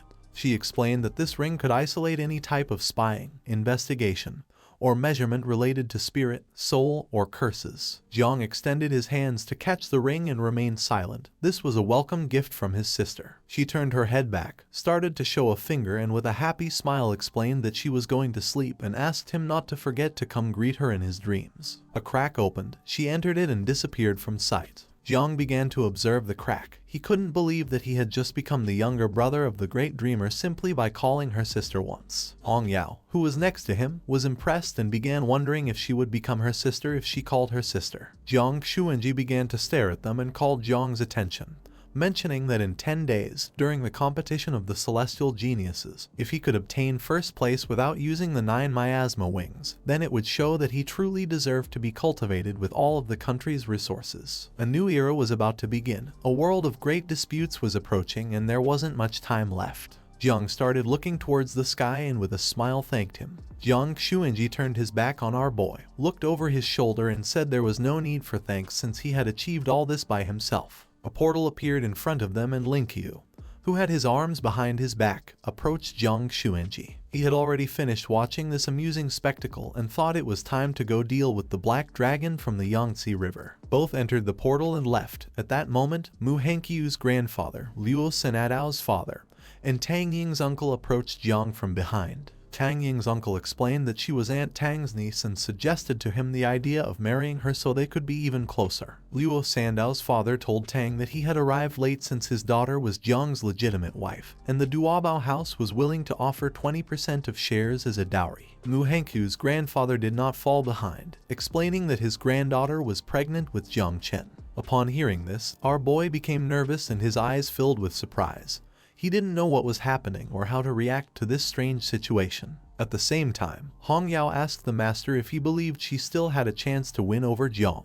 Gu Keishan became furious and with an angry look, he hit Hong Yao on the head, ordering her to stop talking nonsense, causing her to close her eyes and start feeling a bit of pain. After some time, once night had fallen, Jiang went to the house that Gu Keishan had assigned him. He closed the door, leaned his back against it, and sighed in relief as he had finally said goodbye to everyone. Now he could focus on reproducing Little Nine's second swarm. He entered his consciousness where Little Nine was pregnant. He extended his hand towards Little Nine and with a serious expression used the divine evolution ability that accelerated insect reproduction, making her start floating. She placed her hands on her belly and became very happy because she was going to have many babies. The skill succeeded, and the system reported that the reproduction of the second swarm was going to take 1 hour, with a total of 5,009 miasma wings. Jiang began navigating through the system window using his finger and used the second transformation. The system detected that he met the requirements to change class since he was a level 30 professional with a combat evaluation of 237 stars. It assigned our boy a mission for the class change, called Celestial Tower of Magic City, as an objective. He had to complete the Celestial Tower and defeat the boss on floor 50 and capture its sword. But there was one problem. He was only allowed to enter the tower alone and with a time limit of 1 day. He put his hand under his chin and started thinking, deciding that tonight he would sell off all equipment in hand, valued at several billion, and exchange it all for blood from fierce beasts. With this, it should be enough to raise the second generation. Tomorrow morning, he was going to go to the magical city and challenge the Celestial Tower, since with hundreds of thousands of new insects there wasn't going to be any problem. In front of Jiang stood the ancestral tree of all things. On one of its branches, there was a red fruit. Upon noticing this, Jiang's mind filled with many questions. He was surprised to see that the ancestral tree was bearing fruit again. Jiang extended his hand and the red fruit began falling toward him. It was capable of granting an ability called Void Eye, which could allow him to detect and mark enemies using invisibility, illusions, or abilities. The area covered by this ability depended on the user's divine soul strength. Currently, it had a range of 10 kilometers around him. The only downside to using this ability continuously was that it consumed a lot of energy. For Jiang, this ability wasn't so bad. He turned to the side and decided it was time to test it. In the area where he was, there were several more houses. Outside, Tang Ying was walking around the area, absorbed in her mobile phone. Jiang didn't know why she was outside at that hour. At that moment, a red system window appeared showing her statistics. She had the hidden profession called Nightmare Hunter. She was level 43 with a strength of 149 stars. She was the favored daughter of the assassin system, the precious jewel of the Tang family. She felt shy because of an arranged marriage by her grandfather and didn't know how to approach her target. He looked with a bit of attention and saw that she was writing a letter to Jiang, leaving him somewhat surprised. He turned off the lights in the house since he didn't want her to see him, out of sight, out of mind. Tonight he was going to sleep well so that tomorrow he could go to the Celestial Tower to complete the class change mission. Tang Ying approached the house, and upon seeing that he had turned off the lights, she began blushing and became confused. The next day, Jiang went to the Celestial Tower, which was gigantic. The top wasn't even visible from the ground due to how tall it was. He entered inside where there were a bunch of other professionals. The scoreboard started showing that someone named Jiang Chen had reached the 40th floor in just 12 minutes. Everyone gathered around the scoreboard, and for some, it wasn't surprising that Jiang Chen was the pride of the city's war zone. Her record from half a year ago still hadn't been broken by anyone, making her a source of pride for the city. Some had just begun their trial in the tower, but no one could keep up with her pace. Among the crowd was Jiang. He began to observe the scoreboard and realized that she was the second genius of Great Xia, her strength even greater than that of Jiang Wuxuang. Having monopolized all the records of the second round in the Celestial Tower, our boy decided to face her when it came time to compete for the genius ranking. It was Jiang's turn to enter, and the system asked if he was ready. Seeing how quickly his turn had come, Jiang was somewhat surprised and without hesitating for a second accepted, causing a magic circle to appear beneath him. Jiang was teleported to the first floor of the Celestial Tower, which was filled with monsters. Upon sensing Jiang's presence, all attention focused on him. The strength of these monsters would automatically update according to the level of whoever entered into this tower. Jiang began to stare at the monsters and decided to explore a bit using the Void Eye ability. The status window of the monsters appeared. They were called Fallen Elf, level 40, with 790,000 health points and a combat power of 42 stars. This was only the first floor, and there were already high-level monsters with enormous combat power. When he reached the 50th floor, there would be level 90 monsters. It wasn't surprising to him that even a genius like Jiang Chen had only managed to reach up to the 40th floor. Although it was a complicated task, these monsters were all just food for insects. He extended his hands outwards and began releasing insects along with the insect mother. She started advancing toward the monsters, her mouth watering at seeing so much food. She wanted to eat meat, but Jiang asked her not to worry since this meat wasn't that good. Later on, he would make sure she got something better to eat. In a cave that had a red lake, there was a man with white hair meditating. He began to use his power, causing the water droplets to slowly start floating in the air. He closed his eyes and continued meditating in silence. He was Daxia's first genius, Ying Jan. While he was distracted, a man wearing a black suit appeared, raised a paper into the air, and started shouting, informing him that victory was assured and asking him to come take a look at the information. Ying Jan began to think and remained silent. He didn't even turn around to look at the man as he wasn't surprised at all. He continued meditating and explained to Uncle Fang that it really wasn't necessary for him to take a look at Jiang Wuxuang's and Jiang Xuanyu's information since although both possessed divine level classes, there were still great differences among divine classes too. Uncle Fang approached a little, began to observe him and with a calm voice revealed that this time it wasn't them, but Gu Kaishen's new disciple, Jiang Chen, who possessed a kind of divine level never seen before. This piqued Ying Zhang's curiosity a bit. He assumed Uncle Fang was joking since there was no way someone who had awakened the creation class could be so worthy. Uncle Fang extended his hand, and with a serious expression revealed that Jiang had killed Xiaobei, and had also drawn his sword against the protector of the kingdom without dying in the attempt. Upon knowing this, Ying Zhang slowly began to stand up, causing the water in the cave to start falling into the lake. He took the information sheet that Uncle Fang had brought, started reading its content, and his gaze filled with curiosity upon learning that this was true. In front of him emerged a red dragon which began staring at him intently. He started observing the dragon and began thinking about the 9 miasma wings, the 4 blades of heaven, the 8 transformations to purify the realm and Jiang Wuxian. According to him, this was very interesting. He began to gaze at the dragon, and his eyes filled with disappointment, as it was a shame that in the competition of celestial prodigies, Jang would not be able to use the 9 miasma wings. If it had been the other way around, this competition would have motivated Jang a bit more. At the same time, in a training field, some dog-shaped beasts appeared, and someone started fighting against them. This was a sexy woman who wore a blindfold. She was Daxia's second genius, Jiang Chen. She jumped up, drew her golden bow, and shot an arrow precisely at the beasts. She took another leap, appeared above the beasts, and began to rain arrows down on them. The arrows that were moving at the speed of light started to strike the beasts, making them roar in pain. Not far from the area, on top of a metal platform, there were 2 men carrying 2 spears who were guards. They began to observe the fight, and for one of them, Jiang Chen was a terrifying person capable of comparing with a great first-level master. But the other guard told Lai that his view was too low, since Jiang Wushwang, as the third celestial genius of Daxia, had already achieved success fighting against 5 transformation masters. Jiang Chen's attack was so powerful that the beasts couldn't resist and their bodies shattered into pieces. Lai added that she was ranked 1 position above Jiang Wushwang, so at least her power should be equivalent to that of 5 transformation masters. After finishing off the beasts, she began to descend to the ground. She was almost invincible in long-range combat, and seeing that now she was practicing close combat, the guard thought she was preparing to face Jiang Wushwang. But Lai intervened and mentioned that he was worth nothing compared to her, thinking that not even the top number 1, Jang from the capital, could match her. While the 2 of them were conversing with each other, the chief commander of the city's war district named Jai Hongyan appeared. While holding his cat with one hand, he extended the other towards them and with a calm expression gave his daughter the order to rest for a while. Upon seeing him appear, the guards closed their eyes and bowed their heads before him as a sign of respect. Upon hearing the voice of her dear father, Jiang Chen, who was immersed in her training, removed the blindfold from her eyes, and her gaze filled with joy upon seeing that her father had come. Without a second thought, she became happy and started running towards her father, explaining that today she had improved a lot. The father, who was holding the cat, asked why she was trying so hard for just a simple elite list. According to him, it wasn't worth being first. The father closed his eyes, raised his head, and with a calm expression suggested to her to learn more from him. If she had an opportunity to relax,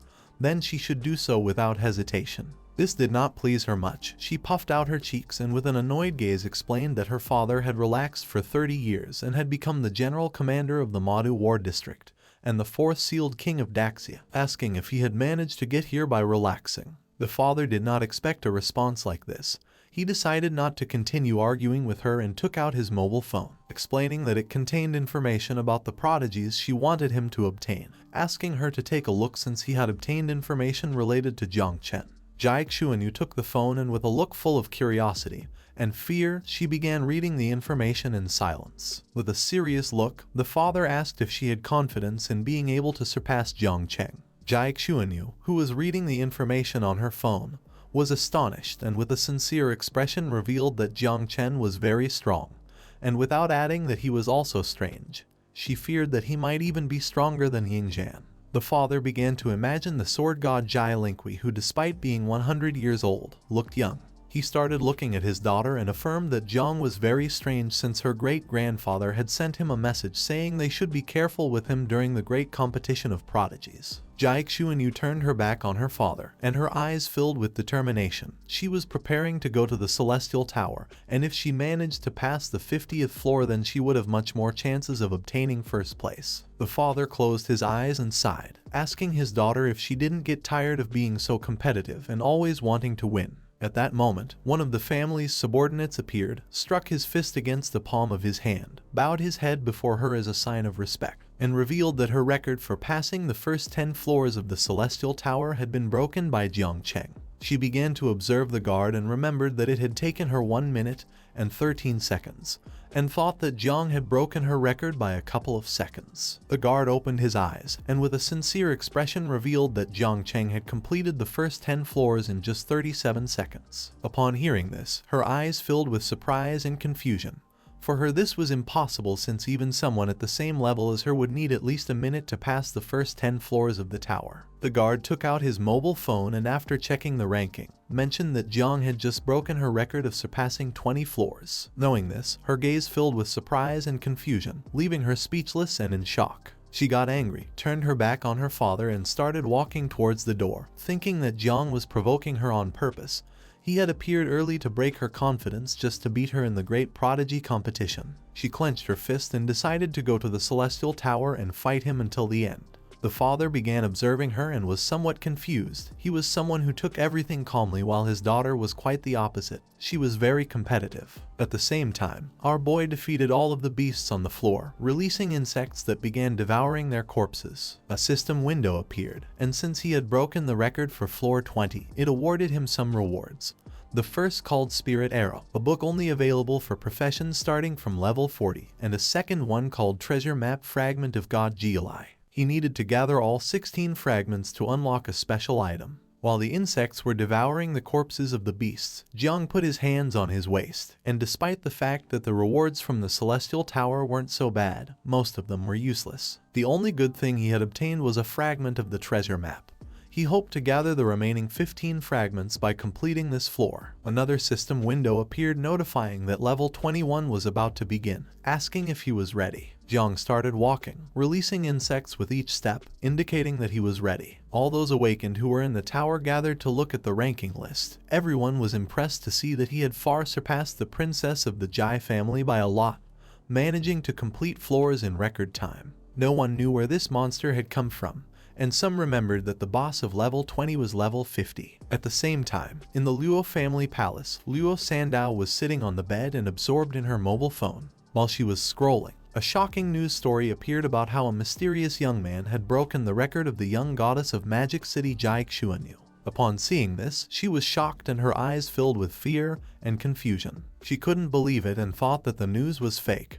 But once she entered the official tower page and saw the ranking list, where it revealed that Jiang Chen had managed to reach floor 30 in just 2 minutes and 32 seconds. People in the comments were very angry because Jiang Chen had come from Jiangnan's military district to Madu district to cause trouble, asking him to leave and stop bothering the goddess. When reading the comments, Luo Sandao's eyes filled with rage. She thought they were idiots for insulting her benefactor. She clenched her fist, and furious, called Xiao Q, asking her to join the live stream since those bastards from Madu were insulting Jiang. She decided to call more people to insult them back, and if that didn't work she was willing to go to Madu herself. At the same time, Jai Xuanyu arrived at the Celestial Tower, and with a determined look decided to reclaim the #1 spot in the Celestial Tower ranking. She used the second transformation, causing a magic circle to appear on the ground. Upon seeing that she had come, the people became happy and everyone began to raise their fists since the ranking of the Celestial Tower could not be occupied by outsiders, and the glory of Madu's battle district could not be taken away by Jiangnan.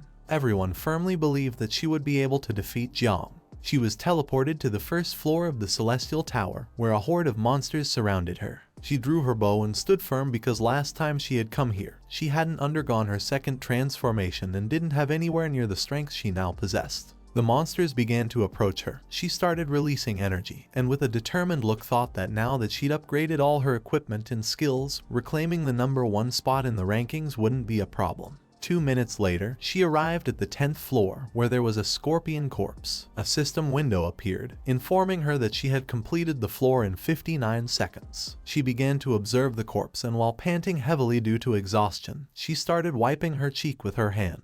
She was somewhat disappointed in herself. She had given it her all, but even so, it had taken her a long time to complete this floor. She didn't know how Jiang Chen had managed to do it in just 30 seconds. She extended her hand, causing a magical portal to appear on the ground. According to her, this was a profession issue. She had a divine level profession called Sun Destroyer, but since it was a ranged combat class, she wasn't as good as him in levels with many small monsters like the first 10 floors of the tower. She decided to go directly to the 41st floor, since after that floor, there were only high-ranking bosses, no small monsters, thinking that in this aspect Jiang had no advantage over her. Once she completed level 50 and climbed up the rankings, it wouldn't matter if she wasn't better than him on the earlier floors. 5 minutes later, she was facing a monster with tentacles. She jumped to dodge, but the monster was quick and wrapped its tentacles around her limbs. Her expression filled with concern as she knew better than anyone that this wasn't good. She was facing an octopus-shaped monster. Using all of her strength, she used the skill called Golden Crow's Fire Rain and shot a powerful arrow at the monster, making it hit its head and defeating the boss. A system window appeared. She had completed the floor in 5 minutes and 29 seconds, setting a new record on the 50th floor. The monster lost its life and fell to the ground, and while little by little the tentacles were losing strength, she put her hands on her waist, closed her eyes, and began to pant heavily due to exhaustion, thinking that it had finally ended. She had been twice as fast as last time on the 40th floor. She had defended the glory of Mudo City. No matter how hard Jiang tried, it was impossible for him to surpass her record this time. She thought this was his first defeat against her, but it wasn't going to be the last, since in the competition for Prodigy rankings he would lose to her a second time. At the same time, Jiang was also on the 50th floor. He defeated the boss without much effort, and while the insects were devouring the corpse, Jiang began to browse through the system window, and with a serious expression thought that the flesh of fierce beasts at this level was very good, since once the insects finished eating, they would be able to reproduce for 3 more generations, and after passing level 50, he would obtain a sword and complete his second transformation. He was happy because the second insect mother was about to arrive. Little Nine became sad, saying that she also wanted to eat, but our boy asked her to behave and be good. He wanted to let the insects devour this boss and promised that when they returned home and he sold all of this, he would buy her something tastier. Jiang Chen left from floor 50 and returned to Celestial Tower using a magic circle. One of the men was shocked. He turned towards his friend with a look full of terror, revealing that the princess had returned. Upon hearing this, his friend started trembling and asked him to lower his voice. Everyone was very scared, and upon seeing this, she was somewhat confused and with an incredulous expression began to wonder what was happening here, and why everyone had this expression if she had just surpassed the 50th floor and updated the list. A system window appeared, revealing that Jiang had completed the 50th floor in 4 minutes and 9 seconds. She looked at the scoreboard and was surprised to see that Jiang had been a whole minute faster than her. She took out a red pill, clenched her teeth tightly, and her gaze filled with rage. She decided to try again. Even if she had to push herself to the limit, she couldn't let Jiang get away with it. This enhancing medicine could consume some vital essence, but now she didn't have time to worry about that. On the 50th floor, Jiang was there, and in front of him lay the boss's corpse. He began wiping the sweat from his forehead with his hand and felt relieved since the insects had started to reproduce. He had completed the floor but couldn't see the sword anywhere. A system notification informed that the reward for completing the floor was epic equipment. The system could randomly grant either epic armor or an epic saber. After several seconds, the system granted our boy epic armor. While Little Nine was happily flying around thinking about eating, Jiang began observing the system window and felt somewhat angry at it. This way, he would have to go through floors 41 to 50 again to get another reward. Now that the insects had reproduced, he gave Little Nine orders to go out and eat. Jiang Chen reached the 50th floor where the boss with an octopus shape appeared. It prepared to attack, but just at that moment, Jiang Chen jumped and used the burning arrow technique, launching a powerful arrow towards the monster, which struck it right on its forehead. A system window appeared, congratulating her for completing the floor in 3 minutes and 7 seconds, successfully breaking the floor's record. Jiang Chen was somewhat tired. She began wiping her chin with her hand as she looked at the system window. With a gaze full of exhaustion, she felt relieved since she had finally reclaimed first place in the rankings. Jiang had taken 1 minute longer than her to complete this floor, so she firmly believed that no matter what he did, he wouldn't be able to surpass her. At the same time, Jiang also reached the 50th floor again, and the octopus-shaped boss reappeared. Little Nine started flying near the monster, began touching its tentacle with her finger,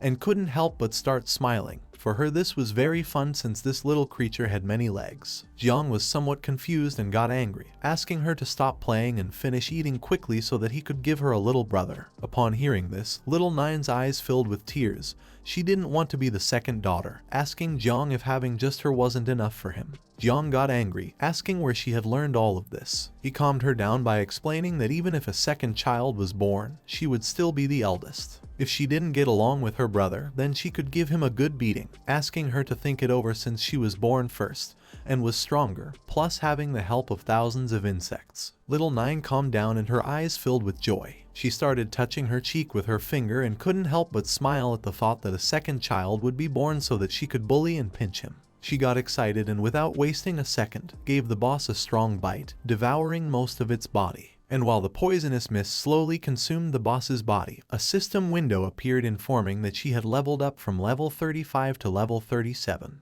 At the same time, in the main hall of the Celestial Tower, there was a screen that began to show that Jiang Chen had completed the 50th floor in a record time of 3 minutes and 7 seconds. In the room, there was a blonde man named Hua Yunfei, Jiang Chen's lapdog. He placed one hand on his chest, extended the other upward, closed his eyes and couldn't help but start smiling as he thought Jiang Chen had lost. He mentioned that now first place belonged to the goddess of the city and told those flies from Jiangmen's battle district to return to their stinking city. Behind him were Mu Hankui and Luo Sandao. Both crossed their arms and couldn't help but get angry. They asked this bastard to shut up since Jiang Chen was only completing missions on his own terms, revealing that he didn't see this as a competition.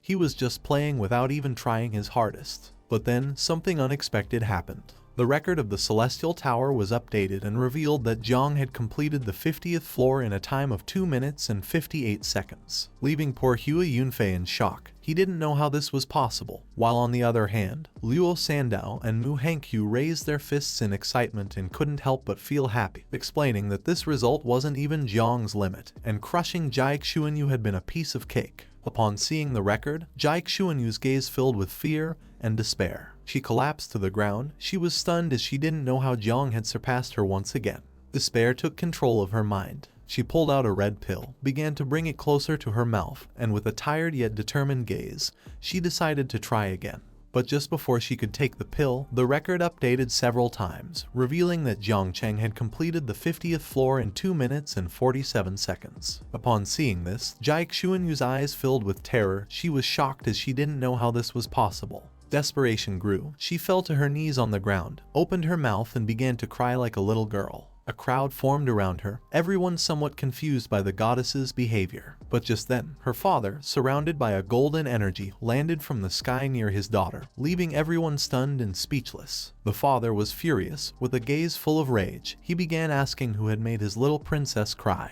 Someone in the crowd mentioned that the one responsible was Jiang Chen, while Jiang Chen lay on the ground crying. Her father stood up, clenched his fist tightly, and with a vengeful expression told his daughter not to worry because once Jiang Chen came out, he would teach him a good lesson. The father's gaze fixed on the screen, and his expression filled with curiosity. He didn't know if it was necessary to keep climbing in rank to complete the second job transfer mission. At first, he thought Jiang had discovered the secret mission of the Celestial Tower, and had come for Jiulai's treasure, but then dismissed this idea since Emperor Jiulai's divine treasure consisted of 12 map pieces, each divided into several fragments, making obtaining them an impossible task. The Jai family had been trying for many years and only possessed 4 pieces of the treasure map. Therefore, it was impossible for Jiang to have obtained all of them in such a short time. At the same time, inside the Celestial Tower, Jiang managed to gather the 12 treasure map fragments, took them out, and the system began synthesizing all of the pieces. While the system was synthesizing all of the fragments, Jiang placed his hand under his chin and started observing it. To complete this treasure map, people with obsessive-compulsive disorder had no choice but to repeat the Celestial Tower several times. However, it turned out that in order to gather them all, hidden missions needed to be completed. Depending on who changed class at what level, a time limit was set for completion. The system finally synthesized the treasure map, causing it to start glowing. Jiang began examining it as his eyes filled with surprise. Several system windows appeared. This treasure map was of mythical category. It was said that the Jiulai tribe, a powerful group from ancient times, had later split off to form humanity and called themselves the Jiulai tribe. At their peak, they ranked number 53 among 10,000 races. This map was one of the 12 in existence and contained the divine weapon of the Jiulai Emperor. Upon activating the map, Jiang would obtain the secret location, with no limit on people, level, or time. However, that wasn't all. This place was extremely dangerous. Jiang activated the map and obtained the golden sword of the Emperor. He began to gaze at its blade since this type of divine weapon was truly convenient. However, this map repeatedly emphasized danger, so for now it was better not to venture recklessly. Now that he had acquired the necessary materials for his second transformation, he decided to first complete it. Upon doing so, the system detected that all conditions had been met and began his class change. Jiang was teleported to his subconscious where the ancestral tree was. While Jiang was absorbed in contemplating the tree, the system notified him that the class change had been successful. Jiang's current state was of second transformation, gaining 100 free attribute points, and additionally, the ancestral tree of all things had also improved, increasing the type of fruit obtained, now called Fruit of Destiny. Jiang began to observe the tree, and upon seeing that the system had upgraded it, and that it could now grant him the Fruit of Destiny, his mind filled with many questions. But for now, he decided to summon the second insect mother first. A crack appeared in front of him, and the system informed him that because he had completed his second transformation, he could obtain a random insect mother. From the crack, a powerful red Calamity level beetle emerged, while its body was surrounded by a powerful red energy. It began to fly. This creature existed in hell and dwelled within the souls of gods and demons, absorbing their energy of resentment, indomitability, and unbreakable memory, nourishing itself. It had been missing for countless eras along with the annihilation of eternal hell. Jiang extended his hand toward the beetle, and it started flying towards his hand. Our boy was astonished. The beetle had two characteristics. For every 10 levels that the mother rose, it could generate offspring ranging from 49 to 108. And each time the mother evolved, the host could extract an ability which would evolve every 30 levels. The small but powerful red beetle sat on Jiang's finger. He brought his finger closer to his face and with a curious look began examining it closely, realizing that it seemed to be at little Nine's level but in terms of size much smaller. Its appearance was more abstract and didn't seem as close to insects as little Nine did. Jiang raised his hand towards the ancestral tree and used divine evolution, causing the beetle's body to start glowing. Not long after, the beetle transformed. He now wore a powerful armor, had a horn on his head, and strong wings. The red beetle closed his eyes, crossed his arms, and addressed Jiang as father. Jiang, who was in front, was somewhat astonished and thought that he was much calmer and more mature than little Nine. He decided to call him Xiao Jia. He didn't expect that this time the evolution of the mother insect would turn out to be male, but then he thought it made sense since asexual reproduction itself had no gender, and the evolved form was random. Xiao Jia opened his eyes, and his gaze fixed on Jiang. His status window appeared. He was a plague-type insect with 0 offspring, an affinity of 100, and a bunch of abilities. Among them was one called Infernal Furnace, which allowed Xiao Jia to condense and refine vital essence, the energy of heaven and earth, and the power of the sun, moon, and stars into a source of life. Seeing this brought a smile to Jiang's face because Xiao Jia had quite a few abilities. The skill Infernal Furnace was terrifying. If Jiang could obtain it, then in the future just by eating he would become invincible. With a calm expression, Xiao Jia explained to his father that he only needed to help him complete the first life leap, and it wasn't necessary to reach level 30 to activate the first skill extraction. He added that the first life leap required sacrificing 10 drops of divine and demonic essential blood. Jiang was somewhat surprised to see that Xiao Jia had just been born and already had such a big appetite, wanting to consume gods and demons. Our boy asked him to go visit his sister in the nest first, and as for the matter of divine and demonic essential blood he was asking for, he would ask the master once he came out. Xiao Jia closed his eyes, bowed his head before him, and responded with a yes. At the same time, news about Jiang Xuanyu's father spread everywhere. General Duel, who was browsing online at that moment, saw the news and couldn't help but panic and start sweating as he revealed to Gu Kaishan that he had just seen a broadcast where Jiang Xuanyu was crying. Gu Kaishan, who was sitting behind and enjoying a cup of tea, remained calm and asked if it was necessary to make such a fuss over a second transformation mission.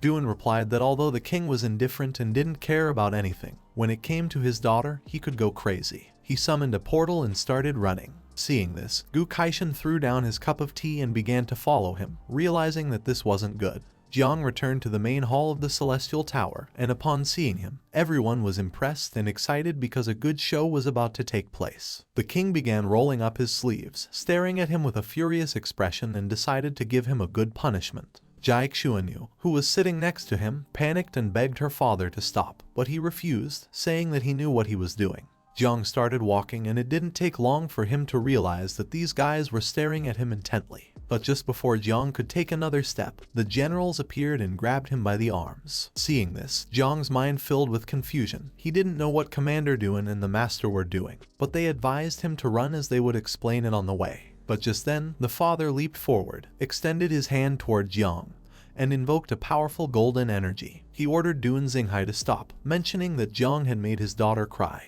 As punishment, he commanded them to cede territory from Jiangnan. He decided that the 3 great dungeons in Celestial Dragon Canyon would be assigned to Madu. Jiang and the others went on high alert upon seeing the attack. At that moment, an ice block appeared, blocking it. Duel mentioned that he wasn't going to give up anything since Jiang Chen had risen up, and this year in the overall ranking of celestial geniuses, the people of Madu would have to cede territory to Jiang Chen. The father landed on the ground and couldn't help but get angry, his gaze filled with rage upon seeing that they had fled. But he swore to go to Jiang Chen to deal with them, and even if they knelt down and begged for forgiveness, it wouldn't be enough. He thought the best thing would be to make Jiang marry his daughter so that they could humiliate him day and night. Upon hearing this, the daughter who was standing behind couldn't help but start blushing, and with a confused expression asked her father why he was saying such nonsense. A crowd gathered around them, and the father thought that as long as his daughter could be happy, she could do whatever she wanted. The daughter fell to the ground, got nervous, and after thinking it over carefully decided it was better to return home and leave Jiang Chen's name here so she could constantly motivate herself in preparation for the competition of prodigies.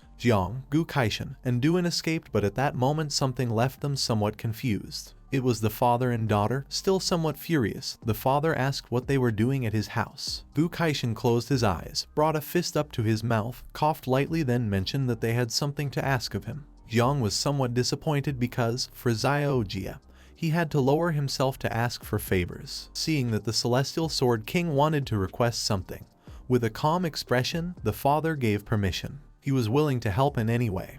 He could joke with Duan but still had to show respect to the Celestial Sword King. Gu Kaishan closed his eyes and revealed that Jiang was his disciple who needed material for his profession change mission.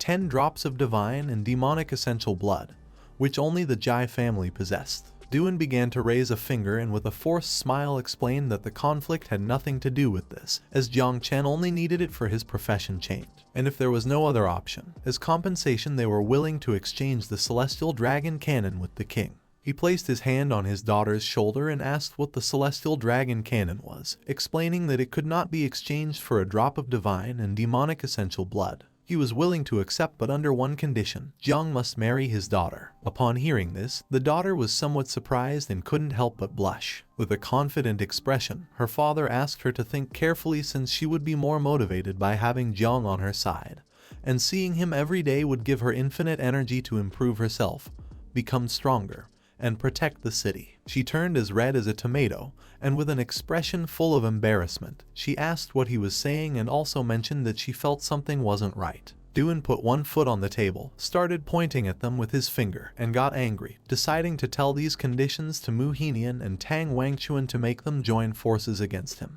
Jiang, who was sitting down, began to sweat. He didn't know what was happening. Gu Kaishan became serious and asked the father to mind his words. The father extended his hand to one side, and with a smile explained that although Jiang would not marry his daughter, it would be good to establish a relationship as in-laws. Jai Xuanyu's gaze fixed on her father, and she couldn't help but drop her jaw and turn red like a tomato. She didn't know what her father was trying to achieve with this. She got angry, moved away from her father, and with an enraged expression asked if he was trying to force her into marriage, explaining that she did not agree. If the father wanted someone to get married, then he could marry Jiang.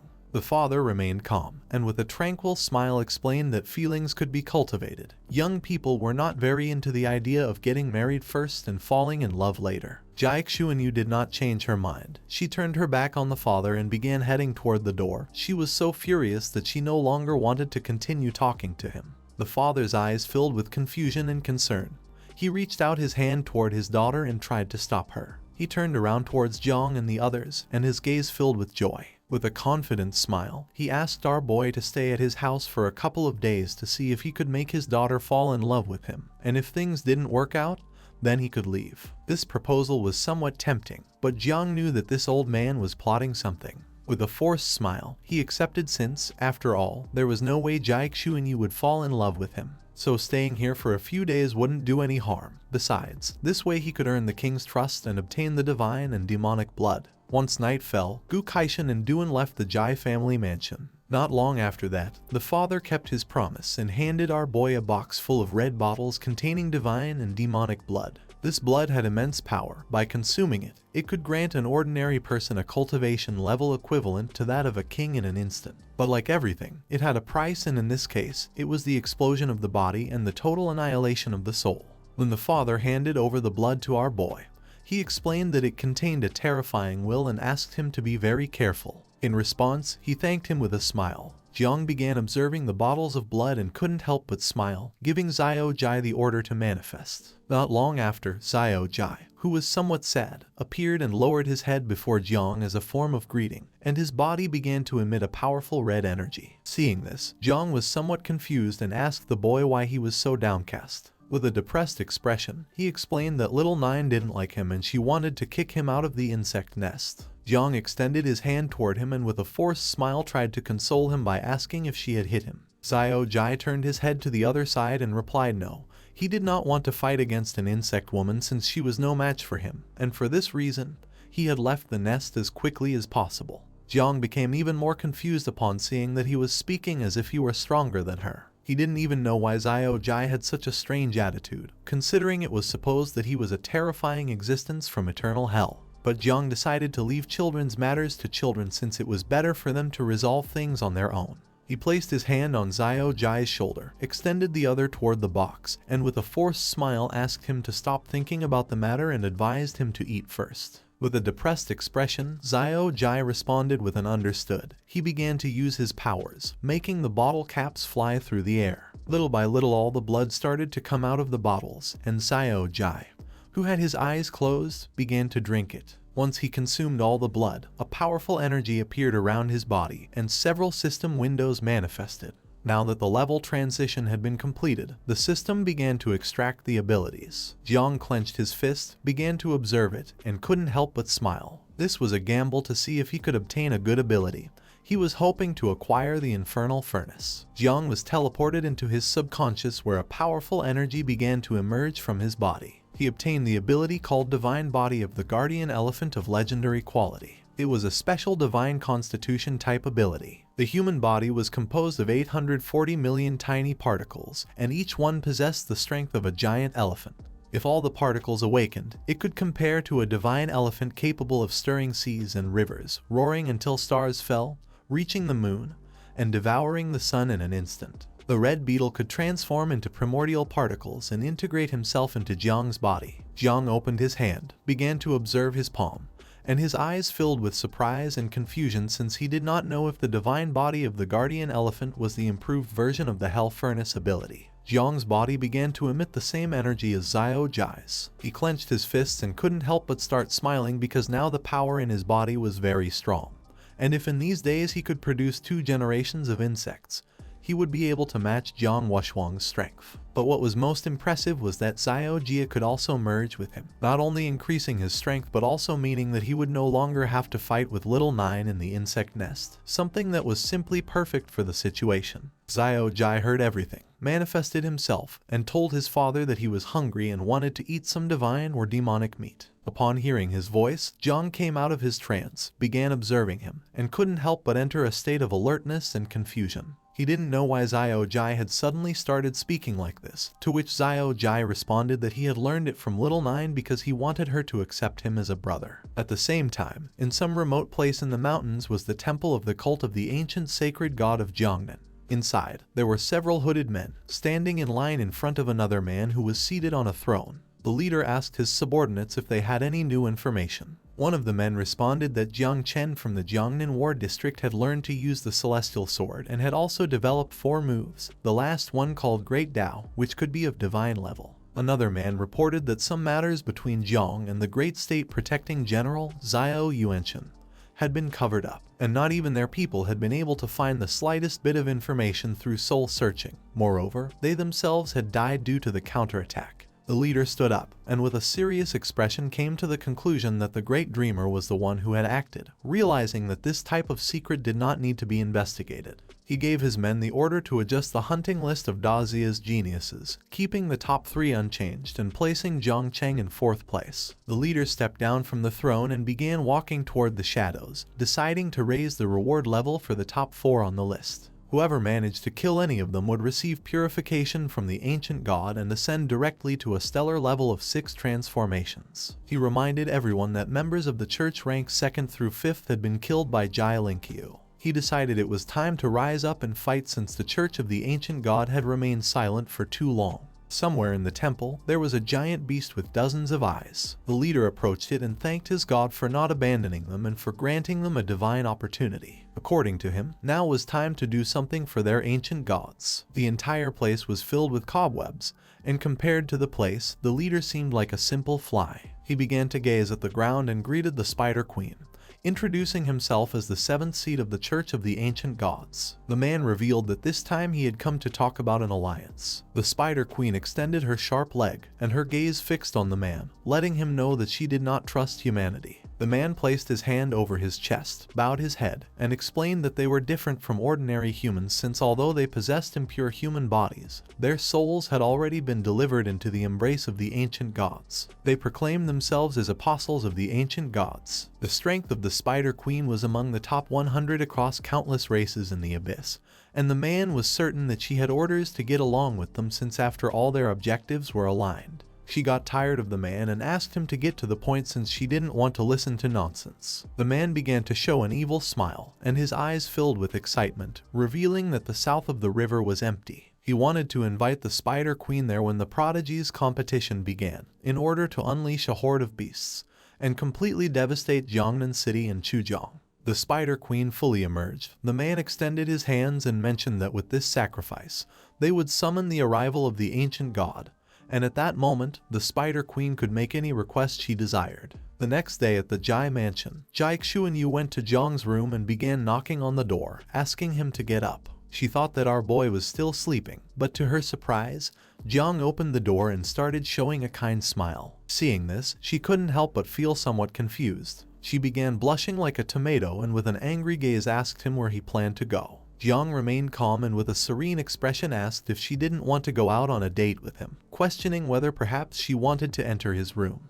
Upon hearing this, she got even angrier. She got nervous, turned her back on our boy, and asked him to come with her since her father had something to tell him. Jiang couldn't help but feel somewhat surprised. At the same time, in the training field, the father was lying on a beach lounger, and next to him were several men. Several minutes later, his daughter and Jang arrived, and upon seeing this, the father became excited. The father was known as the king of lounging around, and Jiang thought that the father truly lived up to his name since he was lying down so early in the morning.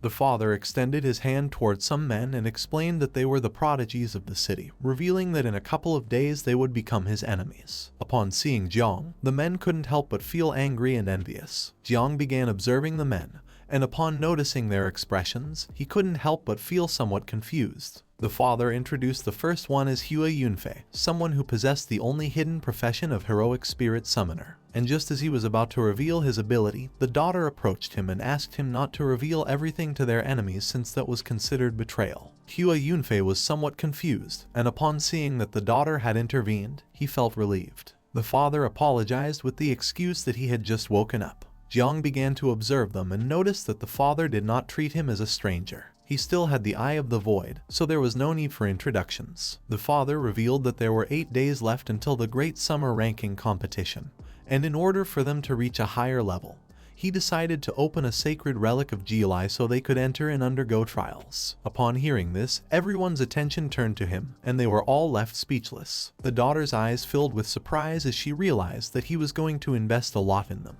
Hua Yunfei's gaze filled with emotion, and he couldn't help but smile since the divine treasure of Jielai was the supreme secret of Daxia. Jiang was somewhat confused upon seeing that the father had summoned him just to tell him this, questioning whether it wasn't planned to use this as bait to make him sell his body. What they were going to explore on this journey was the third divine vault of the Jai, an ancient divine corpse 10,000 jang long. 80% of its interior had already been explored, but even so, it remained extremely dangerous. Under no circumstances should they enter the head of the divine corpse as it would mean certain death. Xiao Jai manifested upon hearing this and told his father that he was hungry. Jiang couldn't help but feel somewhat disappointed and explained to him that repeating the same thing wasn't suitable for his poker face, asking him not to use them anymore, promising that he could take him or not to eat depending on what conditions the king set. The father stood up and asked everyone to follow him, but once he looked back, he saw Jiang standing still. He asked what he was doing and if he didn't want to go.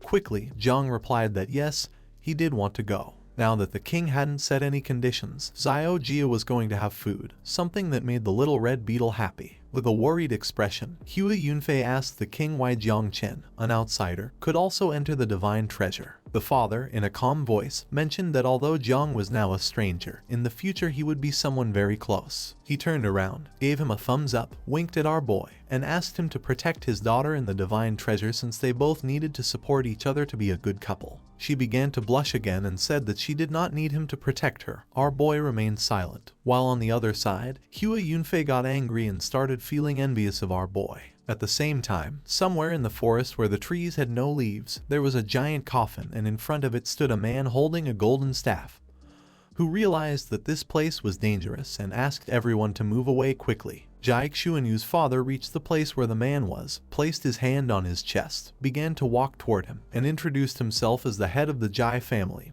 Jai Hongyin, explaining that he had come with his apprentices, asking him to please open the door. The man who was holding the staff began pointing at the entrance with the weapon, giving them permission to enter. Jiang and the others started walking toward the entrance, and he began observing them with a serene expression. The Jai family was very powerful, and even so they needed to be cautious when it came to Jialai's divine treasure, which showed that it was not something ordinary. First, he decided to familiarize himself with this place and then investigate using Xiao Jai. The man used his power, causing a portal to begin opening in the giant coffin. He struck the staff forcefully on the ground, making a powerful red energy start emerging from the ground. The father, who had his arms behind his back, remained silent, while on the other side Jiang began observing the energy and couldn't help but go into shock. A strange smell appeared in the air. The father turned around, extended his hand towards them, explaining that the recent power came from the 20% undiscovered of the divine soul of the ancient god's corpse in the sea of consciousness. The attention of Jiang and the others was fixed on the father, and they remained silently listening.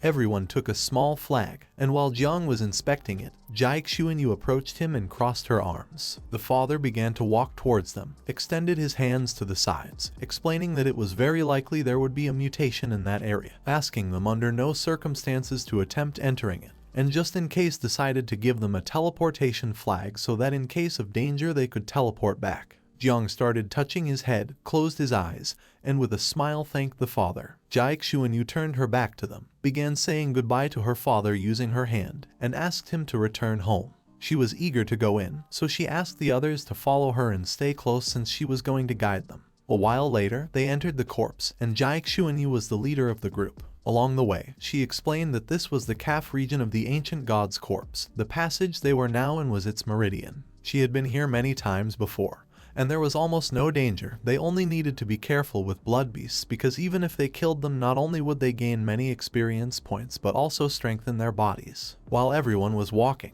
Jiang's attention was fixed on the sky. His eyes filled with amazement as it had a height of dozens of meters and a width of dozens of meters, wondering if this area was really just the meridian of the corpse. His mind was filled with many questions, not knowing how large the corpse of the ancient god was. Xiao Jai appeared on our boy's shoulder. He began to observe him with a serene look and couldn't help but start smiling. Xiao Jai was somewhat surprised to see that his father had brought him so he could devour the magnificent corpse of the ancient god. He was impressed because his father was the best, thinking that he had learned to flatter only for something to eat. While Jiang and the others were exploring the area, with a smile our boy gave his son permission to devour everything he could but advised him to be careful not to be discovered. Xiao Jai transformed into a beetle and began moving away from them. At that moment, a six-eyed blood beast appeared and began panting heavily. A horde of beasts appeared in front of them, while some beasts stood in front to prevent them from escaping. Others jumped and prepared to attack. Seeing this, Jai Xuanyu panicked, drew her bow, turned around, and with a worried gaze asked everyone to be careful. The status window of the beasts appeared. They were level 35 and had several abilities: Illusory Blood Mist, Blood Explosion, and Blood Arrow. Hua Yunfei filled himself with enthusiasm, began to use his power, making fire appear in the palm of his hand, and with a confident smile, he started running towards the beasts with the intention of finishing them all. Instead of panicking, our boy remained calm and his gaze was filled with confusion.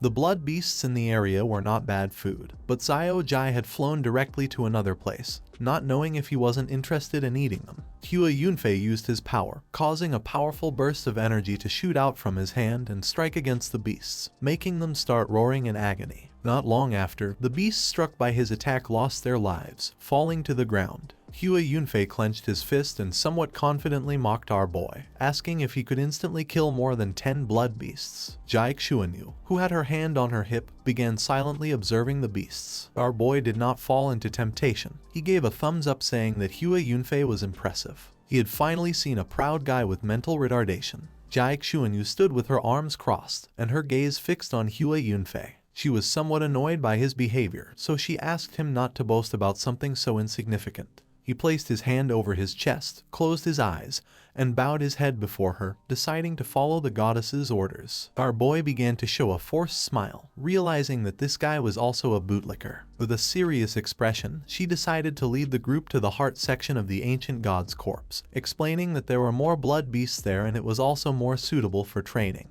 She revealed that the ancient god's corpse had a structure different from the human body, having 3 hearts. But at that moment, Xiao Jai began to communicate with our boy, asking him not to pay attention to her nonsense, since the ancient god of Jiulai actually had 4 hearts, and as long as one remained intact, it could revive. Jiang went into shock and his eyes filled with alertness, asking if he was saying that the ancient god was alive. And then Xiao Jai revealed that he had found the hidden 4th heart, which had not yet been destroyed. Xiao Jai, who was in beetle form, reached the 4th heart of the corpse and started flying toward it. Seeing this, Jang panicked and asked him to come back immediately, but he refused, asking him to wait a moment since he was thinking of some way to eat this heart. In a desperate attempt to stop his son, Jang promised to take him to eat something more delicious since the heart of the ancient god should not be delicious. Jiang's eyes filled with fear and rage, realizing that this was not good. He approached one of the men, placed his hand on his shoulder, and with a serious expression, asked them not to proceed as there was danger, leaving the man somewhat confused. Hua Yunfei, somewhat confused, turned around asking what he was saying. Our boy asked everyone to use the teleportation flag to get out of here as soon as possible. Upon hearing this, Jiang Chuanyu's gaze filled with surprise. She remained silent, and the conceited Hua Yunfei approached Jang and, with a smile, mocked him by asking if he was talking about the blood beasts from a moment ago. He decided to take this opportunity to call him a coward. Jiang began staring at him intently and stayed silent, and upon seeing this, Hua Yunfei demanded that he respond. Our boy's eyes filled with fury, realizing that this guy was a fool, and deciding it was better to sacrifice him. Without hesitating for even a second, he delivered a strong punch to his face, sending his body flying and leaving everyone else in shock. He knew that if he hit Hua Yunfei, the others would have no choice but to agree on going out first to seek medical attention. Hua Yunfei's body flew out until it forcefully hit the ground several meters back. Jiang Chuanyu, somewhat furious, turned around and her attention fixed on Jiang, asking what he was doing and why he had hit Hua Yunfei. Our boy replied that nothing in particular. He just felt hatred toward him and wanted to fight. She turned around and saw that Hua Yunfei, who now had a bruise on his cheek, sat down, placed his hand on the ground, got angry and revealed that he also felt hatred toward Jiang, and upon seeing that he had dared to strike him, believed that he was seeking death. Hua Yunfei stood up and released the heroic spirit, causing a powerful giant knight made of blue energy to emerge from his body. Despite the fact that the knight was terrifying, Jiang remained firm, began to observe it and mocked Hua Yunfei by saying that it was just an exaggeration and not so powerful. Xiao Jai returned and entered Jiang's body. He opened his palm and with a joyful look, fixed his attention on Hua Yunfei, and a smile appeared on his face since Xiao Jai had returned at the right moment. He extended his hands and his body began to release the energy of Xiao Jai. Hua Yunfei, thirsty for revenge, decided to attack, making the knight prepare to attack using its claw. Jiang's eyes began to shine, and his hand started to emit a powerful energy. This was the perfect moment to test the power of the divine body of the guardian elephant. Just before the knight's attack could reach Jiang, he counterattacked, and his strike was so powerful that the spirit of the knight disintegrated into pieces. Jiang Chuanyu and the others couldn't help but be left speechless, their eyes filled with surprise, upon seeing that with a simple move Jiang had defeated the knight's spirit. Hua Yunfei was shocked, his eyes full of fear. He didn't know how this was possible. While he was distracted, Jiang leaped, appeared above him, and prepared to attack. Just before he had time to react, Jiang delivered a strong punch, causing his body to crash forcefully against the wall. In a matter of seconds, he lost consciousness. Jiang Chuanyu approached Jiang and, somewhat furious, asked why he had done this. The others were shocked to see that he had defeated Hua Yunfei with a single blow without using his sword or the help of the 9 miasma wings. Jiang closed his eyes and began to show a confident smile, explaining that Hua Yunfei's injuries were not serious. However, if not treated soon, there would be lasting effects on his body, and in this way, he would not be able to compete in the genius competition that was going to take place in a couple of days. Jiang Chen began to suspect something, and her gaze fixed on our boy. With a surprised expression, she asked if he had injured Hua Yunfei out of fear so as to escape from the corpse. Jiang turned his back on them, closed his eyes, revealing that if they wasted more time, that guy was going to die. The others began to feel fear and took out the teleportation flags, knowing they were not going to be able to fight against him. One of them said he couldn't use the flag, and upon hearing this, Jiang's eyes filled with fear and surprise. He turned around, and some members of the group tried to use the flag but were unable. Jiang's attention fixed on them, and with a serious expression he realized that when Xiao Jai discovered the heart, the corpse also sensed Xiao Jai's presence and immediately made arrangements. He put his hand over his face, and his gaze filled with fear, as his master had said that the power of a true god was level 9. He knew that the enemy they were going to face was level 10 or higher, and if this was the case, they were doomed to die. He decided to calm himself and took out the teleportation flag, realizing that the god was sealing the power of the flags and not directly eliminating it, which meant that it itself was subject to some restriction and unable to act. With a determined gaze, he began to fly alongside Xiao Jai, asking him to guide him to the fourth heart, deciding that it was time to destroy the heart. He must treat the god as if it were alive and had to kill it before it came back to life. Jiang started moving away from them at great speed, and upon seeing this, Jiang Chen realized that he had noticed something was wrong all this time, and that's why he wanted them to leave here as soon as possible. One of the men carried Hua Yunfei's body on his back, and they began following Jiang since something bad could happen. Jiang approached the fourth heart, but at that moment he was forced to stop as more blood beasts appeared, which prepared to attack. Jiang Chen and the others also reached him, and a horde of blood beasts with a level between 70 and 120 appeared.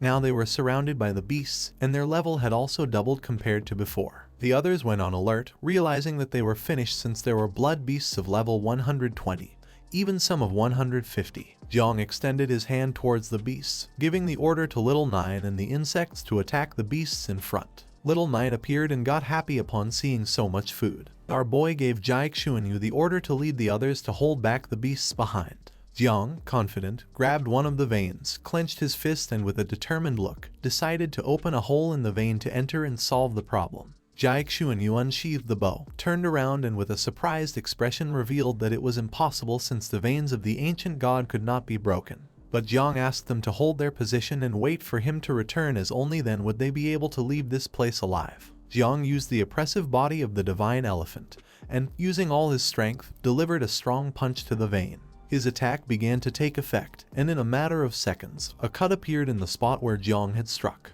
But then it started to regenerate. Jiang Chen turned around, and upon seeing that he had managed to create a cut in the vein, she couldn't help but be shocked. With a surprised expression, she explained that even if the vein could be destroyed, the ancient corpse would heal it very quickly. Jiang clenched his fist tightly, and his gaze fixed on the vein. He prepared to strike again as he was not willing to give up so easily. With a determined gaze, he struck the vein again, shattering the area into pieces. If they couldn't penetrate its meridians, they wouldn't be able to break through the most defensible outer exit. Now, instead of the easier external advance, internal advancement was the best way. Jiang used his power again and delivered another strong punch to the vein, creating a large curtain of smoke in the area. Jiang's attacks took effect, and a large hole appeared in the vein. Seeing this, Jiang, who had his fist clenched and was ready to strike again with a calm expression, realized that now was the time to enter. Just before the vein could regenerate again, Jiang entered inside and asked her to wait for him to return. Jiang Chen turned around, and upon seeing that Jiang had managed to enter, her eyes filled with surprise and concern, asking him to be careful. Two men from the group extended their hands and used their powers to create a shield to repel the beasts. Jiang Chen turned around and with a serious gaze asked Lui Fei and Song Yuming, the two professional tanks of the group, to fight on the left side and hold out. Lui Fei nodded his head. She began walking toward the others, extended her hand to one side, and gave orders to Zhu Manman and Ningbo Zhang Chujing to take care of the left side while she and Su Zio would handle the right. Upon hearing this order, one of the men started heading toward the left side. The members of the group created a shield behind and two on the sides to prevent the beasts from attacking from various directions. A horde of blood beasts appeared and surrounded the group. Seeing this, Jiang Chen grabbed the bow, prepared to shoot, began observing the beasts, and revealed that staying alive or ending up dead depended on them. The only thing she could tell them was that her great-grandfather Jai Linghu would come immediately to rescue them. Upon seeing a glimmer of hope, the members of the group were filled with enthusiasm. The guardian at the entrance of the divine corpse went to Jiang Chen's father's office, revealing that he had lost contact with the group. Hearing this, her father's eyes filled with concern. He placed both hands on top of his desk and with a confused expression asked when exactly they had lost contact. The guardian responded that he had lost contact 3 minutes ago, when suddenly there was a sudden energy fluctuation inside, something that had never happened before. He had entered the divine residence and discovered that the corpse was completely isolated from the outside world. The guardian's eyes were full of seriousness. He began to gaze at the father, explaining that the strange thing was that the corpse of the ancient god had not disappeared and was still in its original dimensional space, and the connected position of the calf was still within their formation's range. The father, somewhat astonished, remained listening silently without interrupting. He sat down again, rested his hand on the table, and his gaze filled with fear as he remembered that the Jai family had taken more than 100 years to barely open the passage toward the calf, and now it was impossible to forcibly break through the defense of the ancient god from outside with their own strength. He gave the order to the guardian to notify this to the elder so he could return as soon as possible. Now they could only seek him out, and he also decided to notify Gu Kaishan of Jiangnan. Once Jang crossed the vein, a horde of blood beasts appeared.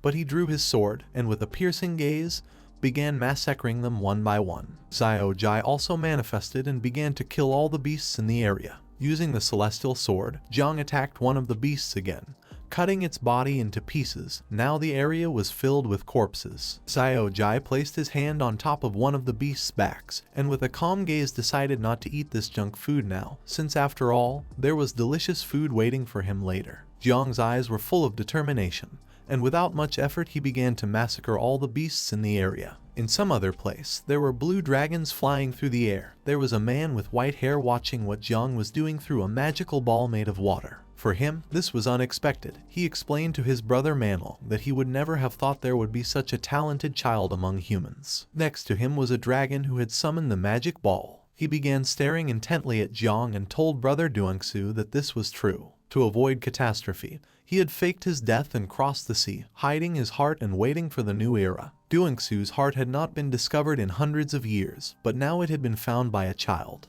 Duangsu reached out toward the magical ball which started showing Jiang's insects. He explained that Jiang wasn't an ordinary brat since he had released very powerful insects, all being natural disasters and even possessing the 9 miasma wings. He knew that Jiang's movements were not ordinary, but now that the space was closed, it was a dead end. He began to control the magic ball, and while both were observing Jiang's next move, Duangsu mentioned that there were more and more strange things about Jiang. He was worried that he might really touch his heart, but all he could do now was create blood beasts, but for the moment, it seemed that the beasts couldn't stop him. He knew that if Jiang destroyed his heart, he would no longer be able to shelter them, and he feared they would all disappear. Nanlong summoned a blue flame in the palm of his hand, began to observe it, and with a confident smile told Duangsu not to worry since he still had much of his origin left.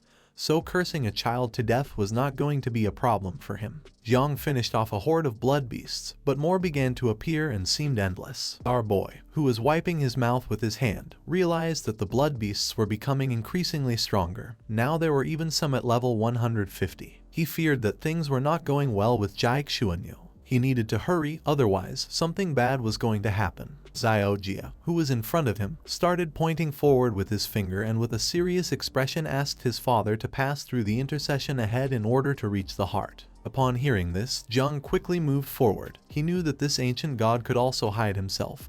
He could hide his heart anywhere in the body. Jiang decided to finish off the beasts that were in front of him. But at that moment, the beasts began to flee. Seeing this, he became confused as he did not know what was happening. But it didn't take long for him to realize that something was wrong. Jiang's eyes filled with surprise, and he panicked as his sea of consciousness had suddenly gone dark. Now he couldn't even see the ancestral tree. Looking back, Jiang's gaze filled with fear. He didn't know what was happening. Behind him appeared a giant dragon, which started staring at him intently and prepared to attack with its sharp claws. Jiang turned his head back and upon seeing the dragon, he couldn't help but go on alert, realizing that this was bad.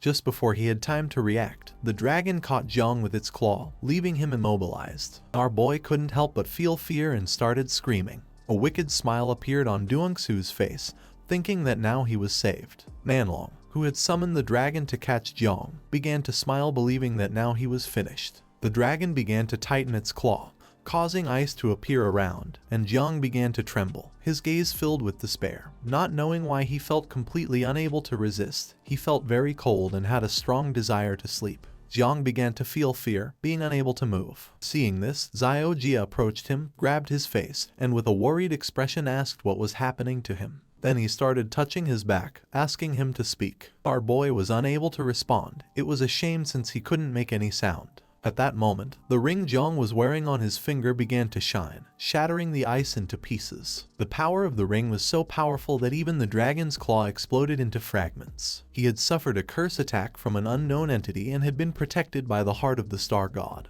And now his heart of the star god had suffered significant trauma and was damaged. Seeing this, the dragon's eyes filled with rage. Jiang unsheathed the celestial sword and began staring intently at the dragon. The heart of the star god was the ring that the great dreamer had given him before. He had just received a curse that targeted directly the origin of the soul, even bypassing the ancestral tree of all things. This ring had saved his life, and those screams from his sister back then had been worth it. An excited smile spread across Jiang's face. The ancestral tree manifested again. Jiang began to stare intently at the dragon, ready to take revenge.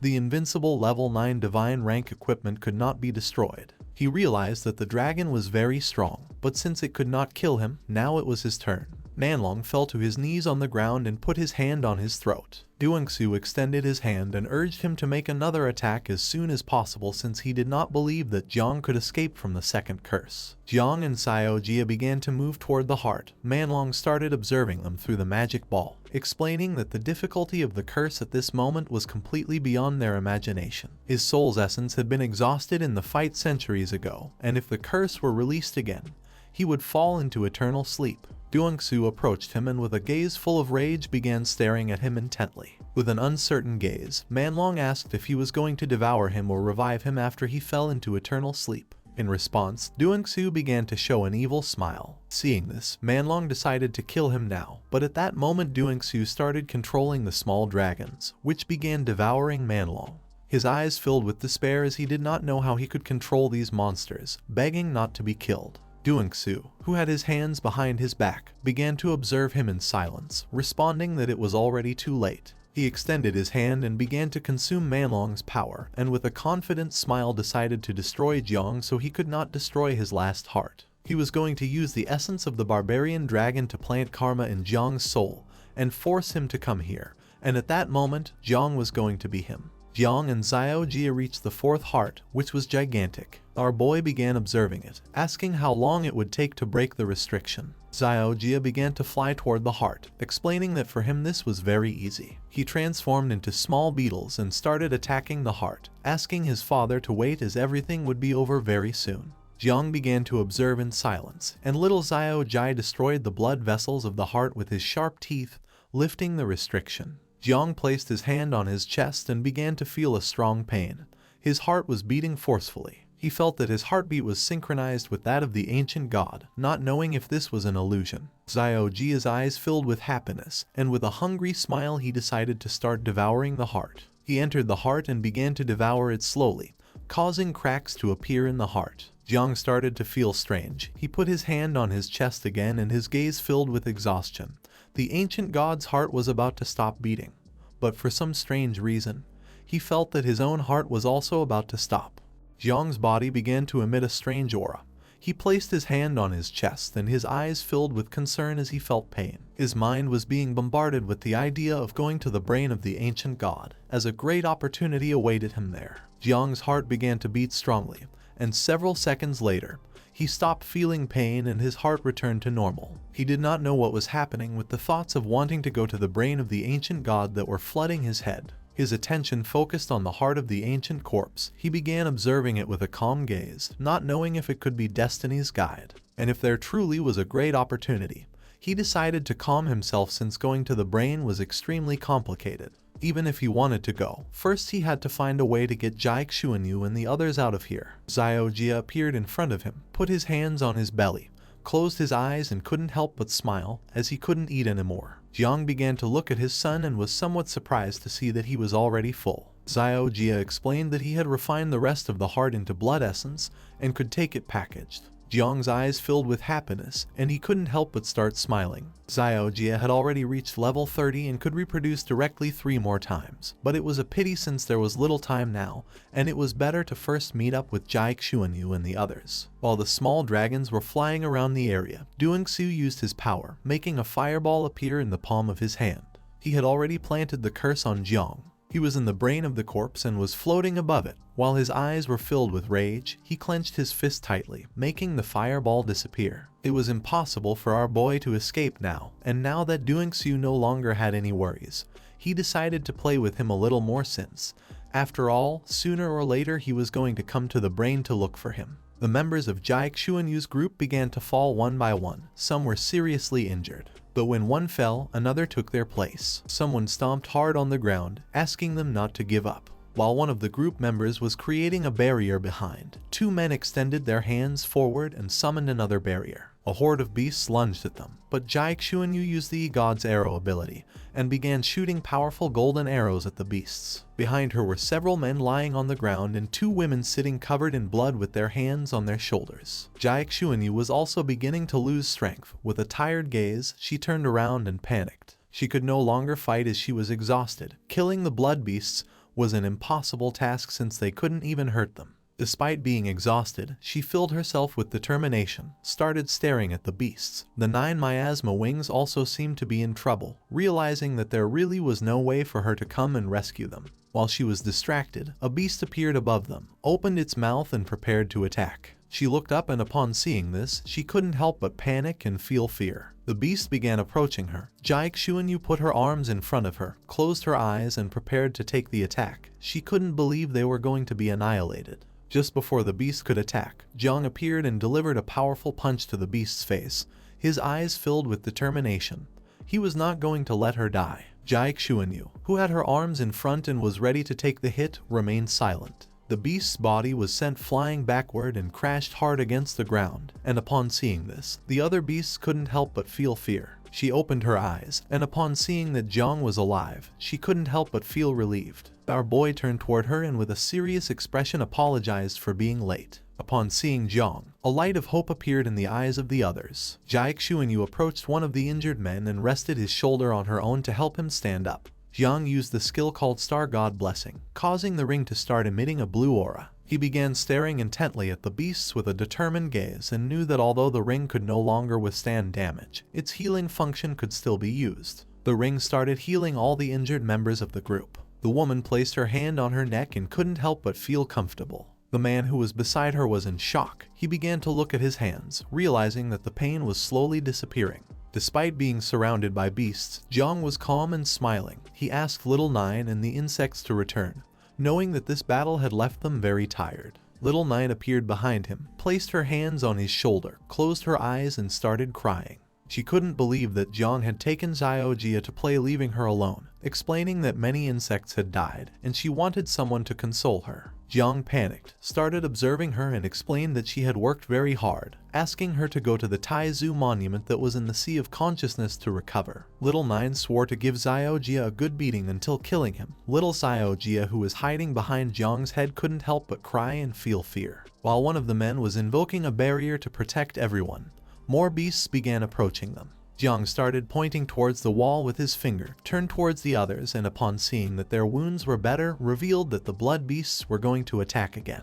He decided to open a hole in one of the meridians of the sacred god's corpse, asking everyone to follow him. They had to move quickly as the defense spells were about to run out. Jiang approached the wall, clenched his fist tightly, and gave Xiao Jia the order to merge and use the divine body of the elephant, causing a powerful red energy to appear around him. Our boy focused and delivered a strong punch to the vein, causing the wall to break into pieces. Using both hands, our boy opened up the hole in the vein and with a serious expression gave orders for everyone else to enter inside. Everyone obeyed and began entering. Everyone felt somewhat relieved, but Jiang started shouting, revealing that the beasts were approaching the vein. Jai Xuanyu's eyes were filled with surprise. She remembered that Jiang had used dozens of punches to open a hole last time. But now with just one, he had been able to create a large gap in the vein. Her mind was filled with confusion as she didn't know what our boy had been doing to become so strong. The beasts approached the vein, and upon seeing this, Jiang picked up Jai Xuanyu in his arms and with a serious expression began to run. She panicked and couldn't help blushing, asking what he was doing, to which he replied that they needed to leave now since the gap was about to close. The beasts lunged at the vein, but the wound began healing itself, closing the gap and preventing the beasts from entering.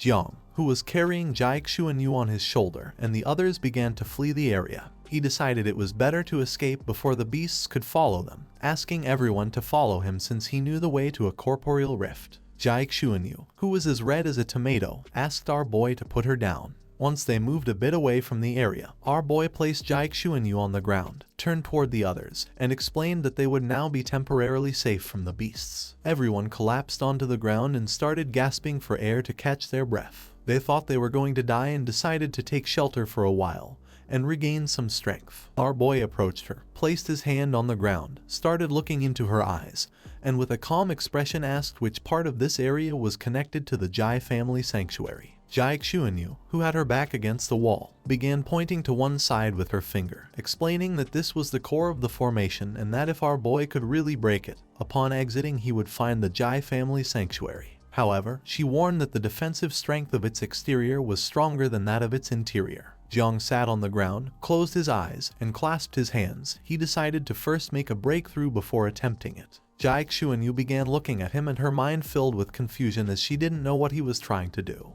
Jiang went to the sea of consciousness, opened his eyes, and with a serious gaze gave Xiao Jia the order to go out and reproduce. Xiao Jia, who had his eyes closed and arms crossed, appeared behind him and nodded. Little Xiao Jia was hiding behind the Taizu monument. Little Nine put her hands near her face and started crying, explaining with tears in her eyes that this was her territory. Jiang began observing, and upon seeing that little Xiao Jia was hiding behind the monument, he couldn't help but feel confused. He explained to little Nine that they were only using her territory temporarily, and as soon as her younger brother finished reproducing, they would leave immediately. Xiao Jia stuck his head around the corner, started touching his lip with his finger, and with a confused expression asked why he didn't have his own home. Little Nine got angry and started arguing with him. Jiang crossed his arms and promised to buy Xiao Jia a home later. Upon hearing this, he decided to start reproducing. He transformed into a small beetle, and his body began to duplicate. Jiang sat on the ground, clasped his hands together, and began meditating while using his ability to speed up the process. 3 simultaneous reproductions of the infernal red-shelled beetle commenced. The waiting time was 30 minutes.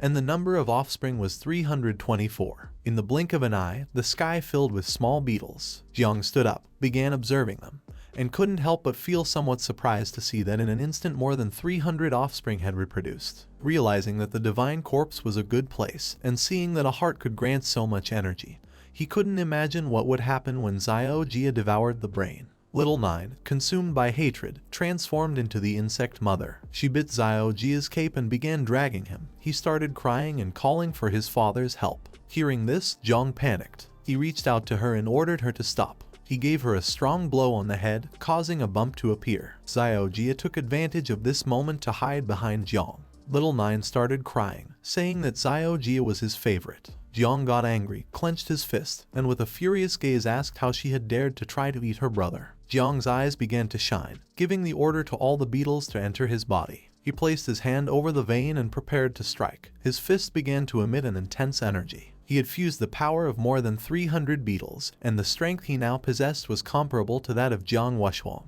With a determined look, he asked the others to be ready to seize any opportunity to survive. The others stood up, began observing him, and responded with an understood. At the same time, Gu Kaishan, Zai Huanyu's father and the grandfather of the Jai family, arrived at the area. The grandfather, who had his arms crossed, turned around and mentioned that now that the passage was closed, it was basically impossible to traverse through the ancient god's corpse from outside and enter in a short amount of time. The only option was to exploit it from inside out, which would not be easy since the children were inside. The father panicked without knowing what to do now. The grandfather placed his hand on top of the tomb and with a serene look asked him to prepare for the worst, since if there were any changes, at the first opportunity they must destroy the sanctuary and exile into eternal chaos the dimension where the ancient god's body was stored. The father's eyes filled with fear, and he couldn't help but panic, explaining that Xuan Yu was still there, and the weight of a person like Xuan Yu was comparable to the billions of people in Daxia. So if what was inside the corpse came out, it would be a disaster. The grandfather clenched his fist tightly, turned his head back, and couldn't help but feel furious, knowing that he was right. Gu Kaishin began to walk toward them, grabbed the sword's hilt, and mentioned that the god of the sword served the country and its people. But he was just an old man. It didn't matter if the corpse was rank 8 or 9, if anyone touched his disciple, he was willing to fight to the death. The grandfather turned around and advised him to think twice before acting. He drew the sword and explained that at least he was going to be able to honor the name of master. The grandfather remained silent and began to release energy. Just before they could do anything, knocks started to be heard coming from inside the coffin. Upon hearing this, everyone turned around and their attention fixed on it, not knowing what was happening. The grandfather's eyes filled with fear. He did not know how this was possible. Gu Kaishin asked him not to stand still since it was time to act. Once Jang finished meditating, he stood up, approached the wall, and using the divine elephant fist began to punch the wall, creating shockwaves. His punches were so strong that Zai Xuanyu and the others raised their arms in front of their faces. Almost all members of the group were injured and very tired. Zai Xuanyu opened her eyes and quickly realized that the force of the impacts was too strong. She began observing Jang and with a serious expression asked everyone to step back a little, otherwise they would end up dead due to the impacts. Several seconds passed, and Jang kept punching. He was not willing to give up, so he adopted an offensive stance and struck again. This time, the wall of flesh started breaking apart. A hole formed in the wall,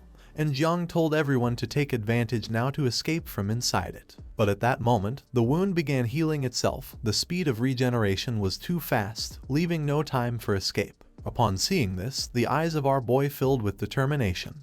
He clenched his fist tightly and it began to emit poisonous mist. He asked Little Nine for help. He wanted her to summon a couple of insects to create an explosion. Using the insects and Xiao Jia's power, Jiang struck again, now creating a small explosion. He managed to open another hole in the wall, but the corpse quickly healed itself. Zai Xuanyu couldn't help but clench her teeth tightly. With a gaze full of fear, her attention was fixed on the wall. The explosion had created small cracks in the wall, but the wounds healed immediately and no one knew why. Jiang thought about giving up, but just then, the wall started to break. Seeing this, our boy's mind filled with confusion. He didn't know what was happening. At that moment, someone broke the wall from the outside, leaving Jiang and the others in shock. Once the curtain of smoke disappeared, Gu Kaishin and Zai Xuanyu's great-grandfather could be seen standing in front of the opening.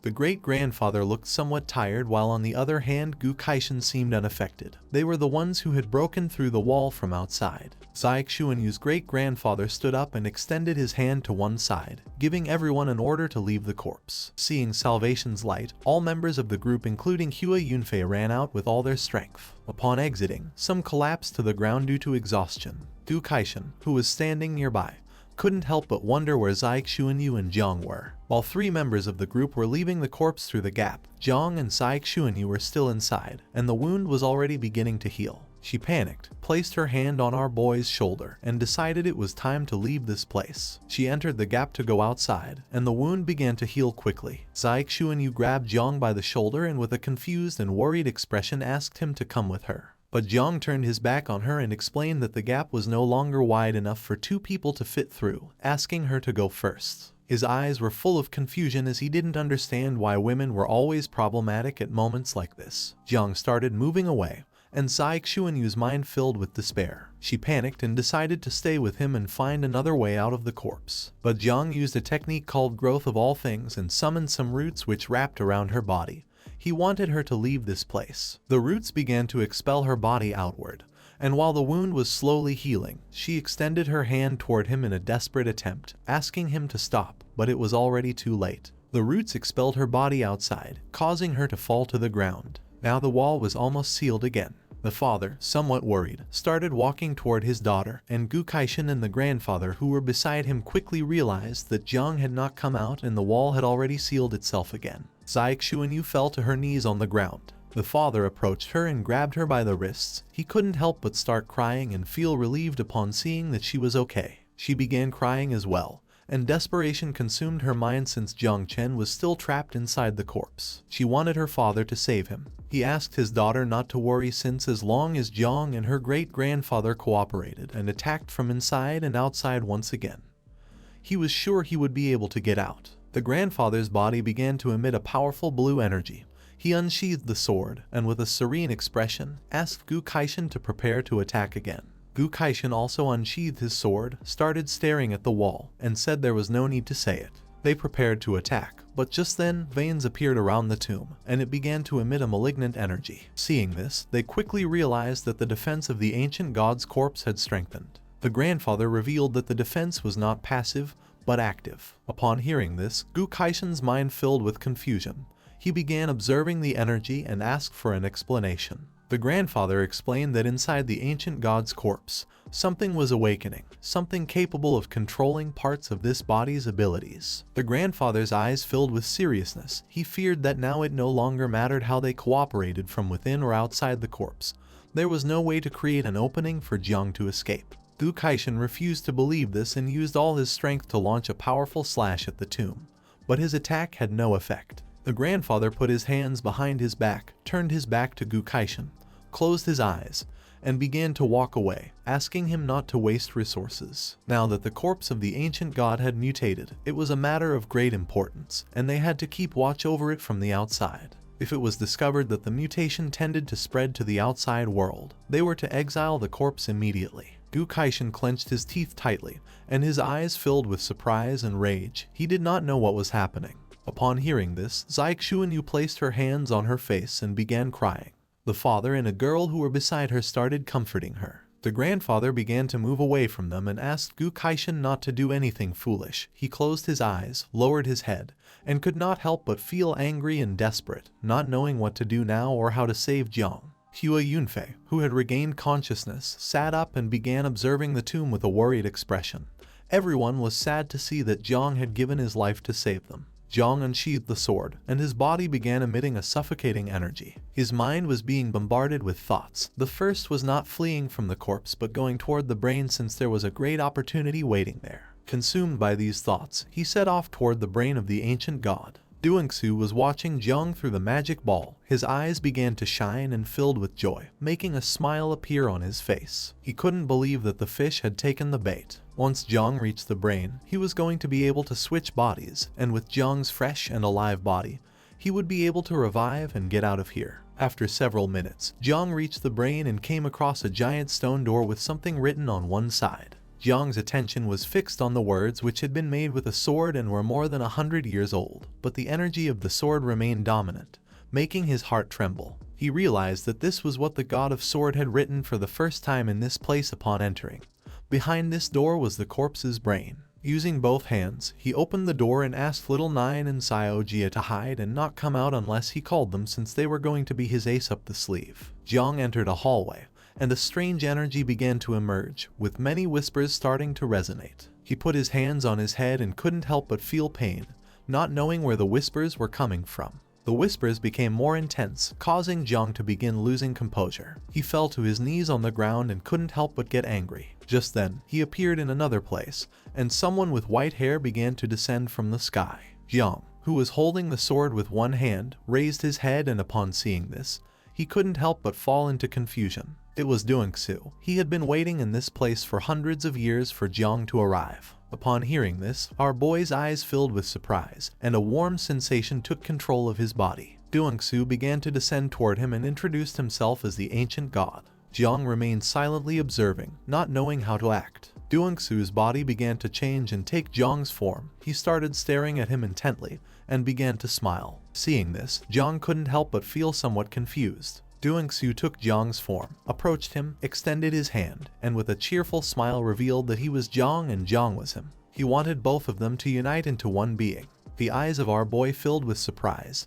He was in shock, not knowing what to do. But instead of falling into Duangsu's trap, Jiang launched a powerful slash, making him move away, revealing that he knew he was pretending to be a god to deceive him. Su showed his true form, caught Jiang's attack with his hand and began to smile, his eyes filled with excitement upon seeing that Jiang's slash was interesting. He was surprised to see that human martial arts of the new era had reached this level. Jiang was somewhat surprised to see that he had caught the sword energy using his hand. Su broke the energy into pieces, started observing him and revealed that he no longer had much of his origin energy left. In the blink of an eye, the sky filled with small dragons. Su extended his hand to one side and with an evil smile explained that if Jiang's body were not useful, he would have used more terrifying methods to kill him. Jiang's mind filled with confusion, not knowing what this guy meant. His attention fixed on the dragons, and it didn't take long for him to realize that these monsters were all at the 6th level of transformation, and there were even some at the 9th level. It was no wonder to him that the sword god had almost died in this place. He knew that even if he released all the offspring, he wouldn't be able to defeat him. He clenched his fist tightly and with a determined look decided to treat this dead god as if he were alive, giving little 9, Jia, and all the insects the order to come out. At that moment something happened and Jiang's expression changed. He began to feel fear since he couldn't contact little 9 or the others. The small dragons trapped Jiang's body, leaving him immobile. Su approached him, began to stare at him intently, and couldn't help but smile. He decided it was time to end this. Jiang clenched his teeth tightly and couldn't help but feel terror, knowing that this was not good.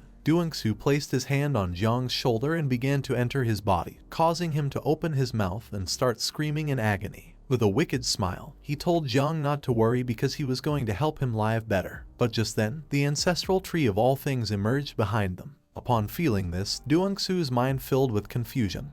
He didn't know how this thing had entered here. On the tree there was a rainbow-colored fruit, a new fruit never seen before. Once the ancestral tree of all things appeared, Su disappeared, releasing our boy's body. Jiang fell on his butt to the ground, and his attention fixed on the tree. He was confused since he didn't know why he was in the sea of consciousness. He remembered being possessed by the ancient god. Many questions came to his mind as he didn't know what was happening. The fruit began to shine intensely, catching Jiang's attention. He couldn't believe that the ancestral tree of all things was bearing fruit again. This fruit was different from the previous ones. Jiang stood up and started observing the fruit with a curious gaze. He knew that with the current level of the ancestral tree, it wasn't possible for it to bear colorful fruits. Then a system window appeared. Currently, the fruit wasn't ripe. It was a fruit formed by an extremely powerful divine soul as its embryo. It contained the source of divinity of that soul. For the fruit to mature successfully, he had to water it regularly with divine souls. Jiang put his hand under his chin and his eyes filled with joy, making a smile appear on his face, as this fruit contained the divine soul of the ancient god.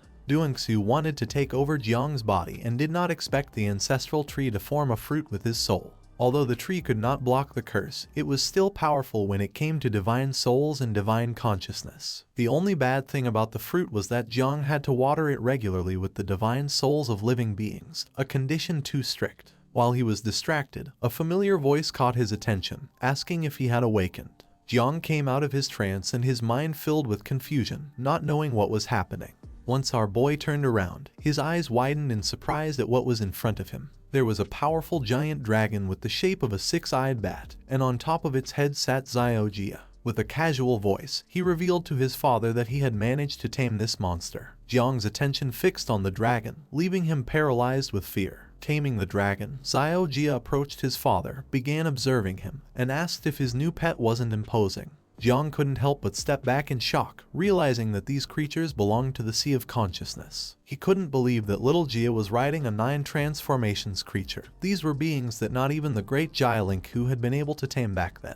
Our boy stood speechless without knowing what was happening. The sky was filled with beetles, which had tamed the fiercest creatures of the Sea of Consciousness. Jiang was unable to believe that little Jia had been able to tame so many monsters. Placing his hand on the dragon's neck, Jia got off it, grabbed Jiang by the arm, and with a serious expression explained that this pet was very docile, and although little Nine wouldn't like it, he was sure his father would. He wanted him to ride the dragon. Jiang began observing Jia and couldn't help but go on alert, not knowing if little Jia really was capable of controlling the dragon. At the end, Jia convinced Jiang and both mounted on the head of the dragon. Despite our boy being somewhat scared, Jia placed both hands on its head and gave the order to fly. The powerful dragon raised its head, and Jiang explained that this monster was called Dark Demon. According to what he remembered, Eternal Hell had many of these monsters that were naturally forbidden by the human race. Calmly, Xiao Jia explained that one only needed to mark this beast with a seal,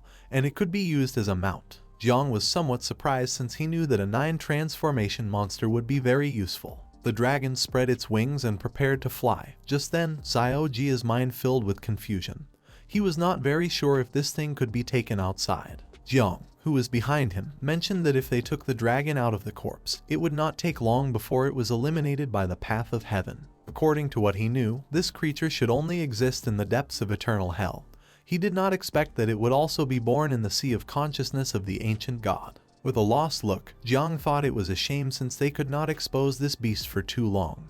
And although there wasn't much time left, at critical moments this beast could be very helpful. Jiang's eyes filled with surprise. He began to imagine a powerful serpent and remembered that there should still be 5 more monsters like the Dark Demon. He didn't know why he couldn't see them anywhere. Upon hearing this, little Xiao Jia couldn't help but get nervous and sweat. With a sincere expression, Xiao Jia revealed that he had eaten the other creatures. This left both the dragon and Jiang confused. He remembered that his son had filled his stomach with the heart of the ancient god. Little Xiao Jia casually responded that he was hungry since he had reproduced again. Jiang couldn't help but feel somewhat disappointed. He placed one hand over his face and rested the other on Xiao Jia's shoulder, thinking that he had done what needed to be done. He decided to leave this place to find peace. Xiao Jia began observing his father with a confused expression. Jiang got off the dragon and started crying, realizing that his son was only wasting fortune. He decided to look at things from a positive perspective. At least one monster was still alive. As a human being, he should be grateful. The attention of the dragon and Xiao Jia was fixed on Jiang. His son could not help but fall into confusion upon seeing his behavior. Just then, loud knocks began to be heard coming from the door. Jiang's gaze fixed on the door, realizing it was Gu Kaishan. The divine soul of the ancient god was sealed, and now that the dark demon had been captured, he knew that the outer defense would soon disappear. Sensing his master's energy, Jiang realized that the Jai family would also arrive soon. He turned to Xiao Jia and with a serene expression gave him the order to make the insects devour everything quickly and pack up what remained to take away. They needed to retreat soon, so he urged him to hurry. Xiao Jia began to observe his father in silence, not knowing why he was in such a hurry. He started touching his chin with his finger, and his eyes filled with sadness since he could no longer eat, asking if he could eat next time. Jiang refused, explaining that this was not a restaurant but the treasure of a god. Jiang's eyes filled with seriousness. He began to imagine Zai Xuanyu's powerful great-grandfather exuding an overwhelming energy. He knew that the reason Jai Linghu had not been able to become the god of the 9 transformations sword was not disconnected from the opportunities present in this place, realizing that if that person entered here and discovered what had happened, it would cause a great commotion. Using his power, little Xiao Jia began to drain and compress the food that the insects couldn't devour, turning it into a ball of water. The only bad thing was that he couldn't store it. Jiang turned around and told him not to worry since his sister was going to take care of that. Little Nine manifested herself, and upon seeing this, her eyes filled with fury,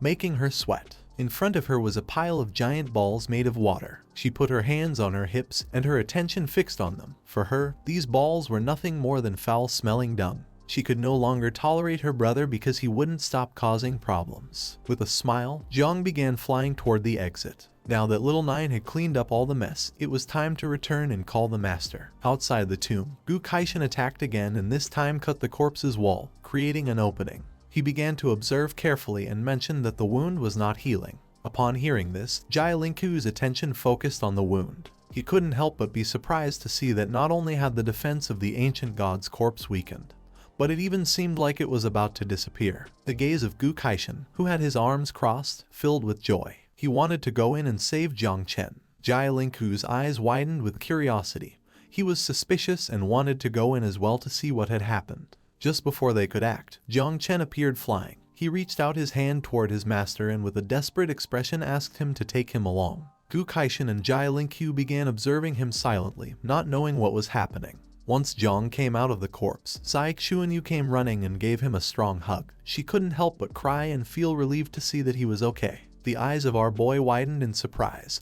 Despite feeling relieved, he knew this was not the moment. Gu Kaishan, who was next to him, couldn't help but feel an inner peace upon seeing that Jiang was fine. Quickly, Jiang pushed her aside with his hand, and with a furious expression gave her the order to leave since there was no time. Upon seeing this, Xuanyu's eyes filled with tears and her mind was full of confusion. She did not know what was happening to Jang and why he said there was no time. Jang approached Gu Kaishan and with a serious gaze explained to his master that if they did not leave this place quickly, they were going to die. Upon hearing this, his attention focused on him and he could not help but go on alert, without knowing why Jang was so serious. Despite being unsure, he decided to trust his disciple. Both mounted on the blade of his sword. Using his fingers, he began to control his sword, making it shoot out like lightning. He said goodbye to them, explaining that he no longer wanted to stay in this place. Seeing this, Xuanyu couldn't help but feel sad, thinking that Jang hated her, while on the other hand, her father was furious. He started shouting, thinking that he had given the divine and demonic blood in vain to someone who didn't understand how to take care of a lady. Xuanyu clenched her fists, approached her father, and with a furious look asked how he could insult Jang, reminding him that Jang had risked his life to save her. The father closed his eyes, put his hand behind his head, and couldn't help but feel somewhat embarrassed, thinking that if Jang had risked his life for his daughter, it meant she was important to him. She placed her hands over her mouth and couldn't help but blush at the thought of Jang. Her eyes filled with tears as she realized that to Jang she was important and he was afraid this might affect her performance during the competition of the prodigies of heaven. For this reason, he had risked his life. She placed her hands on her hips and filled herself with determination, vowing not to disappoint Jang in the fight for the list of prodigies, promising to show her best version. Upon seeing this, the father couldn't help but feel happy. Not far from them was Jiang, his attention fixed on the tomb of the ancient god. He felt suspicious and knew that Jiang Chen's reaction had not been natural, thinking it would be better to go in to see what had happened. He began to carefully observe the interior of the corpse, and it didn't take long for him to realize that all the treasure had disappeared. He remembered that before there were a lot of monsters in the sea of consciousness of the corpse, but now there wasn't a single one left. He put his hand on top of his head, closed his eyes, and started imagining Jang and Gu Kaishan fleeing on the sword. He knew Jang was guilty since he was eager to leave. He was furious because Jang hadn't left even a single monster for him. When Jiang had entered the corpse, he had faced the 5 powerful beasts. Not even he knew how Jang had been able to escape from the level 9 monsters, something that had even been complicated for someone as strong as him. He entered the corpse and began to inspect the veins carefully. He knew that Jang was not someone simple. Despite our boy having left him a bitter future, he was willing to accept it. But what Jang did not know is that he had completely underestimated his power. While the master and disciple were riding on the sword, Gu Kaishan turned around and asked if Jang had really emptied the sword god's treasure. Our boy put his hand behind his head and replied yes. Gu Kaishan could not help but feel somewhat disappointed, not knowing what kind of dog disciples he had accepted. He had always been honest and obedient, but his disciples were something else. The first had proclaimed himself as the king of the bloody knife back then, causing total chaos in the Kingland war zone. The second had stolen the National Guardian's fiancé, and now the third was even harder for him to describe. With a cheerful expression, Jang extended his hands and recalled that only 3 days remained before the Prodigy ranking competition began, asking if he believed that with his current power he could win in a battle against Jiang Wuxuang and Xuanyu. Gu Kaishan turned around and began observing him silently without responding. He explained that this time it seemed like he would not have many problems if he fought against Xuanyu. He had heard that these days in Magic City Jiang Wuxuan had also progressed greatly, and his 8-armed god of war body was something not to be underestimated. Somewhere else was Ying Jan training on the Red Lake. He was not only the first celestial genius of Jiang's generation, but also his talent was considered the best in 800 years of Dazia. While Ying Jan's body was surrounded by a powerful energy, he began to gaze at his hand with a piercing expression. Generally, job changers reach spiritual maturity at 18 years old to be able to activate a professional class. But Ying Jan was different. He had activated his professional class at 3 years old, obtaining recognition from the divine weapon, the human emperor's sword, at 9 years old. Next to him were several powerful red dragons. At 12 years old, he had entered a forbidden zone and returned at 15. During these last 3 years, he had been training in seclusion in the military region of the capital. Jiang knew that Ying Jan had awakened a class very early, but he didn't know why his current level barely reached the 3 transformations. Gu Kaishan explained that this was because, in addition to the system, he also cultivated the supreme techniques of all celestial races, leaving our boy in shock. Using his hand, Ying Jan wiped his chin, his eyes filled with curiosity. His body of murderous blood was about to be completed and he wanted to know if there was news about Jiang Chen. Jiang and Gu Kaishan were flying on the sword. Our boy's mind was filled with questions and curiosity. He extended his hands and asked if he could practice the techniques of all the races of heaven. Gu Kaishan crossed his arms, began to gaze toward the ground, and replied that this was a question even he could not answer since many had tried to take this path, but almost no one had managed to succeed because the techniques practiced were in conflict with the heavenly Tao. The master revealed that Jiang Chen had been the only one in hundreds of years from Great Xia who had succeeded. Jiang started looking down with a lost gaze and began to think. Even if he had talent like Jiang Chen, not even Gu Kaishan had the ability to teach him the techniques of the 10,000 races of the abyss. Jiang Chen was a descendant of the human emperor of Great Xia, and back then the emperor of humanity had led troops to counterattack the 10,000 races, capturing many of the beasts. Now things had changed since the martial god Jiang Xuanji only focused on defending the entrance that connected to the realm of the 10,000 races. Gu Kaishan activated his power, causing the sword to shoot out like lightning. If our boy could obtain first place on the list of geniuses, he would try to use his authority to transfer some units from the capital. Upon hearing this, Jiang couldn't help but feel happy. Some time later, night fell and Jiang Chen went to his apartment located in the city. He opened his palm, causing it to begin releasing Xiao Jia's energy. Jiang started observing this, and his eyes filled with joy, making a smile appear on his face. The journey to the ancient god's corpse had been very useful since his insects had eaten and grown significantly. That night, Little Nine's offspring and Xiao Jia's red beetles could reproduce again. At that moment, the ancestral tree of all things appeared behind our boy. Upon feeling this, he couldn't help but go into shock, and his eyes widened in surprise. He couldn't believe there was movement in his divine consciousness. In the tree, there was a new green fruit never seen before. Now that the ancestral tree of all things had borne fruit again, Jiang realized that the reason behind it was due to the increase in the number of insects. Jiang's eyes filled with surprise. He approached the tree and extended his hand, and the fruit began to fall into his palm. He was somewhat confused and surprised since he had never seen a green fruit before. The statistics window of the fruit appeared. It was a green lightning fruit. It could grant the user the opportunity to awaken the unique hidden profession known as Sovereign of Electricity, granting 3 abilities. The first one called Lightning Bolt, which allowed the user to transform into an electric current and teleport within the electrical field generated by themselves, ignoring obstacles. The current range of this electrical field was 50 meters. The second ability was called Ray Fusion, which allowed the user to absorb electrical energy and store it in their own cells to later release it in a fierce attack. The third and final ability was called Divine Judgment. The user's palm would transform into a source of electricity, instantly releasing an electric current. Upon seeing the statistics, a joyful smile spread across Jiang's face. With this fruit he would be able to obtain a second profession and become a divine-level spiritual master with the power to manipulate electricity, becoming a job changer with Duel class. While our boy was distracted thinking, the system informed him that the breeding of insects had been completed.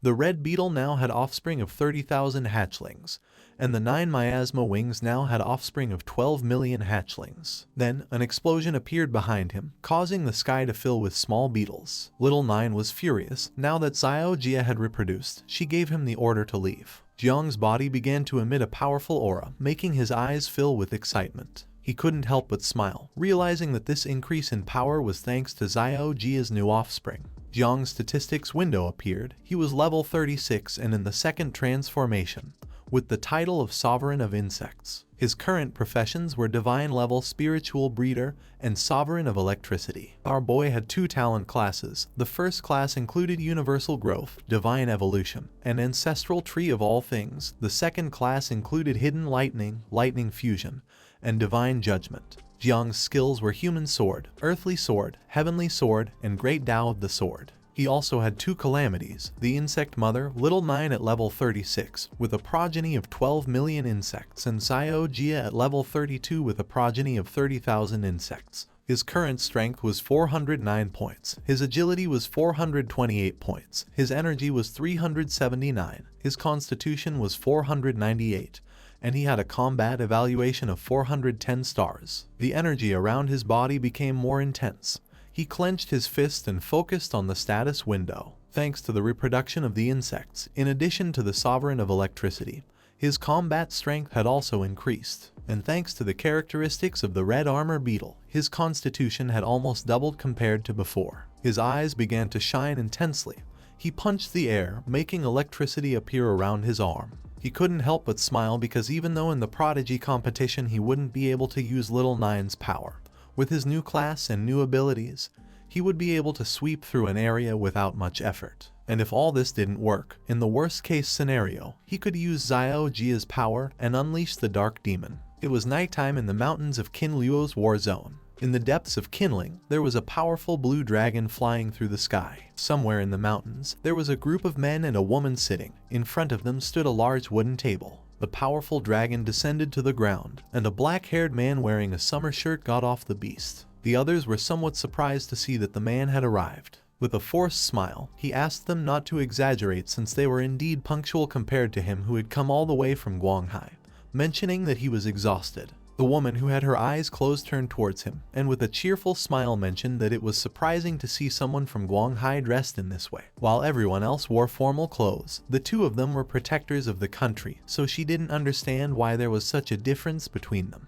The gray-haired man sitting next to her began observing them and with a smile mocked her by saying that in this world, if they talked about sarcasm and oddities, she was number one. He didn't even bother to take a seat with the others. He sat on top of the dragon's body, turned towards them, and explained that people from Guanghai simply valued ostentation. Upon hearing this, they started arguing, but just then the muscular man forcefully struck the table and with an angry expression ordered them to stop and decided it was time to talk about the main matter. The long-haired man placed his hand on his shoulder, indicating that he should not lose his composure. Everyone remained silent, and the old man revealed that this year, the competition of celestial geniuses had a different situation compared to last year. Besides the strongest region, which was the capital, there were also Madu and Jiangnan. Jiangnan not only had Jiang Wushuang but also Jiang Chen had appeared, who possessed strength superior to the geniuses of Madu. The old man's eyes filled with seriousness. He began staring intently at the man and revealed that previously the war district of Jiangnan used to join forces with them to face Madu and the capital together, but this year they had no intention of allying with them. The gray-haired man intervened, began to observe the old man, and mentioned that his old friend Xiao Yuanchen had been inexplicably exiled to the underground abyss. With a cheerful smile, the woman extended her hand and asked if this year's plan was to join forces to eliminate Jiangnan first, since anyway, before the 6 war zones had united to confront the capital without gaining much advantage. Upon hearing this, the others thought Xing was right and that it was better to fight for second place than for first. The old man decided to hold a vote. Those in favor of joining forces could raise their hands. The gray-haired man raised his hand, saying that the Wuzang war zone was in favor. Xing from the Tianfu war zone also raised her hand. The muscular man from King Lan's 9th war zone also raised his hand. Everyone raised their hand except the man wearing the summer shirt. He was Yun Jantian. The others asked why he was not in favor of joining forces. Yun Jantian stuck his finger into his ear and his eyes filled with disdain and hatred, asking if they had finished discussing. He began to gaze at the ground and with a smile revealed that this time he had not come to form an alliance with them. He approached them, slammed the table hard, and with a confident smile made it clear that this summer in the Daxia Genius competition, the Guanghai War District was going to win. Everyone remained silent except for the gray-haired man, his attention fixed on Yun Jantian.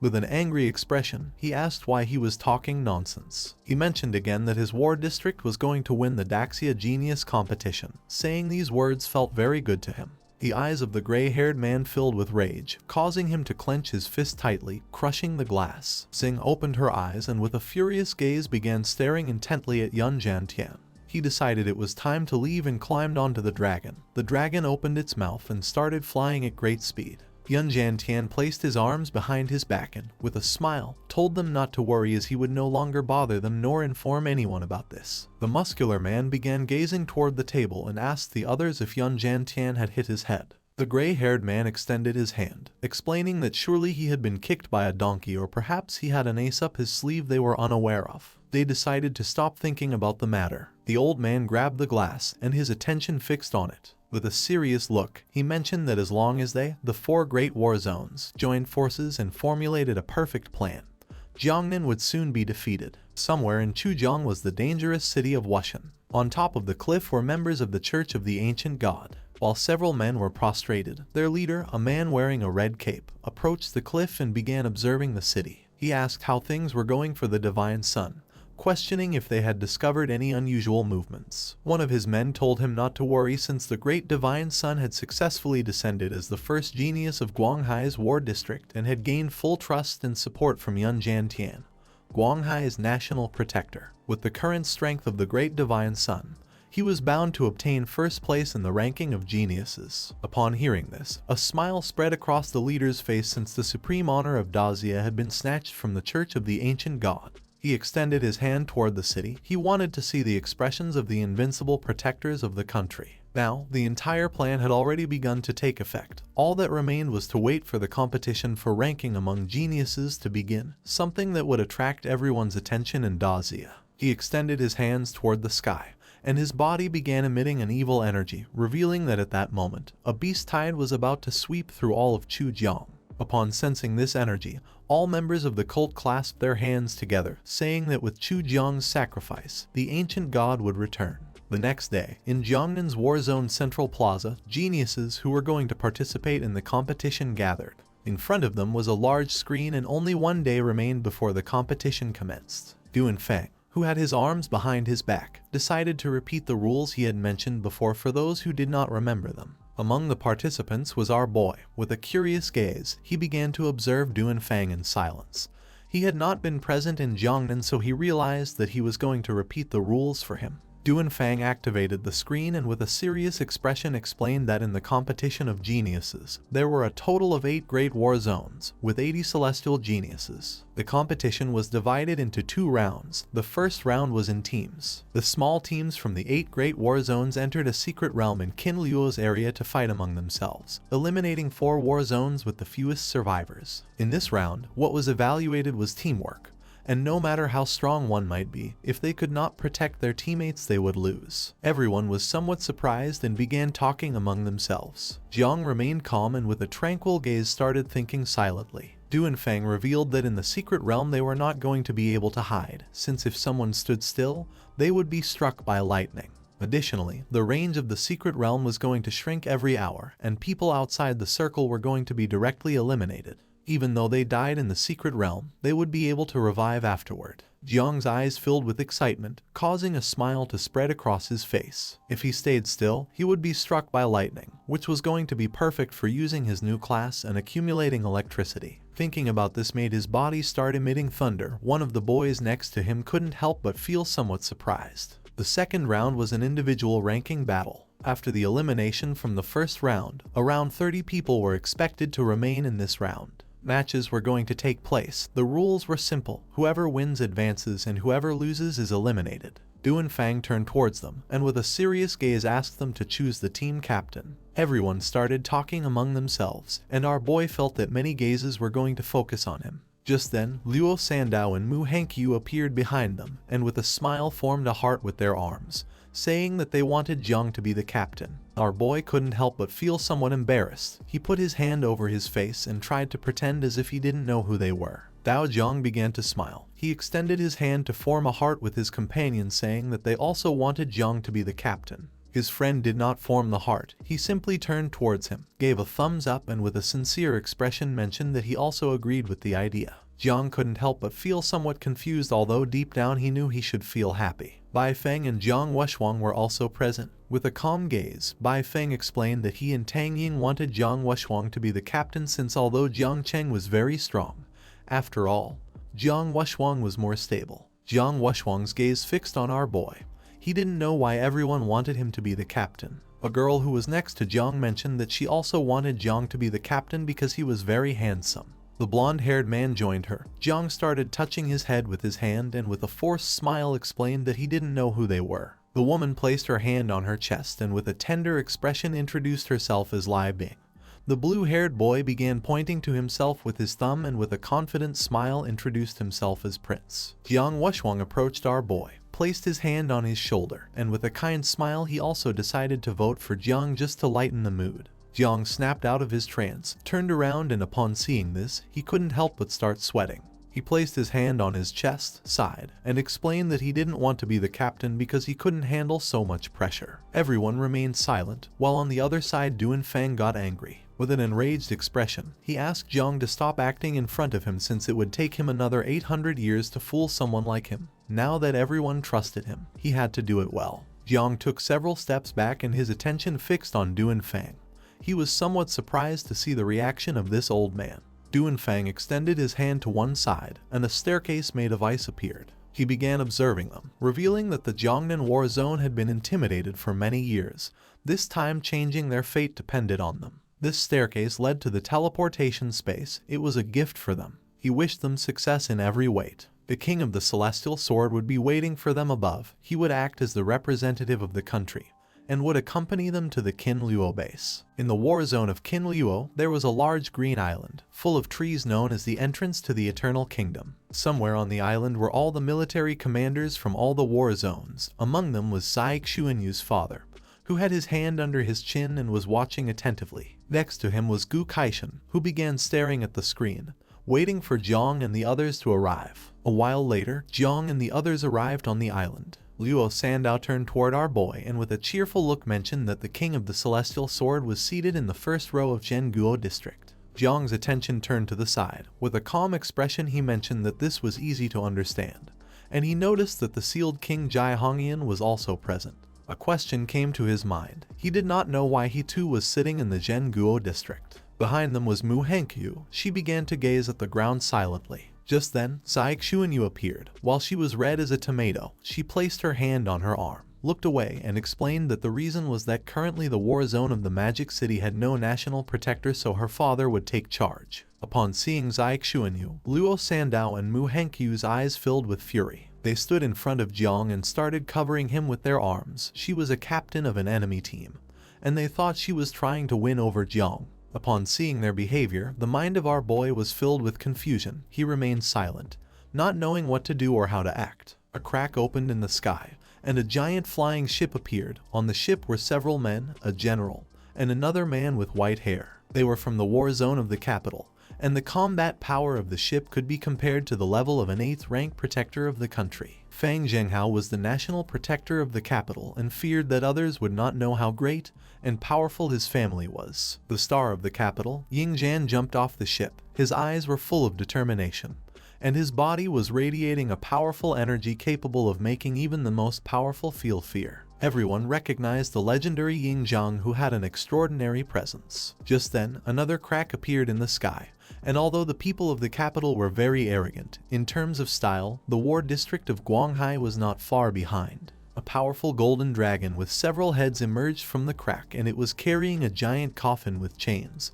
On top of the dragon was a man wearing a summer shirt. It was Yun Jantian. His eyes spread with joy, and with a confident smile, he extended his hand toward the coffin, announcing that his team called Rebirth Towards Death was going to emerge from the coffin. The coffin fell on top of the dragon and began to break into pieces. The coffin fell to the ground, but just then, the participants from the Guanhai war zone emerged. Among them was a man with long hair. Yun Jantian revealed that this year, the first place was going to belong to their war zone. Now that all the participants had arrived, a giant portal appeared, and while some were entering, others stayed silently observing. The first round consisted of a team battle. Out of 8 major war zones, 4 were going to be eliminated. Within the secret realm, the survival area would shrink every hour, and if any team remained motionless, they would be struck by thunder as punishment. Everyone entered the portal, and the last team was Jiangnan's team. Jiang and the others began scanning the area. This place was a forest with abandoned buildings. This was the area where the team battles were going to take place. Jiang was the captain, so the others asked him what to do now. The portal disappeared in the sky. Jiang's eyes filled with confusion. He turned to Bai Feng and asked what they meant. With a serene gaze, Bai Feng extended his hand and explained that among the 8 major war zones, the probability of participating in this was 1 in 1,000. If they wanted to eliminate their opponents, then they had to find a way to take initiative first and gain an advantage. Everyone remained silent, thinking about what to do now, while on the other side, Mu Henkyu began staring at Bai Feng and couldn't help but feel furious. She asked how he could speak like that to the captain, demanding that he show more respect. Just before things could escalate to another level, Jiang intervened and placed his hand on her head, closed his eyes, and with a forced smile thought that Bai Feng was right, since in a situation like this it was better to get organized. Our boy reached into the storage space and asked everyone to wait. Seeing this, everyone felt happy, thinking that the captain had already made some preparations. Jiang took out a sofa, meat, vegetables, and a grill. He sat on the ground, rested his hands on his knees, started observing them, and decided it was time to begin. The others began to observe in silence, naming everything Jang had taken out of the system's storage space. Luo Sandao, Bai Feng, and Tang Ying were shocked and open-mouthed, and it didn't take long for them to realize that Jiang wanted to organize a barbecue. Our boy started putting the meat on skewers. Mu Hankyu clenched her fists and couldn't help but feel furious, and even though Jiang did almost everything right, according to her this was a bit inappropriate. Luo Sandao sided with her, saying that now was not the time to be having barbecues since it was a matter of life or death. Tang Ying turned around and put her hand over her face out of embarrassment. She knew that although our boy had many virtues, he was not made to be the team leader. Jiang's eyes filled with surprise and confusion upon seeing his team's reaction. Bai Feng approached, and his attention fixed on the skewers. With a confused gaze, he questioned whether Jiang did not remember the rules. If they stayed still, they would be struck by lightning. The mind of the man standing next to him filled with surprise. He could not believe that Jiang was behaving this way in a situation like this. Our boy put the meat on the skewer and casually said that he already knew the rules, but eating a little barbecue wasn't going to be a problem since, after all, only by being full did one have the energy to fight. Jiang Wushuang placed his hand on his jaw, and his eyes spread in surprise. For him, Jiang had come up with a wonderful idea. With a smile, he decided to help prepare the barbecue. Jiang Wushuang and our boy sat down and started preparing the barbecue. The others were somewhat confused upon seeing that he had also joined Jiang. According to them, the team shouldn't have two such unreliable people at the same time, or perhaps there was a deeper meaning behind this. Luo Sandao clenched her fists, and her eyes filled with joy. She finally understood what Jiang meant. Little by little everyone began to believe that this made sense. The man who was next to her put his hand under his chin and with a smile thought that Jiang was brilliant, while the man who had his arms crossed couldn't help but feel excited. Everyone decided to listen to the captain and help. A red-haired girl grabbed a skewer and, with a happy gaze, started putting slices of roasted potatoes on it since it was her favorite dish. Jiang, who was sitting behind them, turned toward her, and his eyes filled with confusion. His expression changed. He was somewhat surprised to see that everyone had agreed on having a barbecue. The reason he had decided to make one was because he was hungry. Ever since the small insects had started reproducing again, his appetite had been insatiable. He wasn't afraid of being struck by lightning since this way he could recharge his ability, but seeing the expressions of his companions now made things no longer seem as simple as they appeared. While he was distracted, Mu Hankyu approached him and with a smile explained that now she also understood it. Thinking that Jiang's thoughts were too deep, she was very foolish and hadn't thought it through well. With a calm expression, Jiang asked what she had understood. In response, she put her hand behind her head, closed her eyes, and explained that everyone had understood Jiang's plan, and if she said she didn't understand it, she'd look foolish. Jiang couldn't help but fall into confusion, not knowing what was happening. After preparing the skewers, Jiang Wushuang placed them on the grill. The strategy our boy was using had only appeared once in history. If he hadn't reviewed the lists of geniuses from hundreds of generations ago, he really wouldn't have understood it. He didn't expect our boy to make such an effort for this evaluation. To him, he was a captain worthy of the title. He started cooking the skewers, and his gaze fixed on Jiang. He thought that Jiang's plan was to wait calmly to attack those who were exhausted. It was like pretending to be a pig to eat the tiger. Although it was a good plan, it was extremely risky. Jiang wasn't afraid of everyone joining forces against him. Feeling Jiang Wushuang's gaze, our boy began observing him silently, not knowing what this guy was plotting. Jiang Wushuang started wondering if this was what they called an invincible heart. For him, it wasn't surprising that his grandfather had asked him to approach Jiang and observe him closely. Compared to him, what Jiang Wushuang lacked wasn't talent or strength but the determination not to fear anything. Jiang's eyes began to shine with seriousness. He asked why Jiang Wushuang was looking at him so intensely. Wushuang, who was grilling the skewers, mentioned that he wasn't as good as him. Jiang stood up and told him that his skewers were burning. The screen started showing everyone that Jiang Wushuang and our boy were preparing skewers. Everyone remained silently watching. Gu Kaishen's eyes filled with rage and disappointment. He couldn't believe that while others were preparing or investigating, Jiang was having a barbecue. He thought he had learned it from Hong Yao. As a captain, he was leading others astray. Being an embarrassment, he didn't know how Jiang would be able to face old Duan afterward. The red-haired man named Fang Zhenghao couldn't help but laugh. He mocked them, saying that this time Jiangnan had prepared very well. Upon hearing this, Zai Xuanyu's father's attention was fixed on him, and his eyes filled with fury. This also caught the attention of Gu Kaishen, who turned around and began staring at him intently. Several years ago, during the competition, the human emperor had massacred many of his opponents using the dragon sword. When he was young, he had deliberately stopped in one place, waiting for lightning to strike him so that later he could lure 4 teams to investigate, leading to a battle where he massacred everyone. All of this had been carried out entirely by himself. His ferocity, his bravery, his determination made people admire him. Many years had passed, and no one had been able to achieve a feat like his. Fang Zhenghao's eyes filled with confidence as he mocked them, saying that they had first learned things like chicken droppings and dog excrement. According to him, they didn't deserve it. The others intervened, explaining that a deserter like him couldn't say such things. The man crossed his arms and began to laugh. Zai Xuanyu's father placed his hand on Gu Kaishan's shoulder and, with a forced smile, asked him not to get angry. Despite being somewhat furious, he decided to comply and remain silent. Someone caught the attention of the others by revealing that the war zones of Qin Luo, Wu Xiang, King Lan, and Tianfu were going to unite again and that the capital was going to face a big problem. Gu Kaishan started staring at the man with a piercing gaze, mentioning that this generation of geniuses was not weak and that the capital was indeed going to have problems. The man extended his hand and with a confident expression made it clear that a group of useless people would not be able to stand up to the geniuses of the capital. The screen began to display a map. Gu Kaishan stood up and it didn't take long for him to realize that the 4 elite regions didn't seem to be aiming at the capital, but rather at Jiangnan. They didn't want to attack the strong. They wanted to go after the weak. Fang Zhenghao couldn't help but laugh upon seeing that they had finally learned something.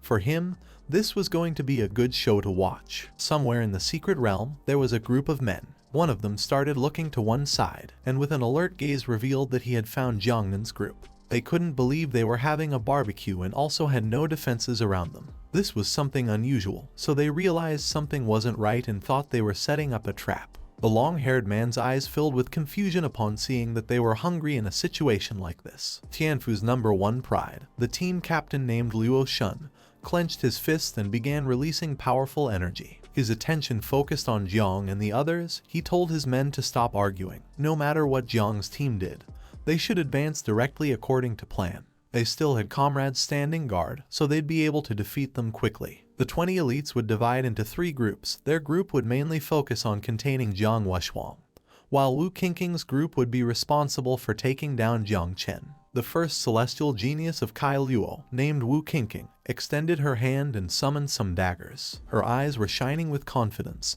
and although Jiang mastered calamities, he could not use them here. As long as they did not give him the chance to unsheath his sword, defeating him would be easy. But the task of Dan Lishuang's group was going to be the most arduous and required taking care of the rest of the group. The first genius of Wuxiang, named Dan Lishuang, clasped her hands together and began using her powers, making water appear. With a gaze full of determination, she vowed to purify them all. Luo Shun's eyes filled with excitement. He gave Liu Hang the order to use the portal to help the others. The #1 genius of Qinglan, Liu Hang, extended his hand and made a portal appear. While they were preparing to attack, Jiang and the others were eating. Gu Kaishan's attention was fixed on the screen, and he couldn't help but sweat. The enemy was already less than 500 meters away, and yet they hadn't detected them. To him, this made no sense because even if Jiang hadn't noticed it, Jiang Wuxuang should have. And if this continued like this, they were going to end up dead. The other generals couldn't help but feel happy. The gray-haired man mentioned that Liu Hang's hidden ability in the spatial system was unparalleled. The muscular man crossed his arms and started laughing, mentioning that Wu Yatu was the best assassin in the world. The woman said that Lishuang was the first goddess with an aquatic class in all of Daxia. The white-haired man also joined in. He forcefully hit the table with his fist and said that Liu Shun was the best strategist. All of the geniuses' gazes fixed on Jiang, who was sitting on the sofa eating as if nothing had happened. Jiang Wuxuang stood up and couldn't help but go on alert.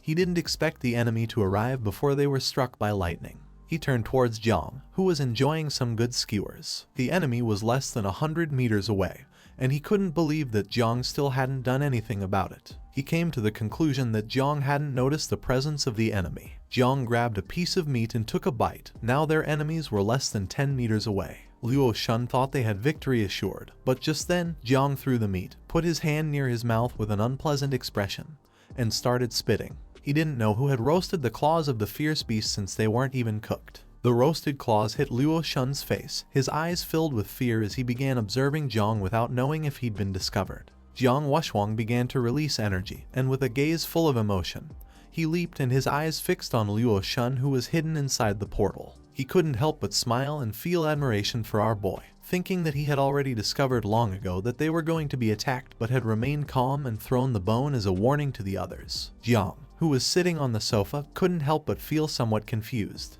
Jiang Wushwang's eyes began to shine, and with a smile, he struck the portal. He was impressed to see that his opponents could establish a triple void restriction, and even create cyclical illusions within the restrictions. But it had been useless since they had fallen completely into Jiang Chen's trap. The portal shattered into pieces, making Luo Shun and his men visible. He couldn't help but panic and feel furious upon seeing that our boy had sensed their presence yet still waited until the last moment in order to humiliate them. Jiang Wushwang descended to the ground and began staring at them intently, asking them to stop saying so much nonsense. Luo Shun and the others realized that if they retreated now, they were going to die. They decided to follow the plan and finish off Jiangnan altogether. The members of Jiang's team went on alert. Our boy stood up, and everyone started praising him. For them, he was someone who had everything under control and observed even the smallest detail.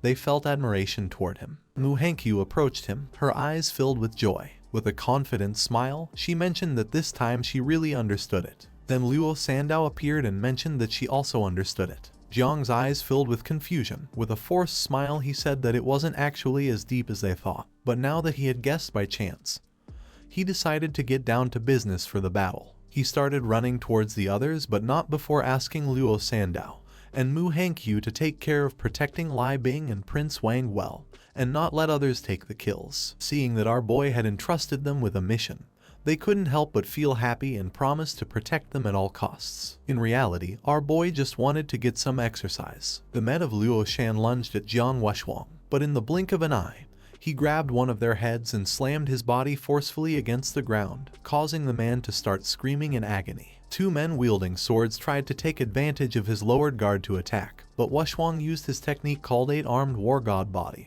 and several fists made of energy emerged from his body, effortlessly knocking down the two men. One of the fists attacked Luo Shan, but he unsheathed his sword and blocked the attack at the last moment. At first our boy decided to help him, but upon seeing how strong he was, he realized that this guy didn't need anyone's help. The energy from the attack grew more intense, and it became increasingly difficult for Luo Shan to defend himself. He panicked and his eyes widened with fear. Behind them was Liu Han. Jiang Wushwang was too strong, so he gave Liu Han the order to bring support from other groups. Liu Han, who was deep in his thoughts, came out of his trance and asked him to hold on a bit. His eyes filled with seriousness, he reached back and summoned a portal, and while sweating he called Dan Lishwang's group and gave them the order to send reinforcements. At first, they refused since things were not going according to plan, but eventually they relented. Just then, Jiang appeared above him, unsheathed the sword, and with a piercing gaze noticed that this guy had the support class. Liu Han raised his head, and upon seeing Jiang his eyes widened in fear. Jiang did not want to let this guy use his powers, so he descended to the ground and with a determined expression attacked with a fierce slash. But to his surprise, Liu Han reacted in time and entered the portal, saving himself by a hair's breadth. His eyes began to shine with rage. He clenched his teeth knowing that he had no other option but to surrender himself into the void.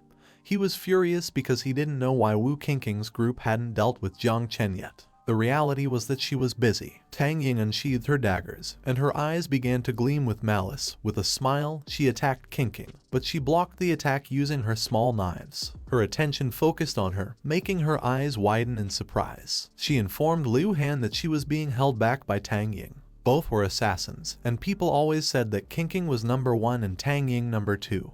And today was the day when she wanted to see if this was true. Liu Han questioned where Dan Lishwang was. She too was busy. As she headed toward the others, Bai Feng stood in her way. He unsheathed his sword and with a gaze full of rage said that if she wanted to attack his companions then she would have to go over his dead body. Dan Lishwang activated her power, making a powerful blue energy appear. She decided to first purify Bai Feng and then purify the others. Several members of Luo Shan's group were fighting against the others, but Jiang's team had 2 strong warriors who were blocking the attacks. Following Jiang's order, Luo Sandao went with Lai Bing, who was sitting on the ground holding her bow. Luo Sandao crossed her arms in front of her chest and activated the Eternal Earth Shield. In the blink of an eye, a powerful shield began to form in front of her. She suggested to Lai Bing to hide behind her and support the others. Now that Lai Bing didn't have to worry about being ambushed, she turned around and her eyes filled with seriousness. She launched a powerful ice arrow towards her opponents. Mu Hangyu unsheathed her sword and her eyes began to shine.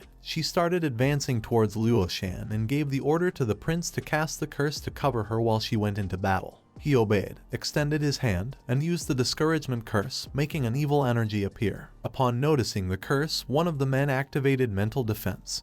But in the blink of an eye, Mu Hangyu moved like lightning and with a murderous gaze attacked the man, cutting his abdomen. The man opened his mouth and began to scream in pain. Liu Han was hiding inside the portal. He started observing our boy carefully, realizing that at this rate, sooner or later Luo Shan and the others were going to end up defeated. Jiang sensed the presence of the portal and using his sword cut it. Our boy was tired of seeing that Liu Han liked playing whack-a-mole games, but with a calm look he decided to play along with him. Liu Han was busy trying to escape from Jiang Chen, so he couldn't move, much less support his companions with spatial teleportation. Two men tried to attack our boy from behind, but as expected, he had already noticed them. Jiang threw the sword at them, which struck their chests directly, creating deep cuts. With a smile, he mentioned that he could search for moles and cut them at the same time. Luo Shan, who was somewhat injured, opened his mouth and began spitting blood. Many of his men who were fighting against Jiang Wushuang had fallen, and the ground was filled with corpses. Jiang Wushuang was still unscathed. He clenched his fist and with a penetrating gaze began to stare at him intently. He couldn't help but mock them upon seeing that they hadn't been able to defeat him even being 8, advising them to gather 9 more warriors to try again. Luo Shan was lying on the ground with his hand over his shoulder. The group's formation was completely disordered, and Jiang Wushuang was too strong. Moreover, Jiang Chen was still fighting freely. He knew that if this continued like this, they were going to lose. But then something happened and the sky filled with black clouds and thunder began to form. Luo Shan clenched his teeth and lost hope, but when he looked toward the sky, a light of hope appeared in his eyes. The cloud was a power of calamity, and he felt relieved to see it had arrived. They were going to be struck by the thunder, so he gave the order to Dan Lai Shuang to use her powers. She extended her hands and her body began to emit a powerful blue energy. Bai Feng tightly gripped his sword and started advancing quickly towards her. Dan Lishuang summoned a barrier to protect herself from the attack. Jiang Wushhuang's attention focused on her, and it didn't take him long to realize that this was Luo Shan's true plan. He gave the order to everyone to kill Dan Lishuang first. Now that he was distracted, Luo Shan stood up and his gaze fixed on him. He placed his hand on the ground, and an energy began to spread across the floor. He couldn't help but smile, revealing that it was already too late. The energy entered Jiang Wushhuang's body, causing him to fall to his knees on the ground. While resting one hand on his knee, he placed the other on the floor and couldn't help but grit his teeth in fury, knowing he had been too careless. Now Jiang Wushhuang was immobilized. Bai Feng approached Dan Lishuang and prepared to attack. Luo Shan knew that even if he used all the illusions he had, he wouldn't be able to trap him for long. But keeping him immobilized for 10 seconds was more than enough, since by the time he escaped from the illusion, Jiangnan would have already been eliminated. He gave Dan Lishuang the order to act as there was no time to lose. She used the technique called Water Dragon Dance. The divine and demonic energy was protecting her body. A powerful burst of energy shot out towards Bai Feng. Luckily, he blocked the attack using the sword, but in the process his body was sent flying backward, forcing him to retreat. While Dan Lishuang's eyes were shining, she extended her hands toward the sky and used her best technique called Blue Sky Water Serpent Dragon. She activated a forbidden spell, causing blue energy to descend from the sky onto Jiang's group's bodies, and not long after a mark appeared on their heads. Jiang, who had the sword resting on his shoulder, began to observe the others with a calm gaze and couldn't help but feel confused upon seeing that marks had appeared on everyone's heads. At that moment, a powerful dragon made of electricity appeared in the sky and started staring at them intently. Luo Sandao and Lai Bing began to look at the dragon, their jaws dropping in fear. They had been marked by thunder punishment. The power of thunder punishment was comparable to that of a sealed king of 7 transformations. The attack had great range, and there was no time to escape. Tang Ying's eyes were filled with joy. She had struck her opponent 3 times, with the last one almost costing her life, so she had lost. Wu Qingqing had lost an arm and bore a deep cut on her chest. She was clutching the wound on her arm as she slowly began entering Liu Han's portal. With a smile, she mocked Tang Ying by saying that her victory meant nothing since they were losers in the ranking competition for celestial geniuses, revealing that Great Zia remembered nothing about losers. The members of Jiang's team began to observe the thunder in the sky. They couldn't help but feel frustrated as they had been about to defeat them, not knowing if this was a matter of fate. Bai Feng was furious and his body was surrounded by an intense energy. He prepared to attack again, revealing that Da Lishuang had the ability to escape into the void. She entered the portal saying that he was going to be purified. The prince started looking at the thunder and couldn't help but feel fear, but he said that he and Mu Hankyu were going to die together. She put her hands on her head and couldn't help crying. She gave him the order to leave since no one wanted to die with him. She wanted to go with Jiang. Little by little, Jiang Wuxuang began to free himself from the illusion, and his eyes started to shine with a thirst for revenge. Luo Shan revealed that they were going to die and Jiangnan had lost, and none of them in the 4 great war zones was going to advance. Jiang Wuxuang knew that the thunder punishment would not be able to kill him, and he swore to pursue them until death after leaving the secret realm. Luo Shan entered the portal and mocked him, saying that first he must survive in order to then kill them. But then, someone jumped. It was Jiang who had thrown himself toward the thunder punishment. The dragon began staring at him intently, ready to attack. Jiang's eyes were full of determination. He asked why they were so afraid of a simple thunder, not knowing if it was necessary to flee. Luo Shan and the others who were hiding in the portal couldn't help but laugh, thinking that Jiang had gone crazy and believed that the punishment of thunder wasn't powerful enough. With a confident expression, he extended his hand toward the dragon and with a smile revealed that he had been waiting for this moment for a long time, and asked if this wasn't the hidden card they had, revealing that it was something weak. Several dragons made of electricity appeared in the sky and began to roar, but Jiang remained calm. Seeing this, they couldn't help but panic as the 9 dragons were heading toward Jiang Chen.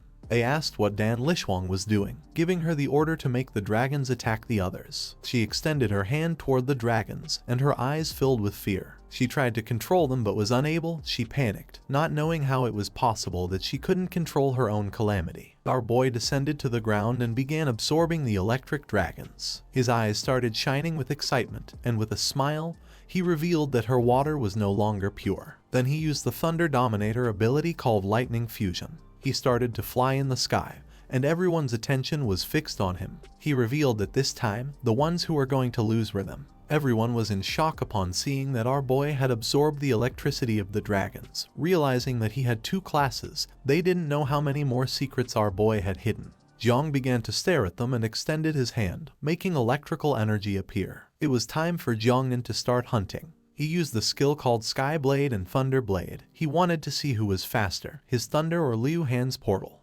Luo Shun's subordinates entered the portal believing they were safe, but now that Jiang had absorbed the electric energy of the dragons, his eyes were glowing. With a smile, he began to move like thunder and used the skill called Thunder Sword to attack those hiding in the portal, cutting their bodies into pieces. Luo Shun's eyes widened in fear, causing his jaw to drop and sweat like crazy. He couldn't believe that Jiang's attack could directly cut through the void. It didn't take him long to conclude that the plan had failed. While Jiang's body was surrounded by powerful energy, he began flying through the sky chasing after the others. Jiang Wuxuang, who had his knees and hand resting on the ground, started using his power, gradually freeing himself from Luo Shun's ability. Luo Shun came out of the portal and his attention fixed on Jiang, giving everyone the order to break the formation since Jiang Chen could transform thunder punishment into energy to then use it to his advantage, revealing that there was no way to stop him. Dan Lishuang's gaze was full of confusion and surprise. Wu Qingqing emerged from the portal and her attention fixed on Luo Shun,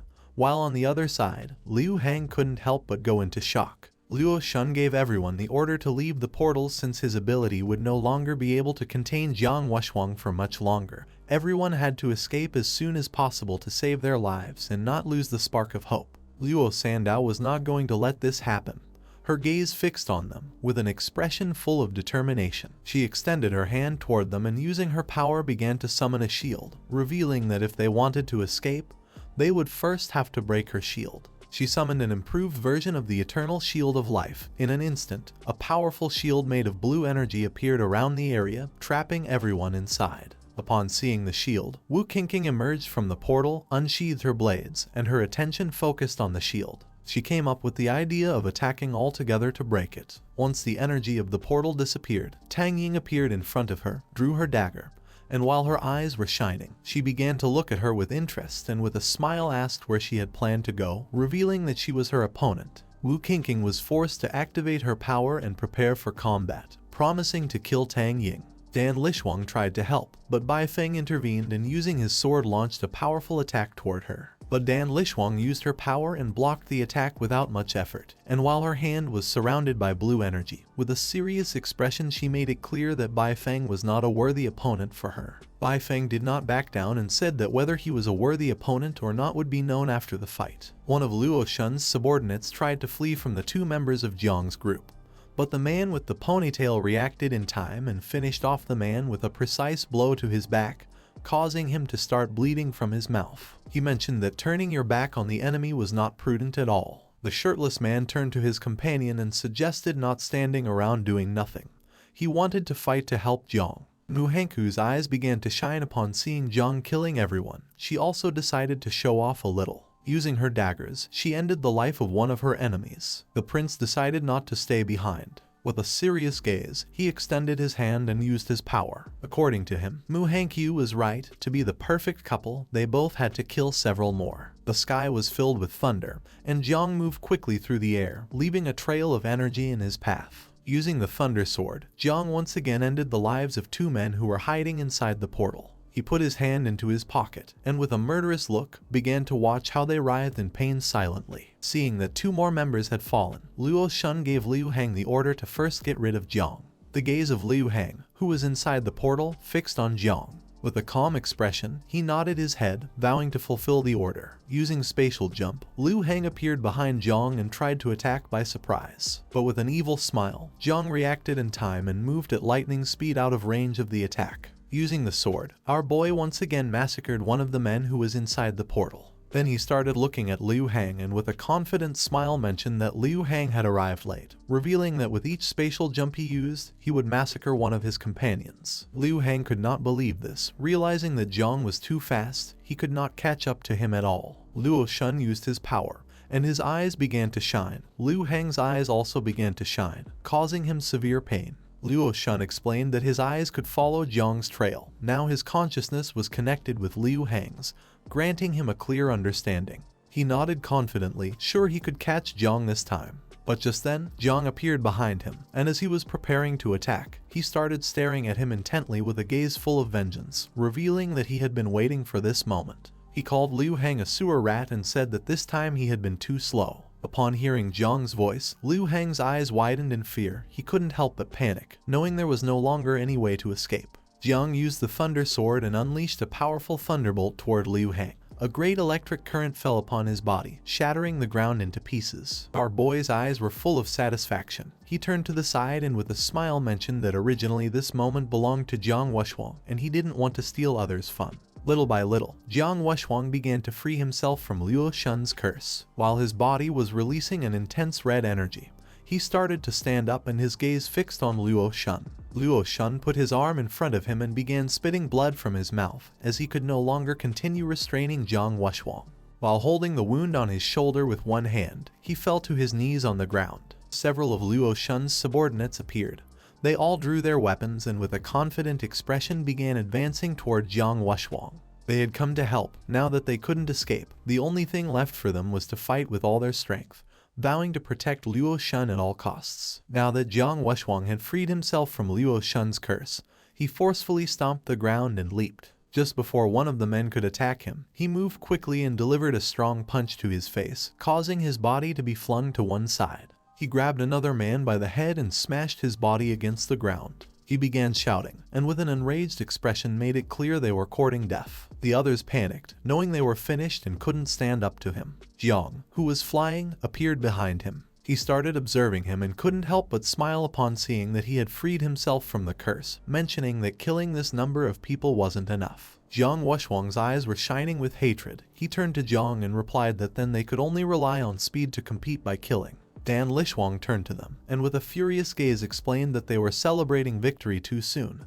Then she extended her hand toward Bai Feng. Water emerged from the ground and trapped Bai Feng's body by the neck and legs, revealing that Biluo's water strangles and purifies the soul. The poor Bai Feng began screaming in pain, begging to be saved. Jiang moved like thunder, and using the celestial sword, cut through the water, freeing Baifeng's body. He grabbed Baifeng's unconscious body with his hand and began showing a serious expression. Dan Lishuang turned towards them, and upon seeing that Jiang had saved Baifeng from the attack, her jaw dropped as she couldn't believe that Jiang was so fast. Not far from them were Luo Sandao and Lai Bing.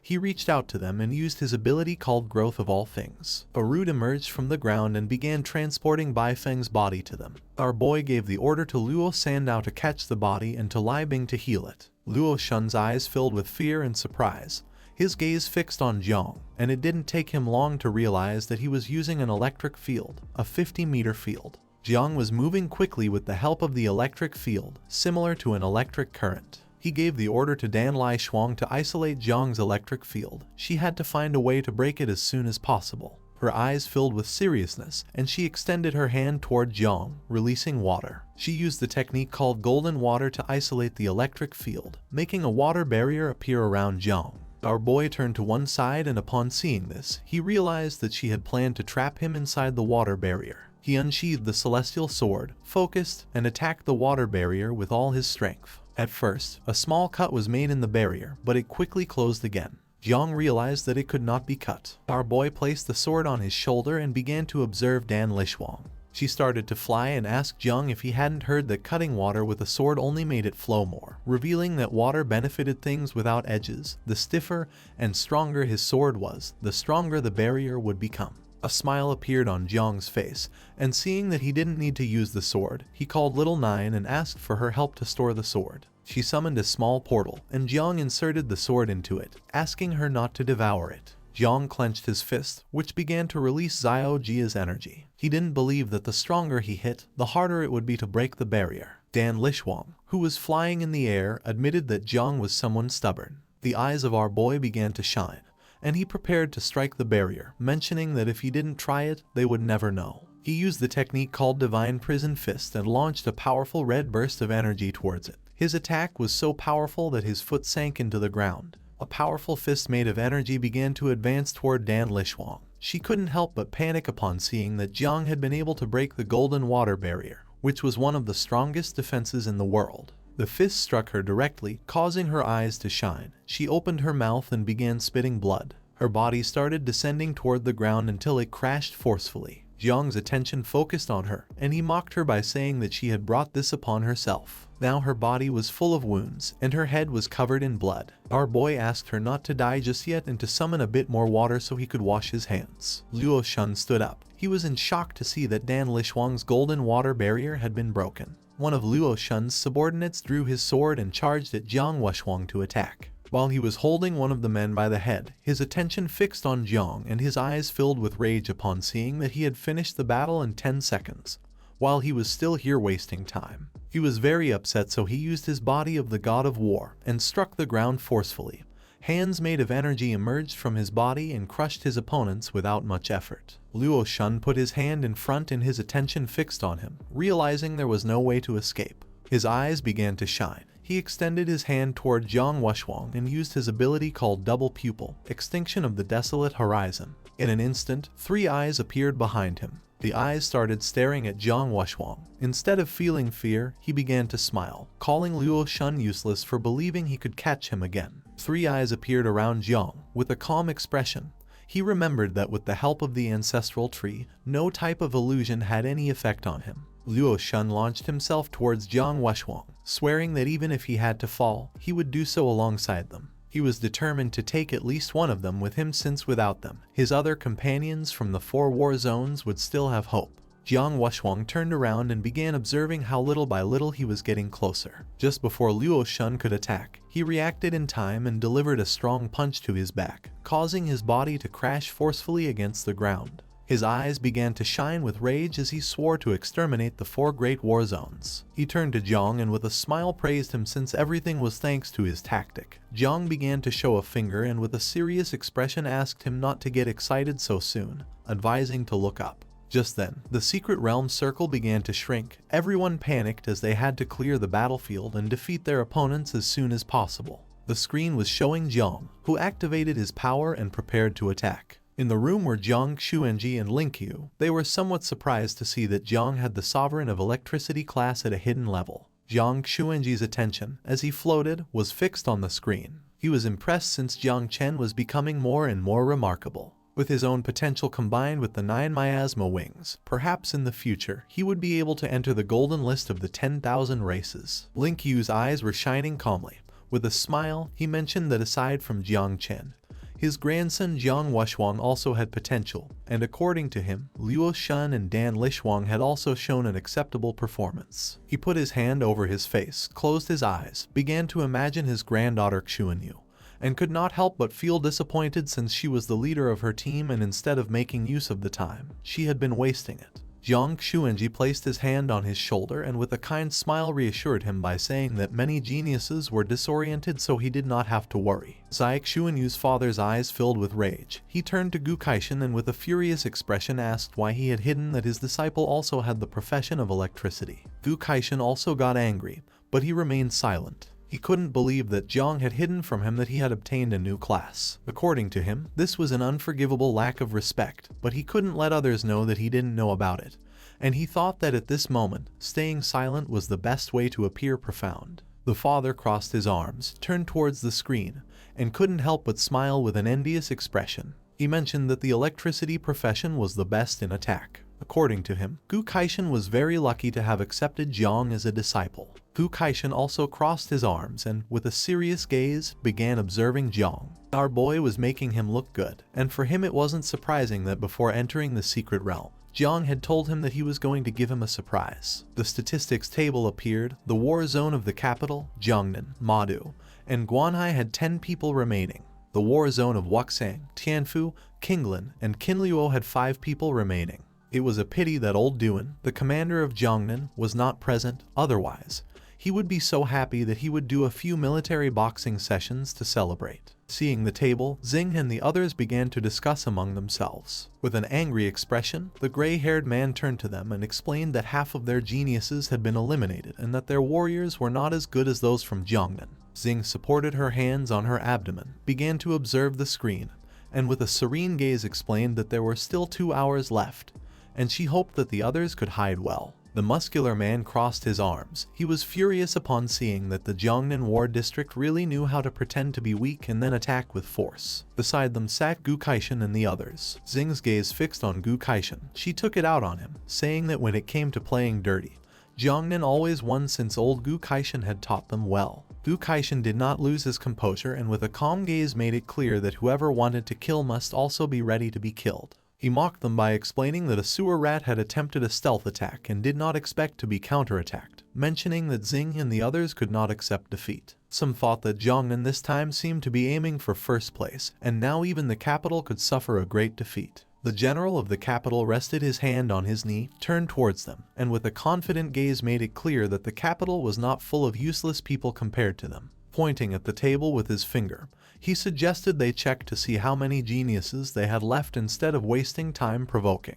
Just then, someone mentioned that the Guanghai War Zone was the best. The muscular man stood up, and when he looked to the side, he saw Yun Jianchen. He was furious to see that even he had betrayed them. Yun Jianchen stuck his finger inside his nose, closed his eyes, and with an arrogant smile said that he would be a fool if he didn't take advantage of the opportunity. He threw a snot at them, and a smile spread across his face. Seeing this, Xing and the others began to curse him, calling him a scoundrel. Back in the secret realm, several men tried to attack 2 unsuspecting girls, but the brown-haired girl drew her sword, turned around, and with an expression full of determination, swung her weapon forcefully, ending the man's life. The other girl also reacted in time and using her weapon, killed the man. Both began shouting that they would not allow anyone to approach Song Chengji. While they were fighting, a black-haired man was watching everything from a cliff. He placed his hands behind his back and fixed his attention on them, making a smile appear on his face. He was Guanghai's top genius, called Song Chengji. His eyes were filled with surprise as he realized there was no need for him to intervene to take care of them, realizing that even the useless had their utility. The identity that the Church of the Ancient God had assigned him this time was not bad at all. A few days after his sudden arrival in the Guanghai War Zone, the geniuses did not accept him, so he had to tie up the women, whose eyes were shining with hatred. They were very furious. He approached one of them, began to caress her cheek, and showed a kind smile. Feeling this, the woman could not help but blush, and instead of feeling hatred, she now felt love. Thanks to his strength and courteous manners, Song Cheng-ji managed to earn everyone's trust since, after all, humans could not resist a powerful and humble man. After defeating her opponents, the brown-haired woman dropped her sword on the ground, turned around, and with a smile began to observe Song Cheng-ji, making her eyes fill with joy. The other woman also turned around, closed her eyes, and with a kind smile began to greet him. Once Song Cheng-ji obtained the first place in the genius ranking, he was going to absorb the vital essence of these proud women, and although their lineage and divine soul were mediocre, something was better than nothing. He also remembered that the other outstanding women in the other zones were also quite powerful. They turned towards him and explained that they had finished off the enemies, and that the area of the secret realm was beginning to shrink, asking where to go now. With a calm demeanor, he decided to first get rid of Madu's war zone to be safer. They accepted without hesitation. Not far away there was an area that looked like a city. It was a ruined city located in the central area of the secret realm, surrounded by mountains, a truly dangerous terrain, and the only way to enter was by using the bridge. Jiang Chen was the leader of the team of geniuses from the capital. With a calm gaze, he turned towards the others and decided to block the bridge. They were going to wait hidden like a hunter awaited its prey. His eyes filled with determination, he made it clear that this year they were going to eliminate the other 7 teams.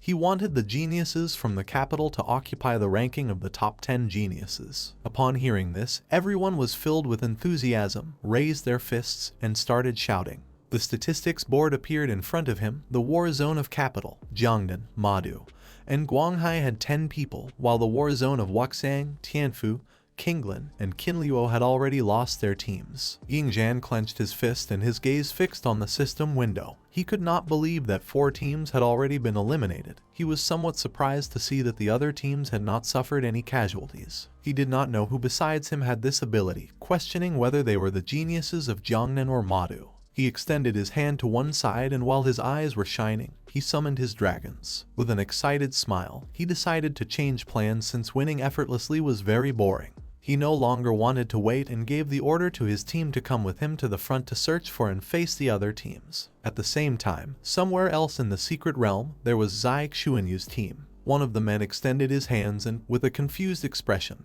asked how 4 teams had been eliminated in less than half an hour. They had barely found the right path, and already the circle had begun to close. With an angry expression, Hua Yunfei turned to them and made it clear that the captain had guided them on the right path. Zai Xuanyu's eyes widened with seriousness. She turned to them and, with a serene gaze, gave them the order to stop talking and keep walking. Her expression changed, and her eyes began to shine with sadness. She wanted to show off in front of Jiang Chen, but in the end, she hadn't had the opportunity to do so. She remembered that the 4 war zones that had been eliminated used to attack the capital together, and this year it was likely that they had also been eliminated by the capital. She felt relieved since luckily, the Jiangnan team was still complete, and it was very likely that they had not yet entered combat just like her team.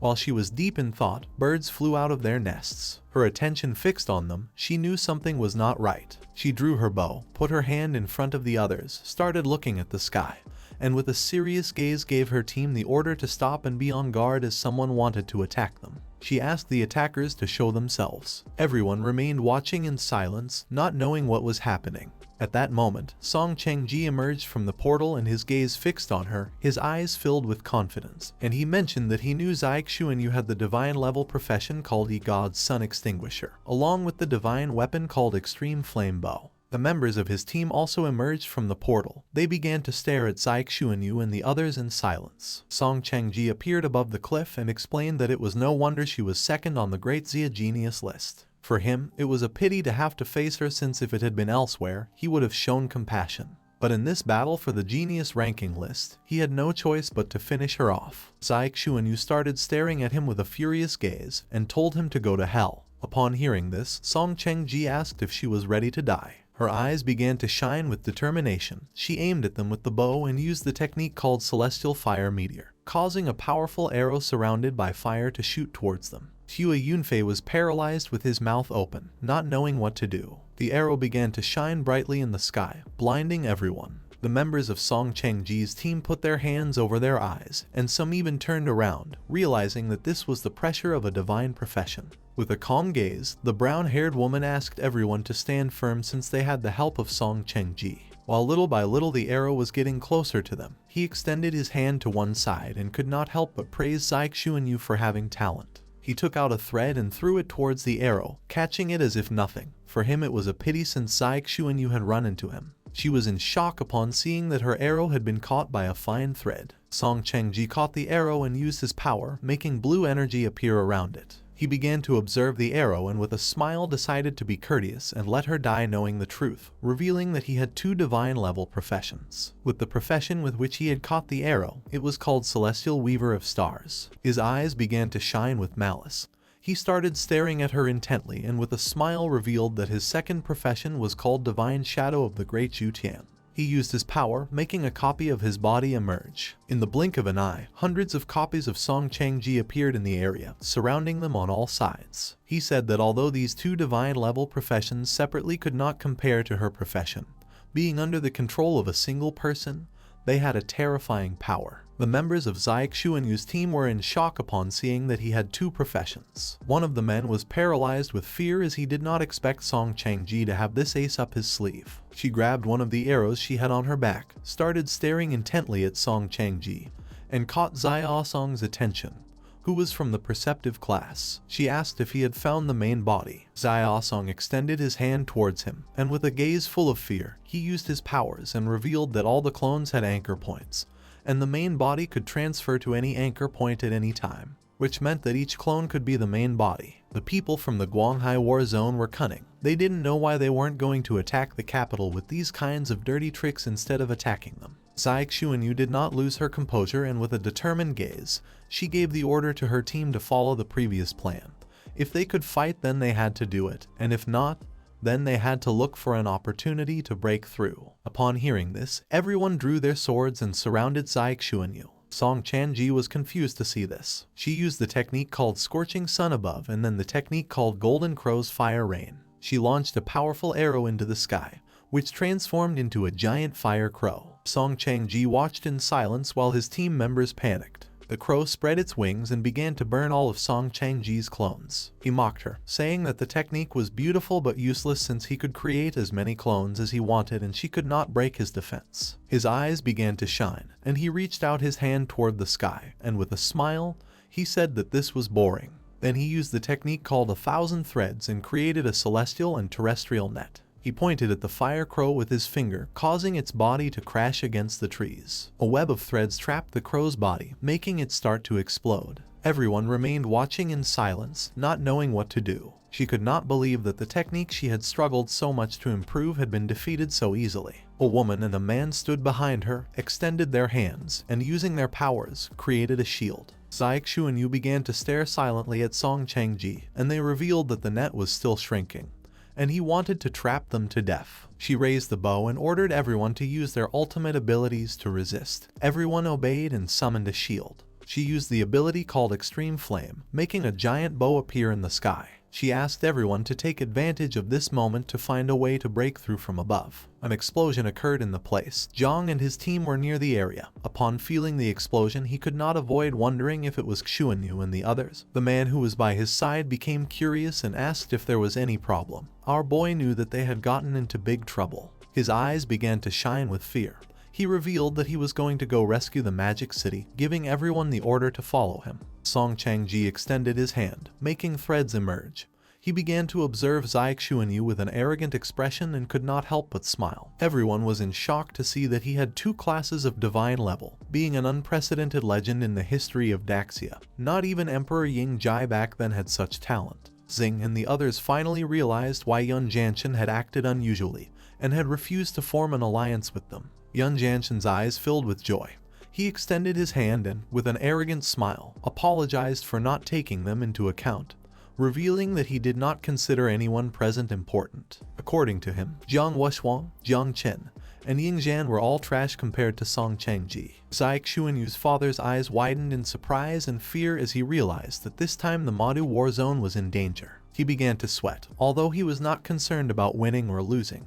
He was worried about his daughter's safety. Jiang Chen stood up, closed his eyes, and started laughing like a maniac, believing that this time his war zone would win. Du Kaishan turned to the father and with a calm expression asked him not to pay attention to Jiang Chen's nonsense since Jiang Chen was already on his way to help Zai Xuanyu and the others, revealing that the defeat was still uncertain. Zai Xuanyu, who was holding the bow, raised it into the sky. Hua Yunfei and the others extended their hands and created a barrier. The eyes of one of the girls widened in panic. She turned around and with a nervous expression explained to the captain that the illusory shadow of the extreme flame bow was weakening.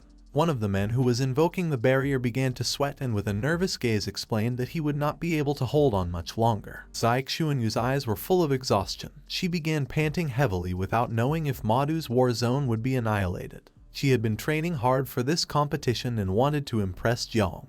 Just then, Hua Yunfei extended his hands and used the technique to summon the spirit of the night. Blue energy emerged from his body and transformed into a powerful knight. Zai Xuanyu's attention was fixed on him. With a worried and surprised expression, she asked what he was doing. Hua Yunfei's eyes began to shine with determination. He swore that the team was not going to be annihilated, promising to protect the captain until death. He commanded his knight to attack. It moved quickly and struck forcefully at the threads that were in the sky. The attack was working as little by little the threads began to lose tension. Song Changji's attention, who was floating in the air with his arms behind his back, was fixed on it. He questioned whether Hua Yunfei thought that with his spirit and divine sacrifice he would be able to break his threads. He admitted that although he had talent, unfortunately, it was still not enough to impress him. His eyes widened in confusion, and his gaze was fixed on Hua Yunfei. Hua Yunfei's eyes began to shine. He opened his mouth and started screaming. His power was becoming stronger and stronger. He was using his vital essence in exchange for explosive strength. Song Changji did not know if this guy wanted to commit suicide. Not long after, Hua Yunfei's body exploded into pieces, and upon seeing this, Zai Xuanyu's eyes filled with tears and sadness. With this increase in power, the spiritual knight pierced the threads, breaking the net that was in the sky. Seeing that the net had been broken, Song Changji extended his hand and used the technique called Star Weaver, making another net appear, leaving everyone in shock. His eyes began to shine with rage, and while he was weaving the net with his fingers, with an arrogant gaze he asked if Hua Yunfei really believed he could break the net by sacrificing himself, calling him stupid and revealing that he could weave the net more than once. He was tired of playing with them, so he decided it was time to kill them. The thread net began to close in, causing the barriers to gradually start breaking, and Zai Xuanyu fell to her knees on the ground. The thread net shattered the barriers into pieces and, in the process, began to massacre the members of Zai Xuanyu's team, causing them terrible pain. While holding the bow with one hand, she placed the other on the ground and, with a sorrowful expression, apologized for having disappointed Jiang. The members of Song Changji's team were joyful to see that he had defeated them so easily. At that moment, the sky filled with black clouds and thunder. Someone riding a phoenix made of thunder began advancing toward them. Everyone's attention was fixed on the phoenix. No one knew what was happening. Just before they could realize it, the phoenix moved quickly and in an instant passed through the middle of them, electrocuting everyone in the process, making them scream in agony. Upon hearing the screams, Song Changji turned towards the cliff, and his eyes widened with seriousness and concern. Seeing thunder, he realized that his team of useless people had been annihilated. At first, he thought it was the punishment of thunder, but then he dismissed this theory since the punishment of thunder only struck those who remained still. He did not know who had annihilated his team. The Thunder Phoenix began to fly through the sky, and on top was Jiang Chen riding it. With a worried expression, he started shouting and asked Zai Xuanyu to hold on a little longer. Upon hearing Jiang's voice, a light of hope appeared in Zai Xuanyu's eyes. She could not believe that Jiang was riding a Thunder Phoenix and had come to save her. Jiang gave the order to his phoenix to attack. It started moving quickly, electrocuting Song Changji's clones. He was in shock upon seeing such pure power. While Jiang was eliminating the clones, Song Changji's attention, who had his arm behind his back, focused on him. In this new era, the heavenly path of this world was very generous with them, with just a single profession change. They had obtained the original classes that countless races in the caverns took hundreds of years to achieve through cultivation. According to him, this was truly unfair and detestable. Jiang descended to the ground, clenched his fists, began to stare at him, extended his hand, and gave the order to his phoenix to eliminate the clones, while on the other side, he decided to break the net. He used the power of the divine elephant's body and attacked with a powerful punch, which broke Song Changji's thread net without much effort, creating a great curtain of smoke. Once the curtain of smoke disappeared, Jiang observed carefully and realized that the net had regenerated again. He decided not to give up and began to attack with a chain of punches. He wanted to see who was faster, if Song Changji weaving the net or his blows. Not long after, the net finally broke. Jiang began to observe him, and while pointing at the net with his thumb, with a smile he said that his net was very slow. Zai Xuanyu, who was holding back the power of the net with the help of her bow, closed her eyes and began to tremble. She could no longer endure. An excited smile appeared on Song Changji's face. He extended his hand towards Jiang and admitted that his strength was really good, but made it clear that it had been a big mistake to lower his guard. He used the technique called Thousand Threads, making a tornado appear. The tornado began to move towards Jiang Chen. Our boy put his arm in front of his face and in a low voice called Xiaojia and asked for his help to devour the net, advising him to be discreet. Xiaojia accepted. Xiaojia manifested as small dots and little by little began to devour the tornado. Song Changji could not help but feel somewhat confused upon seeing this. He could not believe that the small points of light could corrode his thread tornado. Jiang approached Zai Xuanyu and placed his hand on her shoulder. Her eyes widened with surprise and love upon seeing that Jiang had come to save her. With a serious gaze, Jiang began to stare at Song Changji and asked her to hurry up and go somewhere safe. The Thunder Phoenix began to fly through the sky, massacring and electrocuting the clones. Little by little, the energy of his phoenix was running out, so he asked her to hurry up and leave. Just then, Ying Zhan and his men arrived at the area. He was somewhat surprised to see that everyone was here, revealing that today none of them would be able to escape. Upon hearing his voice, Jiang and Zai Xuanyu turned around. Our boy's attention was fixed on him, entering into alert mode. But then, Jiang Wuxuang and the others appeared and informed Jiang that they had arrived. Seeing this, Jiang turned around and mentioned that they had arrived just in time. He started running and decided to take care of Song Changji, leaving Jiang Wuxuang to handle Ying Zhan. Jiang Wuxuang clenched his fists, and while his eyes were shining, he began to run towards him, using his power to make energy fists emerge from his body, which started to approach Ying Zhan, revealing that today he was going to be his opponent. Ying Zhang stood still, watching in silence. He jumped, used his power, and counterattacked with a powerful punch, shattering Jiang Wuxuang's energy punches, revealing that his war god body was not going to be enough to defeat him. Jiang Wuxuang's eyes began to shine seriously. He stepped back and, with a penetrating gaze, released the 9 restrictions, causing the chains attached to his body to break. With a furious expression, he stood up and used the technique called Invincible War God's Body. His own giant spirit with 9 arms emerged from his body. Ying Zhang remained silently observing. His eyes began to shine with excitement. He extended his hand to one side and used his power, summoning a blood dragon, making a powerful red dragon appear behind him. For him, this was quite interesting. With a smile, he mentioned that according to rumors, Jiang Wuxuang's grandfather had killed the dragon race in the underground cave. He wanted to see if his legitimate grandson was as powerful as him. Jiang Wuxuang's spirit and the dragon began to fight each other. Luo Sandao and Mu Hengku arrived at the area. She placed her hands on Zai Xuanyu's shoulders and with a serious expression asked her to come with them to face the people from the capital. Mu Hengku started observing her and explained that they should not interfere in Jiang's battle. Zai Xuanyu turned towards them and with an indecisive gaze accepted. Jiang Wuxuang's eyes were shining with hatred. While Song Changji was watching the battle, someone caught his attention. He became curious and turned around. The Thunder Phoenix descended to the ground. Jiang began to stroke its head, and with a confident smile asked if he was ready for combat. Song Changji's eyes widened with excitement. Using his power, he began to absorb his clones and couldn't help but smile upon seeing that Jiang Chen, Ying Zhan, Jiang Wuxuang, and Jiang Xuanyu, the 4 divine geniuses of Great Xia, had gathered. It was no longer necessary to wait for the genius ranking battle, nor was it necessary to continue pretending to be of their inferior race. He decided to use his 30% power. Upon hearing this, Jiang's expression changed and he became suspicious. With a confused expression, he asked what he meant. Song Changji extended his hand. An angel wings emerged on his back while his eyes turned white. With a smile, he decided to release the origin restriction and restore the true body of the tanking divine clan. He used his power and restricted entry and exit to the secret realm. An energy platform appeared under his feet. Jiang began to observe carefully, and it did not take long for him to realize that the Tanking Divine Clan was one of the 10,000 races of the cave. Upon hearing this, Ying Jan's eyes widened in fear.